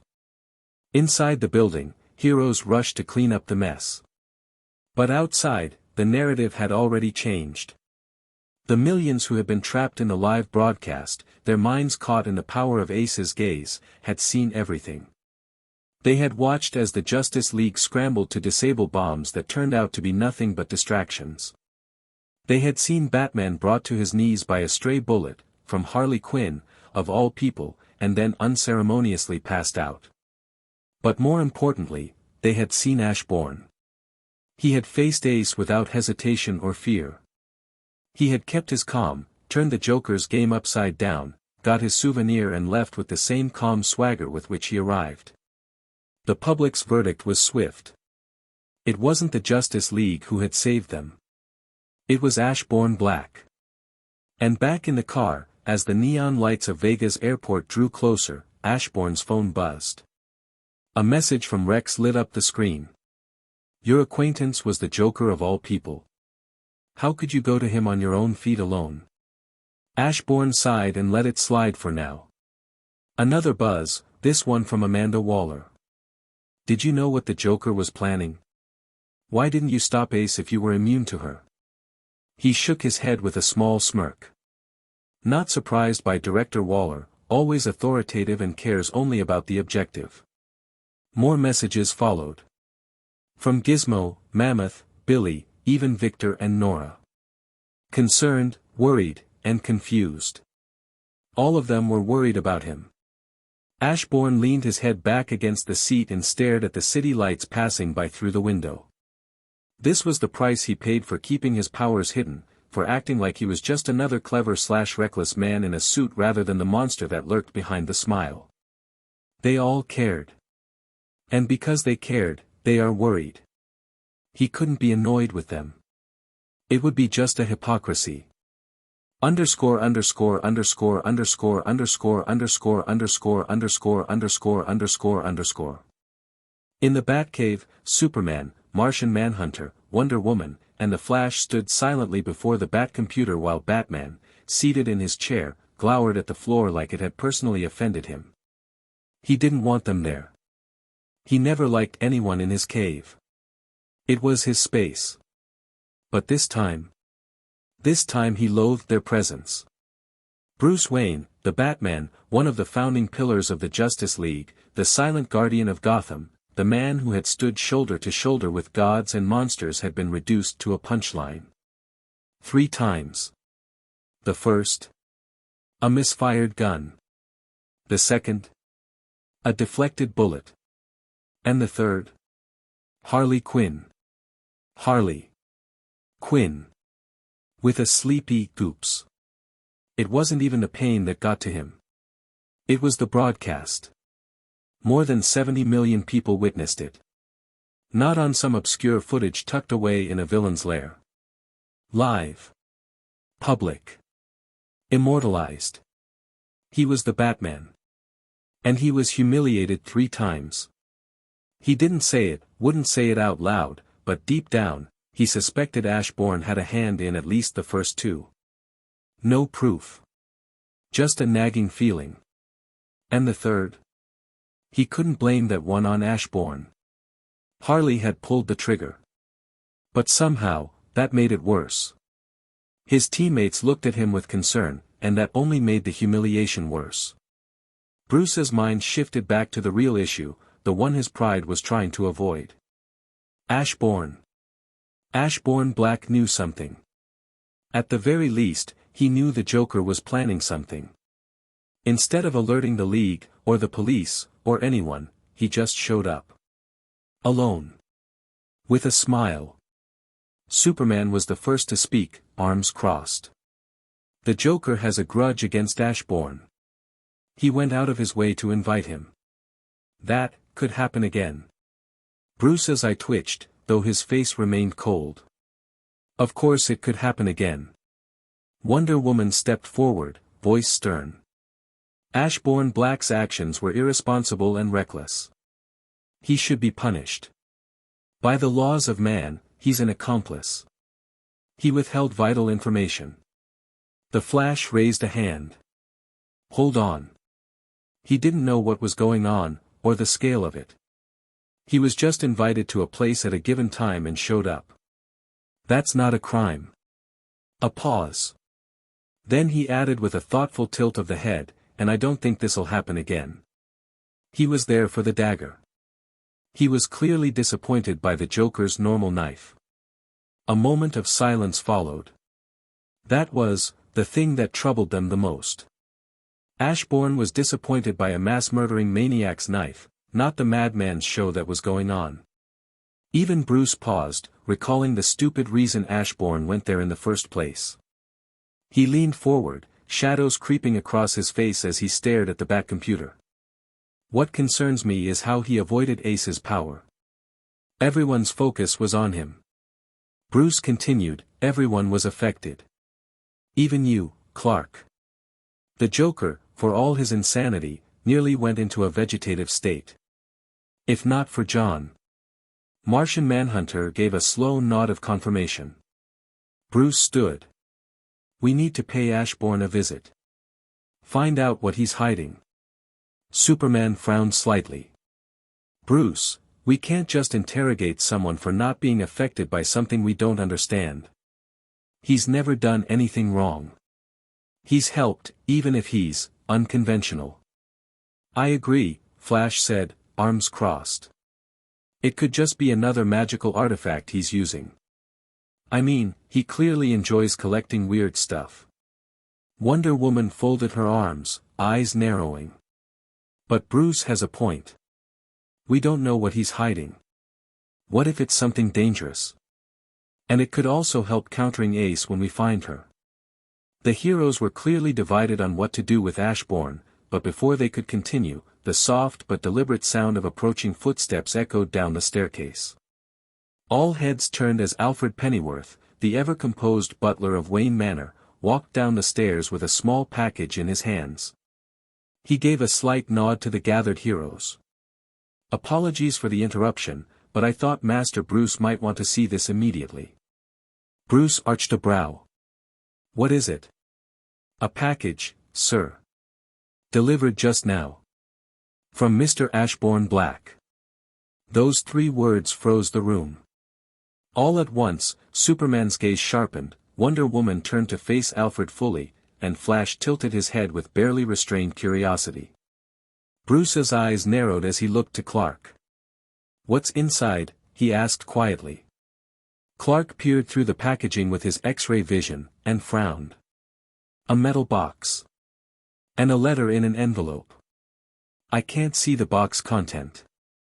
That made everyone raise their guard. Flash's grin crept across his face. If you're worried about the contents, I can open it. I move faster than anything in there, just in case it's a trick. Bruce remained still, calculating, analyzing. Then, after a pause, he nodded. Be careful. Alfred approached and handed the package to Flash, who zipped a few feet away from the group. In a blink, the envelope was open, and he cleared his throat theatrically.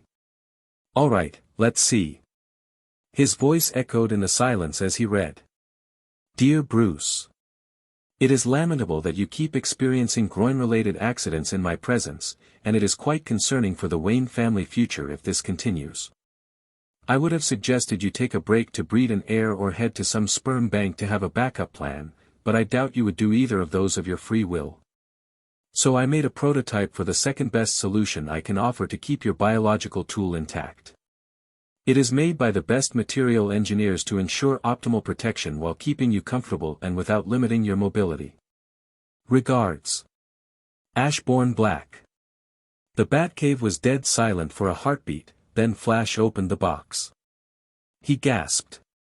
His hands trembled as he pulled the item from inside, desperately biting his lip to contain a laugh. The object gleamed under the Batcave lights, catching the attention of everyone present. It was a metallic pair of underwear, crafted like advanced armor, sleek and oddly flexible, but undeniably shaped like a pair of pants with a ridiculous-looking bulge in the front. Something between a medieval codpiece and futuristic exo-armor. Flash turned it in his hands, then slowly pulled the sides apart. The whole thing expanded elastically, stretching and snapping back into shape. He choked back a laugh. It feels like elastic metal. I think it might actually be wearable. Superman raised an eyebrow. Wonder Woman blinked once. Martian Manhunter said nothing but looked mildly impressed. And Bruce? Bruce's face darkened like a brewing storm. His voice, low and cold, cut through the awkward stillness. I am paying Ashbourne a visit. Superman didn't argue. Flash, still shaking with silent laughter, gave a thumbs up. No one said another word. Ashbourne had angered Batman. Chapter 38, Fine, I'll play.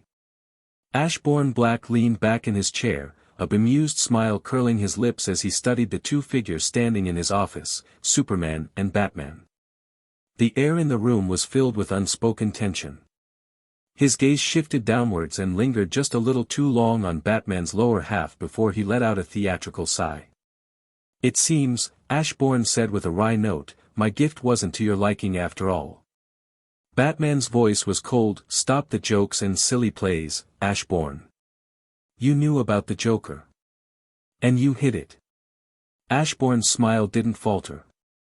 I haven't done anything against the law, he replied smoothly. And, last I checked, I don't answer to you. If you're upset about arriving late to the party. He gave a slow shrug, do better next time. Batman's eyes narrowed dangerously, but Ashbourne remained completely unfazed. He stood, walking leisurely over to a sleek bar cabinet against the side of the room. The click of glass against wood echoed as he opened it. I had this installed recently, he said, voice casual. People keep dropping by, uninvited or otherwise. Might as well make it hospitable.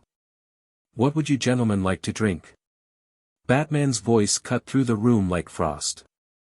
You think this is funny? I do, Ashbourne said instantly, reaching for a bottle without so much as a backward glance. A sharp thunk rang out as a batarang suddenly struck the bottle in his hand, shattering it. Glass and golden liquid cascaded to the floor. Ashbourne merely raised an eyebrow and looked at the ruined bottle with vague amusement, then tossed the remnants aside with a clink. I take it you are not in mood for any drink, he said calmly, but that was uncalled for. If it is an intimidation tactic, it doesn't work on me. Batman stepped forward, the tension in his body coiled and ready to strike again, but Superman placed a firm hand on his shoulder, halting him. Batman stared at Superman for a moment, then relented for now. Superman turned toward Ashbourne. Aside from the Joker, we have another question. How did you resist Ace's power? Ashbourne, unfazed, casually grabbed another bottle, poured a drink, and took a sip before responding. A little trick I picked up, he said. Doesn't concern you. You can't replicate it anyway. But if it helps, think of it as me being extra crazy. Batman's eyes narrowed again. And the source of your magical items? Ashbourne didn't look up. You're awfully concerned with me today, Bruce. I could give you 100 lies if that would make you feel better. But again, none of this concerns you. Batman took a slow step forward, his voice lowering. Do you think you're untouchable? He asked. We'll find the answers one way or another. It's just a matter of how hard you want to make it for yourself. Now standing only 2 feet away from Ashbourne, Batman's presence was like a shadow growing over the room. Ashbourne finally looked up and laughed, not nervously, but with genuine amusement, shaking his head like a teacher bemused by a child's tantrum. That laughter only added fuel to Batman's burning anger. Without warning, Batman struck. His fist landed squarely on Ashbourne's face, making him stumble a few steps back. Batman. Superman barked, frowning. But Batman didn't care. His voice, cold as winter, echoed through the room. You're not untouchable. You are just a fool playing around. When we take your money and your luck, what's left? Ashbourne, now facing the floor, stood in still silence. For the first time in a long while, Ashbourne felt something shift inside himself. That punch, it hadn't truly hurt him, but it annoyed him. This was the first time in this life someone had laid a hand on him. Then he looked up. His smile was gone. His voice was quiet, emotionless. When you do that, Ashbourne will remain. But what about you, Bruce? The air grew colder. What remains after that? Ashbourne said. Nothing. You will have no value left in the world. His words received no reaction from Batman, just silent staring as if not even worth acknowledging. For a moment, Ashbourne considered ending the hero, but then Ashbourne's smile returned, but this time, it was twisted. Crooked. Cold and brimming with malice. Fine, he said in an eerily amused tone. I will play, but first I will make it fair. Something about Ashbourne screamed malice and the two heroes felt it. Batman stood his ground but his face turned cautious. Superman spoke trying to defuse the situation, Ashbourne. Superman's lips had barely parted to speak when Ashbourne raised his right arm without warning. A soft hiss. A metallic click. Then a missile rocketed forward, straight at Batman. Bruce ducked just in time, the projectile missing him by inches. His cape flared behind him as he charged forward to tackle Ashbourne. But Ashbourne didn't retreat. His leg whipped up with sudden speed, catching Batman in the face and sending him staggering to the right. Simultaneously, the missile reached Superman. He didn't move to dodge, it was instinct, a lifetime of durability making him think it was unnecessary. The explosion wasn't fire or shrapnel. It was worse.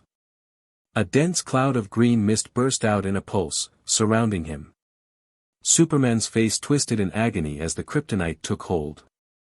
His knees buckled, the once invincible man of steel crashing to the ground with a strangled breath.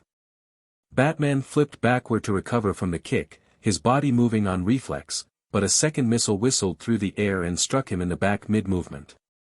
The impact knocked him across the room. He groaned as pain flared through his torso, armor straining to hold together. But before he could even hit the ground fully, a third missile found him, right in the side. Boom! A second explosion erupted, smoke and fire swallowing Batman as he hit the ground hard and slid to a stop near the office door. His suit sparked. His cape was torn. Blood trickled from under his cowl. Ashbourne hadn't moved from his spot. He stood silently, watching. On one side, Superman writhed, struggling for breath, choking on the kryptonite dust filling the air. On the other, Batman lay bloodied and unmoving, barely meters from the entrance. The door burst open. Rex stumbled in, his face pale as a ghost. His eyes snapped to the battered figure of Batman in front of him, then to Superman lying broken and weakened near Ashbourne's desk. He froze. Uncle Rex, Ashbourne's voice cut through the smoke with unnatural calm, please call the police. Say there was a murder attempt. Move. Now. Rex's throat moved, trying to speak, but no words came. After a heartbeat of hesitation, he turned and bolted down the hall. Ashbourne pulled out his phone. He dialed. Lex, he said calmly. Bring your press companies to Shadow Corp immediately. You're about to get the perfect opportunity to ruin the images of Superman and Batman. He hung up before Lex could even respond. On the other end, Lex Luthor blinked in confusion, staring at his phone, but after a moment, he rose. Ashbourne had never lied to him. Never tricked him. That was reason enough to move. Ashbourne made another call, this one to Amanda Waller. I have a situation, he said curtly. Superman and Batman are in my office. One's crawling on the floor, the other is unconscious. This is your chance to put a leash on the Justice League. Prepare to make use of it. Amanda Waller didn't even hesitate. Within a minute, her agents were on their way to find what was going on. Ashbourne lowered his phone and looked out the large glass window of his office, watching the city below. His smile returned. And this time, there was no humor in it. Regardless of the reasons or his own actions, he won't let someone walk away after this, and he knew exactly how to deal with them. He didn't live this long in vain. Underscore underscore underscore underscore underscore underscore underscore underscore underscore underscore underscore. The world watched with wide eyes and bated breath as every major news channel displayed the same jarring footage, images of Batman and Superman, beaten and bloodied, being escorted by stunned police officers out of the Shadow Corp. Breaking news, one anchor declared. Billionaire genius and Shadow Corp CEO, Ashbourne Black, was the victim of an attempted murder today by none other than Batman and Superman. The heroes, once praised as protectors, are now being dragged by authorities. Ashbourne Black has announced he will be pressing charges. Across the screens, a video snippet played on loop, Superman coughing violently and can't even stand, Batman unconscious and bloodied being carried away. The footage ended with police confused faces, still wary, as if expecting the two to suddenly wake and retaliate. With Lex Luthor pulling strings behind the scenes, subtle narratives wormed their way into the headlines. Have the world's greatest heroes grown too arrogant? Gods among us or tyrants? Justice League, protectors, or potential overlords? Commentators, with practiced concern, debated over the desk. They answer to no government. No oversight. What happens when they disagree with humanity's choices? Do they simply take control? Across the globe, trust in the Justice League trembled. Underscore underscore underscore underscore underscore underscore underscore underscore underscore underscore underscore. In the heart of the watchtower, alarms buzzed and members gathered.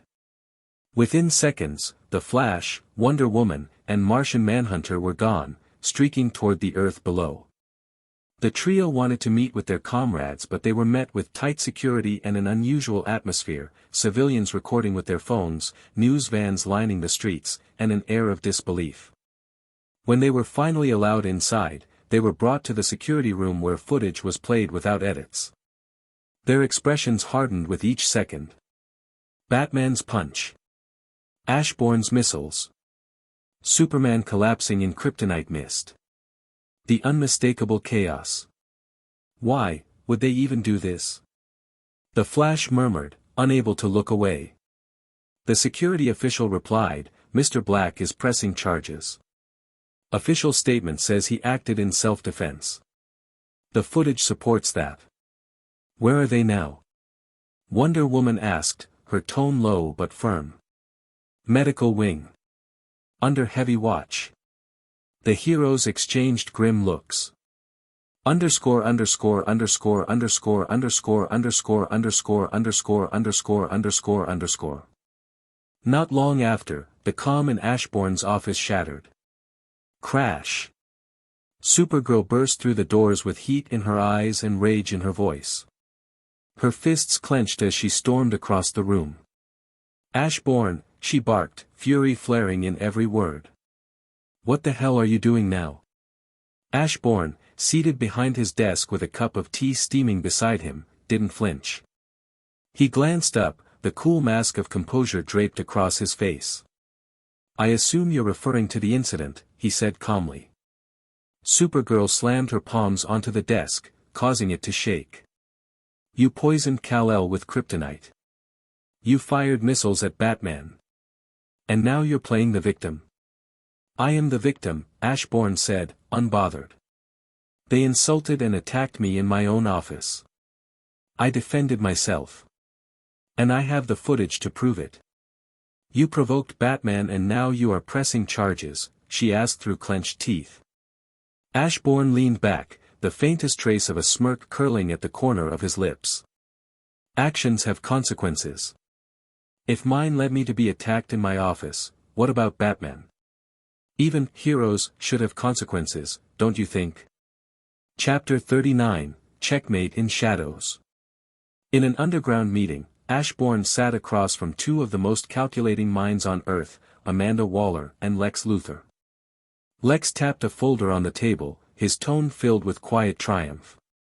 With the footage and the witnesses, this is airtight. We play it right, and Superman and Batman serve time. A year. Maybe 2. Public trust shifts. Justice League loses its teeth. Amanda Waller, arms crossed and unreadable, didn't bother looking at Lex. What matters more is the optics. We'll get more government support than ever. Public opinion is already shifting. This changes the game in our favor. Ashbourne sipped his coffee, steam curling around his sharp gaze. Good. Then it's time you make up for the Royal Flush Gang incident. Amanda's posture stiffened slightly, but she didn't speak. No more snatching kids from their parents. No more raising them like wolves in a cage, he added. I let it go before because it started before Cadmus, before you. But that kind of darkness won't fly moving forward. Amanda nodded. Understood. I've no intention of repeating past mistakes. Then, Ashbourne turned to Lex. Hate to break it to you, Ashbourne said smoothly, but I don't plan to imprison them. I will be dropping the charges. Or settling it outside the court. Lex's triumphant expression evaporated. What? This is our moment. They still act as the planet's watchdogs, Ashbourne cut him off. Removing them without a viable alternative is short-sighted. This move was meant to loosen Cadmus' leash and get me a small payback at Batman, not to weaken the League considerably. Lex slammed his hand on the table. You're wasting an opportunity. Don't let hatred and a small temptation blind you to the bigger picture, Ashbourne replied with a smile. Lex glared at him, nostrils flaring, but said nothing more. Amanda remained calm, nodding slightly. He's right, she said. Earth still needs heroes, especially against extraterrestrial threats. Especially Superman. Underscore underscore underscore underscore underscore underscore underscore underscore underscore underscore underscore. Days later, a storm of flashing cameras and murmuring crowds surrounded the courthouse. With the charges officially pressed and the mountain of evidence impossible to dismiss, Superman and Batman were brought to court, hands bound, escorted silently by law enforcement. They did not resist. They didn't need to. The weight of the world's judgment was heavier than any chain. Inside the courthouse, the atmosphere was charged. Members of the Justice League filled the pews, eyes locked on Ashbourne, who sat calmly on the other side of the room. Supergirl in particular glared daggers, arms folded tightly across her chest. The doors opened again, and Batman and Superman, still cuffed, entered. A solemn officer stepped forward, unlocking them. The gesture was symbolic, especially for Superman. Everyone knew no cuff could truly hold him. The judge sat high on his bench, stern and composed. The same judge from Supergirl's trial. A sense of déjà vu hung over the room like a silent omen. The charges are clear, the judge began. Attempted assault, threats and vigilantism without jurisdiction. Particularly disturbing when committed by those we once saw as paragons of justice. The room shifted as he continued, there's also the matter of Batman's identity. Under normal circumstances, his identity would be revealed for the purposes of this trial. But upon Mr. Black's request, we have refrained from exposing it. No one knows his real identity including the police. Unless Batman receives a formal sentence, his true name will remain unknown. The room rippled in shock. Even Batman narrowed his eyes. He had assumed his identity remained secret due to fear. Or perhaps respect. But now it was clear, this wasn't fear or reverence. It was requested by the opponent. He glanced at Ashbourne, the man who refused to play any game by the rules everyone expected. What is this man playing at? Batman thought. The judge leaned forward. This case is unusual. Again, courtesy of Mr. Black. The jury is already prepared to deliver a verdict. It is a cut-clear case. But considering the unique circumstances we find ourselves in and before we start formally, Mr. Black, the court is open to hearing your opinion on how we should proceed. Another ripple through the league side. A judge, deferring to a civilian and one of the involved sides at that. But those who had watched Ashbourne's handling of Supergirl knew perhaps this man, odd as he was, still had a shred of reason and fairness. Even Ashbourne was mildly surprised. But he welcomed the control. Standing, he adjusted his coat and began.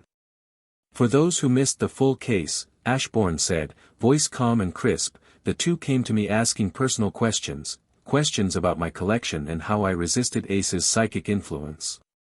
He looked toward Batman briefly. Batman was unhappy with my refusal to answer. Tempers flared. Previous incidents added fuel. He threatened me, then attacked. The courtroom was silent. To be fair, Ashbourne continued, Superman did not strike and tried calming Batman earlier. But I still struck him, knowing full well he wouldn't let me harm Batman without intervening.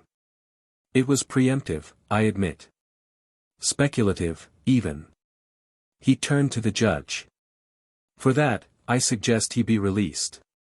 Superman is too valuable to Earth, and imprisoning him would be wasteful and foolish. There were murmurs of surprise. Superman blinked, momentarily stunned. Ashbourne's eyes sharpened. But Batman came with intent. He has demonstrated more than once that he is willing to break laws to achieve his goals. His only line in the sand is not to kill.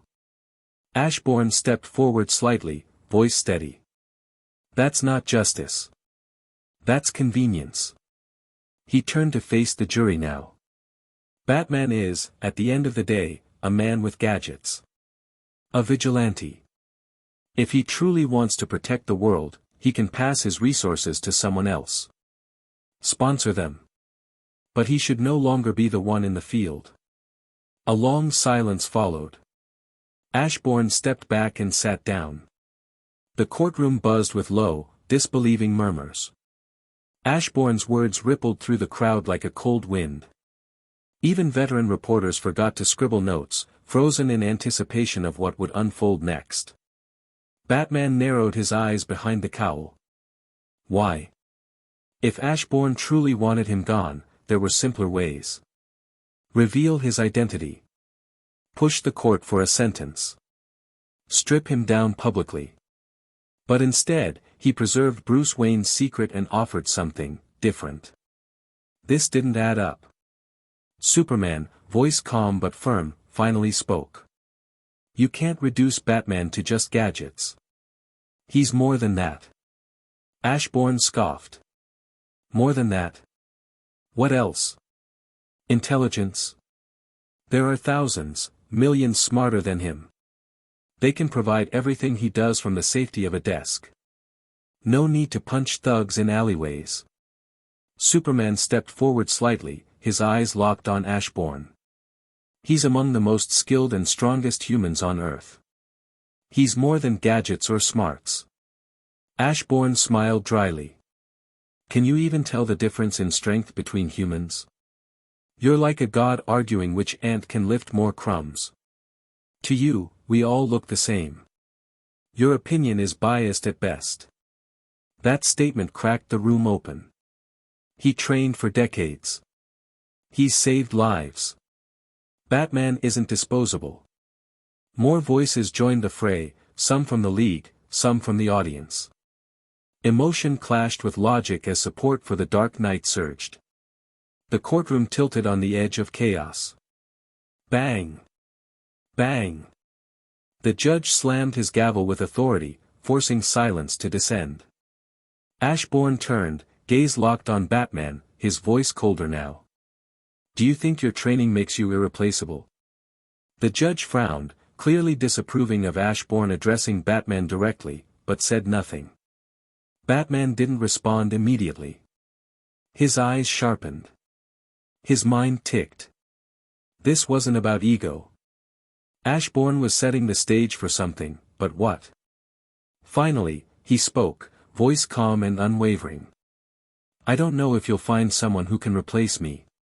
But I know you can't be the judge of that. You're a normal man, with no real training. Ashbourne's expression didn't change, but a faint flicker of something crossed his eyes. He turned to the judge. This is a unique case. One way or another, the verdict will cause backlash. So, if the court permits it, and if Batman would rather avoid prison and keep his identity safe, then let's test his words. The courtroom held its breath. Ashbourne's voice turned sharp, loud enough for all to hear. We do it the old way, he will fight me. No gadgets. No tech. Just hand-to-hand combat, the one thing he spent decades perfecting. If he wins, it ends here. I drop everything. If he loses, his career, his right to put on that mask, becomes my call. A stunned silence followed. The judge's head tilted slightly in disbelief. Ashbourne had just challenged the world's greatest detective to a physical contest, a man said to be trained by assassins, monks, soldiers, and legends. It sounded absurd. Insane. Almost suicidal. Whispers broke out again, some mocking, some shocked. This was Batman, he challenged. The judge's eyes darted toward Batman. Bruce had already straightened. His body still, his mind focused. He gave a single, sharp nod. Gasps swept the room. The judge turned to the jury, hoping for a signal of sanity. But even they, with bewildered faces, nodded. The gavel didn't fall this time.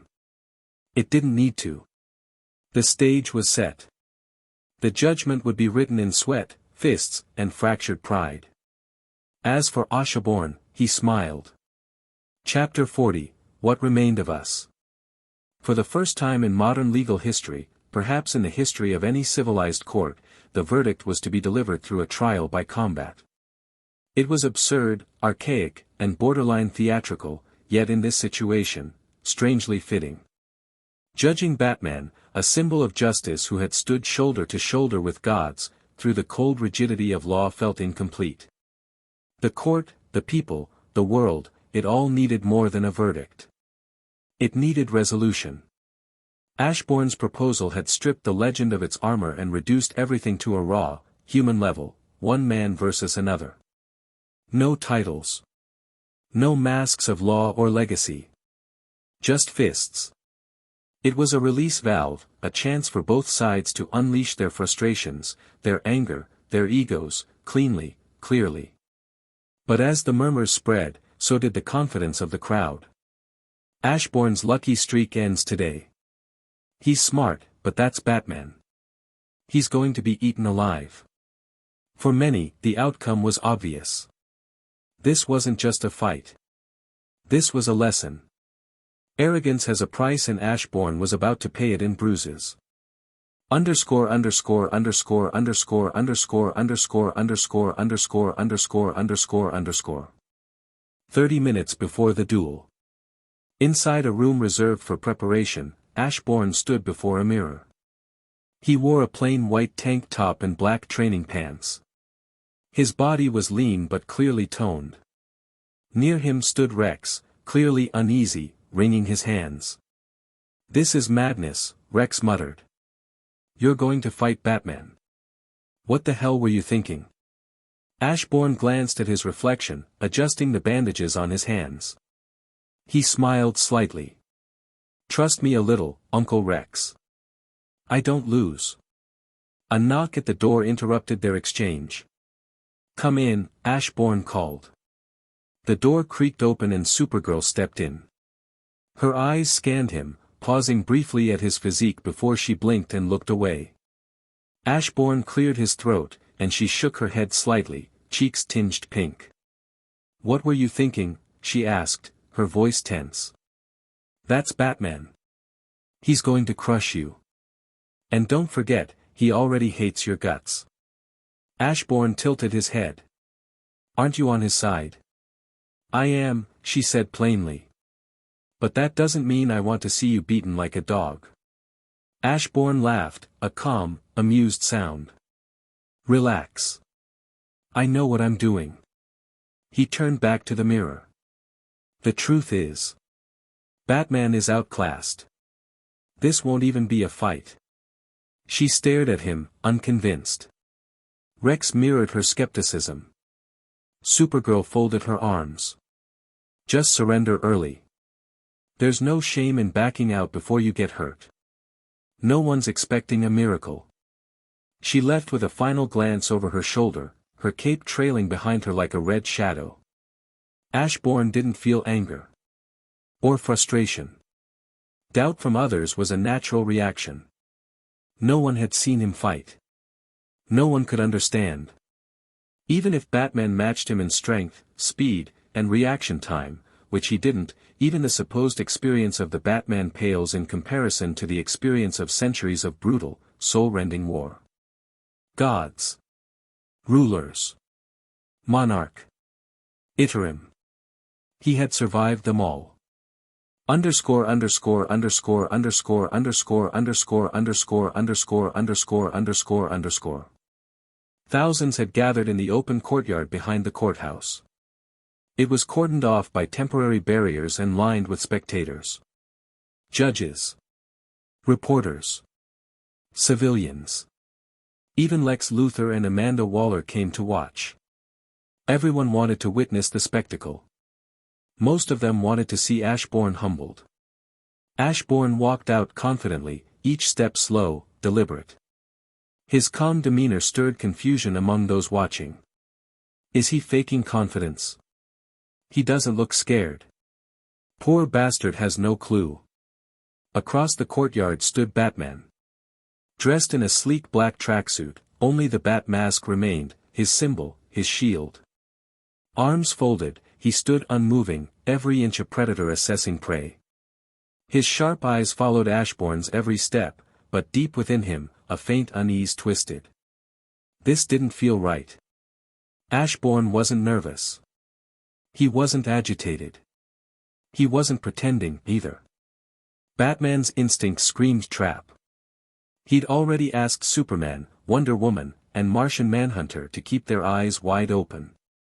If he pulls anything, he had said, stop it immediately. Batman stepped forward, each movement calculated.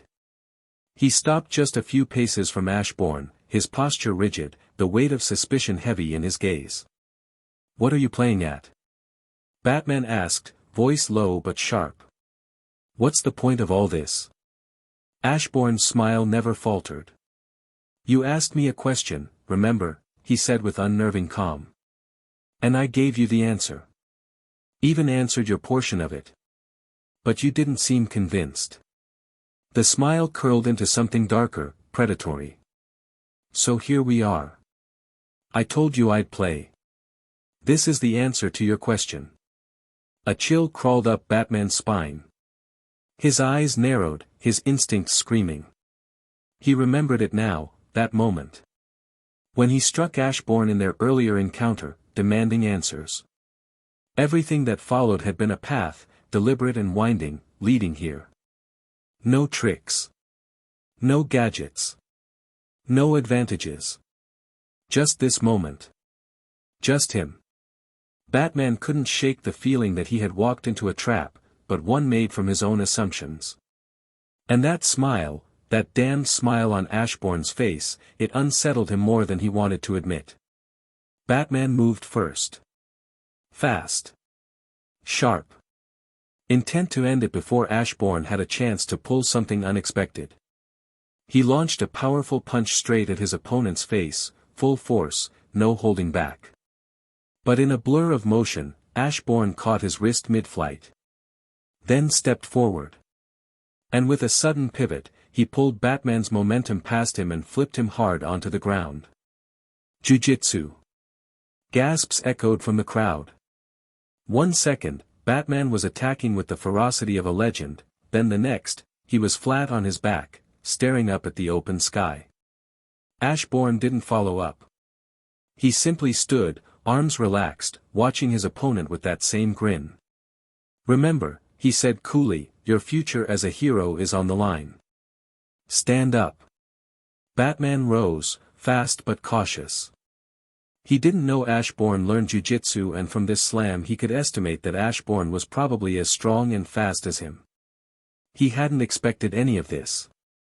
He was a master of over a dozen martial arts with extensive training, but he'd let arrogance creep in earlier. He wouldn't make that mistake again. Ashbourne didn't wait. He advanced, fluid and quick, throwing a high kick. Batman saw it, anticipated the motion. He moved to block and counter. But Ashbourne's legs suddenly accelerated, a deceptive Brazilian kick, up then violently down. The strike crashed into Batman's shoulder, spinning him to the ground once more. The audience was silent. Again. 2 strikes. 2 takedowns. Ashbourne stood still, hands behind his back, as if this were nothing. I'm waiting for you, Batman. Batman rose again, slower this time. His legs were steady, but the pain was spreading, his vision briefly blurred. His mind raced. What did Ashbourne train in exactly? He gathered all available information about Ashbourne. He observed Ashbourne posture and movement carefully in his daily life before. There was no indication anywhere he was trained at all. Ashbourne waited patiently, then said, want to attack again, or should I? Batman offered no reply, just took his stance again. Ashbourne chuckled and lunged forward at full speed. Batman braced, waiting for the opening, but Ashbourne leapt at the last second, hands grasping Batman's shoulders as his body flipped over him. For a brief instant, Ashbourne's weight rested atop Batman, balancing in a moment of aerial control, as if performing a handstand on the Bat's shoulders. Batman realized too late what was happening. He raised his hands to guard his head, but Ashbourne's knee came crashing down, not at his skull, but squarely into his right shoulder. Crack. A sickening sound, followed by a grunt of pain. Batman dropped to the ground, clutching his shattered shoulder. Ashbourne stood over him, a cold smile on his face. He spoke no words this time. Instead, without warning, he raised a leg high, and brought it down with full force on Batman's head. The Dark Knight hit the ground hard. Blood pooled from a split in his brow, his breath ragged, fingers trembling. But he rose again. Slowly. Painfully. Face bloodied. Right arm useless. Legs shaking beneath the weight of his own defiance. Ashbourne's smile widened. Then the storm began. Punches. Kicks. Blows from every direction. Ashbourne unleashed a relentless, brutal barrage, his fists and feet crashing against Batman's ribs, stomach, legs, back. The crowd could hardly watch. Batman, the symbol of human will and mastery, reduced to a punching bag. Ashbourne spoke between strikes, his voice calm, almost amused. This is more amusing than I expected. Batman gave no answer. Only more silence. Only more resilience. Around them, murmurs spread like wildfire. Is this really happening? Someone stop this. Superman clenched his fists, ready to step forward, but Wonder Woman placed a hand on his chest. This is the honor of a warrior, she said solemnly. He chooses this. Batman swayed, barely conscious. Ashbourne halted his assault, breathing steady. Then, with a laugh, he stepped back. I feel refreshed, he said to no one in particular. I surrender. The words hit like thunder. Ashbourne, the victor, surrendered, mocking the rules, owning the moment. He looked at the broken man struggling to remain standing and spoke quietly, but clearly enough for the audience to hear. I told you this is what would happen. This is what remained of us. Now, you understand. And with that, Ashbourne turned and walked away, leaving the legend of the Bat, battered and silent, in the dust. Chapter 41, Reflections in the Watchtower. The moment the trial ended, the Justice League surged forward, surrounding the broken figure of their comrade. Batman, once the towering symbol of unbreakable will, lay motionless on the ground, bruised, bloodied, and beaten beyond recognition. His mask barely clung to his face, which now bore the consequences of every blow. His chest heaved with shallow breaths and blood trickled from the corners of his mouth. Superman lifted him gently, urgency radiating from his usually composed face. The others flanked them, forming a protective escort as they rushed him into the medical wing, a grim silence accompanying every step. The crowd left behind stood still, stunned. The murmurs grew louder, no longer whispers but waves of disbelief. Ashbourne hadn't just won. He hadn't even come to win. From the very beginning, it was clear now, Ashbourne didn't care about victory, surrender, or justice. He had sought a stage. A chance. A legally sanctioned moment to drag a myth down to earth, and beat him there. And Batman, and all his staunch defenders, had handed him that chance. Now the public wrestled with the aftermath. If a supposed civilian, no matter how rich or eccentric, could destroy the legendary Dark Knight in a fair fight, what did that mean about the hero they had revered for so long? Why does a businessman fight better than a vigilante who trained his whole life? One voice asked aloud, echoed by countless others. Individuals who knew Ashbourne on a more personal level or watched his stunts before began to revisit memories of Ashbourne's past, his confrontations with the Joker, his calm during chaos, his dismissive attitude toward threats others cowered before. At the time, many assumed he was reckless or lucky. But now, it all carried a different meaning. He hadn't needed saving. He'd never been in danger. Ashbourne, it turned out, had always been capable. Always in control.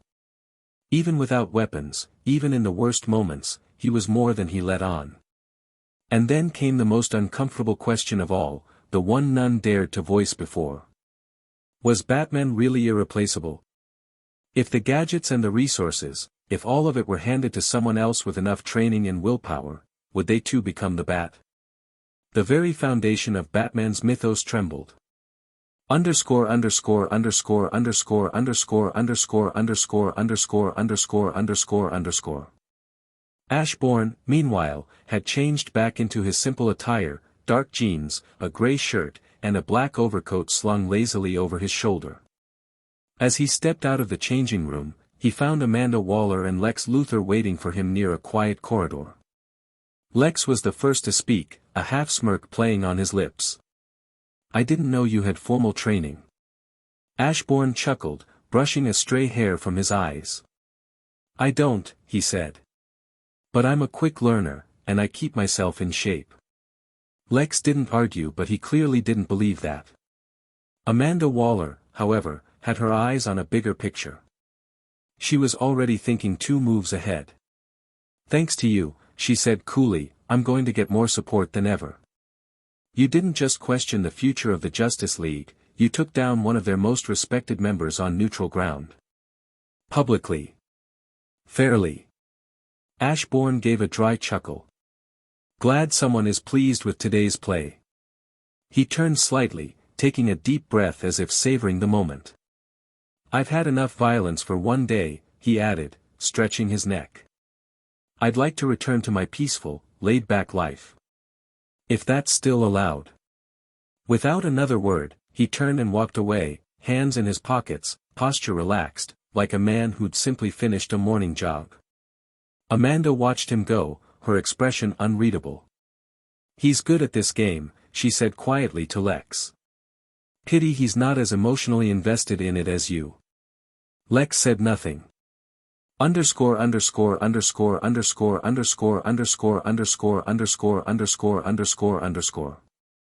Ashbourne made his way through the lingering crowd, their gazes trailing him with whispers of awe, confusion, and silent respect. His stride was relaxed, his expression calm. Near the edge of the parking area, a sleek black car waited, and Rex stood leaning against the hood, arms folded, his face unreadable. As Ashbourne approached, Rex straightened. "When did you learn how to fight like that?" Ashbourne opened the door and smirked over his shoulder. "I told you I outclass him, didn't I? But you didn't believe me. Have a little faith." Rex didn't answer right away. He sighed, following Ashbourne around to the passenger side. Just, try to avoid danger next time. Stay safe. Ashbourne gave a short chuckle as he slid into the driver's seat. I don't like violence anyway. Too messy. Before Rex could respond, a voice drifted in from behind them, laced with disbelief and reprimand. Seeing you like that, I don't believe you one bit. Ashbourne turned to see Supergirl approaching, arms crossed, her golden hair catching the fading light. Her eyes burned with disappointment more than anger. You didn't fight to win, she continued. You fought to mayhem Batman. I still can't believe you actually did it. Ashbourne raised an eyebrow, unfazed. Will you make up your mind already? First, you didn't want me to get beaten and asked me to surrender. Now, you're upset I gave him the beating of his life. He could have avoided that if he'd surrendered. Supergirl scoffed. When I said that, I didn't know you could fight. Now, the whole thing reeks of deception. From the very beginning, you were aiming at him. You wanted to beat him. Humiliate him. Ashbourne didn't deny it. Instead, he let a smile pull at the corner of his mouth. After a harmless joke, he came to my office. Insulted me. Damaged my property. Punched me in the face. As much as I like to avoid violence, I couldn't just let that slide, could I? Supergirl exhaled slowly and looked away for a moment. You do realize you've effectively made the entire Justice League despise you now, right? That's not great for you. Ashbourne shrugged. Well, I am not a criminal and now they know I'm not just a snobby rich jerk. He gave her a wink. I'm a capable snobby rich jerk. I'll manage. Without waiting for a reply, Ashbourne climbed into the car, Rex following close behind. As the engine hummed to life and the car began to pull away, Supergirl remained standing there, watching, a long sigh escaping her lips. Inside the car, Rex glanced at Ashbourne. You do realize the girl likes you, right? Ashbourne kept his eyes on the road and smirked. I'm not an idiot. Rex raised an eyebrow. So, why not ask her out? She's quite pretty, if you ask me. Ashbourne let out a quiet chuckle. Dating comes with too much responsibility. I'd rather enjoy my life before I commit to something like that. Rex blinked. You can do both. I see no conflict. Ashbourne shook his head. If I do something, I do it to the best of my ability. If I date, I'll take it seriously. That means time, energy, and responsibility. And right now. He paused, glancing at the rearview mirror. I've got other things to do. And even, if I don't, it will probably not end well. Rex frowned slightly. You sound like you're planning something. Ashbourne didn't answer. When his involvement with Cadmus came to light, he had no doubt the heroes would consider him a second Lex Luthor. Underscore underscore underscore underscore underscore underscore underscore underscore underscore underscore underscore. The corridor leading to the observatory deck of the watchtower was silent. Supergirl stepped inside, her boots quiet against the metal floor. Ahead, standing still with arms crossed behind his back, Superman gazed through the vast window. Earth spun slowly in the blackness of space, peaceful and serene. Hey, Kal-El, Kara called gently as she approached. How is Batman? Superman didn't turn, but his voice was low and thoughtful. He's fine. Physically, at least. It'll take a few weeks for a full recovery. Kara nodded, coming to stand beside him. She folded her arms and stared down at Earth as well. I talked with Ashbourne. That got Superman's attention. He turned his head slightly, listening. Kara continued, he admitted everything. Said it was all on purpose. He wanted to humiliate Batman, because of what happened at the office. Superman sighed, his shoulders dropping slightly. Bruce was out of line. I didn't like how he acted, either. He was angry, and Ashbourne's attitude only made things worse. but I never expected this to be the result. That Ashbourne would retaliate so quickly. Trap us all in a public spectacle. He looked away again, brow furrowed. I should have stopped Bruce the moment he started treating Ashbourne like a criminal. But I didn't. And now? Batman's broken and humiliated publicly, our reputation's taken a hit, and worst of all. He paused. We might have created something worse than Lex Luthor, he finally said. A more capable version. Ashbourne said it himself, he doesn't have an ego to feed. That makes him far more dangerous. More unpredictable. Kara didn't speak for a moment. Then she said softly, I don't think Ashbourne will ever turn into a second Lex. He's not like that. But. She smirked. He'll definitely be a jerk to you from now on. Superman's serious expression cracked into a small smile. I'll gladly take a jerk Ashbourne over a Lexified Ashbourne any day. Kara laughed quietly. Chapter 42, The Shadow Monarch's Decree.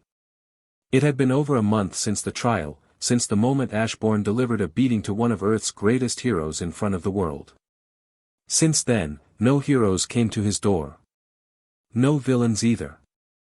The streets grew quieter wherever he walked, yet his reputation had only grown in the silence. People whispered about him. Some admired him, some thought he was a lunatic. But the Justice League? They hated him. Not loudly. Not openly. But in their private talks, however, unbeknownst to them Ashbourne heard and watched them from the shadows. And yet, life went on. Shadow Corp thrived. The aftermath of the trial only seemed to elevate the company's standing. Investors grew more confident, contracts came more frequently, and the board of directors, most of whom didn't care about capes and crusades, praised the firm hand Ashbourne showed against unwarranted actions. Inside the sleek walls of Shadow Corp, everything was operating smoothly, professionally, and very, very profitably. Ashbourne, however, sat alone in his office, watching the news.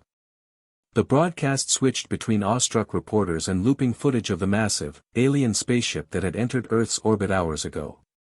The vessel was shaped like a jagged crescent moon, dark and pulsating with green energy. Around it, the Justice League floated in diplomatic formation, Superman, Wonder Woman, Hal Jordan, and others, acting as intermediaries. The broadcast continued, the Thanagarian delegation claims to bring warning of an interstellar war threatening to reach Earth. They have requested a public address to Earth's governments and people, an emergency summit scheduled to air tonight, with Justice League support. Ashbourne leaned forward in his chair, eyes narrowing. So, it begins. He turned the volume down, already deep in thought. He remembered this scenario, this wasn't a gesture of peace. The Thanagarians had no intention of protecting Earth. They had come to use it. They said they are going to build a shield generator to protect Earth, but in reality it is some sort of a teleportation device. One that, when activated, would obliterate Earth while giving Thanagarian access to their enemy's homeworld. In another world, he remembered, Hawkgirl fell in love with John Stewart, the Green Lantern of that timeline. Her divided heart saved the Earth. Her betrayal of Thanagar was a pivotal, emotional choice. But in this world, John Stewart wasn't here, not yet at least. Instead, it was Hal Jordan. That single change pulled the rug from under the script. Ashbourne couldn't rely on fate. Couldn't wait for a dramatic redemption arc to save them. He sighed heavily, standing from his chair. Looks like I'll have to step in to help again. The shadows in the room stirred unnaturally, curling at his feet like smoke. Then, as if breaking from the laws of light itself, his own shadow detached, pulling away from his feet and morphing into a black knight. The knight knelt respectfully before Ashbourne. Ashbourne looked at the kneeling, then back at the news. The knight dissolved into a shadow and left the office. He didn't want to get involved. But now, it was his planet too. He muttered to himself. No one's turning my Earth into a stepping stone. Underscore underscore underscore underscore underscore underscore underscore underscore underscore underscore underscore. The great conference hall was filled with tension and expectation. Delegates and ambassadors from all over Earth had gathered, their expressions ranging from awe to anxiety. The dome of the hall was open to the stars, a symbolic gesture of unity and peace, but the presence of the towering Thanagarian vessel looming above Earth cast a long shadow, both literal and figurative. Talek, commander of the Thanagarian fleet, stood center stage, flanked by his soldiers and the Justice League. The camera drones hovered overhead, broadcasting his speech across the globe. With a regal bearing and firm voice, he addressed the room. "We came in peace," he began, "but also in urgency. I will not speak in riddles or half-truths. One of our agents, Shayera Hole, known to you as Hawkgirl, was stationed here as a scout. She was sent to observe your planet's defenses." Murmurs broke out instantly. Hawkgirl, a spy. She found them, lacking, Talek continued, unfazed. "And that is not an insult, but a fact. Your world is vulnerable. It will be the next to fall if we do not act now." He gestured, and the screens lit up behind him with holographic images, armies of towering, reptilian creatures swarming cities, tearing apart civilizations. The videos shifted to scorched planets, oceans of fire, and skies blackened with Gordanian warships. "This is the Gordanian threat," Talek declared. "The most ruthless force in the known universe. Destroyers. Enslavers. They will not negotiate. They do not reason. And Earth is in their path." A still silence fell as the visuals ended. The ambassadors sat frozen, expressions grave.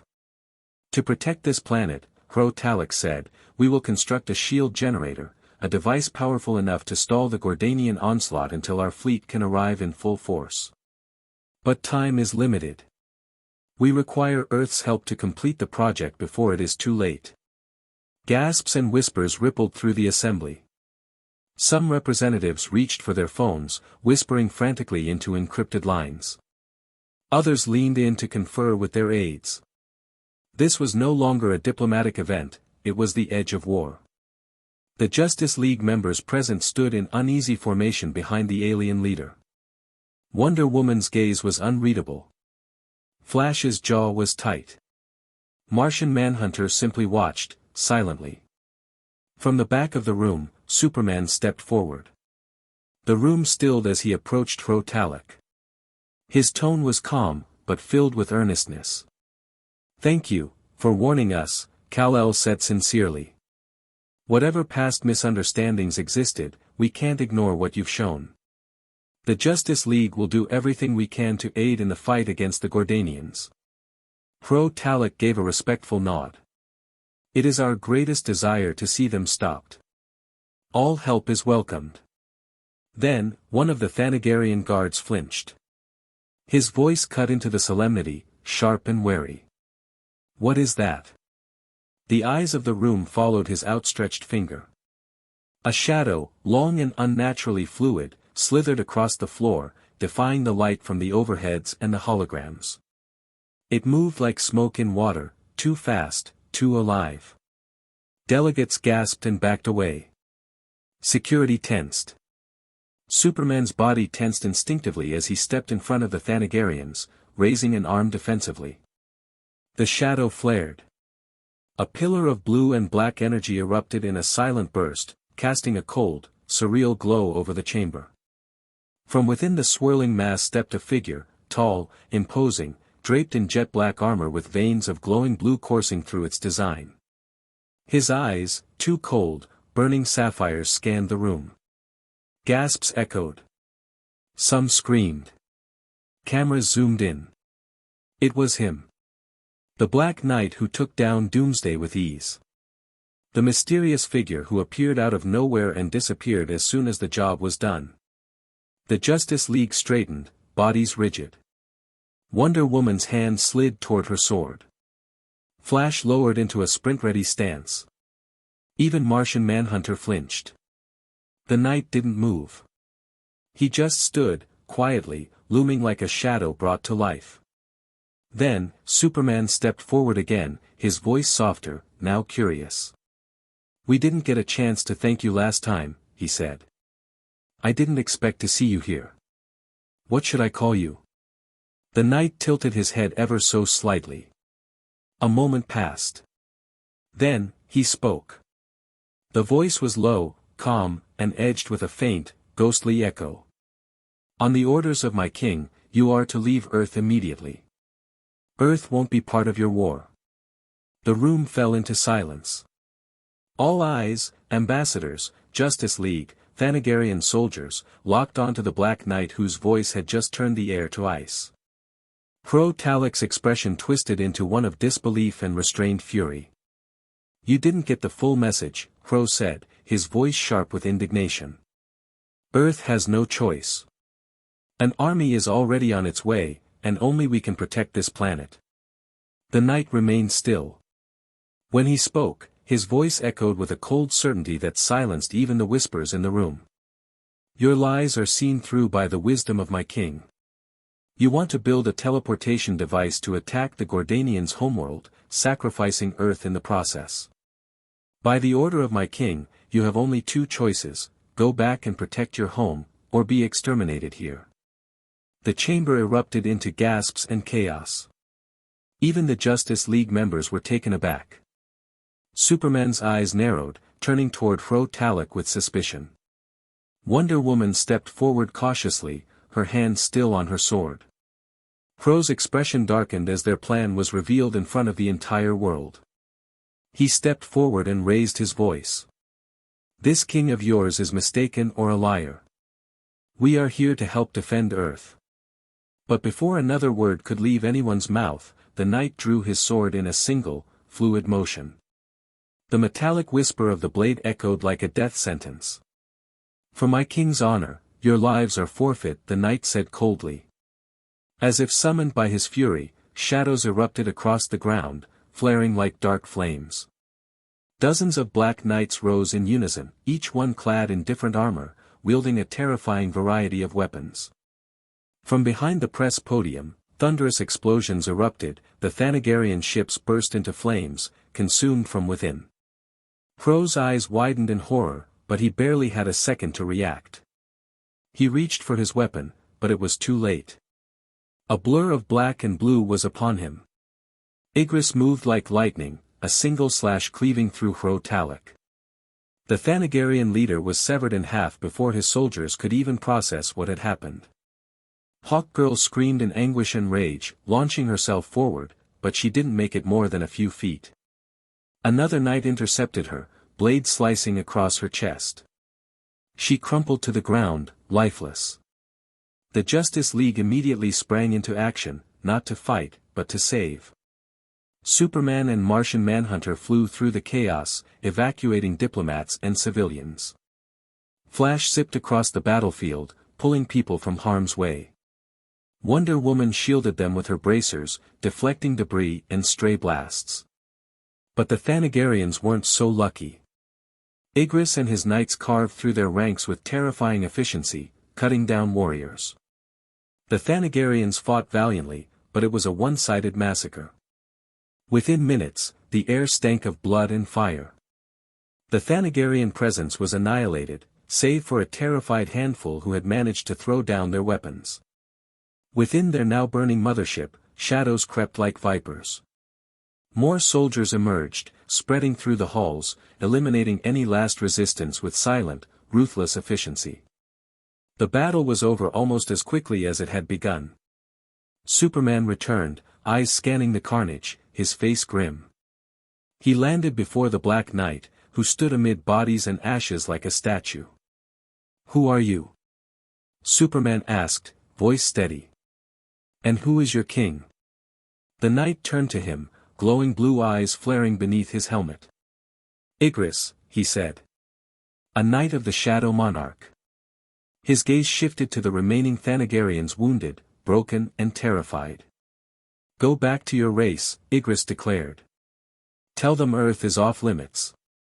If this happens again, we shall come to your home world and exterminate all of you." There was no more warning. No more ceremonies. One by one, the knights dissolved into ribbons of shadow and vanished, leaving only the echo of their presence and the smoking remains of an invasion that never got the chance to begin. Chapter 43, A Chance to Live Again. The world reeled in the aftermath of the Thanagarian massacre. Speculation spread like wildfire. News anchors, military analysts, and even conspiracy theorists flooded every broadcast and online forum with a single question: who is the Shadow Monarch? What was his purpose? And more importantly, was he friend or foe? The only reassurance anyone had was that his knights had only acted in Earth's favor so far. But with their overwhelming power, their sudden appearance, and the cold efficiency with which they had wiped out a technologically superior alien fleet, no one felt safe. Not the governments, and certainly not the heroes. But far from all that noise, Ashbourne lived untouched by the chaos. For the past week, he had wandered across Europe, enjoying quiet days and lively nights. He strolled through vineyards in Italy, visited castles in Germany, and indulged in culinary delights from Paris to Prague. It was a brief return to the calm he enjoyed before the shadow of responsibility loomed again. That peace shattered when his phone buzzed. Rex's voice crackled on the line. "That girl, Ace, the one who used to be with the Joker. She came looking for you." Ashbourne, lounging on a seaside patio with a glass of wine in hand, straightened. "Ace?" "Yeah," Rex said. "When she found out you were in Europe, she left. No clue where to." Ashbourne thanked him and ended the call, his mood sombering. So much for vacation. Within the hour, he was aboard his private plane, leaving the golden coastlines of Europe behind. While en route, he opened a news stream, expecting the usual nonsense. But what he saw made him narrow his eyes. Metropolis Central Park had become something out of a fantasy nightmare. Towering, twisted trees spiraled toward the sky. Multicolored flowers bloomed in impossible shapes, whispering as they swayed. Civilians fled in terror. The Royal Flush Gang, or a new version of it, is running rampant and being fought off by the Justice League. But what caught Ashbourne's attention the most, was the castle. A massive, fairy-tale-like structure now sat in the center of the park like it had always belonged there. Ashbourne closed his eyes. He already knew the cause. Ace. He exhaled slowly. The plane would take hours to reach Metropolis. He didn't have that long. A moment later, only a flickering shadow remained in his seat. Underscore underscore underscore underscore underscore underscore underscore underscore underscore underscore underscore. Ashbourne emerged from a narrow alley in Metropolis. He wasted no time, heading straight toward the park. As he arrived, he found the new Royal Flush Gang sitting, defeated and tied up, on the pavement. The chaos had been briefly quelled. Surrounding the gang were members of the Justice League, Batman, Huntress, Stargirl, Red Tornado, and Green Lantern Hal Jordan. They stood silently, watching a descending helicopter approaching the park. Ashbourne approached. The League noticed him immediately. Each member of the League looked at him warily and unfriendly, especially Batman, who narrowed his eyes dangerously, but he said nothing. Ashbourne didn't address them. He just glanced for a moment at Batman before his gaze went back to the helicopter. Batman was wearing pants-like armor similar to the one he gifted. Ashbourne's quick glance was caught by Batman and the man's fist clenched, realizing where it was aimed at. The helicopter landed with a soft thud of displaced wind. The doors opened, and Amanda Waller stepped out. She immediately spotted Ashbourne, but didn't acknowledge him. His association with Project Cadmus was buried deep beneath government layers. Instead, she spoke to the League. "Ace's powers have evolved," she said. "She's not projecting illusions anymore. She's warping reality." Waller's voice was grim as she continued. "She's losing control. And when she finally breaks, everything within miles of here will be reshaped permanently. Hundreds of thousands will die. It'll be a catastrophe." A heavy silence settled over the park. The Justice League exchanged uneasy glances. Batman stepped forward and asked, "Who are you?" Amanda Waller's face was set like stone as she lifted the secure case in her hands and unlatched it. "It doesn't matter, but this does," she said, her voice cold and resolute. "It is our only solution." She opened the case. Inside sat a small, intricate device, sleek, metallic, with a softly glowing core pulsing blue. It looked almost unimpressive, but the weight it carried was unmistakable. A weapon with one purpose.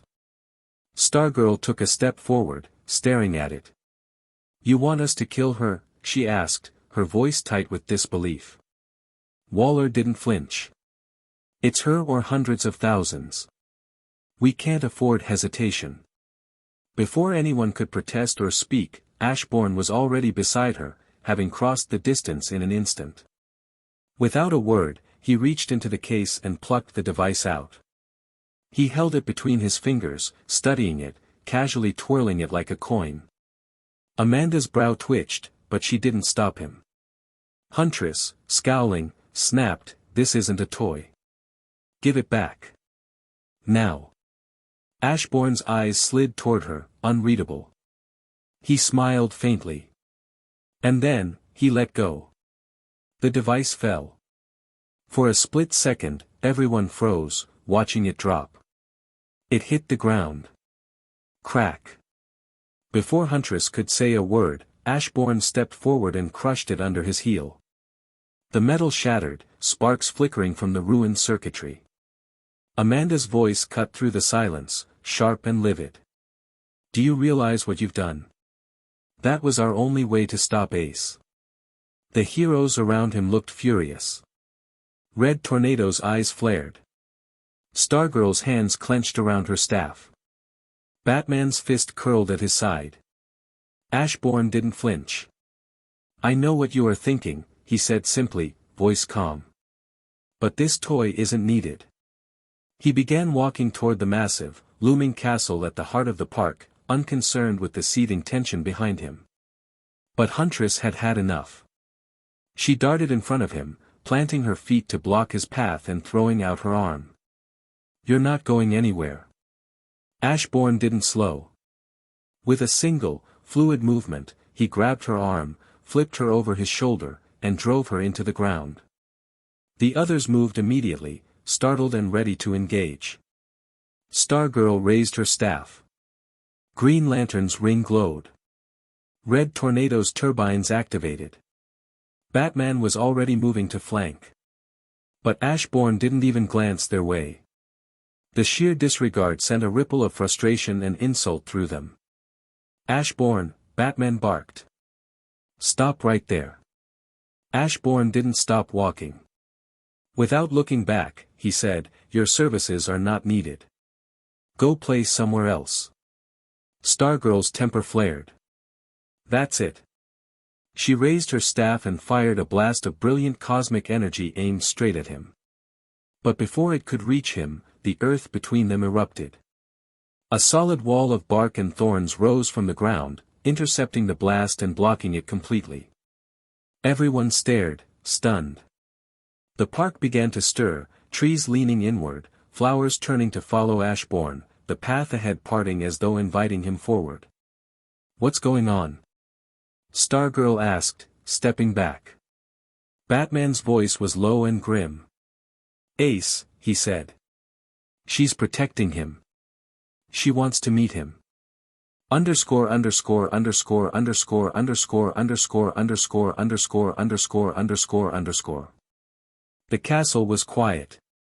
A strange peace settled over the towering walls, as if the chaos outside had never reached within. Inside it was a park filled with trees and toys of children. Ashbourne passed them without a pause.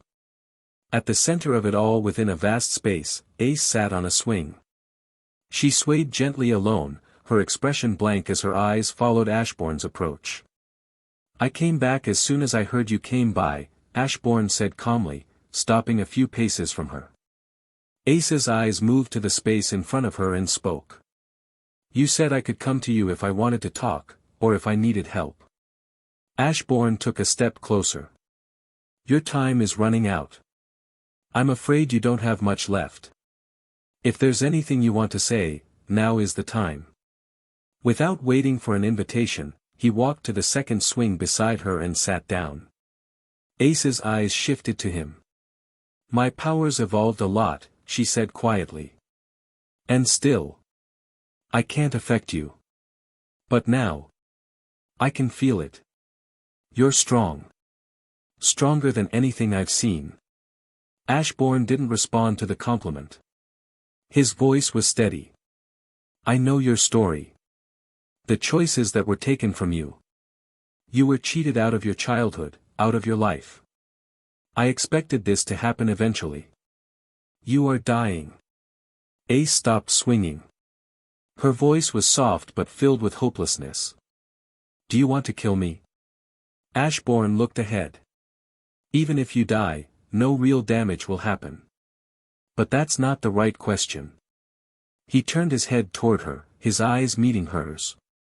The question is, do you want to live? She kept her gaze, her expression emotionless. Can you prevent my death?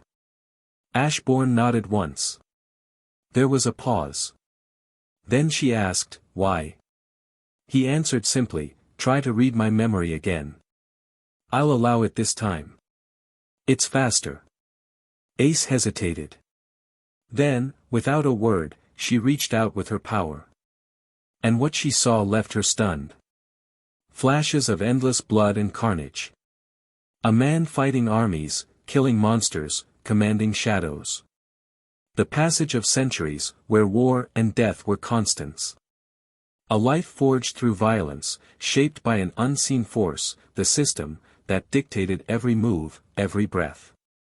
A life of power, but no peace or freedom. She recoiled slightly, her eyes wide. Ashbourne's voice cut through the haze. Now you know. He looked straight ahead, not needing to explain further. Your life was taken by the government. By those who wanted to use you. I was trapped in a hellish cycle created by something worse, a system that forced me to fight in war not mine, to kill and survive, again and again. I never wanted that life. But to live. I had to obey. His gaze met hers. You're like me. But on a much smaller scale. Silence fell between them again. Then Ashbourne asked, voice low, so, do you want to live? Tears welled in Ace's eyes. She nodded. Ashbourne extended a hand. A vial materialized between his fingers, glowing faintly with a strange, red liquid. Drink this, he said gently. It will undo the damage to your body. And I'll seal a portion of your power, to stop it from hurting you any further. Ace took the vial with trembling hands, holding it tightly. And for the first time, her face had a flicker of an emotion, she looked hopeful. Chapter 44, Ace Black. Amanda Waller and the Justice League stood outside the remnants of the former battlefield. They had spent the last several minutes trying and failing to breach the castle. Energy blasts, tech scans, brute force, nothing worked. Then, just as suddenly as it began, everything changed. The twisted trees and overgrown flora that had consumed Central Park vanished. The strange, warped plants disintegrated into harmless dust, carried off by a gentle wind. The Royal Flush Gang, previously altered forms, reverted back to normal humans, unconscious and restrained. And the towering, ethereal castle that had loomed ominously in the middle of it all simply dissolved, like a mirage dissipating under the sun. The world returned to normal, as if nothing had happened. From where the castle once stood, two figures emerged, Ashbourne, calm as ever, and walking beside him, was Ace. Amanda's eyes widened. The League members tensed, automatically on edge at the sight of the girl. But Ace didn't acknowledge their stares or their unspoken threats. She walked with Ashbourne, her expression blank, as if none of them even existed. Amanda stepped forward, voice sharp. What is going on? Ashbourne gave her a relaxed smile. Problem solved. Her powers are under control. And she's not dying anymore. Amanda's jaw clenched. How could this be? That's not what our analysis concluded. Ashbourne gave a half shrug. I've got some tricks up my sleeve. Then he added with a casual tone, also, do me a favor, Amanda. Help me bypass the official procedures. I'm adopting Ace, but the age difference might raise some flags. It was as if time froze. Amanda stared, stunned. Ashbourne's request made her mind skip the fact he exposed they have some sort of a relation. The Justice League also stood in silent disbelief. Not even Stargirl had a quip ready. Amanda finally spoke, incredulous, what do you mean by adopting? Ashbourne's expression went neutral. It means I want her to take the black name. Registered as my daughter. How hard is that to understand? Amanda frowned, her voice laced with disbelief. You want to adopt a ticking bomb? She's not a bomb anymore, Ashbourne replied smoothly. Her problem is resolved. This won't happen again. I'll be her guardian from now on. My decision is final. So do me a favor and save everyone the trouble. Amanda didn't reply immediately. This wasn't just a lot to take in, it was an impossible situation. The girl had just threatened to alter reality. The government would never allow her to just disappear with someone like Ashbourne. Before she could speak, Batman stepped forward, his voice stern. Stop your games, Ashbourne. Ace will come into League custody. Ashbourne turned his head slowly toward Batman. His eyes were void of emotion. I am completely serious. And if erasing the League is required, I'll gladly do it. You are all far more fragile than you realize. It would just be slightly troublesome to lose the planet's watchdogs. Stargirl scoffed. And how are you going to do that? Ashbourne glanced at her, his tone dry. I have my ways, Courtney. She froze, her blood running cold. She raised her staff, voice shaking with sudden fury. How do you know that name? Ashbourne didn't answer. Instead, he looked back at Amanda. If anyone makes even the slightest noise about Ace, just give me their name. I'll handle them. He turned and walked away. Ace followed silently. Stargirl pointed her staff at him, fire in her eyes, but Batman stopped her with a firm hand. You can't possibly let him walk away like that, she snapped. Batman's eyes didn't leave Ashbourne's retreating form. It's between whatever division of the government is responsible for Ace and him now. Amanda said nothing. She turned away and began walking in the opposite direction, lips pressed in a thin line. This was a serious matter. Batman looked at the others. We don't know how much he really knows. And if he ever shares it out of spite, a lot of people around us will suffer for it. The League remained silent.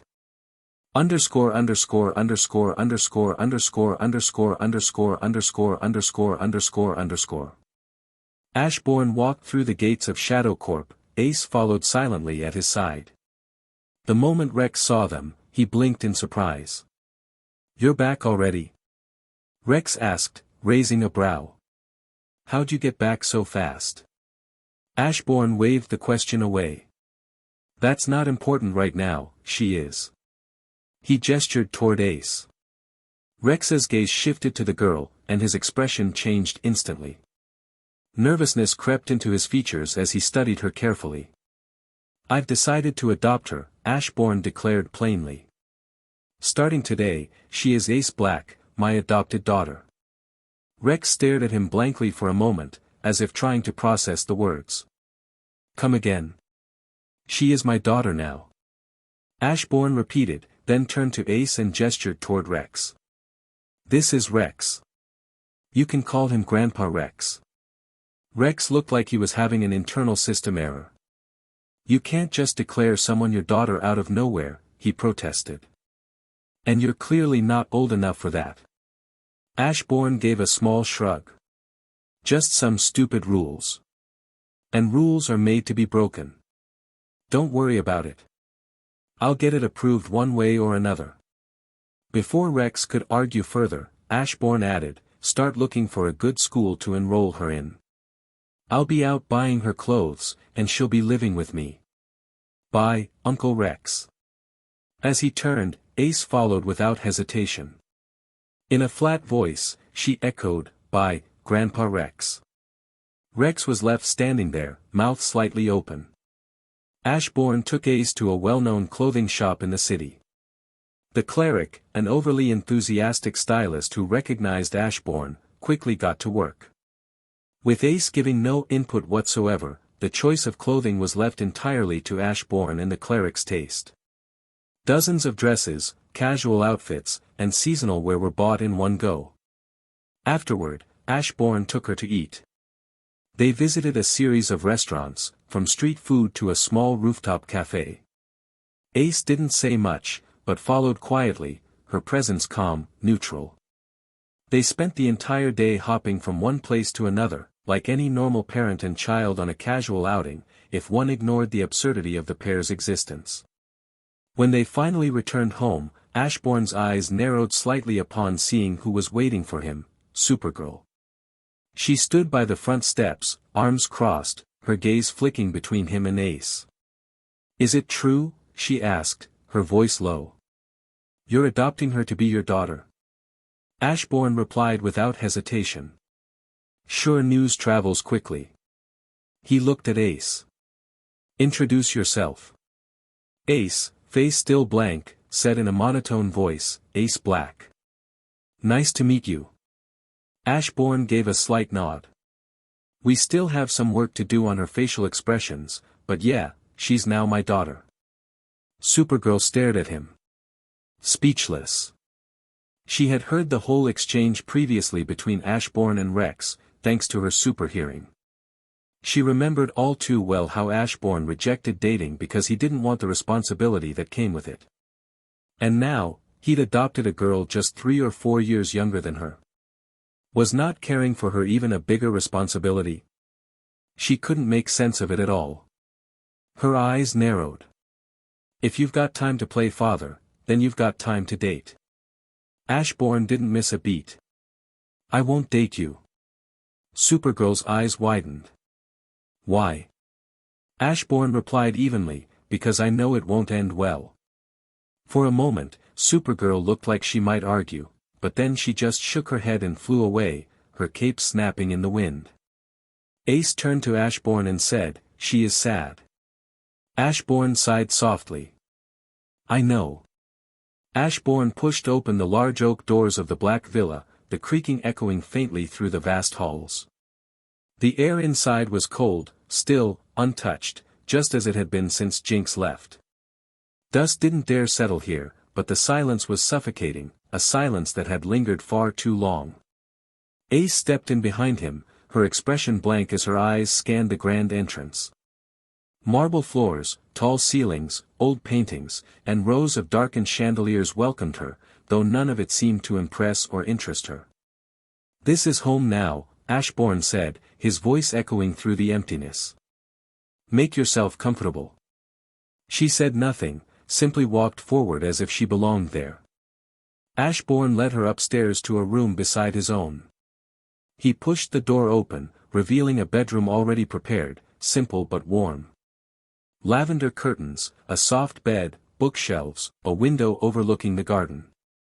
Ace walked in and stood at the center. Her gaze moved slowly across the room. "Is this where I stay?" "Yes," Ashbourne nodded. "You don't need permission to touch anything. You don't need to ask to breathe. You live here now. This is your space." She didn't respond, but something in her eyes shifted, barely noticeable, but it was there. Ashbourne stepped back toward the door. "If you want to change anything, just tell me. It's your room, your call." He started to leave, then paused. "Welcome to the family, Ace." She looked at him as he turned and walked away. Then, slowly, she turned back to her room and walked over to the window.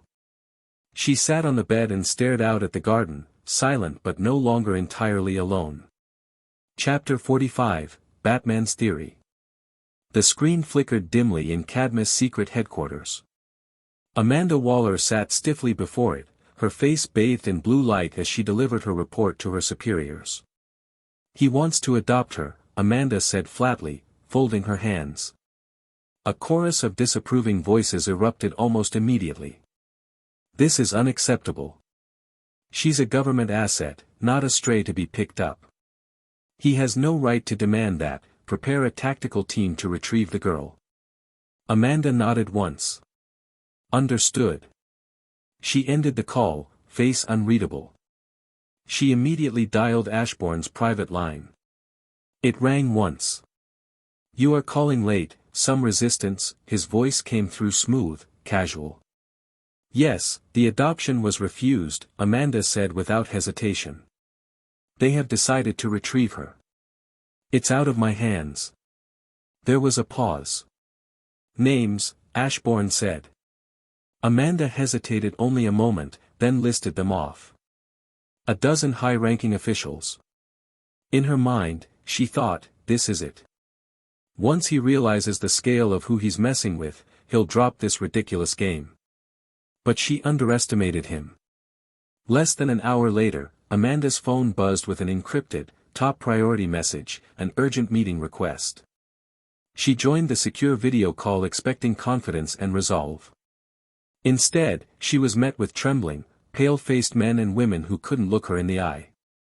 People who, mere hours ago, barked orders with superiority, now looked as if they'd seen death itself. "We reconsidered," one stammered. "Effective immediately, you are to comply with Mr. Black's request," another added. "Full approval," a third whispered.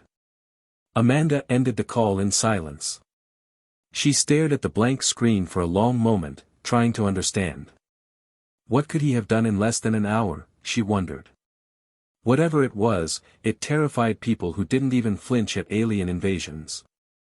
Ashbourne might be more dangerous than Lex Luthor, she finally admitted to herself. Underscore underscore underscore underscore underscore underscore underscore underscore underscore underscore underscore. That same night in Gotham, atop the roof of an old clock tower, Supergirl found her way to someone who would listen. "Girl problems?" Barbara asked as she sipped her hot cocoa, watching Kara land beside her. Kara nodded and dropped beside her with a sigh. "Yeah, big ones." Barbara gave her a half-smile. "Spill it." Kara hugged her knees. "I heard Ashbourne and his assistant talking the other day. Ashbourne refused the idea of dating because he viewed it as a responsibility that takes time and effort. He told Rex, he will take it seriously and do it to the best he can, and he doesn't want to do that now. I can respect that. But he went out of his way to adopt that strange and crazy girl, Ace. The girl that was with the Joker and nearly made millions become insane." Batgirl asked surprised, she still has not received the news. "Yes, that Ace," Supergirl answered, "I saw her, she is a few years younger and seemed more alien than me, she is definitely not right in the mind. He made her his daughter, can you believe that? Won't taking care of her take effort? Isn't it a greater responsibility? So why would he do that? I asked him again, dating. He shot me down, instantly." Barbara blinked. "Wait, again. Kara, why do you like that guy? He's an arrogant jerk." Kara smiled faintly. "I thought so too. At first. But he's not really. He's kind. Genuinely kind. He takes care of people in his own strange way. He's funny. Handsome. Filthy rich and scary smart." Barbara raised a brow. "And he's the only person who ever treated me like a normal girl. It felt like he could understand me, that he didn't see me as alien," Kara continued softly. "He seemed to understand what I was going through, what I was thinking. He just looked me in the eye and talked. And smiled when I badmouthed him. It just feels different." Barbara was quiet for a moment, then nudged her lightly. "You really like that guy?" Kara nodded. "Yeah. I really do." Barbara said, "I can't imagine him as a decent person." All I can see is an arrogant rich guy with a complete disregard for rules, a jerk even. He caused me a lot of trouble with my dad. When he realized I am Batgirl, he told my dad that he saw me with an older man and I was pretty close to him, that he should give me more time and talk with me. That caused me a lot of trouble and Dad took a while before he stopped suspecting me. Kara laughed hearing that and asked, is any of it true? Barbara rolled her eyes and said, he was talking about Bruce and the relation was me being Batgirl, but he put it in a way that kept the truth hidden while ensuring it will cause me trouble with my dad. Yeah, I can totally see him doing something like that, Kara replied. Underscore underscore underscore underscore underscore underscore underscore underscore underscore underscore underscore. In the watchtower, Earth's mightiest protectors gathered within the circular chamber overlooking the stars. Batman stood alone near the central console, arms folded, face unreadable beneath the cowl. He members of the Justice League arrived one after another, Wonder Woman, Superman, Flash, Green Lantern, Martian Manhunter, Aquaman, and others, curiosity and concern written across their faces. No one knew why they'd been summoned. That in itself was cause for alarm. Batman waited until every chair was occupied, the last echoes of boots on steel fading. Only then did he speak. Igris, he began, projecting his voice so all could hear, the Black Knight who took down Doomsday and led an assault against the Thanagarians and Hawkgirl, serves a figure known only as the Shadow Monarch. The atmosphere changed instantly. What had begun as curiosity turned into focused, tense attention. This Shadow Monarch commands not just Igris, but other knights, deadly, skilled, and loyal, Batman continued. And until now, we've had no information about this force. They operate in secret. They strike without warning. And they show no hesitation to kill. Every member knew of them. A hidden force on Earth, powerful enough to defeat Doomsday and decimate alien forces was no small matter. And worse, they were invisible, leaving no trace beyond the battlefield.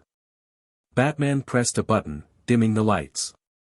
I believe we have a lead on the Shadow Monarch. Everyone sat straighter. I believe they are connected to Ashbourne Black. Gasps and raised brows met that declaration. Wonder Woman frowned. Flash blinked and leaned forward, confused. Superman's face grew still. Batman didn't let the pause stretch too long. Ashbourne has displayed access to powerful magical items, items no one else could even trace.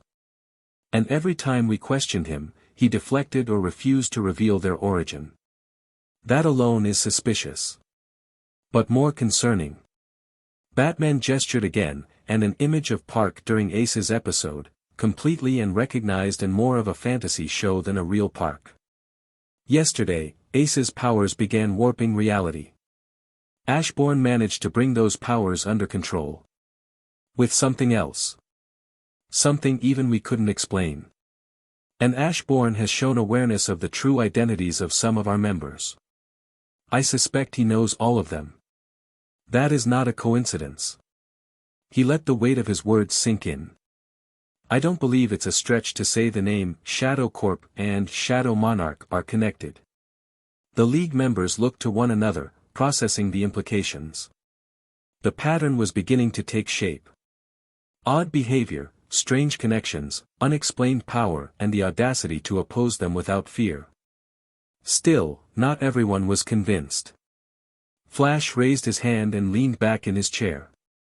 Look, I'm not saying this isn't strange, but come on. That's a leap. You yourself confirmed Ashbourne has no magical talent.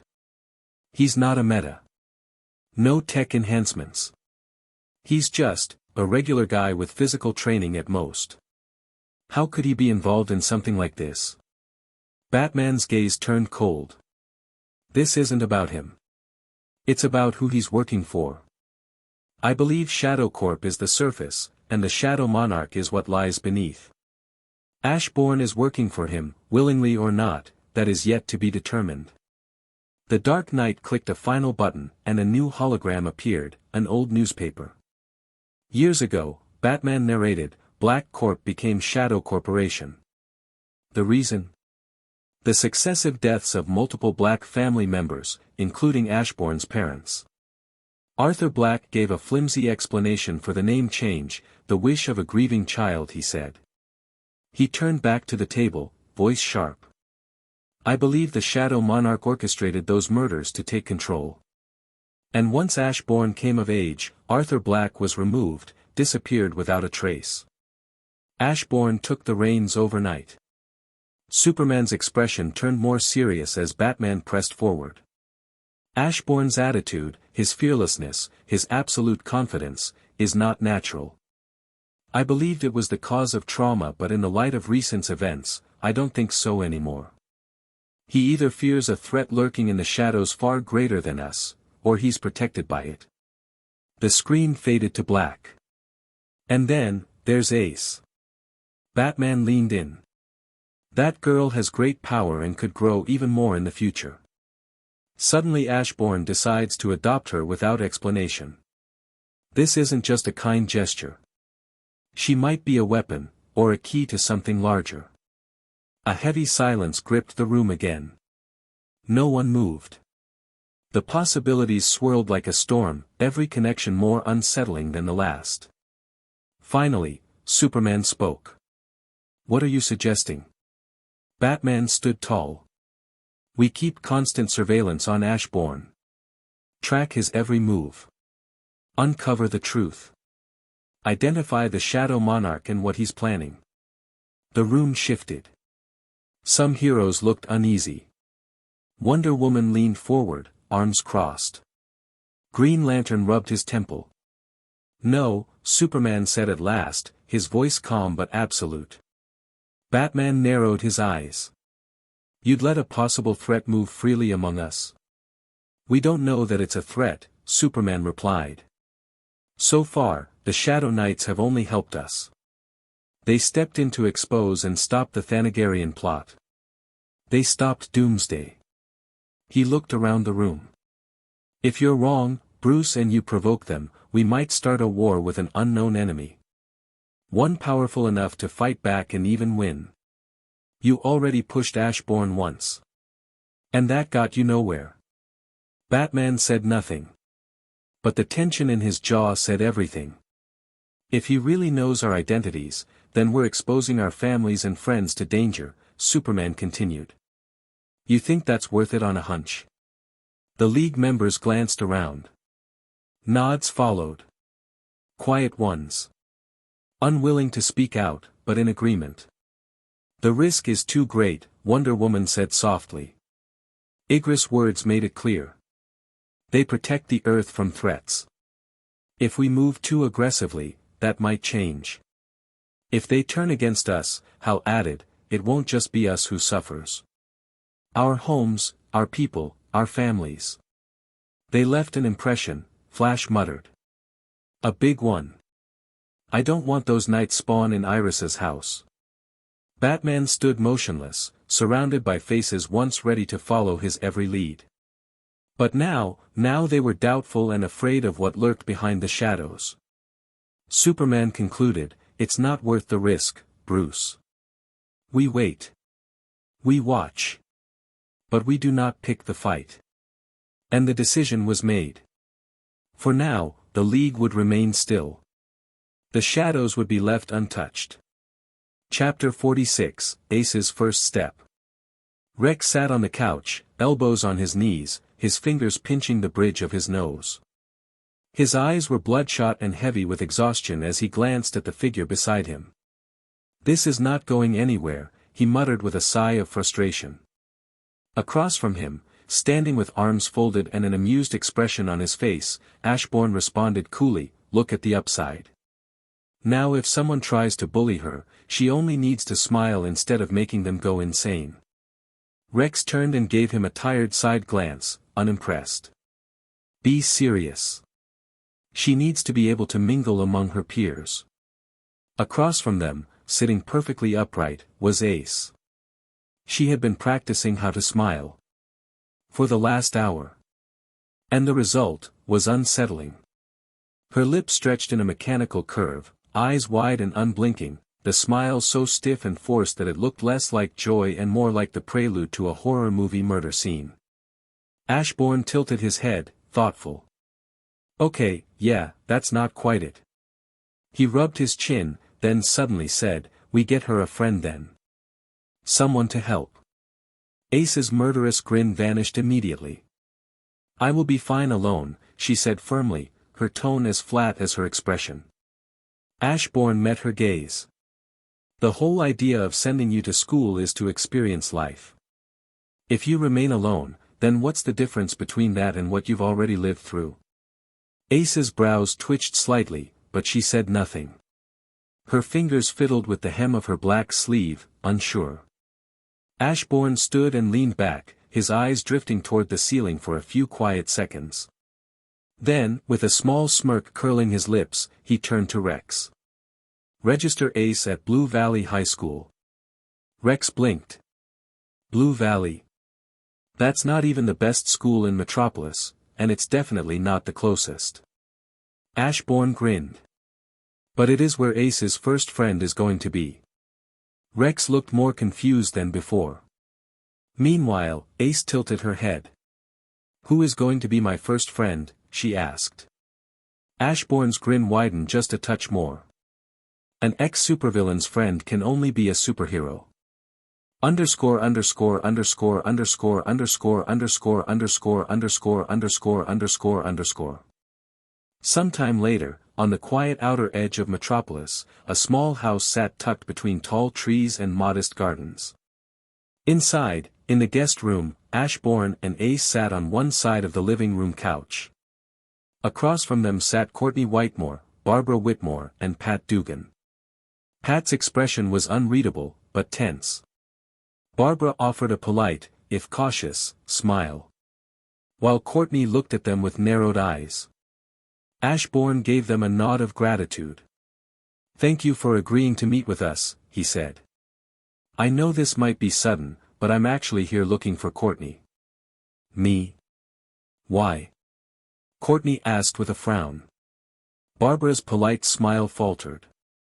Pat's eyes narrowed. Why are you looking for Courtney? He asked, suspicion lining every word. Ashbourne didn't answer right away. Instead, he turned and gestured to the quiet unblinking girl at his side. This is my recently adopted daughter, Ace. I'm planning to enroll her in school. He waited a beat before continuing. She's not very good at expressing herself. So I thought perhaps I'd ask for help. Specifically, Courtney's help. Barbara's eyes widened slightly. Pat's brow furrowed deeper. I am not helping you or her, Courtney answered with narrowed eyes. Ashbourne's smile didn't falter as he continued calmly, Ace's registration in Blue Valley High School is already in progress, and she'll be starting soon. I was hoping you could be her guide, her friend, and to help her adjust. For a moment, no one spoke. Barbara and Pat exchanged a glance. They knew who Ashbourne was. Everyone did. His name had been whispered across headlines ever since the League's confrontation with him and Batman's public trial. Pat, his voice cautious and guarded, finally said, ignoring the fuming Courtney, "You've got a lot of history with the Justice League. With us. Why would you come here? Why would you ask her for help?" It was a fair question. After all, this wasn't just unexpected, it was almost surreal. Ashbourne leaned forward slightly, his tone calm but certain. Because a hero is the best friend of a villain, especially an ex-villain, or because I want the best for my daughter. Choose the answer you like. Ace, sitting silently beside him, glanced up with something that almost looked like curiosity, or maybe hope. Barbara and Pat didn't respond right away. Don't bother, I am not going to help her, and that's final. Courtney folded her hands in complete refusal. If Ashbourne was upset by Courtney's blunt rejection, or even mildly disappointed, he didn't show a single flicker of it. That same calm, unreadable smile stayed perfectly in place as he said, I guess I'll just have to pay the medical bills when the students at your school start going insane. Barbara's eyes widened slightly, and Pat straightened in his seat, his jaw tightening. Ashbourne, however, didn't give them the chance to respond. He gestured to the silent girl beside him. She has quite the glass heart, he said lightly. And things can spiral out of proportion quickly. That made the air shift. The atmosphere in the room, already tense, turned colder. Barbara's smile vanished entirely, Pat's hand twitched like he wanted to reach for something, and Courtney's arms tightened across her chest. But Ashbourne? He was entirely unbothered. He rose smoothly to his feet and turned to Ace. When leaving someone else's house, we thank them for their hospitality, with a smile. Ace stared at him for a long second before standing and facing the trio. She tilted her head ever so slightly, and smiled. The effect was immediate and bone-deep. Barbara's back stiffened. Pat blinked in alarm. Courtney's expression froze. If they hadn't heard what Ashbourne said earlier, they would have believed Ace's twisted grin was the opening act to a horror show, a threat in the form of polite etiquette. There was nothing warm in it, just eerie unblinking eyes and a chilling grinning expression. A horrifying sight to say the least. As Ashbourne and Ace stepped toward the door, Courtney suddenly spoke behind them. "Wait." They stopped. "I'll stay with her," Courtney said, her tone sharp, her fists clenched. "I'll keep her out of trouble as much as I can. That's it. I'm not going to be her friend." Ashbourne turned halfway, still wearing the same pleasant smile. As expected of a noble hero, he said with a small bow of his head. "Your heart's in the right place. I'll leave Ace in your care then." And with that, he walked out, Ace trailing silently behind him. Once the door closed, Courtney turned on her heels with a face full of anger. "Can you believe the audacity of that guy? He basically used my school as leverage. I should have blasted him a few days ago when I had the chance." Pat let out a heavy sigh and nodded. "You're not wrong. Be careful around him, and especially around her. That girl. Ace, she's dangerous. Her powers aren't a joke. We should inform the League. Maybe they'll have a better idea of what we're dealing with." Outside, Ashbourne and Ace stepped into his sleek black car, the engine already humming softly as they pulled away from the house. "Not bad, we got you a potential new friend," Ashbourne said as he steered them into the quiet evening road. Ace, arms rested on her legs and staring ahead unblinkingly, corrected him. "You blackmailed her. She doesn't want to be my friend." Ashbourne replied with a smile.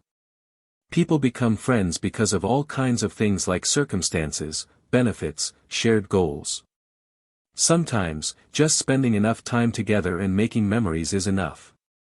Courtney's angry and she hates me, not you. That may change over time. It all depends on how sincere you are and the experiences you two end up sharing." Ace glanced out the window, her eyes flicking to her reflection, thoughtful. "What if she still wants nothing to do with me?" she asked quietly. "Then that's just life," Ashbourne replied. "Friends or enemies, they're part of the social life we lead. Regardless of the outcome, you'll have lived through something new. Something normal." There was silence in the car for a moment. Then Ace looked over at him and smiled. It wasn't perfect. Not even close. But it wasn't terrifying either. It was awkward, a little crooked, but it was hers. And she was trying. "Thank you," she said softly. Ashbourne returned her smile. "You're welcome. And by the way, your smiling skill is improving. You might soon be able to smile without scaring Grandpa Rex." Ace nodded slowly, her fingers brushing the edge of her sleeve. One small, shaky step toward a normal life. Chapter 47, Ace's First Day. Early morning sunlight filtered through the trees that bordered Blue Valley High, casting long shadows across the sidewalk. Ace stood in front of the school's main gate, her back straight, arms at her sides, and her wide, unblinking eyes fixed on the building. Next to her, Courtney Whitmore stood with crossed arms and a scowl etched on her face. The stiffness in her shoulders betrayed how utterly annoyed she was by the current situation. Behind them, wearing his usual calm and cheerful smile, was Ashbourne. "Courtney," he said, the smile never wavering, "just a reminder, Ace is in your care." Courtney didn't reply. She just glared at him before turning toward the school. "Let's go," she muttered and began walking forward. Ace silently followed, her footsteps light and measured. "Have fun." Ashbourne called out cheerfully behind them, then turned and walked away without a care in the world. As the two girls walked across the school grounds, students began to notice them. Some waved and greeted Courtney, but their eyes quickly drifted to the strange girl beside her. Ace's unblinking gaze and her wide eyes drew attention like a magnet. Whispers followed in their wake. Courtney leaned in slightly and muttered under her breath, "No powers inside the school." "Got it?" Ace didn't respond but remained beside her. Courtney sighed and continued the informal tour, showing her the sports field, the playground, the swimming pool, and several of the student hubs and hangout spots. Her voice remained curt, serious. No warmth, no friendliness. When the bell for first period rang, Courtney led Ace to her assigned classroom. She stopped at the door, glancing back at her one last time. "I've got my own class. Just remember what I said, no powers." Ace nodded slowly, unblinking. "Thanks." Courtney didn't say anything else and turned away. Ace stepped inside the room. Every head turned. The students stared. Some whispering. Others blinking in confusion. And Ace? She simply stared right back. She remained there for a moment before speaking in her monotone voice, "I am Ace Black. Where can I sit?" The teacher, an elderly woman with short gray curls and round glasses, blinked in surprise before nodding. "Ah, yes, you must be the transfer student. Welcome." She gestured toward an empty seat in the middle row. Ace walked to the desk and sat down without a word. The murmurs in the room never stopped. The first class passed without incident, at least on the surface. The students kept sneaking glances at her. Some whispered behind their hands. Some couldn't stop staring at her wide, unblinking eyes. And some were thinking back to a certain Joker show, their expressions turning increasingly uneasy. The name. The look. The stare. After class ended, a few curious students approached her.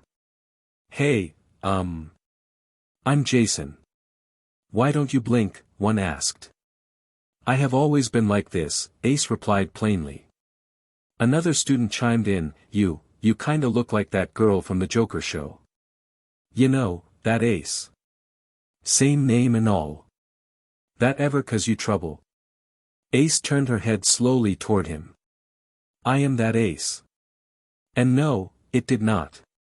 The response hit them like a bombshell. The students stepped back immediately. Some paled visibly. Others looked horrified. "You're her," someone whispered. "The villain? She's with the Joker." The panic escalated quickly. Students scattered, some running for the teachers, others dashing into nearby classrooms to spread the word. Whispers turned into rumors. Rumors turned into declarations of alarm. By the time the second class had even begun, every single student and staff member in the school knew who Ace Black was. And panic spread like wildfire. Fear took hold. Students avoided the hallway she walked through. Teachers glanced at one another with concerned expressions. Some students cried. Others hid behind lockers or peeked around corners like they were avoiding a ticking time bomb. Courtney, hearing the uproar from across the hall, pressed a hand to her forehead and groaned. Her last year of high school was officially going to be more hectic than anything she'd ever imagined. Underscore underscore underscore underscore underscore underscore underscore underscore underscore underscore underscore. The cafeteria was alive with noise, chatter, laughter, and the clatter of trays, until the moment Ace walked through the doors. Silence swept the room like a cold wind. Every student turned toward her. Eyes widened, forks froze mid-air, and conversations died instantly. The mix of fear and curiosity in their expressions was clear. Ace didn't flinch. She didn't slow. Her face remained blank as ever. She simply walked toward the canteen line, her wide, unblinking eyes fixed forward. The students ahead of her looked once, then quickly backed away, almost tripping over themselves to clear a path. Unbothered, Ace grabbed a tray, took her time picking out her food, then turned to scan the tables. Everywhere her gaze landed, students either paled, flinched, or looked down at their trays in panic. No one dared meet her eyes. After a few seconds of silent surveying, Ace walked to an empty table in the far corner and sat alone. She began eating, methodical and calm, while the entire cafeteria watched her like a wild animal that had wandered into a public park. From a nearby table, Courtney sat surrounded by her friends, her eyes locked on Ace. She didn't say a word at first. But after a moment, she sighed, grabbed her tray, and stood up. "Courtney, where are you going?" one of her friends asked nervously. Courtney ignored them. She walked across the cafeteria and sat directly across from Ace, wearing a forced, clearly fake smile. "So," she said, voice low. "What do you think you're doing? I heard you actually admitted you were the ace. The Joker's ace. Why the hell would you say that?" Ace paused mid-bite and answered plainly, "My father said if I want to make friends, I should be sincere and share things about myself. I didn't lie to them." Courtney blinked. For a moment, she was speechless. Then she scowled and cursed Ashbourne in her head. What kind of messed up advice is that? Before she could say anything more, several of her friends approached hesitantly. "Courtney," one of them called, "what are you doing sitting with her? She's a villain. Dangerous." Courtney glanced at Ace, then back at her friends. There was a brief moment of hesitation, then she said, "She's not evil. Just, a little strange." The girls didn't look convinced. But one by one, they slowly came closer and cautiously sat down with them. One girl, visibly shaking, muttered, "We're not leaving you alone next to her." Courtney felt something stir in her chest. She looked at her friends with mild surprise and maybe even a little appreciation. Ace, meanwhile, absorbed their words and actions with her usual stillness. Then she asked, "Do friends stand for each other always, even when afraid?" The question caught them off guard. Courtney blinked, then said, "Friends help each other. That's what matters." Ace nodded slowly. "I will keep that in mind." One girl tilted her head. "You talk like friendship is a foreign thing. Don't villains have friends?" Ace looked at her. "The base I was raised in never introduced the concept of friendship." That answer shifted the mood. The girls exchanged glances, their fear slightly replaced by curiosity. They remembered the brief glimpse of Ace from the Joker's twisted show. A chilling girl with power in her eyes and madness in her stare. But, what kind of life created someone like this? Courtney couldn't stop herself from asking, "What was your life like before you met the Joker?" Without any emotion, Ace began to speak. She described her early years, the conditions she lived in, the training, the experiments, the games she was forced to play. She spoke of people who treated her like a tool or a weapon, of days without sunlight and nights without dreams. She didn't cry. She didn't frown. She didn't smile. It was like listening to a robot recite someone else's nightmares. The girls were stunned. Courtney's lips pressed into a thin line. Even she, who had seen a lot, felt pity. "I heard from the teachers," another girl said hesitantly, "that you were adopted by Ashbourne Black. The rich guy who beat up Batman. How did you meet him? Why would he adopt you?" Ace replied calmly, "He heard about me from one of his contacts by coincidence. Since my life greatly resembled his, he came to help me and took me in." That answer sparked a wave of surprise. Even Courtney looked stunned. "Wait, what?" she asked. "Did he tell you that? He must be lying." Ashbourne Black was born rich. He doesn't have powers. How could his life be anything like yours? Ace looked straight at her. I saw his memories. The life he lived until this point, it was much worse than mine. Courtney stared, jaw slightly slack. She couldn't believe what she just heard or what to say. Underscore underscore underscore underscore underscore underscore underscore underscore underscore underscore underscore. Within the walls of Shadow Corp's upper tower, Ashbourne sat at his desk, elbows resting on the surface, fingers steepled before his mouth. His usual smile tugged faintly at his lips as his focus not on the room but elsewhere. Through the shadows cast across Blue Valley's school halls, cafeteria, and classrooms, he had watched Ace's first day. Her first day hadn't exactly been normal, how could it be? But it was progress. A great start, he mused. Especially considering where she began. Across from him, Rex sat rigidly in one of the leather chairs, his face filled with restrained agitation. He was now filled with worry, and for once, it was not for Ashbourne's safety. Do you think she's doing okay? Rex finally asked, voice tight. What if she was bullied? Mocked? You know how kids are. You just threw her into that place. Ashbourne's eyes shifted toward him, amusement flickering across his face. Relax, he said smoothly, she is doing well. And who could possibly bully her? Rex's eyes narrowed, don't tell me to relax. You adopted her. That's not just some game, Ashbourne. You have a responsibility now, a responsibility to her. She's not ready for normal life. You know that. We both know that. And you're just sitting here smiling like an idiot. Ashbourne didn't flinch. He tilted his head slightly, almost like he was studying Rex. The outburst didn't rattle him, in fact, it made him smile a bit more. She wasn't ready, Ashbourne said quietly, but she needed it. It won't be perfect. It will hurt. But that's part of learning how to live. Rex scowled and said, you always do this. Act like you know what is going on, how everything will play out. What if something goes wrong, huh? What if she snaps? What if someone pushes her too far? Ashbourne leaned back in his chair. Rex wasn't wrong. And while Ace had made some progress, there were things, certain things, that still needed boundaries. In his mind, a quiet note etched itself into his mental list.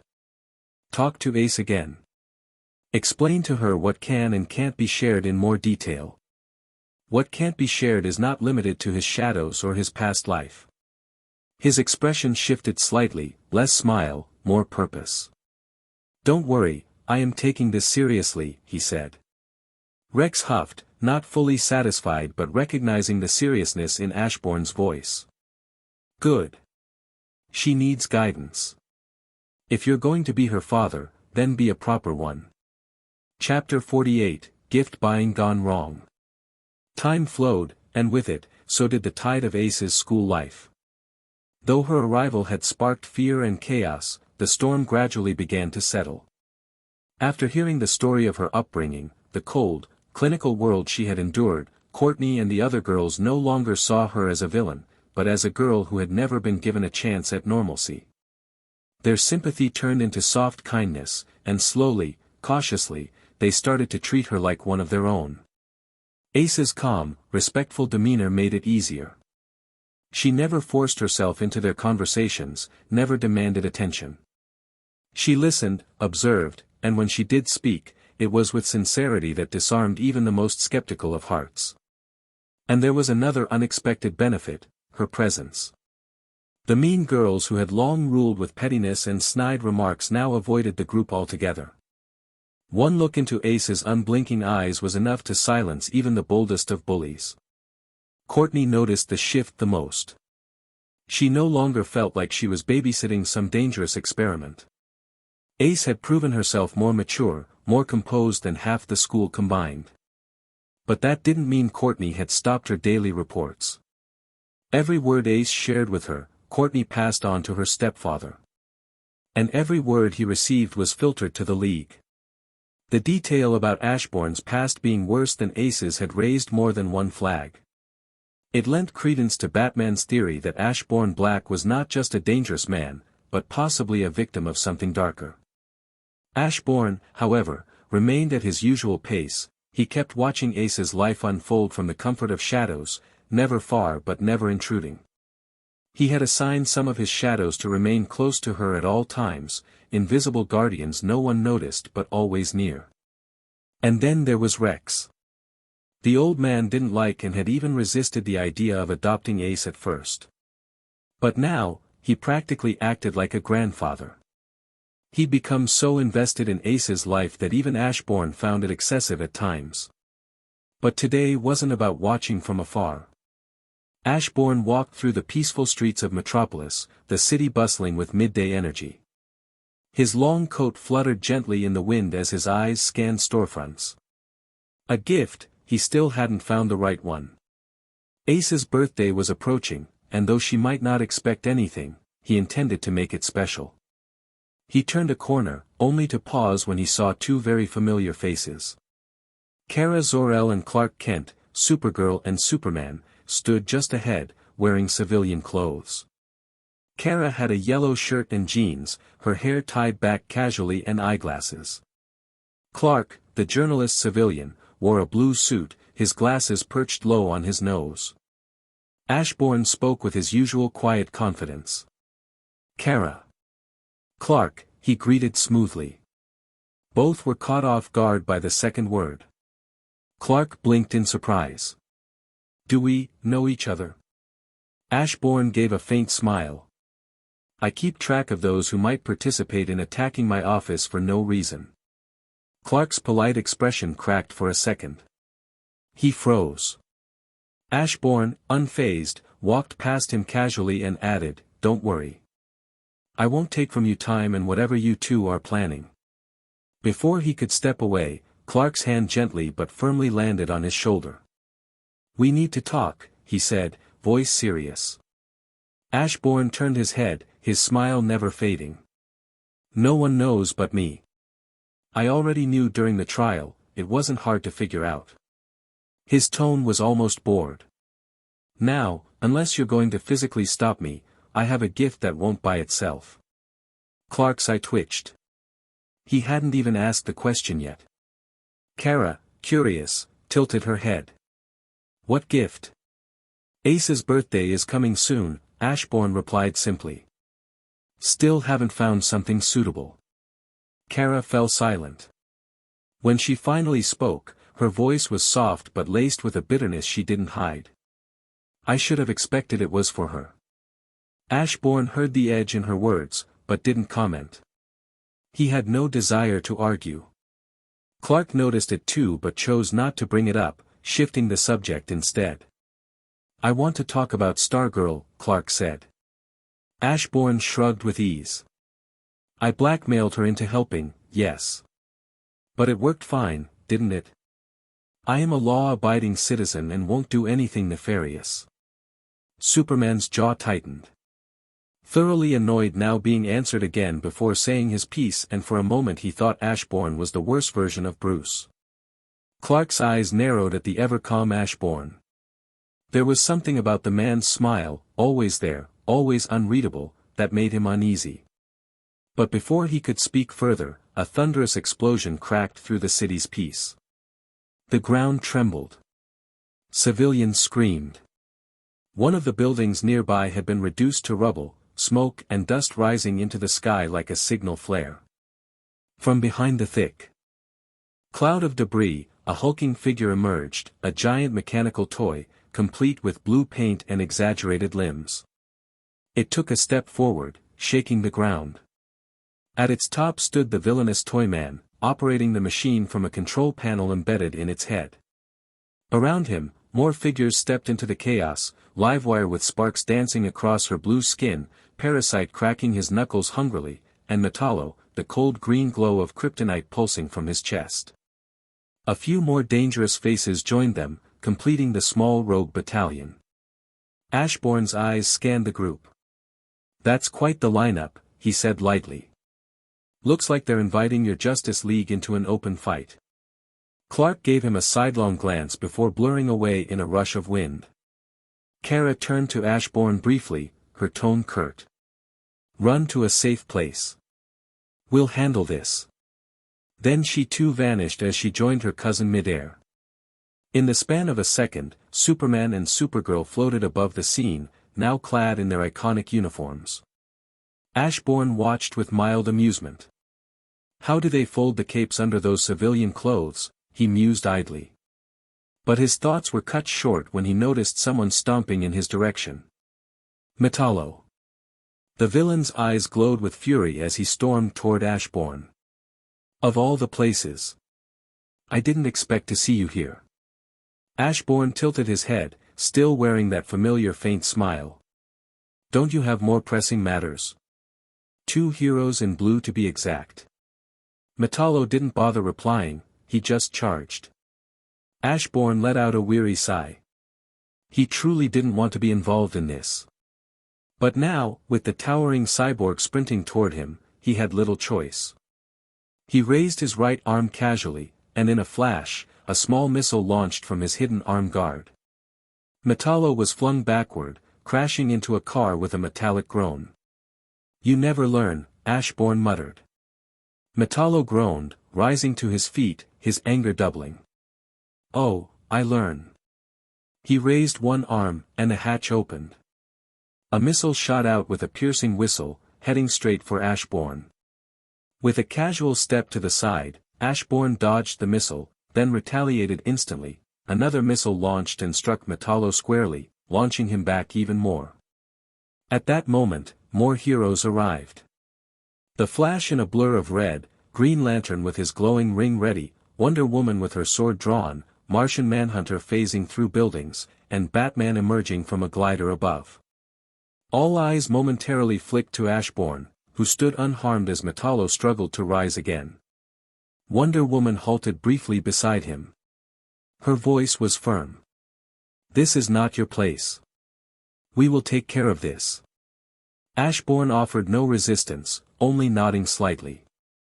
I couldn't agree more. He turned, walking away with unhurried steps, his coat trailing behind him as if the chaos didn't concern him in the slightest. Then came the scream. No. It was Supergirl. Ashbourne felt it before he saw it, a massive surge of energy rapidly approaching. He turned his head just in time to see a green beam cutting through the battlefield, aimed directly at him. And just as it was about to hit, a figure flew in front of him. Kara. Time froze for a split second before the beam collided with her. A blinding explosion of pure energy erupted, engulfing both her and Ashbourne. It was brilliant, devastating, a white-green burst that knocked back dust, wind, and even some of the weaker villains. When the light faded and the dust cleared, there was nothing. No Kara. No Ashbourne. Only a crater in the pavement, silent shock, and the horror reflected in the eyes of heroes and civilians alike. Chapter 49, New World. Ashbourne stood motionless, taking in the strange world around him. A red sun loomed heavy and oppressive in the sky, casting an eerie glow over the cracked, rocky land. Above, distant planets, Jupiter and Saturn, hung in plain view, their sizes and colors distorted by the unfamiliar atmosphere. The land was barren, lifeless, and hauntingly still. He turned his head slowly. Beside him, lying motionless on the rough ground, was Kara. Her suit was torn, her body bruised and scraped. Ashbourne stared at her for a moment, then sighed heavily. Now he remembered. This was supposed to be Superman's fate. A doomed future, thrown far beyond their time. But somehow, the roles had shifted, and now it was him and Kara who had been cast into this forsaken place. He clenched his jaw, irritation flickering in his eyes. Being dragged into this was frustrating enough. But Kara? Her presence complicated things. If he were alone, he could maneuver freely, faster, without having to worry about showing his powers. But she had thrown herself in front of that beam to shield him. After that, he couldn't just abandon her. no matter how inconvenient it was. His shadow unraveled and slithered across the ground like ink spilled in all directions, scanning and probing the landscape for any sign of civilization. Meanwhile, Ashbourne knelt beside Kara, gently examining her injuries and tending to her wounds with makeshift materials from his coat and what little he had with him. An hour passed. One of his shadows returned with a discovery, the watchtower. Not the present one. A broken remnant, half buried and inert, but unmistakable. It was distant, months away on foot. Ashbourne picked up Kara, and vanished in a whisper of shadow. He didn't bring them right to the tower, just close enough. Close enough that when she used her communicator, Savage from this timeline would be able to detect and trace them. It had to look natural. He didn't want to show that he knew too much. Some time passed again. Kara stirred. She opened her eyes to find herself under a low canopy of trees. Gloomy vines and strange plants surrounded her, their colors unnatural, their forms otherworldly. A jungle, but not like any she had seen on Earth. She sat up slowly, her back leaning against a gnarled tree trunk. Bandages were wrapped around her hands and neck. She blinked, then realized something else. She was wearing Ashbourne's coat. A blush crept into her cheeks as she looked down beneath it. Her Kryptonian suit was torn almost to shreds. It didn't take much imagination to realize he had seen her body while tending her wounds. Before her thoughts could go further, a voice came from the side. "You're finally awake." She turned quickly. Ashbourne emerged from between the trees, his steps calm and even. He carried a makeshift basket woven from plant fibers, filled with oddly shaped fruits. He wore only a sleeveless black shirt now, and she recognized the bandages on her body, his torn sleeves. He knelt and placed the basket in front of her. "I found these fruits," he said matter-of-factly. "They look edible." Kara looked at him, then at the fruit. Where are we?" Ashbourne shrugged. "Not Earth. Strange plants. Strange oversized insects." Kara blinked. "Oversized insects?" Ashbourne casually pointed behind her. She turned and looked behind the tree she was leaning on earlier. A few steps away, was the grotesque corpse of a massive insect, its armored shell cracked open and governed in green blood. Her eyes widened. "You killed that?" Ashbourne gave a slight nod. He looked at her more seriously now. "Is your communicator still working?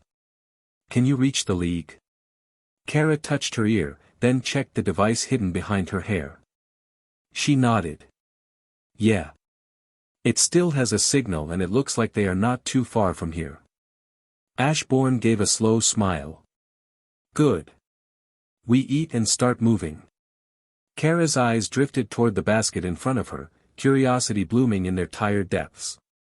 She had never seen fruits like these before, strange, bulbous, some of them had strange markings. Even the basket itself caught her attention, a tightly woven piece made of unknown fibrous strands and large leaves. She reached forward, placing her hand under the basket to lift it. But as soon as she tried, her brow furrowed in confusion. It was heavy. Far heavier than she'd expected. Why is it so heavy?" she asked aloud, puzzled.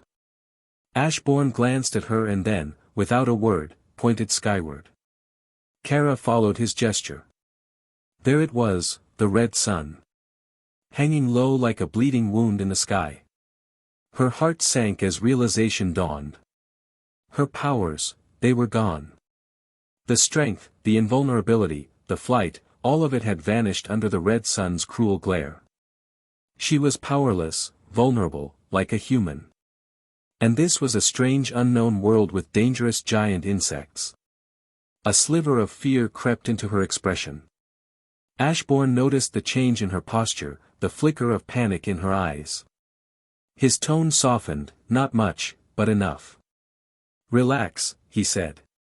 "Things will be okay, once we get to the other League members." Kara inhaled slowly and gave a small nod, a smile pulling at her lips despite the fear. "Yeah, Once we find them, everything will be okay. They ate together in silence. The fruits were bitter and oddly textured, but they filled the emptiness in their stomachs well enough. Afterward, as they prepared to move, Ashbourne unfastened the guard on his left arm and extended it toward Kara. "You'll need this," he said simply.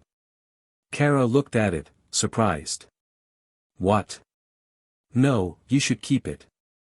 "I'll be fine." "You won't," he replied flatly. "I can defend myself." "You can't, not here." "Take it." She hesitated, then reluctantly accepted the arm guard, sliding it over her bruised forearm. The weight was reassuring. She hated how true his words were. They set off toward the signal's direction, the red sun casting long shadows as they walked. Along the way, they encountered creatures, strange, monstrous things that defied earthly logic. Some were insectoid giants with chitinous shells and snarling mandibles. Others were animals, dogs with bone-like spikes coming out of their bodies. Kara couldn't believe how many there were. And she couldn't believe how easily Ashbourne dealt with them. He moved like a wraith, every attack swift and deadly. The blue dagger he drew from behind his back glowed faintly, it was clearly another magical dagger. Each strike was clean, silent. She watched, in awe, as he dispatched beasts she wouldn't have been able to even run from in her current state. By the time night fell, they had traveled miles. Ashbourne built a fire, using materials he scavenged with ease. He even roasted meat from one of the creatures he had killed, though Kara hesitated to eat it, hunger eventually won. The two of them sat near the fire, its glow illuminating their faces. "Thanks," Kara said suddenly, her voice low but genuine. "For everything. I wouldn't have survived an hour here on my own." Ashbourne didn't look at her. "You are here because of me," he said simply. Then his voice turned colder. "And what you did back there, was foolish." Kara blinked. "What?" "You should have never tried to block that beam," he said, eyes fixed on the fire. "I thought you were going to die," she replied, her tone tightening. "I was just trying to save you." "I didn't ask for your help," Ashbourne said firmly. And now, it was clearly the wrong thing to do. "If something like this happens again, don't throw yourself in front of danger for me. I don't appreciate that kind of behavior." The words hit harder than any punch. Kara's shoulders slumped, her head lowering as she responded quietly, "I won't do it again." Ashbourne didn't respond. He watched the flames crackle, his expression unreadable. This was the DC universe, a place of miracles and monsters. It wasn't unheard of for things like this to happen. But Kara had almost died for someone like him, someone who was far stronger than he let the world see, far stronger than her or any of her social circle. Someone who hid behind the facade of a normal human and chose to live a laid-back life. She shouldn't be in harm's way for someone like him. As the fire dimmed and the sounds of the jungle settled into a quiet hum, Ashbourne stood and turned his gaze toward the dense, dark horizon. "Get some sleep," he said without turning. "I'll keep watch tonight." Kara, still tired from the day's march, gave a silent nod. She curled up near the fire, still wearing Ashbourne's coat, and drifted off to sleep. Underscore underscore underscore underscore underscore underscore underscore underscore underscore underscore underscore. The next morning, she awoke to the gentle aroma of something cooking. The sky above remained the same crimson hue, but the temperature was cooler now in the early hours. Kara stretched, groaning slightly from sore muscles and stiff joints. She looked around and blinked in surprise. Next to her was a fresh batch of fruits, neatly stacked. And over the fire, sizzling on a flat stone, were what looked like eggs being fried. Ashbourne crouched nearby, focused on the fire. Without even glancing at her, he said, "Good morning." Kara rubbed her eyes and smiled faintly. "Morning. Where did you find eggs?" "There are birds around," Ashbourne replied, flipping one of the eggs with the tip of a stick. "Not chickens, but close enough."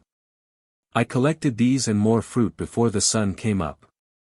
Kara sat up and nodded silently, somewhat amazed. She'd barely lasted a day, and here he was preparing a full breakfast. They ate in relative silence, the food still strange but acceptable. Once finished, they packed up their supplies and continued onward, heading toward the signal they'd been tracking since yesterday. The terrain grew rougher, the jungle thinning and giving way to charred rock and metallic debris. By noon, they crested a hill, and Kara stopped dead in her tracks. Her heart dropped. Before them lay the ruins of the watchtower, scattered across the scorched earth in broken pieces. Twisted metal, broken support beams, it was all there, collapsed like a corpse picked apart by time.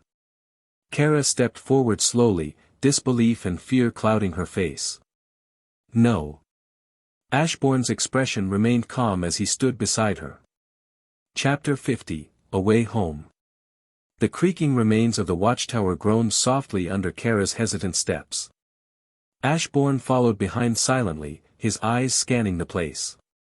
Inside, the structure was a ghost of its former glory, dark corridors, shattered panels, dust layering every surface like ancient ash. Kara's face twisted with fear and despair as she rushed to the central console. Her fingers danced over the cracked glass, bringing up faint screens, blinking red with warning after warning. Desperate, she searched for answers. But all she found was silence. A mechanical voice crackled to life. Power at critical level. Entering sleep mode in 60 seconds. No. Kara slammed her fist into the terminal. What happened here? Ashbourne said nothing. His eyes weren't on the dead console but staring into the dark. Why wasn't Savage here? Shouldn't he be lurking around the watchtower? Could it be that he didn't pick up on their signal? Silently, he extended his shadows, ordering them to slither across the base and fan out across the land. Kara turned to him, her voice trembling. What should we do? We're all alone here. Ashbourne turned slightly toward her. We rest. Then we search. We'll look for intelligent life. There has to be something around here. Kara gave a faint nod. Then, entering sleep mode. Date, 77,034 AC. The system's voice echoed like a final breath before death. Kara's body went rigid. Did you hear that? She whispered. Ashbourne gave a small nod. If it's correct, the beam didn't send us to another world. We're still on Earth. But it sent us forward, 75,000 years. Her eyes filled with tears. Not again, not again. Ashbourne blinked. Her voice cracked with pain he didn't expect. First Krypton, and now Earth. For a brief moment, he understood. She hadn't moved on from Krypton. And now she believed she was reliving the same tragedy, watching another home fall into oblivion. At that moment, one of his shadows had found him, Vandal Savage, tending a peaceful farm. He was only a day away from their current location. Ashbourne placed a firm hand on Kara's shoulder. We got here. We can get back. The way in must have a way out. Let's rest for a little. Then we'll search. Kara didn't reply. Instead, she stepped forward and wrapped her arms around him, crying softly into his chest. Ashbourne stood still, tempted to teleport them directly to Savage and end this heavy moment. An hour later, they set out again. Kara walked closer than usual, her red, swollen eyes casting glances at Ashbourne every few steps, as if afraid he'd vanish too. Ashbourne understood, this world had broken her walls, and she feared losing everything again. The next day, they reached the outskirts of a broken city. Or what was left of it. Metropolis. Kara slowed down. Her eyes moved across the ruins, skyscrapers collapsed into mountains of steel and concrete. What stopped her, what broke her again, was the shattered S emblem embedded into the ground, cracked and crumbling. She fell to her knees and wept. Ashbourne gave her a moment before gently urging her forward.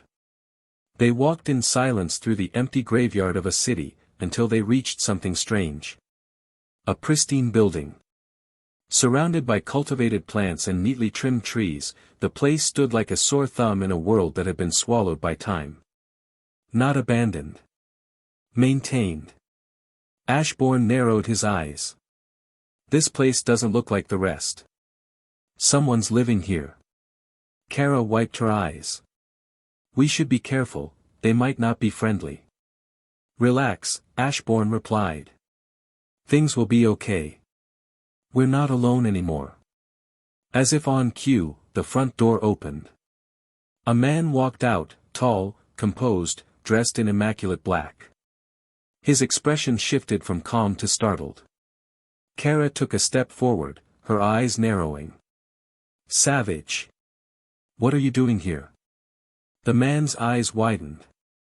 A chuckle escaped his lips, low and disbelieving. Well, I never thought I'd see another human face again. Not after all these tens of thousands of years.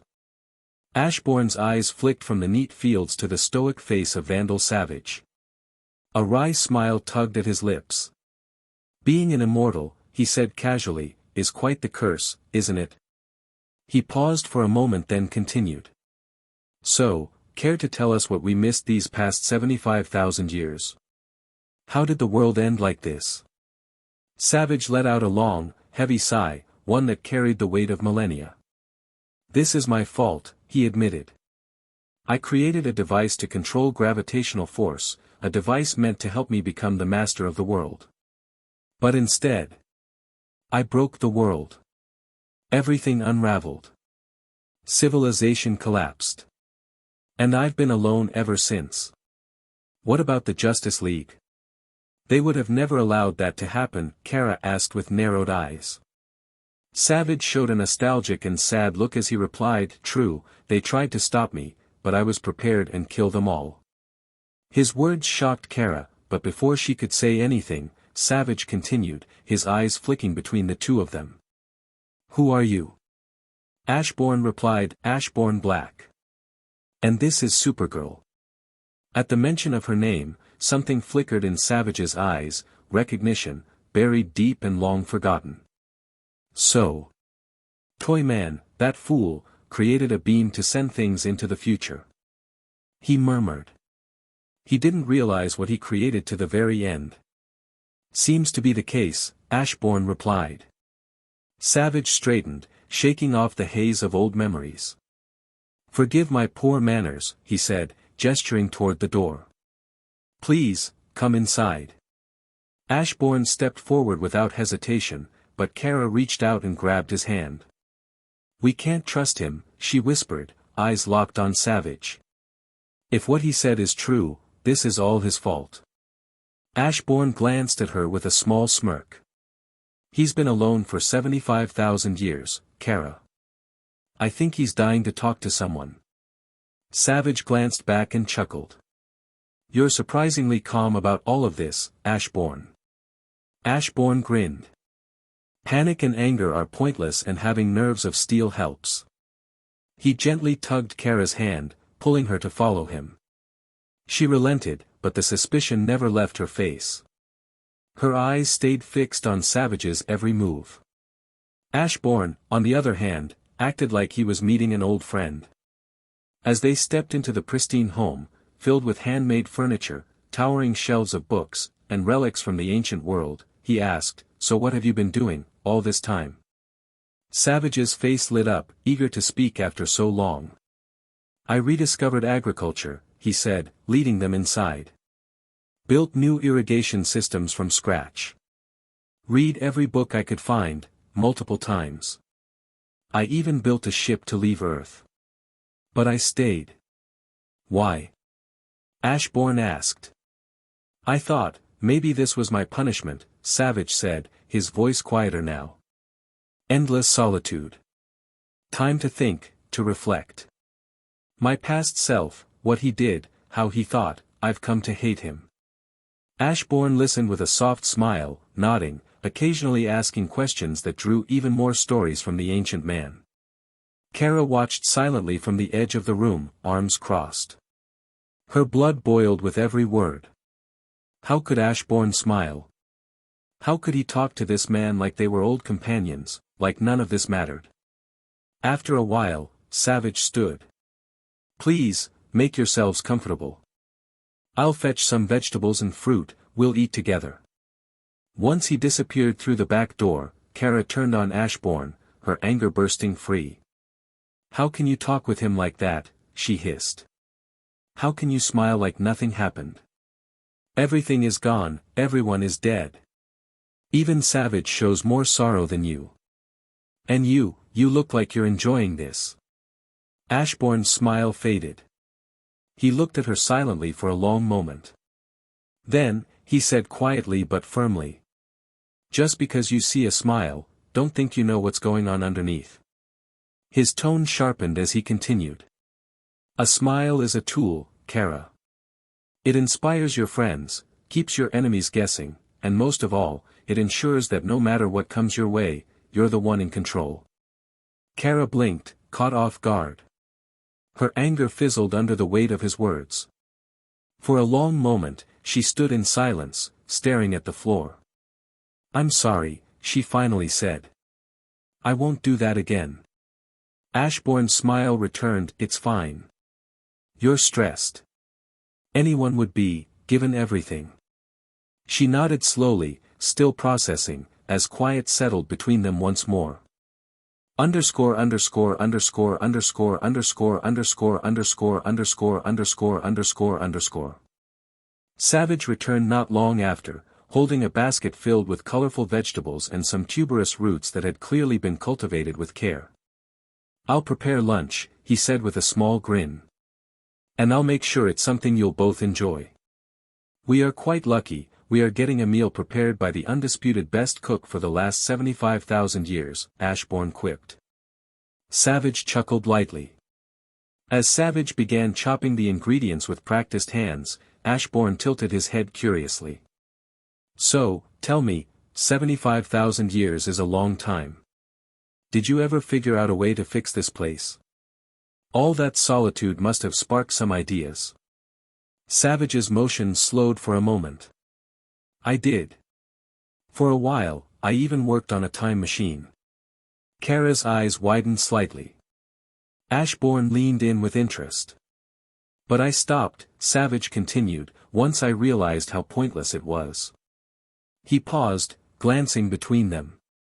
But now, with the two of you here, saving this world might not be as impossible as I once thought. Ashbourne squinted, reading between the lines.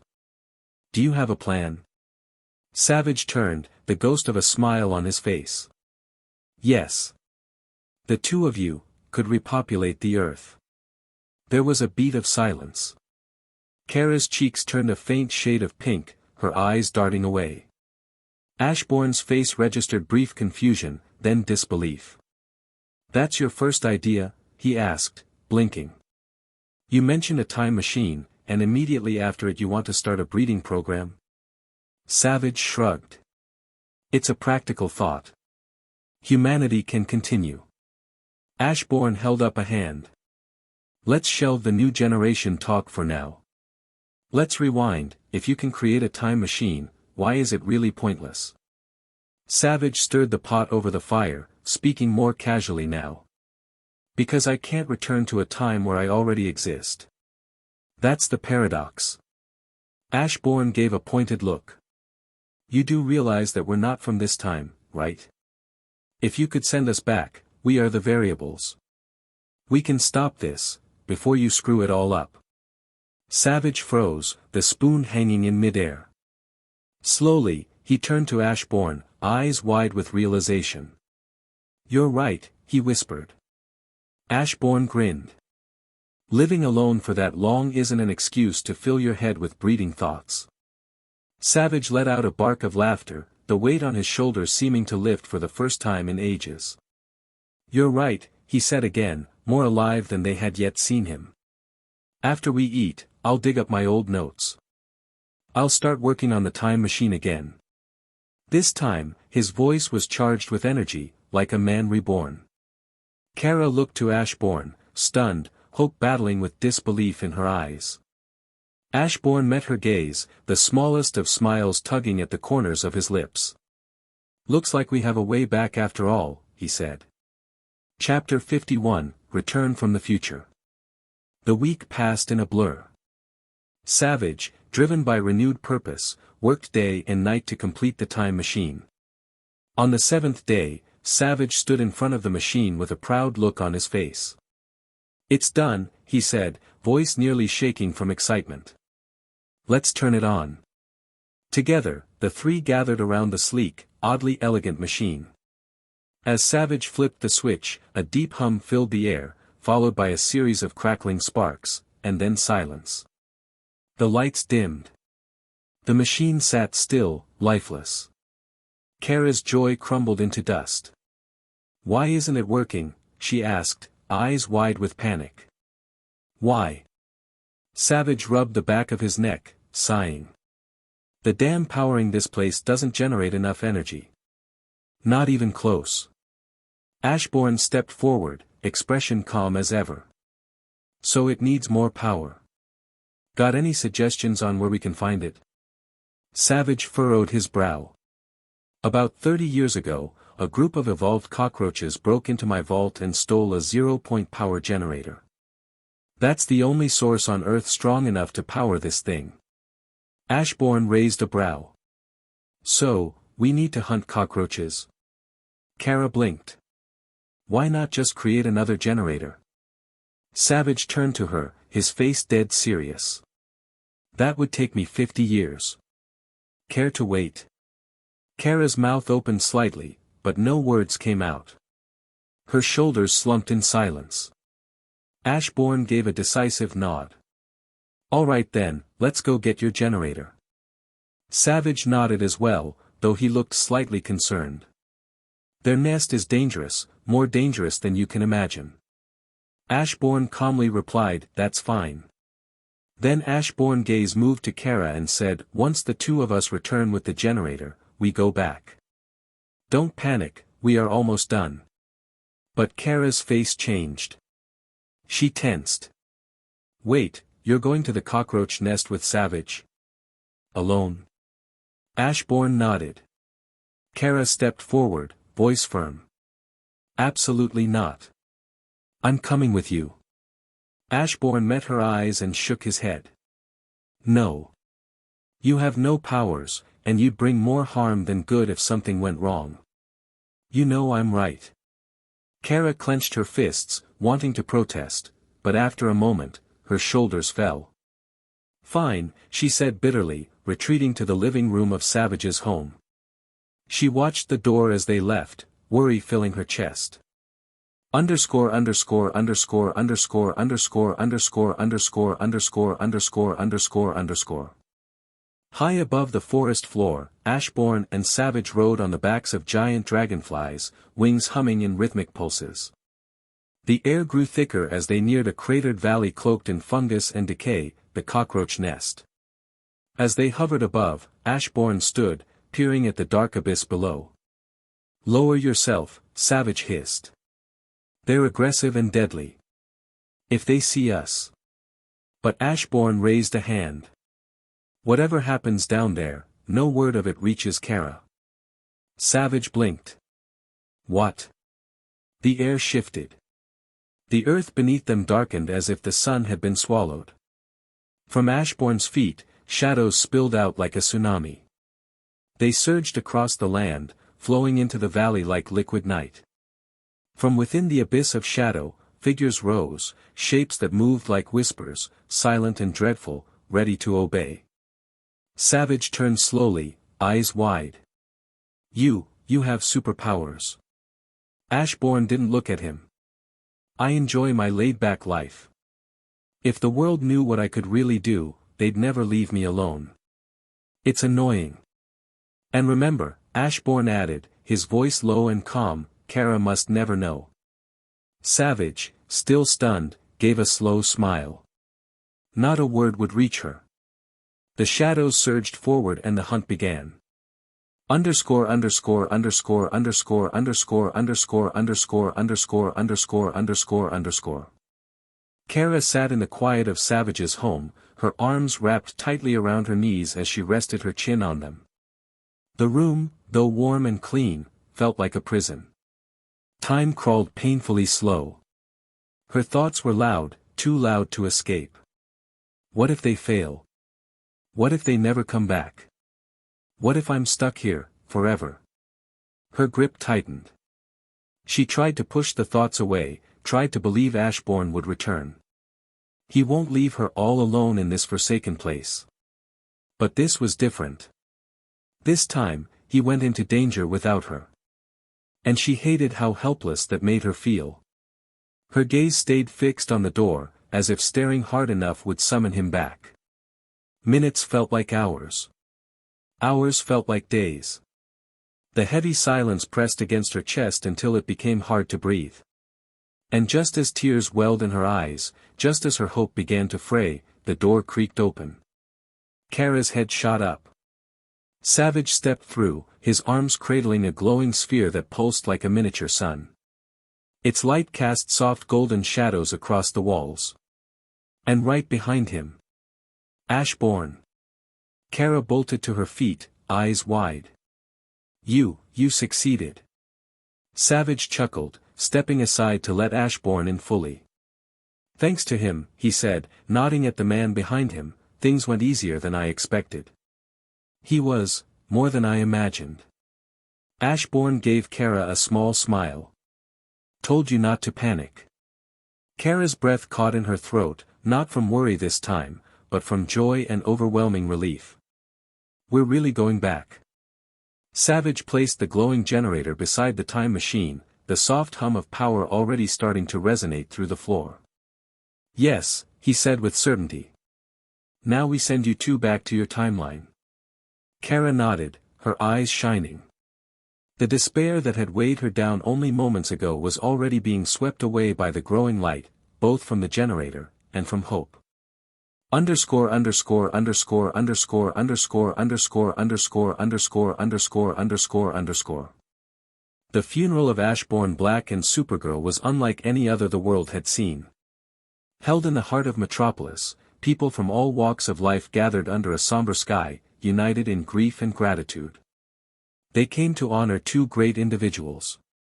Mourners surrounded Superman, offering their condolences in quiet reverence. Many were there for Kara, grateful for the countless lives she'd saved, the hope she'd inspired. But even more had come for Ashbourne. His employees filled the front rows, rows of faces marked by tears, silent stares, and memories too fresh to fade. Some cried quietly, others openly wept, unable to comprehend the loss of the man who had given them purpose and a second chance. On one side stood a somber collection of ex-villains, most of whom had once been feared and reviled, but who now looked broken. They weren't there as criminals, they were there as mourners, grieving not just a leader but a friend. To many of them, Ashbourne had been more than a boss, he had been the only one to believe in them. The only one who saw them as people. Rex clung tightly to Ace, the girl standing stoically with her arms crossed. Her eyes were dry, she spoke calmly. My adopted father is going to come back, she said. I trust him. Rex let out a sob and hugged her even tighter. Those around them lowered their eyes, heartbroken. Just as she had found someone who treated her like family, without fear or judgment, she had lost him. But the truth is, she believed he was fine. She knew what he truly is. Lex Luthor and Amanda Waller stood to the side, their presence unexpected but not unwelcome. They had come not to manipulate or connive, but to honor their partner's memory. Lex respected Ashbourne's brilliance. Waller respected the way he conducted his business. When the final words were spoken, the crowds dispersed, some silent, some weeping, all carrying the weight of uncertainty. What would the future hold now? Underscore underscore underscore underscore underscore underscore underscore underscore underscore underscore underscore. A week later, Superman still felt the ache in his chest. Metropolis looked the same, but it felt emptier. Kara's absence echoed through the skies. And Ashbourne, he had been a man unlike any other. He should have been here. They both should have. But he failed them that day. If it weren't for the Flash and Wonder Woman intervening that day, Superman might have killed Toyman in his fury. He couldn't let go. Not yet. But as he flew high above the city, a shimmer of white light flickered in his periphery. He hovered in place, eyes narrowing as the light coalesced into a spiraling portal, brilliant in gold, streaked with black and white. Civilians on the streets below backed away, unsure of what they were witnessing. Superman flew closer. Then froze midair. Two figures stepped out of the light. Kara. Ashbourne. For a moment, he didn't move. He didn't breathe. Then he bolted forward, faster than a thought. Kara's eyes lit up as she saw him. Kal-El, she called out, her voice breaking into a wide, relieved smile. I'm so glad to see you again. Superman caught her in a tight embrace, holding her like he'd never let go. I thought you were dead, he whispered. Ashbourne stepped out from the edge of the portal as he looked around. How long have we been gone? Superman, still stunned, replied, 2 weeks. We even had your funerals. Ashbourne sighed, rubbing his forehead.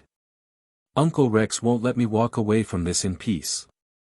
Savage should have sent us 2 weeks earlier. Superman blinked, confused. What happened to you two? Ashbourne gestured toward Kara. She'll fill you in. I, on the other hand, have a lecture to endure, and probably a few angry people to face.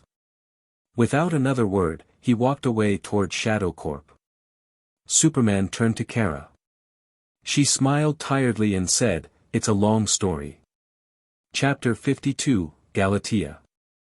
The news of Ashbourne Black and Supergirl's miraculous return spread like wildfire. The world embraced Supergirl with open arms, cheering her heroism, welcoming her home as if no time had passed. Her smile, her warmth, it was exactly what people needed in the wake of the tragedy they thought they had suffered. Ashbourne, however, received a different kind of welcome. Where Kara was met with hugs and celebration, Ashbourne was met with lectures. Concerned friends, ex-villains, and even employees approached him with frowns and furrowed brows, all echoing the same sentiment: what you did was reckless. You should have protected yourself. All he could do was stand there silently, listening, nodding, accepting their words. He understood. They cared. Fortunately, life moved on. Things returned to a semblance of normal, until they didn't. Late one evening, while seated at his desk reading reports and sipping tea, a soft knock echoed, not at the door, but at the window. Ashbourne raised a brow, turned around, and paused. Hovering outside was a woman. She looked exactly like Kara, but older. Her features were more defined, her eyes sharper, her expression laced with confident amusement. Her blonde hair was cut short and neat, and her attire, a bold, swimsuit-like outfit with a suggestive chest window, only enhanced the look. She smiled and waved, then tapped the window again. Ashbourne sighed and pressed a button on his desk. With a soft hiss, the window opened, and the mysterious woman floated inside, her presence commanding. So, she said with a smirk, do you like the new look? Ashbourne tilted his head slightly. I don't recall meeting you before. Who might you be? The woman floated closer, her voice playful. Can't you recognize me? Of course he could, more than she thought. But he had planned on playing the ignorant guy. Without a word, he picked up his phone and dialed a number. The woman looked puzzled, watching him curiously. When the call picked up, Ashbourne asked, Hi, did you clone Supergirl into an older, hotter version? The woman's eyes widened. On the other end of the line, Amanda Waller's voice came through, surprised. How did you know? Ashbourne replied dryly. If I may suggest, you should change her outfit. The cleavage window is not needed and inappropriate. Then he hung up. He turned to the woman. So, you're a clone of Supergirl and they don't know you're here. Why are you visiting me, Ms. Clone? The woman opened her mouth, then shut it again. This guy really was as sharp and strange as the rumor suggested. Finally, she asked, "Aren't you afraid to be alone with me?" Ashbourne shrugged. "I have no reason to be." She stared at him for a moment, then laughed lightly. "You really are something." Her eyes flicked to the drinks cabinet. Ashbourne noticed. "Forgive me, I've been a terrible host." He stood and walked over, pouring her a drink without breaking eye contact. She accepted the glass with amusement.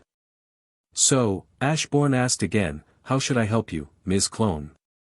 "I don't like being called that," she said, taking a sip. "My name is Galatea, but I prefer to be called T." "T it is." She downed the drink in one go, then stepped closer to him. "Supergirl is fixated on you. So I came to see for myself, and I admit, I like what I see already." Ashbourne tilted his head slightly. "Thank you," he said, his curiosity piqued. "Where is this going?" he wondered. Galatea reached out and gently and held his chin with 2 fingers. "I already like you. And I'm here to have some fun." She licked her lips. Ashbourne's smile didn't waver. "I see. I've charmed both the original and the clone. Or, are you trying to prove you're better than the one I rejected?" Galatea froze, her playful smirk fading. "Careful what you say," she warned. "I can be dangerous." Ashbourne chuckled softly. "You've got it backward. You should be careful, because you're here alone with me." Suddenly, Galatea's body weakened. Her knees buckled. She looked down, Ashbourne's hand was holding a glowing green dagger. She didn't understand where this dagger came from. Still, she stumbled back, but he grabbed her chin and kept her close. Her strength drained by the second. She dropped to her knees, her breath shallow, her limbs unsteady. Ashbourne knelt in front of her, calmly sheathing the dagger. With a soft, almost tender touch, he caressed her cheek, his voice smooth and dangerous. "Being alone with me is dangerous, T." Ashbourne said with a smile. Galatea stared at him with a panicked look and a flicker of fear in her eyes. Meeting Ashbourne's gaze, she knew, truly knew, that she was entirely at his mercy. Her knees still weak from the kryptonite exposure, her breath uneven, she could do nothing but wait for his next move. Ashbourne, however, did nothing. Without a word, he stood up and walked back to his desk. His tone was calm, casual. "There's still sunlight left for you to charge. Leave once you can fly again." Galatea blinked, surprised. Warily, she pushed herself up slightly and looked at him. "Aren't you going to do anything to me?" Ashbourne raised a brow and turned his head slightly toward her. "What are you expecting exactly?" His voice wasn't mocking, just honestly confused. "I don't see a reason to kill a person for being flirtatious, or jealous." He paused, then tilted his head. "Unless, you're into rape play." "Seriously, what are they teaching you? First the inappropriate dress and now this." Her jaw dropped. First, the fact he called her a person stunned her. And then, that question. Her brain short-circuited for a second. When exactly did she imply she was into that kind of stuff? She opened her mouth, closed it, opened it again. And then decided, nope, not addressing that part. Instead, she focused on the word that really stood out. "Do you think I'm a person?" she asked quietly, but seriously. Ashbourne didn't look up from the desk he had returned to. "I don't like those cliché scripts where someone says a few words and suddenly the other falls in love." He glanced her way and added offhandedly, "But yes. I think you're a person. You can speak, think, feel jealousy, even. Doesn't matter if you came from a womb or a lab tube." He paused again. "But I also think you're inferior to the original. Kara has a clear will. She's trying to find herself, define what she wants. You don't seem to have any of that." Silence hung in the room for a few long seconds. Galatia's face shifted rapidly, first annoyed, then a smile began to form, and finally an expression of raw anger. "I take it back," she snapped. "I don't like you one bit. You're the worst human I've ever seen." She turned on her heel, walked to the open window behind him, and with shaky control over her body, flew away into the sky. Ashbourne didn't move. Once she was gone, he simply reached over and pressed the button on his desk, the window sliding closed behind her with a soft hiss. The idea that Cadmus might create Galatea in this world had always been in the back of his mind. He always knew of the possibility. But for her to seek him out like that, out of the blue, it was unexpected. Ashbourne wondered if this Galatea will have the same fate as the one he remembered. She was free to resist and choose, but she chose to enslave herself. Ashbourne shook his head and sighed. He pushed the meeting to the back of his mind. Underscore underscore underscore underscore underscore underscore underscore underscore underscore underscore underscore. Lately, Kara hadn't been sleeping well. Each time she closed her eyes, she was greeted with disturbing images, visions of herself doing terrible things. In her dreams, she'd fly through cities not to save, but to destroy. She'd strike down innocent people, crush through buildings, and leave ruin in her wake. Her hands, in those dreams, were stained with blood. She'd wake up sweating, gasping for air, heart pounding like she had truly been there. The dread clung to her like a second skin. Was she somehow doing these things in her sleep? Were she being used without her knowledge? But none of those nightmares compared to the most recent one. In this dream, she wasn't hurting strangers, she was going after Ashbourne. And what chilled her more than anything was how he looked at her. He didn't recognize her as Kara but as someone else. "Ms. Clone," she murmured. His words echoed in her waking mind with sharp clarity. It wasn't just a dream. It felt too real. And worse, his acknowledgement struck a nerve, because in the dream, he made it clear she was better than the clone. He understood her. He saw her not just as Supergirl, but as someone trying to carve her own identity, someone trying to find a purpose. And yet, "I don't like those cliché scripts," he had said. That line haunted her just as much as the rest. Didn't that exactly describe her? Ashbourne always saw through things, saw through people. If the dream was more than a nightmare, more than random neurons firing, then perhaps she has some link to this clone and Ashbourne already knew who was behind it all, or at least figured it out. Kara sat up in her room.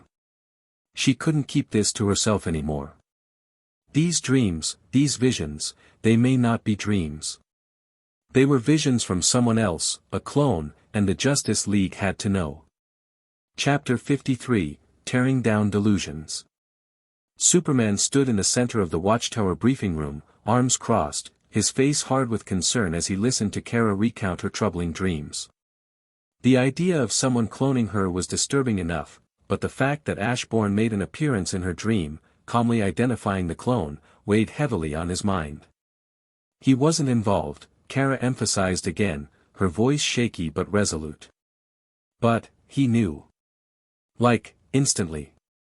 He wasn't surprised. Superman ran a hand over his face, his fingers pressing into his temples. "We need to check with him. If he knows something, we have to hear it. He sighed. "I'm not looking forward to stepping into his office again. He seems to carry kryptonite like it's candy," Wonder Woman said dryly. "But if this dream has any truth to it, we have to get to the bottom of it, even if it's by sword, if needed." Superman gave her a warning glance. "No violence. We don't even understand what this Shadow Monarch is yet. And Ashbourne already knew our real identities. I don't want to end up in court with him again." "I'll go," Diana offered. "He seems to enjoy provoking you, Cal. Maybe I'll have better luck." "I'll tag along," Martian Manhunter said from the corner, his tone neutral but serious. Kara straightened. "I'm going too." She looked between them. "If there really is a clone of me, I need to know." Superman gave a silent nod. No one objected. She deserved answers. At that moment, the doors whooshed open and Flash skidded to a stop inside. "You're late," Batman said flatly, not even turning his head. "I know, but you need to see this," Flash said, already tapping away at the Watchtower terminal. "It's insane." The others gathered around as the large screen lit up, showing a trailer, complete with booming music and dramatic narration. The title read, Ultraman. The screen flickered with images of a man dressed in a costume, blue cape, inverted Superman color scheme, an exaggerated U emblazoned on his chest. He soared through the sky with the speed of sound, smashed through steel with a smile, his eyes saw through objects and shot lasers to make rocks in molten lava, and posed heroically in front of the American flag. But the story wasn't his. It was about the CIA. As they desperately, and hilariously, tried to assassinate a journalist who was so good at his job that he pissed off all the wrong people. This journalist just wanted to write good articles and pet his dog but secretly was none other than Ultraman. Every attempt ended in spectacular failure. One scene showed a sniper rifle melting in the sun. Another had an agent slipping on a banana peel moments before firing. With each failure, the CIA grew more desperate, paranoid, and ridiculous. "Are they serious?" Kara muttered. Superman squinted at the screen. The way the hero moved, the glasses, the job at a major newspaper. "This is me," he said with a groan. "It's a parody of me." "Ultraman is definitely you," John confirmed. Flash pointed at the screen. "And guess who's producing it?" The screen showed the production logo, Shadow Corp. Superman's groan deepened. "I'm going with you to Ashbourne. I have to stop him from making this show." "Think he's mocking you on purpose?" Diana asked. "Perhaps, or it might be him warning you to act against him," Batman added. Kara couldn't help but chuckle slightly, despite her unease. Underscore underscore underscore underscore underscore underscore underscore underscore underscore underscore underscore. The sun had barely broken the horizon when Ashbourne stepped into his office, a fresh cup of coffee in hand. His stride relaxed, and a slight smile played on his lips. Inside, four costumed figures waited for him with varying degrees of patience and tension. He walked past them casually, not sparing a second glance, and simply said, "Good morning," as if greeting a passing colleague. Then he made his way to his desk, sat down, and took a slow sip of his coffee. Wonder Woman narrowed her eyes, arms crossed tightly. "You don't seem surprised to see us." Ashbourne placed his cup gently on the desk and met her gaze with that same smile. "I had a feeling you'd visit. And I suspect I know the reason, but go ahead, surprise me." Her tone sharpened. "Then I won't waste time. Who created Supergirl's clone and what do you know about it?" Ashbourne leaned back in his chair, his fingers lacing together in front of him. "Why do you think she has a clone? And why would I know about something like this?" "Bit random, no?" Before Wonder Woman could respond, Kara stepped forward. Her expression was conflicted, but her voice was steady. "I've been having dreams. Of doing things I would never do. Hurting people. Killing. And in the last one, I saw you, meeting the clone." Ashbourne's eyes drifted toward her, still smiling. "So you two share a link," he said.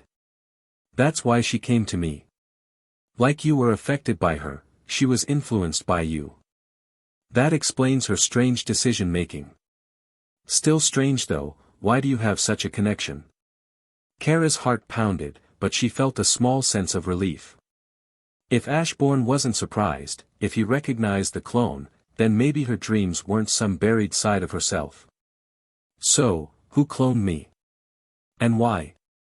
Ashbourne took another sip of coffee and stared into the dark liquid for a moment. "That's for you to figure out," he said finally. "I won't share the details of what's going on. But I will tell you this, the clone isn't your enemy, but she's not your friend either." Her goals are similar to yours, peace, order, but her methods differ. Killing is a tool she's more than willing to use. Wonder Woman's fists clenched. This isn't something we can overlook. Someone cloned Supergirl, weaponized her. They're using her to kill. We need to know who, and why. Ashbourne looked at her with a calm, amused smile. You won't find your answers here. Diana took a step forward, her voice rising. Can't you see the threat she poses? What if they create more? What if they abuse that power? Ashbourne tilted his head slightly, amusement glinting in his eye. And what are you doing with the watchtower? Assembling heroes, building a force of power in orbit. That's fine, but someone else doing it is suddenly unacceptable. That's awfully hypocritical, don't you think? Don't compare us to them. Diana snapped. We have a noble mission. We act in the open, not from the shadows. Ashbourne chuckled, his gaze sharp now. A princess from Themyscira lecturing me on nobility and transparency, how ironic. Save those words for someone who doesn't know what your precious island has done in the shadows. Diana's jaw clenched, her eyes narrowing as she stepped forward. I won't allow you to insult my home. Before she could go further, Superman stepped up and gently placed a hand on her shoulder. Diana. His tone was firm but calm. Ashbourne, let's keep things civil. There's no need to reduce this to accusations and insults. Ashbourne was quiet for a moment. Then he leaned forward, one eyebrow arched as a quiet laugh escaped his lips. You don't know, do you? He asked, eyes locked on Diana. You're the princess, and you don't know. He leaned back in his chair and laughed harder. Now that's funny. Diana's eyes narrowed into thin slits. What are you accusing my people of? The Amazons are righteous, upright. Something you clearly lack. Ashbourne laughed. Not a scoff. Not a smirk. But an actual, full-bodied laugh, as if she'd just told him the most absurd joke he'd ever heard. You really believe that? He asked, voice low and amused. You still think your noble warriors are the shining beacon of purity? Let me paint you a picture, princess. You're righteous warriors. They attack ships, cargo, military, doesn't matter. They take the men for breeding, then kill them when they're done. The women, if any, are often left to die. Then they sail back to their paradise, where newborn girls are raised into warriors, and the boys. They're traded for weapons. Hephaestus has been making deals for a very long time. Your lasso was bought by one of your poor brothers. Diana's lips parted slightly, but no words came. Ashbourne's voice dropped, colder now. When you go back, look into it. You'll find what you don't want to. Your island keeps its filth in the shadows. Just because you don't see the blood doesn't mean it's not there. He paused, and then smirked. And while we're tearing down delusions, you weren't carved from soil and given life. That's a story they told to make it all sound less tribal. You came into the world through the old hip dance ritual. And your divine power, because the male donor was Zeus. The heavy silence followed. Superman looked between them, tense and ready. John frowned, realizing things could explode at any moment. Kara stared, stunned. Sure enough, Diana exploded. With a furious cry, she shoved Superman aside and drew her sword in one smooth motion. I will not allow slander and shame to stain my people. Ashbourne's hand moved like lightning. He opened the drawer of his desk, pulled a strange-looking pistol, and fired without hesitation. The crack of the gunshot echoed through the office like thunder. Diana knew bullets are harmless against her. She didn't even raise her bracers this time, expecting to bounce. But the bullet didn't bounce. It tore through her shoulder, a clean, sharp wound that forced a cry of shock and pain from her lips. She stumbled, staring at the blood staining her armor, wide-eyed. You are in my office, behave, Ashbourne said with the same smile. Creators. Chapter 54, the daughter knew their secrets. Diana crumpled to her knees, her sword slipping from her hand with a metallic clatter. Superman was already by her side, catching her before she hit the floor. "Diana," he called out, but her lips refused to move. He cradled her carefully, his eyes scanning her body, then he saw it. Black lines were threading out from the wound in her shoulder, spreading across her skin like creeping vines. His expression hardened as he looked up at Ashbourne. What was in that pistol? Ashbourne casually spun the weapon on his finger, unbothered. The bullets are laced with a strong paralytic compound extracted from a unique ant. Painful, yes, but non-lethal. She won't be able to move or speak for at least a week. You poisoned her, Superman growled. I disabled her, Ashbourne corrected. Big difference. She came at me with a blade.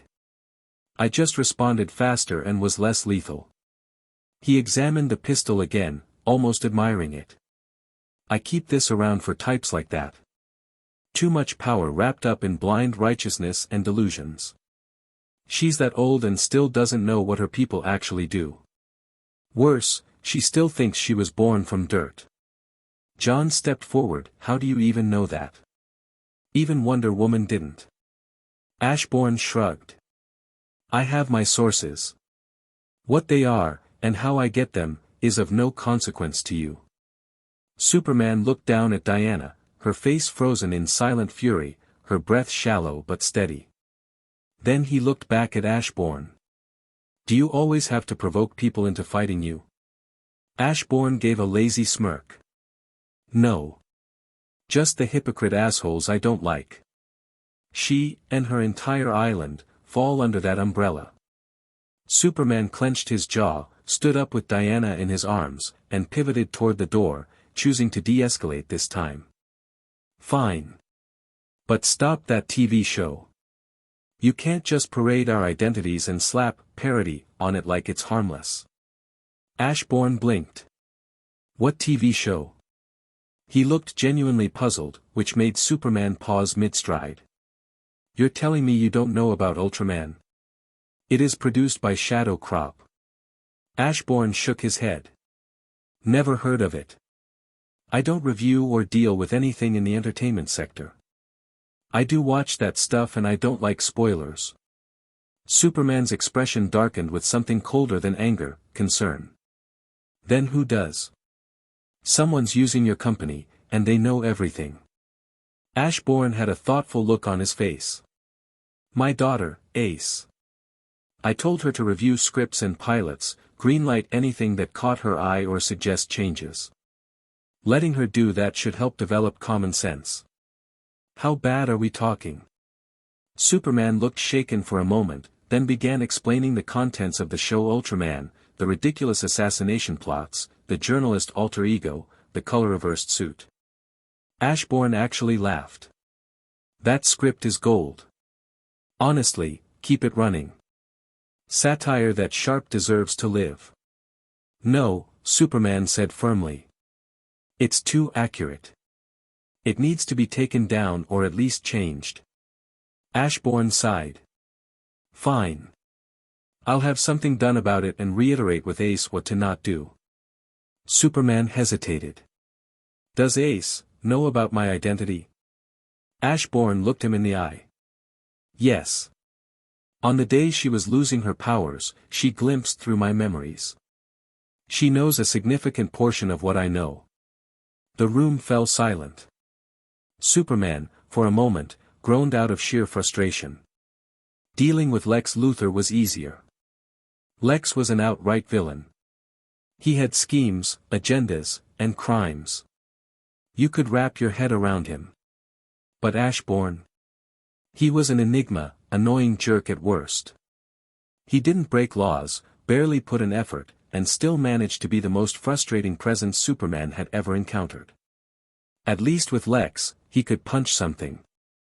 Superman inhaled slowly, steadying himself. Talk to her, he said, eyes back on Ashbourne. We need to know if she shared our identities with anyone. Ashbourne didn't even blink. She didn't. I already had included your identities in the do not share list. Superman raised an eyebrow. And the TV show?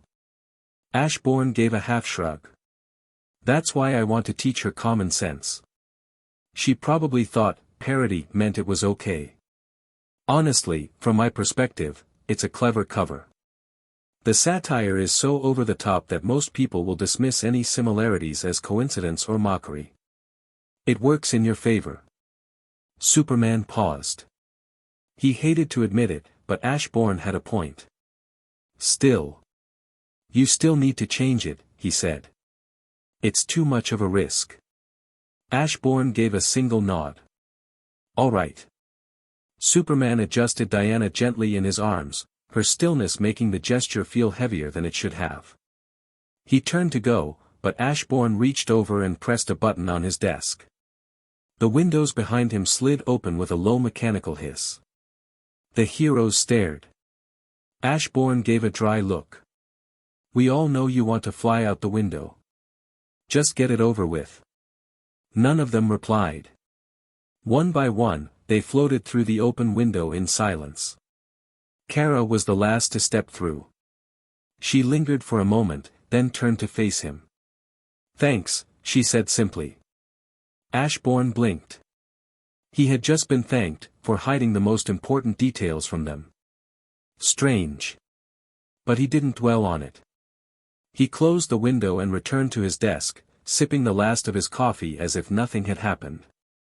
Underscore underscore underscore underscore underscore underscore underscore underscore underscore underscore underscore. High above the city, the heroes flew through open skies, carrying more questions than answers.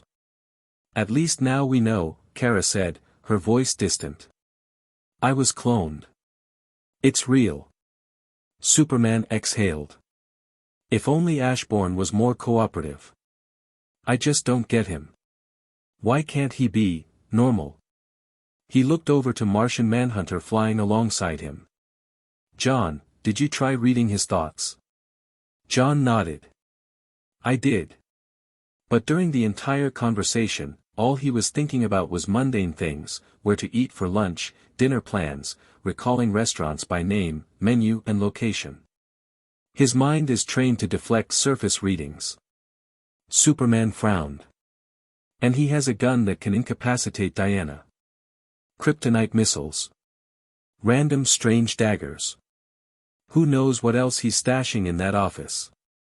I really want to know where he gets those things from. Kara looked ahead, her voice quiet. I've seen that pistol before. He said it came from the same source as the potion that cured Mr. Freeze and his wife. Superman turned to her. She continued, you know the daggers, a souvenir from the Joker, or at least some of them. The new missile. Definitely Gizmo's upgrade. In my clone's dream, he told her she was in danger because she was with him. I think he was right. But the danger wasn't just to her, it's to everyone. He's quite capable and has some weird things in store. I think he's just dying for a chance to test them on someone legally, and in his eyes, you're all the perfect volunteers. The group was quiet for a moment. Then Superman let out a long breath. Let's go back to the watchtower. Hopefully we can analyze that poison and find a way to purge it. Their eyes fell once more on Diana, silent, unmoving, her body barely breathing. Her eyes darted from one to another, alert and aware. If not for those eyes, she could have been mistaken for dead. Underscore underscore underscore underscore underscore underscore underscore underscore underscore underscore underscore. In the evening, Ashbourne made his way to Ace's room. Inside, Ace sat at her desk, pencil in hand, diligently working through her homework. Her expression was serene. When she looked up at him, her lips curved into a gentle, natural smile. It was a marked change from the days when even the concept of smiling had seemed foreign to her.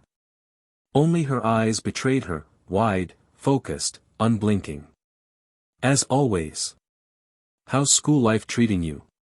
Ashbourne asked casually as he stepped inside. Ace set her pencil down and looked up fully, her smile remaining. It's okay. We are. Ashbourne sat on the edge of her bed, listening quietly as she spoke about her day, her teachers, a funny incident during lunch. Occasionally, he made a comment, asking a question here and there. He didn't rush her. He never did. When she finally finished, he tilted his head thoughtfully. That's good. Sounds like you're adapting. She nodded. Then he added, some of the Caped tribe came by today. Superman, Wonder Woman, and some others. Ace blinked once. Were they mad at you? Ashbourne gave a small shrug. They wanted the Ultraman show cancelled or changed. Ace tilted her head, puzzled. Was it bad? I made it look like Superman. Ashbourne chuckled, leaning back a little. In the contrary, it was very impressive. That's the problem. It's too close. You nailed it too well. They're scared it'll expose him. Ace looked confused. But, it's just a TV show. Ashbourne nodded slowly. Yes, but they're afraid it'll make people dig. Look for similarities. Ask why a hero reporter from a fictional show matches a real one.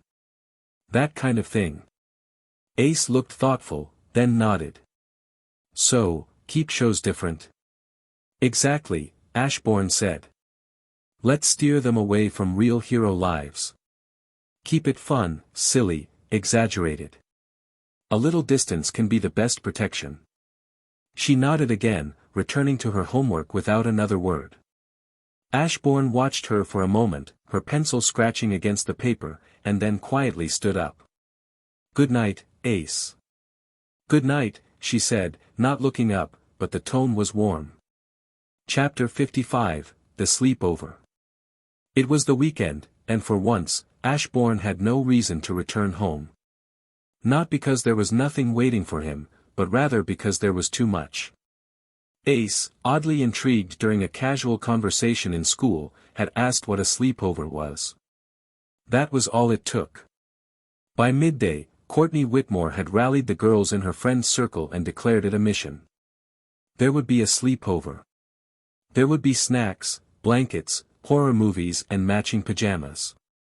So, Ashbourne did what any man would do when facing a full-scale teenage girl operation, he fled. His solution? A bar. Ashbourne wasn't exactly the drinking type, but he could appreciate the strange peace that came from sitting in a dimly lit booth, surrounded by the chatter of strangers. What he didn't expect, however, was to run into her. "ASHY," came the unmistakable voice.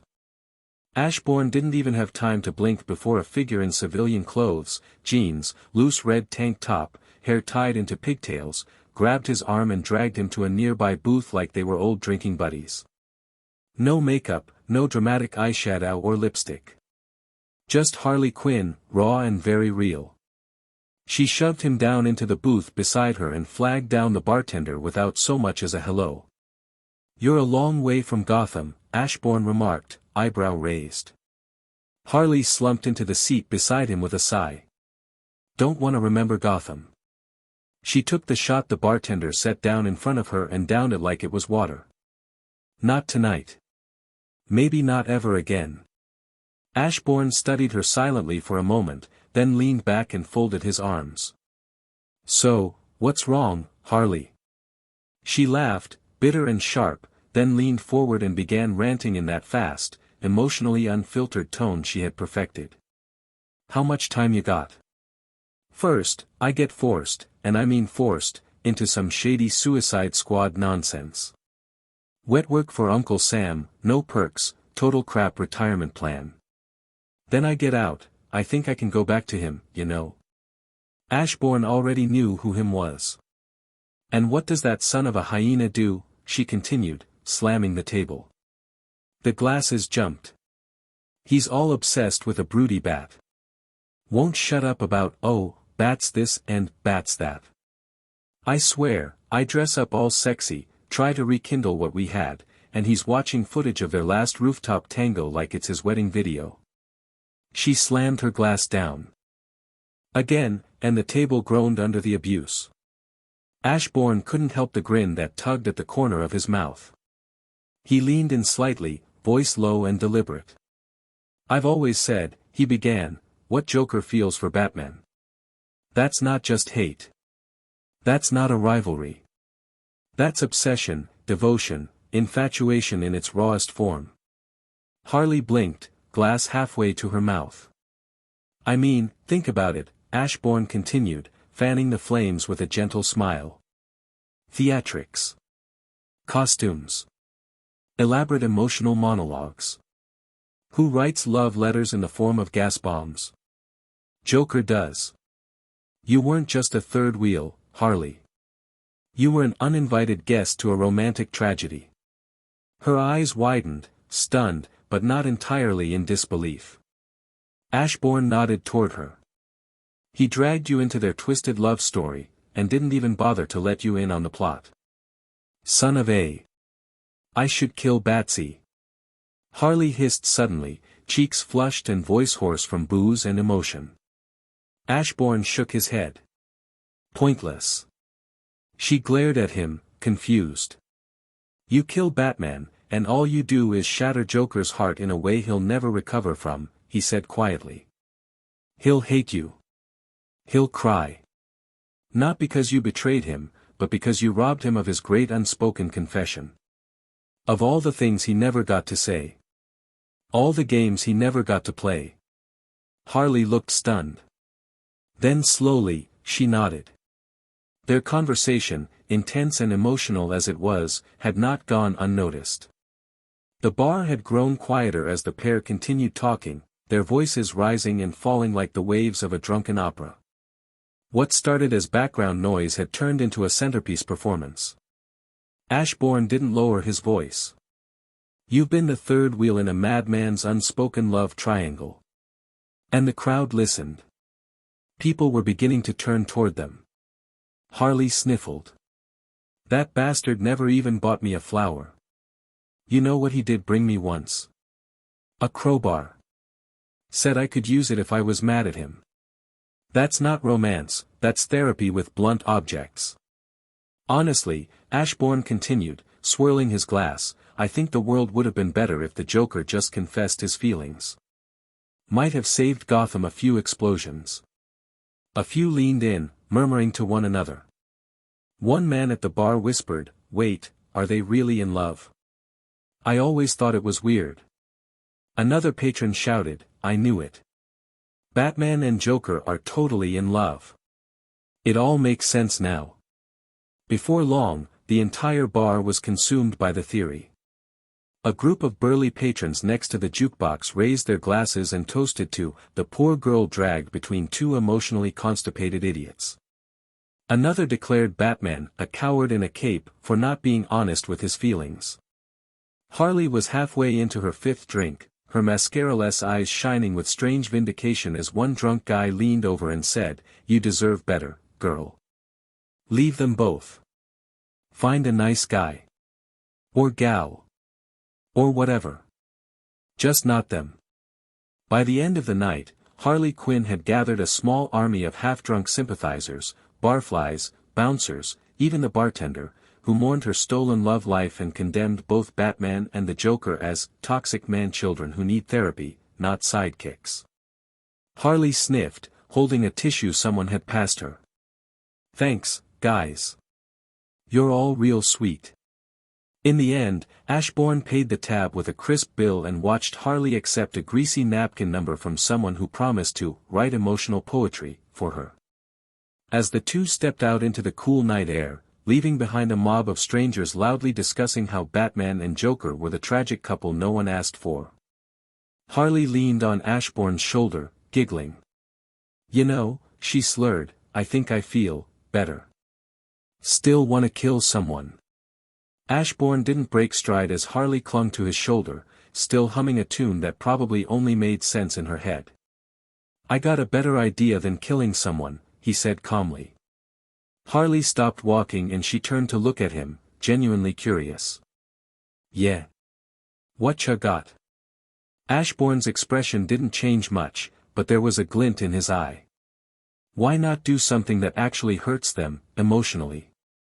Be better than them. Either become a hero greater than Batman, or start your own crew of villains and run circles around Joker's mess. There was a long pause. Then Harley blinked once, twice, and burst into laughter. You're insane, she cackled, gripping his jacket.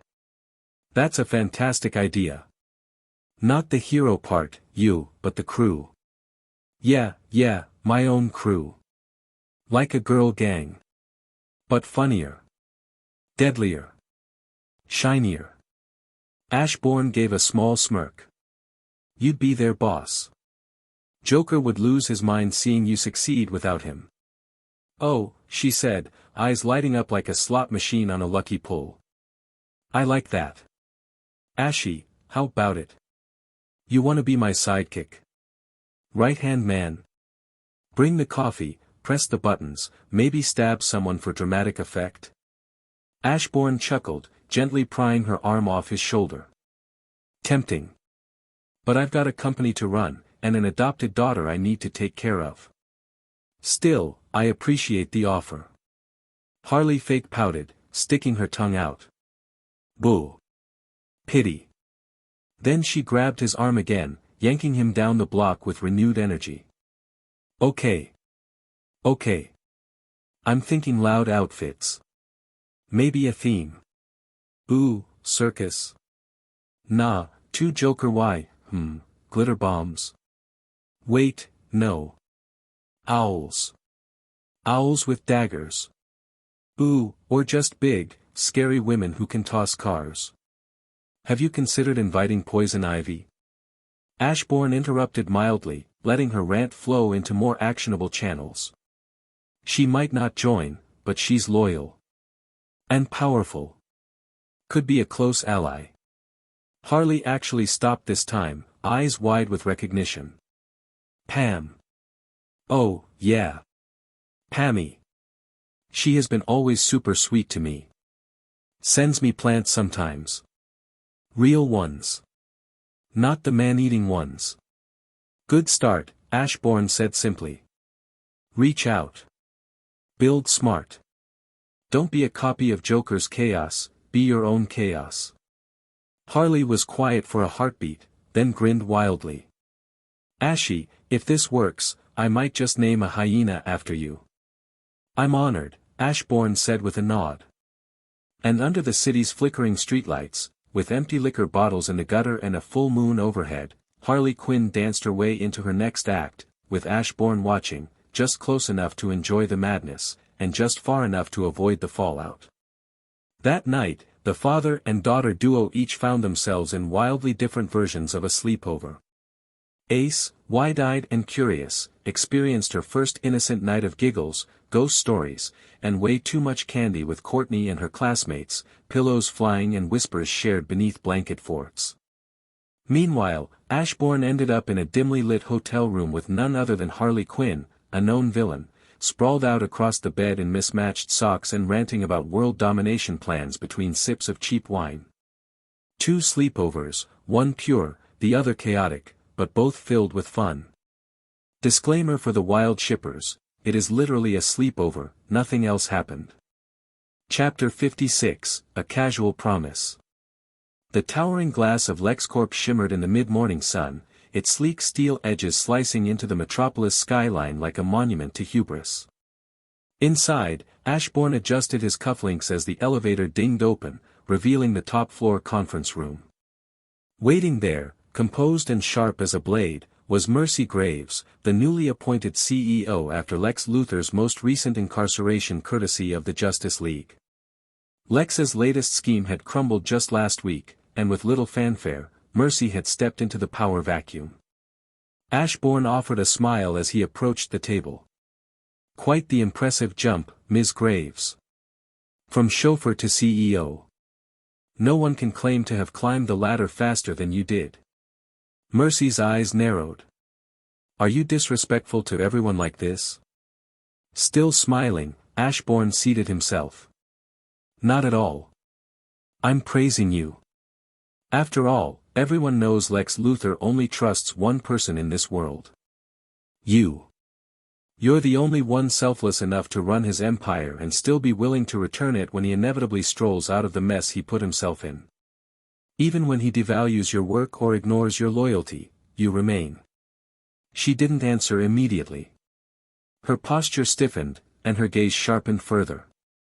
If you're trying to seed doubt, it won't work. Ashbourne chuckled softly. I wouldn't dream of it. I'm merely stating what we both know. You can't bring yourself to betray him, even when you should.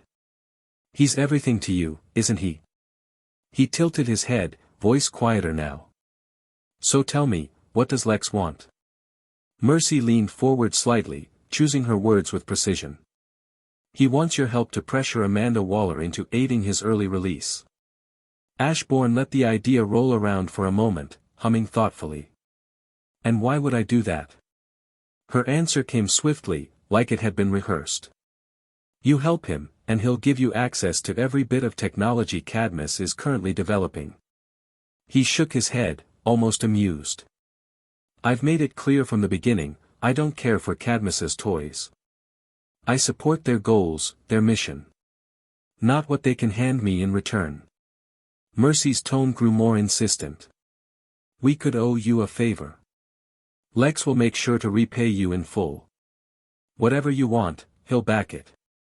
Ashbourne leaned back in his chair, arms folding calmly. So I get a favor from Lex in exchange for burning bridges with Amanda and putting myself at odds with the government?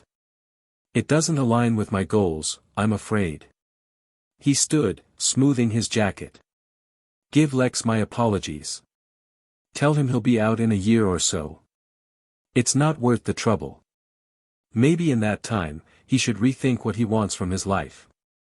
Mercy rose silently, her expression unreadable but her eyes gleaming with quiet fury. Without another word, she turned on her heel and exited the room. Left alone, Ashbourne looked out over the skyline, a faint shadow of pity crossing his face. He never understood it, the blind loyalty Mercy had for Lex. The man used her, never truly cared for her, and she knew it. She had repaid him 12 times over, yet she still stood by him.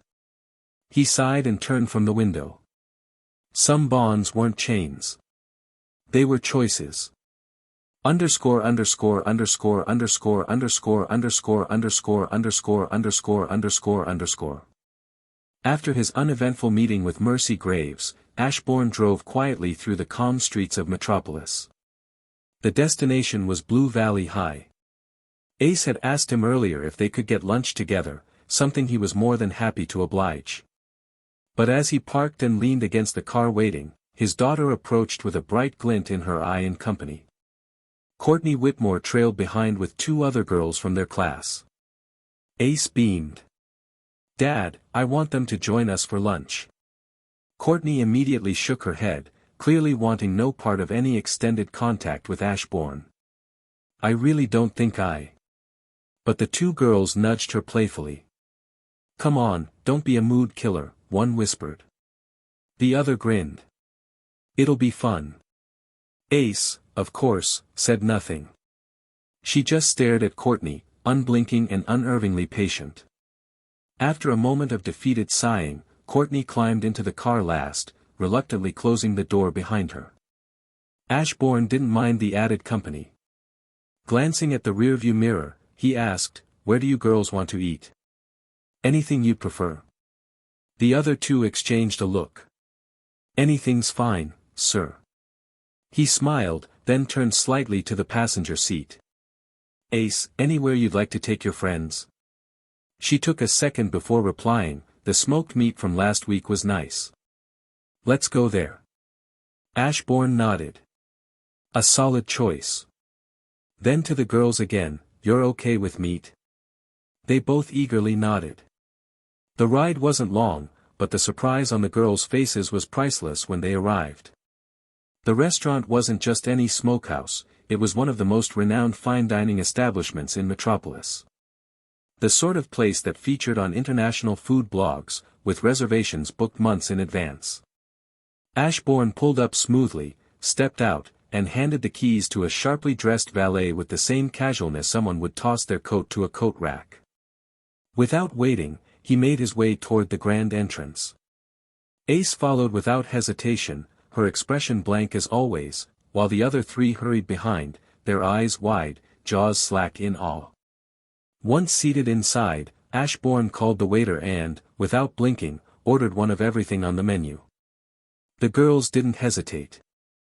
If there was any initial nervousness about dining in such a fancy place, it melted away with the first bite. Laughter flowed easily among them, except from Ace, of course, who simply observed with that strange comfort she reserved for places where she could be both invisible and seen. Ashbourne, for his part, remained mostly quiet, letting them enjoy the moment. When lunch ended, the group departed full and giddy. Ashbourne drove each of the girls home one by one, politely dropping them off with a few kind words. Soon, the only one left was Courtney. Silence reigned for a few blocks until Ashbourne finally spoke, his tone casual, but the words sharp. "The problem with you heroes is that you have a tribal mentality." Courtney blinked, caught off guard. "What's that supposed to mean?" He glanced at her through the mirror. "I have a feud with the broody bat of the Justice League. He came after me, I paid him back. But suddenly it became everyone's business. You all turned it into some grand crusade to antagonize me. If that's not tribal thinking, what is?"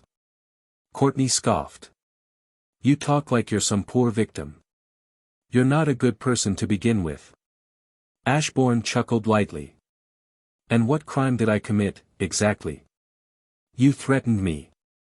In my own home. I told you the outcome if you didn't help Ace. That was a fact and you know it. Do you really think things would have gone well for her if she were alone in school?" Courtney didn't answer right away. Even she had to admit, he wasn't wrong.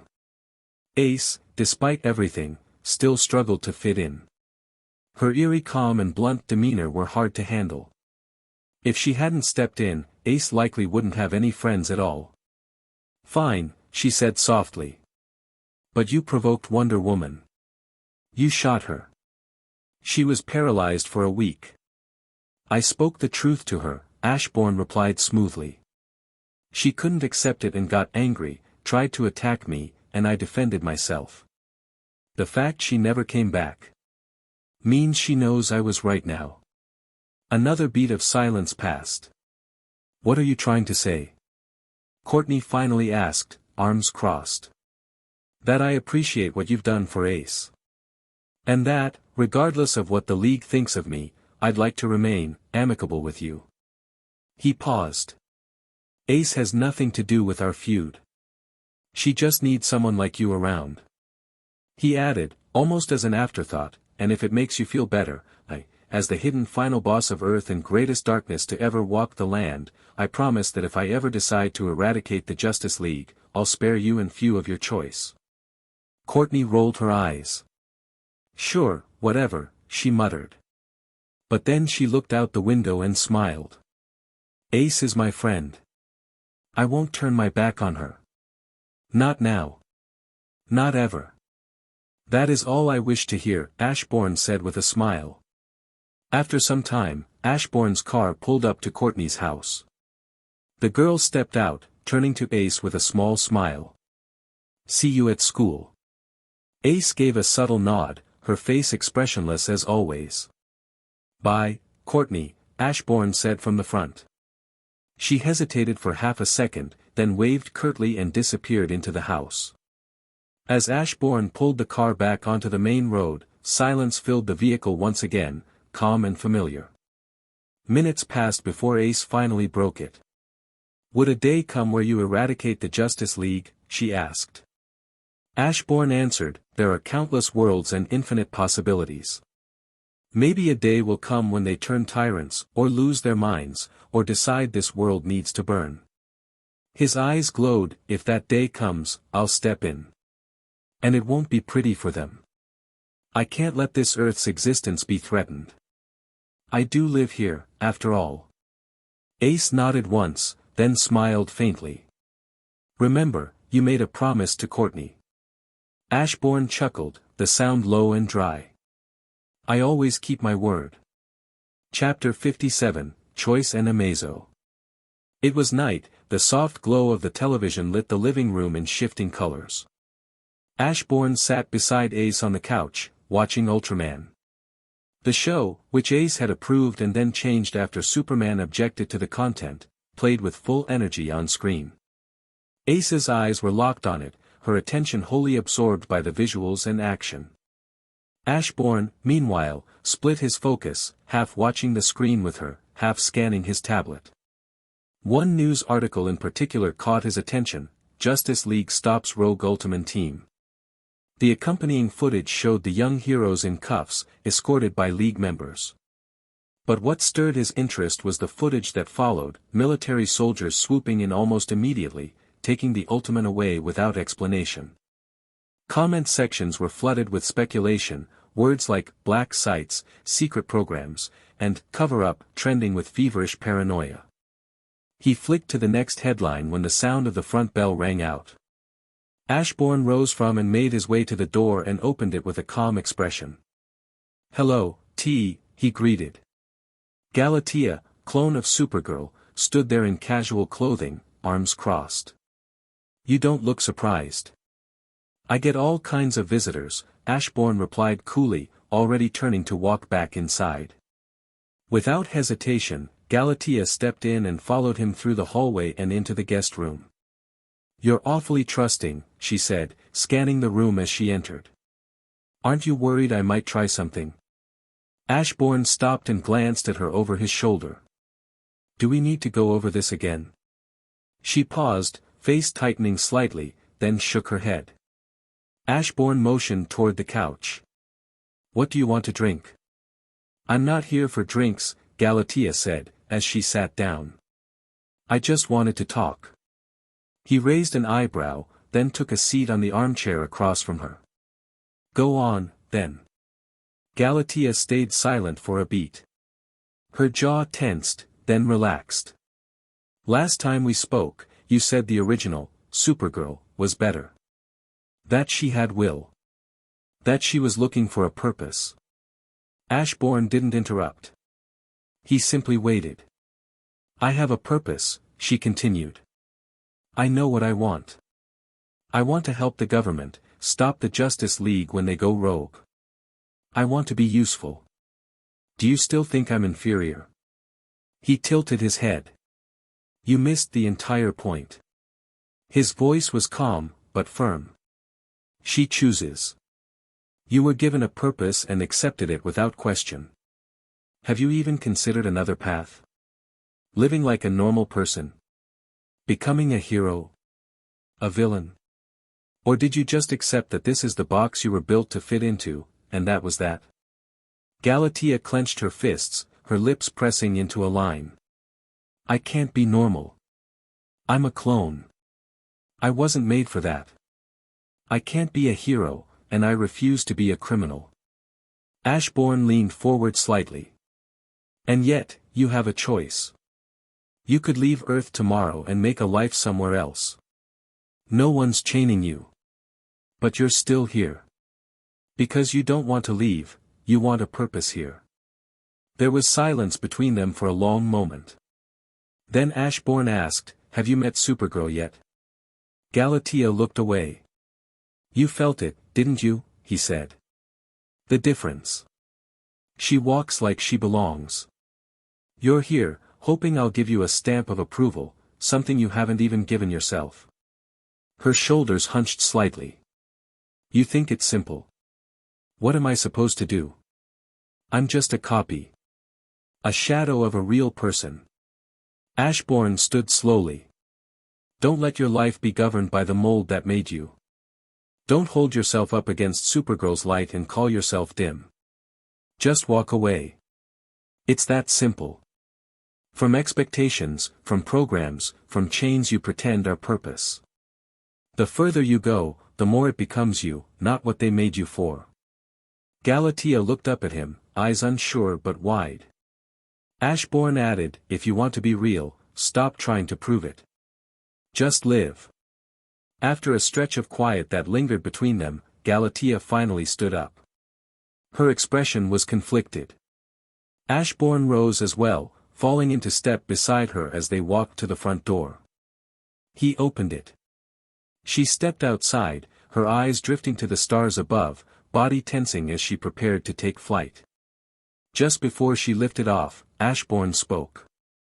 Shadows are in the shape of the real thing, but they're different.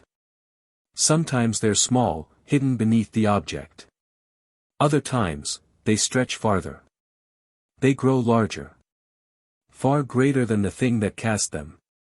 Galatea turned her head slightly, meeting his eyes.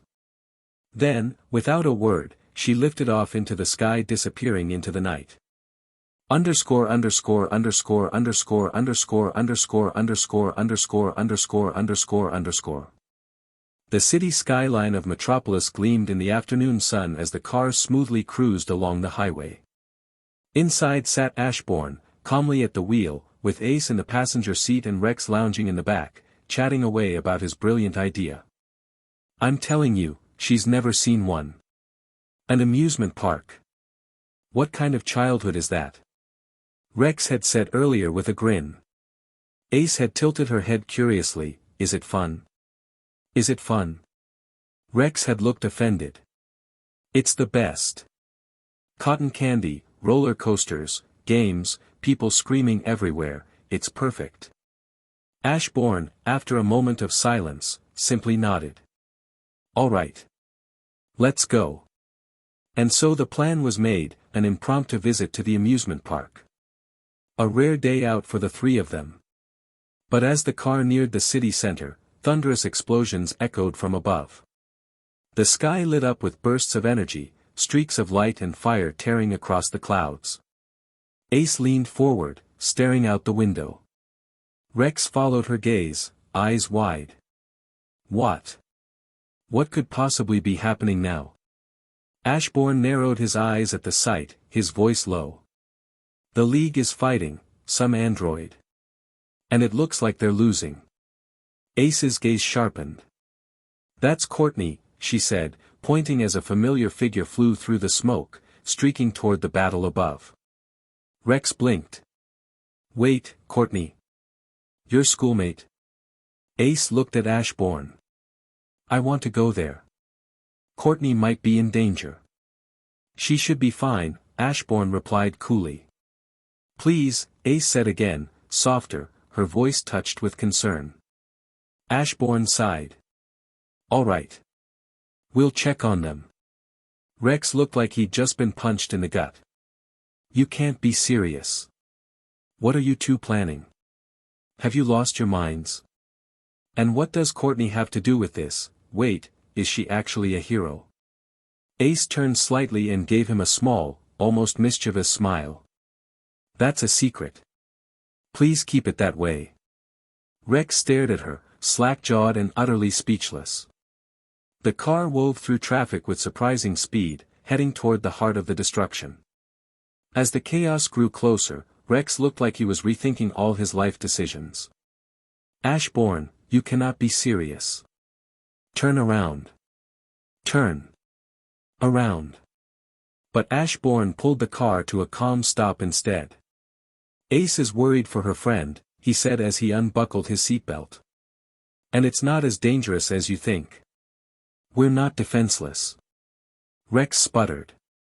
You're not actually planning to let Ace fight whatever just knocked out the Justice League, are you? Ashbourne didn't reply.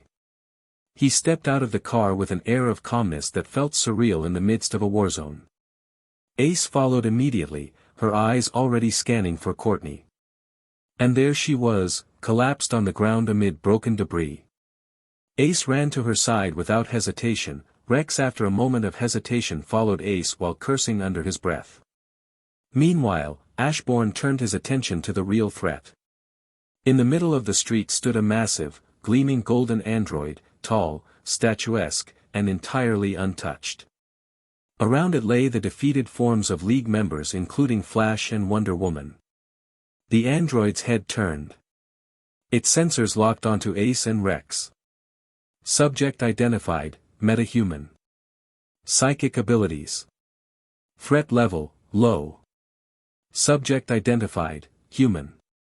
Normal. Threat level, none. Then its gaze shifted to Ashbourne, and something in its system glitched. Subject identified, human. Anomalous energy signature detected. Unclassified presence. Threat level, unknown. Recalculating. Ashbourne casually walked forward. He looked up at the android, unfazed by its towering height or the defeated heroes around. Ashbourne smiled. "Hello there. I'm Ashbourne Black." He gestured with a hand. "And what should I call you?" The golden android's eyes glowed brighter for a moment as it responded. "I am Amazo. An android created by Dr. Evo." Amazo's eyes flickered then spoke again. "You are not registered among the known threats. Yet your presence distorts analysis. Explain." To the side, Ace knelt beside Courtney, gently checking her pulse. Her friend was unconscious, bruised but breathing. Ace's expression tightened with worry, her usual blank stare replaced by something far more human. Ashbourne didn't take his eyes off Amazo. "I could explain," he said casually. "But I doubt it would help your calculations." He took another step forward. "Let's just skip that part." Amazo systems word, scanning again. "You are not hostile." "Not yet."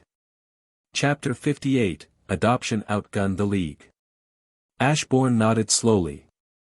"I'm not here to fight. We came to check on my daughter's friend," he said as he pointed to the side. Amazo followed the gesture and saw Ace kneeling beside one of the fallen heroes, tending to them carefully. The android's glowing eyes turned back to Ashbourne. "You seem sensible and capable of conversation," Ashbourne said. "And clearly, you didn't try to kill anyone. So, why are you fighting them?" "They tried to stop me," Amazo replied flatly. "So I dealt with them as I saw appropriate." "I'm not surprised they threw the first punch," Ashbourne responded. "So what were they trying to stop you from doing? It doesn't look like this planet has much to offer you." "I was created here by Dr. Evo," Amazo said. "But Lex Luthor manipulated me. I wanted revenge." Ashbourne tilted his head, scrutinizing the machine. "Is that really what you want? You don't seem to hate Lex. So what is it you actually want from him? He's not exactly the best person to get things from." The android was silent for a moment. Then it said, "Lex has power and money, more than most men. But he still seeks more. I want to know why." Ashbourne nodded slightly. "So you're looking for a purpose, right? You don't know why you exist. Unfortunately for you, even if you find Lex, he won't help you with that." "Do you know who can tell me?" the android asked. "No one can give you a correct answer," Ashbourne replied. "The most you'll get is a suggestion, what your purpose could be or how to find it." "Explain." Amazo replied. "I could say different things," Ashbourne said. "Your purpose is to be a weapon for someone. Your purpose is to be a recorder of history. Your purpose is to pass butter. All of that can be true from my perspective, but do you accept any of it as the sole purpose of your existence?" "How do I find my own purpose, then?" Amazo asked. Ashbourne's tone was steady and deliberate. "We decide on our purposes based on our emotions. Lex is greedy and proud, his pursuit of power and wealth comes from that. Others are driven by anger, lust, love, hate or any other emotion. If you want to find your own purpose, you need to have emotions and desires. That's the first step." "I don't have emotions." Amazo replied. "You're asking," Ashbourne replied. "You're curious, you are thinking. That means you have a sense of self and with that comes emotions, you simply don't recognize them." "How do I recognize my emotions?" Amazo asked. "By living," Ashbourne said simply. He turned his eyes to Ace, who was helping Courtney to sit up. The girl was conscious now but still clearly in pain. Ashbourne looked back at Amazo and an idea took shape in his head. "How old are you?" "I was created 2 years ago." Ashbourne nodded. You're a minor. What about this? He smiled faintly, I adopt you. Live among humans. Learn emotions slowly. Amazo tilted his head slightly, confusion evident in his voice. Can humans adopt androids? Ashbourne smiled. We can adopt other humans, animals, and even aliens. I see no problem with adding an android to the list. That is a strange proposal, Amazo said. Ashbourne chuckled softly. Your case isn't exactly normal. What should I do after that? Amazo asked. Ashbourne shrugged. You live. Do what we do. See where this goes. If after some time you still think there's no improvement, you can try to find something else. Amazo stood silently for a moment, calculating, reflecting. Then, with a slight nod, he said, I see no harm in accepting your proposal. Splendid, Ashbourne said cheerfully. We'll do the paperwork later. Come on, let me introduce you to your new family. He turned and walked toward Ace and Rex, with Amazo following behind. Ace watched the two approach with curiosity, while Rex and Courtney tensed at the sight of the android. Relax, Ashbourne said, waving a hand casually. We got the misunderstanding resolved.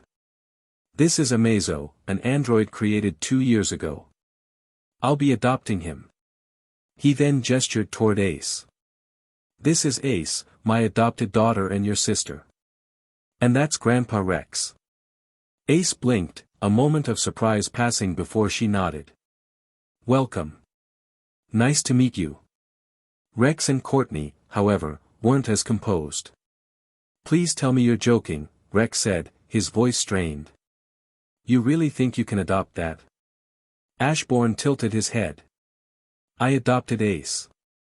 Someone adopted Superman. Others have adopted all kinds of animals and creatures. Nothing strange about this. Rex's brain nearly short-circuited, his mouth hanging open. Courtney wasn't doing any better. Her eyes narrowed. This is a dangerous android, she said, voice rising. Look at it. Do you really think it's okay to have it around? Ashbourne's face lit up as if struck with an epiphany. You bring a good point. He turned to Amazo. Can you shapeshift? Yes. Amazo answered. Shift into a human form, Ace's age if you will. Male or female? Amazo asked. Ashbourne looked at Ace. Do you prefer a brother or a sister? Ace thought for a second. A brother. Ashbourne nodded. A male, it is. Amazo's form shifted, morphing smoothly until he resembled a teenage version of Ashbourne, around 14 or 15 years old. His hair, features, and build matched his new adopted family. Is this good? He asked. Ashbourne grinned. Great job, son. Turning back to Courtney and Rex, he said, problem solved. Courtney's face morphed from shock to bafflement to anger. Why? Just, why? Ashbourne sighed. She should take some rest. She's more temperamental than usual. Because of you. Courtney snapped. It's not that bad or strange, Ace commented. No, it is, Rex joined in, shaking his head in disbelief. As the group continued their back and forth, 3 figures descended from the sky, Superman, 4 Green Lanterns, and Dr. Fate, landing in a circle around Ashbourne and Amazo. Ashbourne glanced at them, unfazed. You're late. Amazo's not going after Lex anymore, and he's my new adopted son now. The arriving heroes froze, expressions of shock and disbelief rippling across their faces. One of the Green Lanterns stepped forward, pointing his ring at them. Don't play around, human, one of the lanterns said sternly. Even if what you said is true, that android destroyed OA. That can't go unpunished. Ashbourne's eyes flicked to Amazo. My son is quite the sensible child. He wouldn't destroy something without reason. He turned fully to Amazo. Did you destroy OA? No, Amazo replied. It was in my way, so I moved it to another dimension. Ashbourne gave a simple nod. Please bring it back. Amazo's eyes glowed gold for a brief moment. Done. Ashbourne looked back to the lanterns. Your OA is back. Please leave my son alone. I don't want him to learn how to solve problems with fists and violence. The lanterns were stunned, unsure how to react. One of them tried to contact OA. OA is back. The lanterns stood speechless, unsure whether to feel relief that their planet was safe or shame that they had been utterly ineffective in stopping the android. Superman's jaw clenched slightly, his lips pressed into a firm line. The Justice League and Green Lanterns had fought with everything they had and still couldn't bring down the android. And Ashbourne solved the whole thing by just talking him into adoption. Superman honestly didn't know how to feel about that nor what he should do now. Dr. Fate stepped forward, his gaze steady beneath the golden helm. If you come with me, he said to Amazo, I might be able to help you. Amazo turned his head toward him, then slowly shifted his gaze to Ashbourne. I will live as his son for a while and decide what to do next after that, he replied. The gathered heroes exchanged puzzled glances, still trying to process the sight of a teenage android version of Ashbourne. The resemblance was uncanny and surreal. Dr. Fate took a few steps closer to Ashbourne, his voice even. It is safer to have Amazo come with me. I assure you, he will be fine. Ashbourne raised his hand and gently placed it on Dr. Fate's shoulder, smiling. Amazo will be okay with me. You can leave. Suddenly, without a single visible shift, Dr. Fate felt his consciousness spiraling, pulled down, down, down into an overwhelming void. There was no life. No light. Not even chaos. Just still, inescapable darkness stretching into eternity. Then, from the depths of the abyss, two enormous purple eyes emerged, staring directly at him. Ashbourne's voice echoed in his ears soft, yet carrying the weight of something ancient and incomprehensible. It pressed against Fate's soul, and he felt his being crushed under the weight of boundless darkness. Then, Ashbourne lifted his hand from Fate's shoulder, the same serene smile on his face. Everything is decided, he said, his voice gentle yet absolute. And I don't want to hear a word about this. He locked eyes on Fate as he spoke the last sentence. If Fate had a face and features, then the heroes would have seen him pale and shaken, terrified even. Luckily, no one knew what just transpired and the shift in Fate's state. Ashbourne clapped his hands together. Since things are done here, we still have an amusement park to go to. He turned to leave without another word. Amazo followed behind him silently. Ace turned to Courtney and offered a soft smile. Rest and take care, she said, before trailing after her father and new brother. Rex muttered, he'll be the death of me, and followed suit. Behind them, the heroes remained standing, confused, baffled, and utterly unsure how to respond to what just transpired. Dr. Fate finally stirred, recovering slightly from the overwhelming presence he had just faced. It is okay to leave Amazo with him, he said quietly. I don't see Amazo causing trouble with that man around. Then he teleported away immediately, eager to put as much distance as possible between himself and Ashbourne. The Green Lanterns looked at one another, uncertain expressions on their faces. One finally said, we're going back to OA. This is not our problem anymore, the others nodded silently and took off without further comment. Courtney, still sitting down but managing a sarcastic breath, turned to Superman. Should we try adopting or hiring villains and criminals instead of trying to stop them? Superman looked at her, blinked slowly, and sighed. I'm not sure anymore. Chapter 59, All Parties Confused. Superman flew swiftly across the city skyline, descending upon one unassuming barbershop. Deep inside, Lex Luthor was hidden in a room under the ground working with the Atom on a new weapon to counter Amazo. As the Man of Steel entered, all chatter died down. The danger is no more, Superman said, his voice even but weary. Lex turned to him with a skeptical look. So, you managed to defeat Amazo? Superman hesitated. His jaw tightened slightly before he responded. We couldn't beat him. Lex narrowed his eyes. Then why didn't he come here? Or are you going to tell me he wasn't coming after me in the first place? Superman's face shifted to something unreadable, a mix of disbelief and residual awe.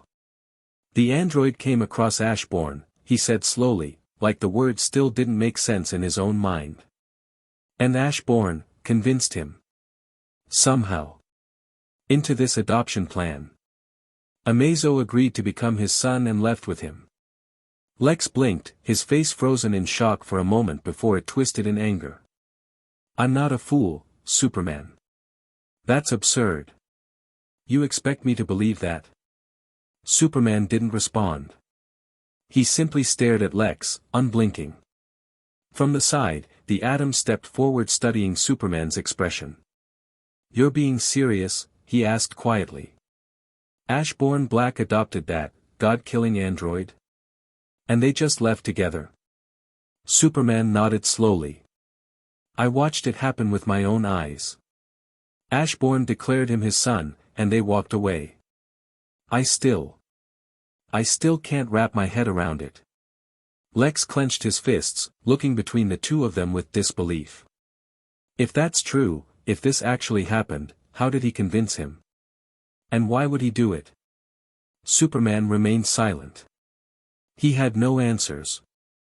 Underscore underscore underscore underscore underscore underscore underscore underscore underscore underscore underscore. This is ridiculous. Rex exclaimed, arms thrown up in disbelief. Who would even allow this? Ashbourne, seated calmly on the couch, he's my son, he said simply. And he's underage. I want him to attend school. Standing beside him, Amazo, still in his younger, human form, spoke with a flat tone. I have nothing to learn from school. I am beyond that level. Rex gestured to the android. See? Even he objects to this. Ashbourne remained unfazed. Just go do the paperwork, he said with a faint smile. Leave him to me. By the time you come back, he'll be looking forward to it. Rex groaned, muttered something about insanity, and stormed out of the house.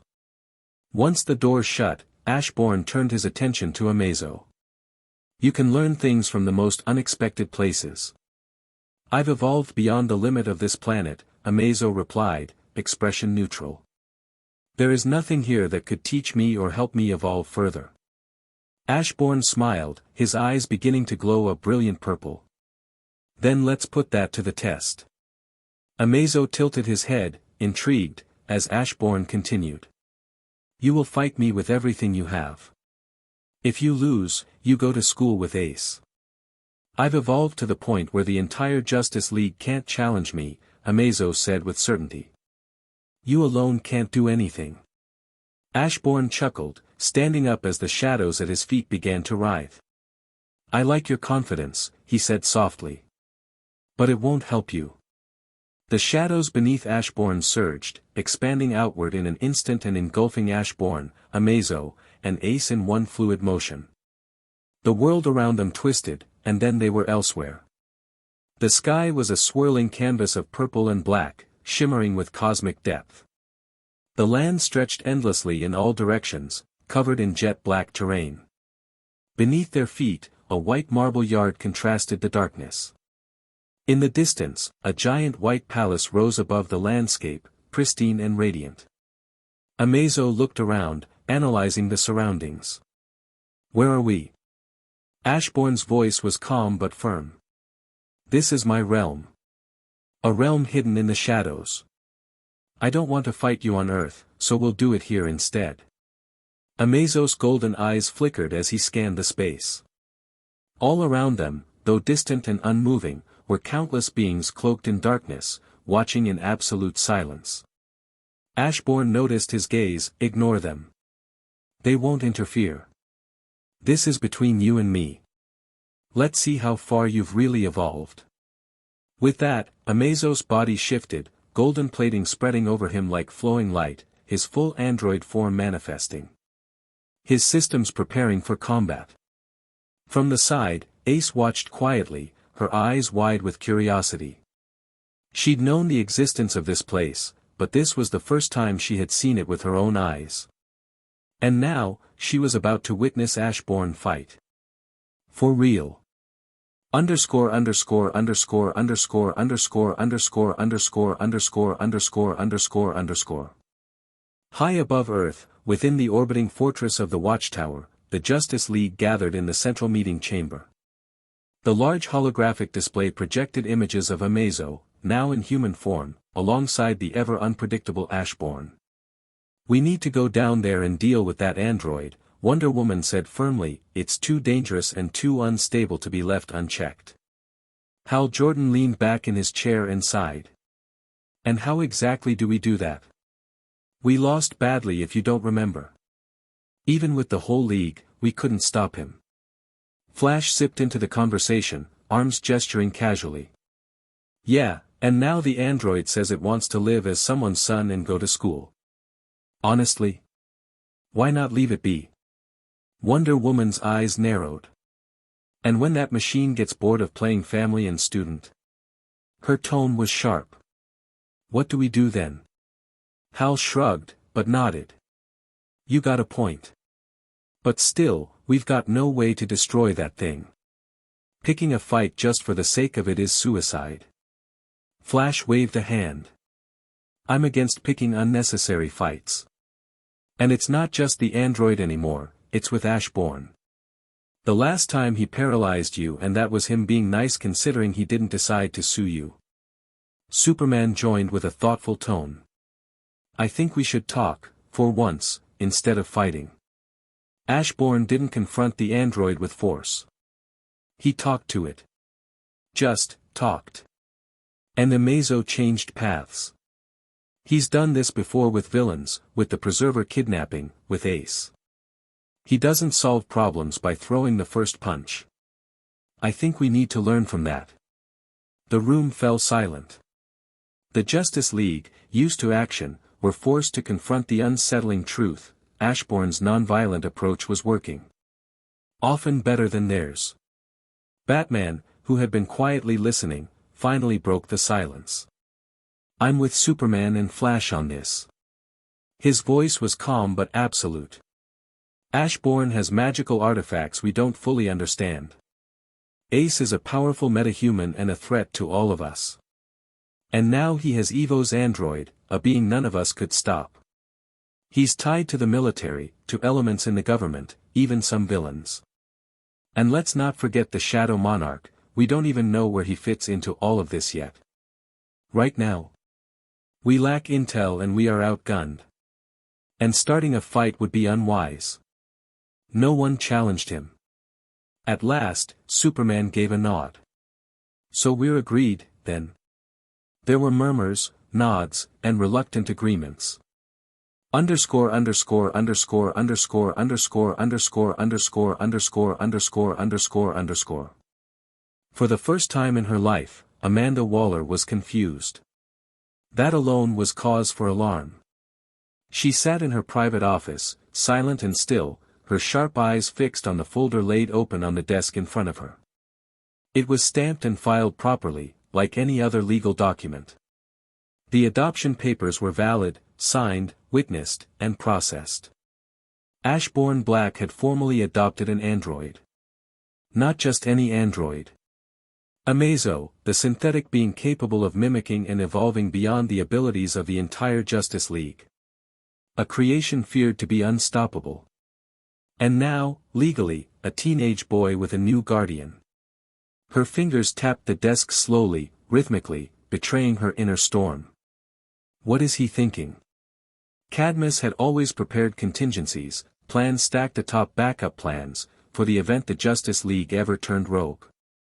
Years of funding, research, and weaponization had all been moving toward one goal: balance through power. A safeguard. They still weren't there. And yet, Ashbourne, in what seemed like a short period, had built a faction so eccentric and powerful, it arguably rivaled or even surpassed the Justice League itself. His circle wasn't filled with traditional heroes. No, ex-villains, metas, and now a godlike android made up the core of his strange, unassuming empire. He wasn't even subtle about it. Waller's instincts screamed that something was wrong. And yet, the facts betrayed no foul play. She had eyes on Ace, the powerful metahuman girl Ashbourne adopted first. Instead of being molded into a weapon or hidden from the world, the girl went to school. Had friends. Lived a normal life. And now her reports told her that Amazo, the terrifying, unpredictable entity that defeated seasoned heroes, also attended school. Every weekday. No incidents. No violence. Nothing but high grades and an apparently unnerving politeness. Amanda Waller leaned back in her chair, narrowing her eyes at the ceiling as if it might offer answers the world couldn't. Who sends a godlike android to a school? She muttered aloud. Was Ashbourne some mad philosopher? Was he playing a long game no one else could see? Or worse, was he truly an insane person? She didn't know. And that frustrated her to no end. Chapter 60, A Shadow Taller Than Its Light. Ashbourne sat alone in his office, fingers rhythmically tapping the desk as he sifted through the reports before him. Amazo had adjusted to school life with surprising ease. Since joining, the android had not uttered a single complaint. Watching him sit among students, observe, adapt, and, most curiously, listen, was almost amusing. But Ashbourne knew it wasn't a joke.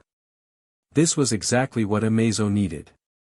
The android had already evolved to heights unimaginable, surpassing even the League's collective might.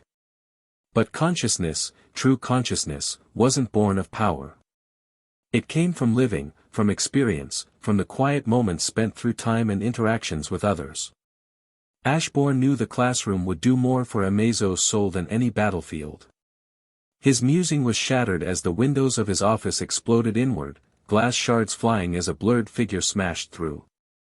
Ashbourne turned, unsurprised, as Kara stood in the clearing haze, eyes glowing crimson with fury. "You seem overly angry," he said flatly. "How could you do that?" she barked, voice thick with emotion. "You supported those Cadmus people. A shadowy group whose only mission is to eliminate us." Ashbourne turned slowly to face her. "If you go out of line," he said, "or if you were ever eliminated by something beyond your control, Earth needs an alternative." Kara stormed closer and slammed her fists into his desk, shattering it instantly. "You think that's a good excuse?" Ashbourne didn't flinch. "You failed to stop Doomsday. You helped the Thanagarians spread their lies. In other worlds, the League became tyrants. You've seen what you're capable of if things go wrong. Is it so wrong to support a group that can act as a backup? And what if they become the ones that turn power-hungry?" she challenged. Ashbourne offered a small smile. "Then you deal with them. That's the point. Balance requires opposites. I simply improved the odds for this planet. Isn't that what you do? Monitor, eliminate, contain." Kara's fury waned into stunned silence. Then softly, she asked, "Did you know they were going to clone me?"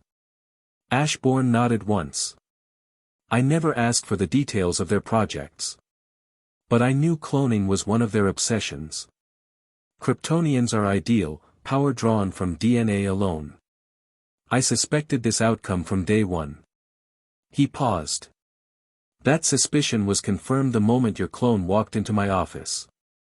Her hands clenched. Her face, twisted with a storm of betrayal and confusion, barely hid her trembling rage. But before she could utter another word, a beam of light tore through the sky, descending like divine wrath.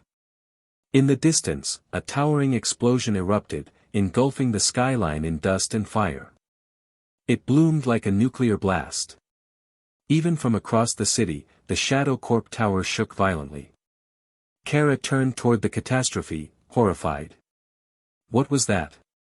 Ashbourne's voice was calm. "It appears the Watchtower's cannon has been fired.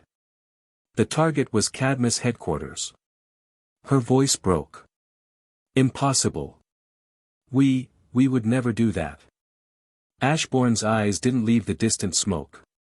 Either you did, or someone else used your weapon. I wonder which one it is. He turned toward her. I suggest you return. Things will be hectic for your group. She looked back at him, mortified. Her hands trembled. The memory hit her hard, his cold words from long ago, his refusal, his reason. Things will not end well. Her lips parted, but no words came. Her eyes shimmered with tears as realization finally settled in. He had anticipated this. Long before anyone else saw the cracks forming. She walked toward the broken window. Kara, Ashbourne called, making her stop in her tracks. If it was really not you, then it is probably Lex. Think before you act or it will be the end of you, Ashbourne warned her. She didn't reply, just flew away without another word. Ashbourne stood at the shattered window, looking out over the now burning horizon. He had warned Luther countless times. Funded Cadmus to lessen Earth's reliance on the man. Stopped the Thanagarian invasion to remove the need of creating the cannon. He even took in Amazo and gave him a place in the world. And despite all of it, the cannon was still built and fired. Underscore underscore underscore underscore underscore underscore underscore underscore underscore underscore underscore. A few hours had passed since the blast that rattled the city and shook the balance between power and paranoia. The sun had set, but the skies still carried a faint glow from the distant fires that hadn't yet been tamed. Ashbourne sat back in his chair, fingers steepled, lost in thought when his phone buzzed. He glanced at the screen. Amanda Waller. He answered with a calm voice, "Glad you're alive. I thought the beam would have turned you into ashes." Waller's voice came through, firm but tired. "It was a close call. There was a security breach, and we followed protocol by evacuating. Barely made it out." Ashbourne nodded slightly to himself, unsurprised. "Let me guess. You want to retaliate?" "Yes." Her answer came instantly, without hesitation. "Our worst fears came to be. We need to go in full force." Ashbourne leaned back. "I won't ask Amazo to help you attack them." His tone sharpened. "You don't know for sure if it was them. It could just as easily be someone framing the League. The timing's too perfect to ignore, yes, but that makes it all the more foolish to jump to conclusions."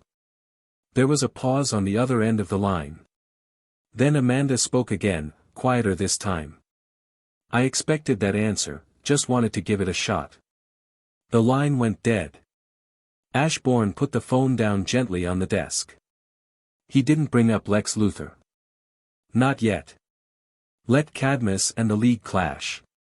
Let them tear at each other's throats. Eventually, they'd realize they were being played.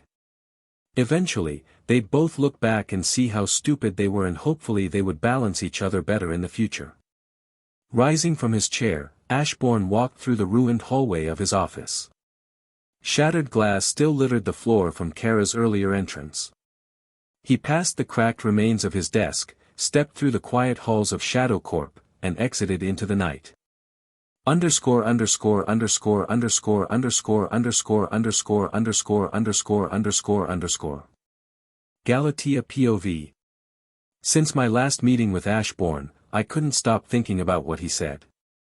His words echoed through the hollow places inside me. He spoke to me as if I was an actual person. But was I a person? I didn't ask for this life. I didn't choose to be born from tubes and cold steel. I was created. Engineered. Breathed into existence by someone who called me a daughter but saw me as nothing more than a sentient weapon. A tool. And now, I was leading an army of mindless clones, charging the watchtower. I knew what this meant. I wasn't different from the ones I commanded. The only difference was that I could pretend. I could think. I could doubt. But at the end of the day, I was just another clone. Expendable. While the others fought, creating chaos and distracting the Justice League, I slipped away. Down deep into the underbelly of the watchtower, into the generator room. My mission was clear: overload the diffusion core, destroy the station, kill everyone inside. I was nearly done loading the program when a loud crash interrupted my thoughts. A man in iron armor and a hammer came smashing through the wall. Steel. The moment he saw me. He didn't ask questions, he charged. I didn't speak. I didn't smirk. I didn't feel like mocking him or boasting. I just fought. With every punch, every throw, every crack of bone and steel, I felt heavier, angrier. Ashbourne's voice whispered inside me, over and over. You have a choice, but you're still here. He said that. And yet here I was, trying to burn the light so my shadow would be all that remained. Another presence entered the room, her. The original. Supergirl. She told me to stop. Ordered me, as if I was just another puppet. I stopped. I obeyed. Without thought. She looked at me, confused. What are you doing here? She asked, as if I even knew anymore. I stared at her. She had everything. Freedom, identity, existence. I had imitation. It doesn't matter, I finally said. Then I lunged. There were no witty lines, no condescending remarks, just fury. Pure, seething, directionless fury. I beat her with everything I had. She tried to fight back, but she couldn't match me. I didn't let her. I didn't want her to. I wanted to destroy her. To end the original. And maybe, somehow, prove to myself that I was real. That I was more. In less than 30 seconds, I was holding her like a rag doll, her shoulders crushed under my grip. She looked up at me, bruised and bleeding, her voice strained and trembling, but still sharp as ever. You're just a clone. I'm the real one. Nothing you do will change that. Her words cut deeper than any blade. My vision went red, my eyes glowing with the heat of rage and rejection. I was ready. Ready to end her. Then. Amanda Waller's voice crackled in my ear. Galatea, do you copy? Abandon the mission. Do you hear me? I froze. After everything? After all this effort? She wanted me to stop. Like a dog being called back from the fight. Ashbourne's words whispered again. This time, filling me not with fury or doubt, but with clarity. I let go. Supergirl collapsed to the floor. I didn't look at her. I reached up, pulled out my comm, and crushed it in my hand. Then, without hesitation, I dug my fingers into my temple and tore out the control chip, the device that made me control them, the Ultimate. I crushed that too. Then I turned and walked toward the closest wall. Supergirl rose weakly, her eyes wide, unsure of what she was seeing. Where are you going?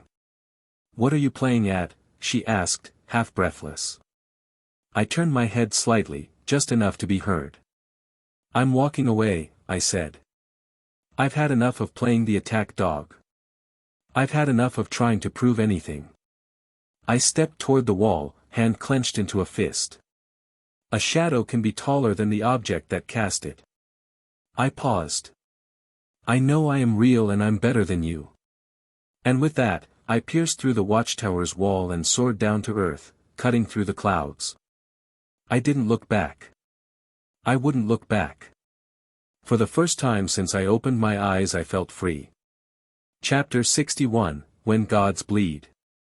At the very top floor of LexCorp Tower, Lex Luthor stood amidst a cathedral of steel and circuitry. Lights shimmered off the unfinished frame of a towering android. Sleek, seamless alloy limbs. Eyes that hadn't yet flared to life. Luthor had been working tirelessly, night after night, on this new creation. The design wasn't his alone, far from it. The schematics came from the Justice League themselves. In their infinite wisdom, they had handed him the blueprints to Amazo, the godlike android that once nearly obliterated them, under the naive pretense of collaboration. Fools. The only reason he hadn't been atomized when Amazo returned was because of Ashbourne. That man, mysterious, calculating and unreadable, had somehow crossed paths with the android and convinced it not only to spare Luther, but to become his adopted son. As if that wasn't absurd enough, Amazo was going to school. This was something Luther to this moment couldn't understand. The sheer insanity of it all kept playing in his head over and over again. A godlike machine capable of rewriting physics, now learning about algebra and cafeteria etiquette. And yet, it worked. Ashbourne had done it again somehow. He had defused a weapon not by destroying it, but by humanizing it. That alone was proof enough. Proof that Ashbourne wasn't just clever. He was dangerously insightful. He read people like open books. He anticipated them. Luther had reviewed reports, the villains changing their ways, Ace following him on their first or second meeting, the shame Batman endured after their encounters. All calculated moves, orchestrated carefully. When Luther thought of that, he gritted his teeth and let out a slow breath, admitting a truth he'd never speak aloud. He had a begrudging respect for Ashbourne. And beneath that, a flicker of fear. If Ashbourne ever turned his full attention to power or domination, Luther wasn't confident he could rival him. The man didn't need brute strength, he moved people like chess pieces, he understood them, he owned them. Still, as he turned back to the android, a smile curled at his lips. Let Ashbourne play his games. Because he, Lex Luthor, had something far greater. A vessel. A body. One that would never wither, never break. With the League and Cadmus busy tearing each other apart, he would rise above the chaos. I will have a perfect immortal body, he spoke to himself, running a hand down the android's plated chest, for my mind to live in eternally, all while those fools destroy each other. Soon, I will become the god of this world. The hundreds of millions funneled into Cadmus research and development with no results. And the true breakthrough? It came from a lonely employee at LexCorp, Dr. Evo, it was he who we have to thank for my impending godhood. A cold voice drifted from behind him. That's the last piece I needed to hear. Luther turned, and of course, there he was, Batman, looming in the shadows of the lab, his presence as unwelcome as it was inevitable. When you and the Atom worked together to stop Amazo, Batman continued, stepping forward slowly, you saw the blueprints. I suspected you had a photographic memory. Luther gave a slow clap. You've figured it out. Yes. I'm far too modest to boast. Batman didn't laugh. You fired the Watchtower's cannon. You used Cadmus as a smokescreen. The whole operation was just a stepping stone. The real goal was to give yourself superpowers. Luther's grin widened. And to ruin Superman's reputation, of course. Imagine it, I ascend to godhood, and then I save the world. I destroy the menace that is the Justice League. I kill Superman, and they build statues in my honor. His voice dripped with ambition, with madness barely kept in check. In a blink, Batman's hand snapped forward, a batarang slicing through the air toward the android. Luther's hand shot out, lightning fast. He caught it mid-flight, his fingers crushing the device as it sparked violently, a small explosion crackling in his palm. Smoke hissed from his hand as he stared coldly at Batman.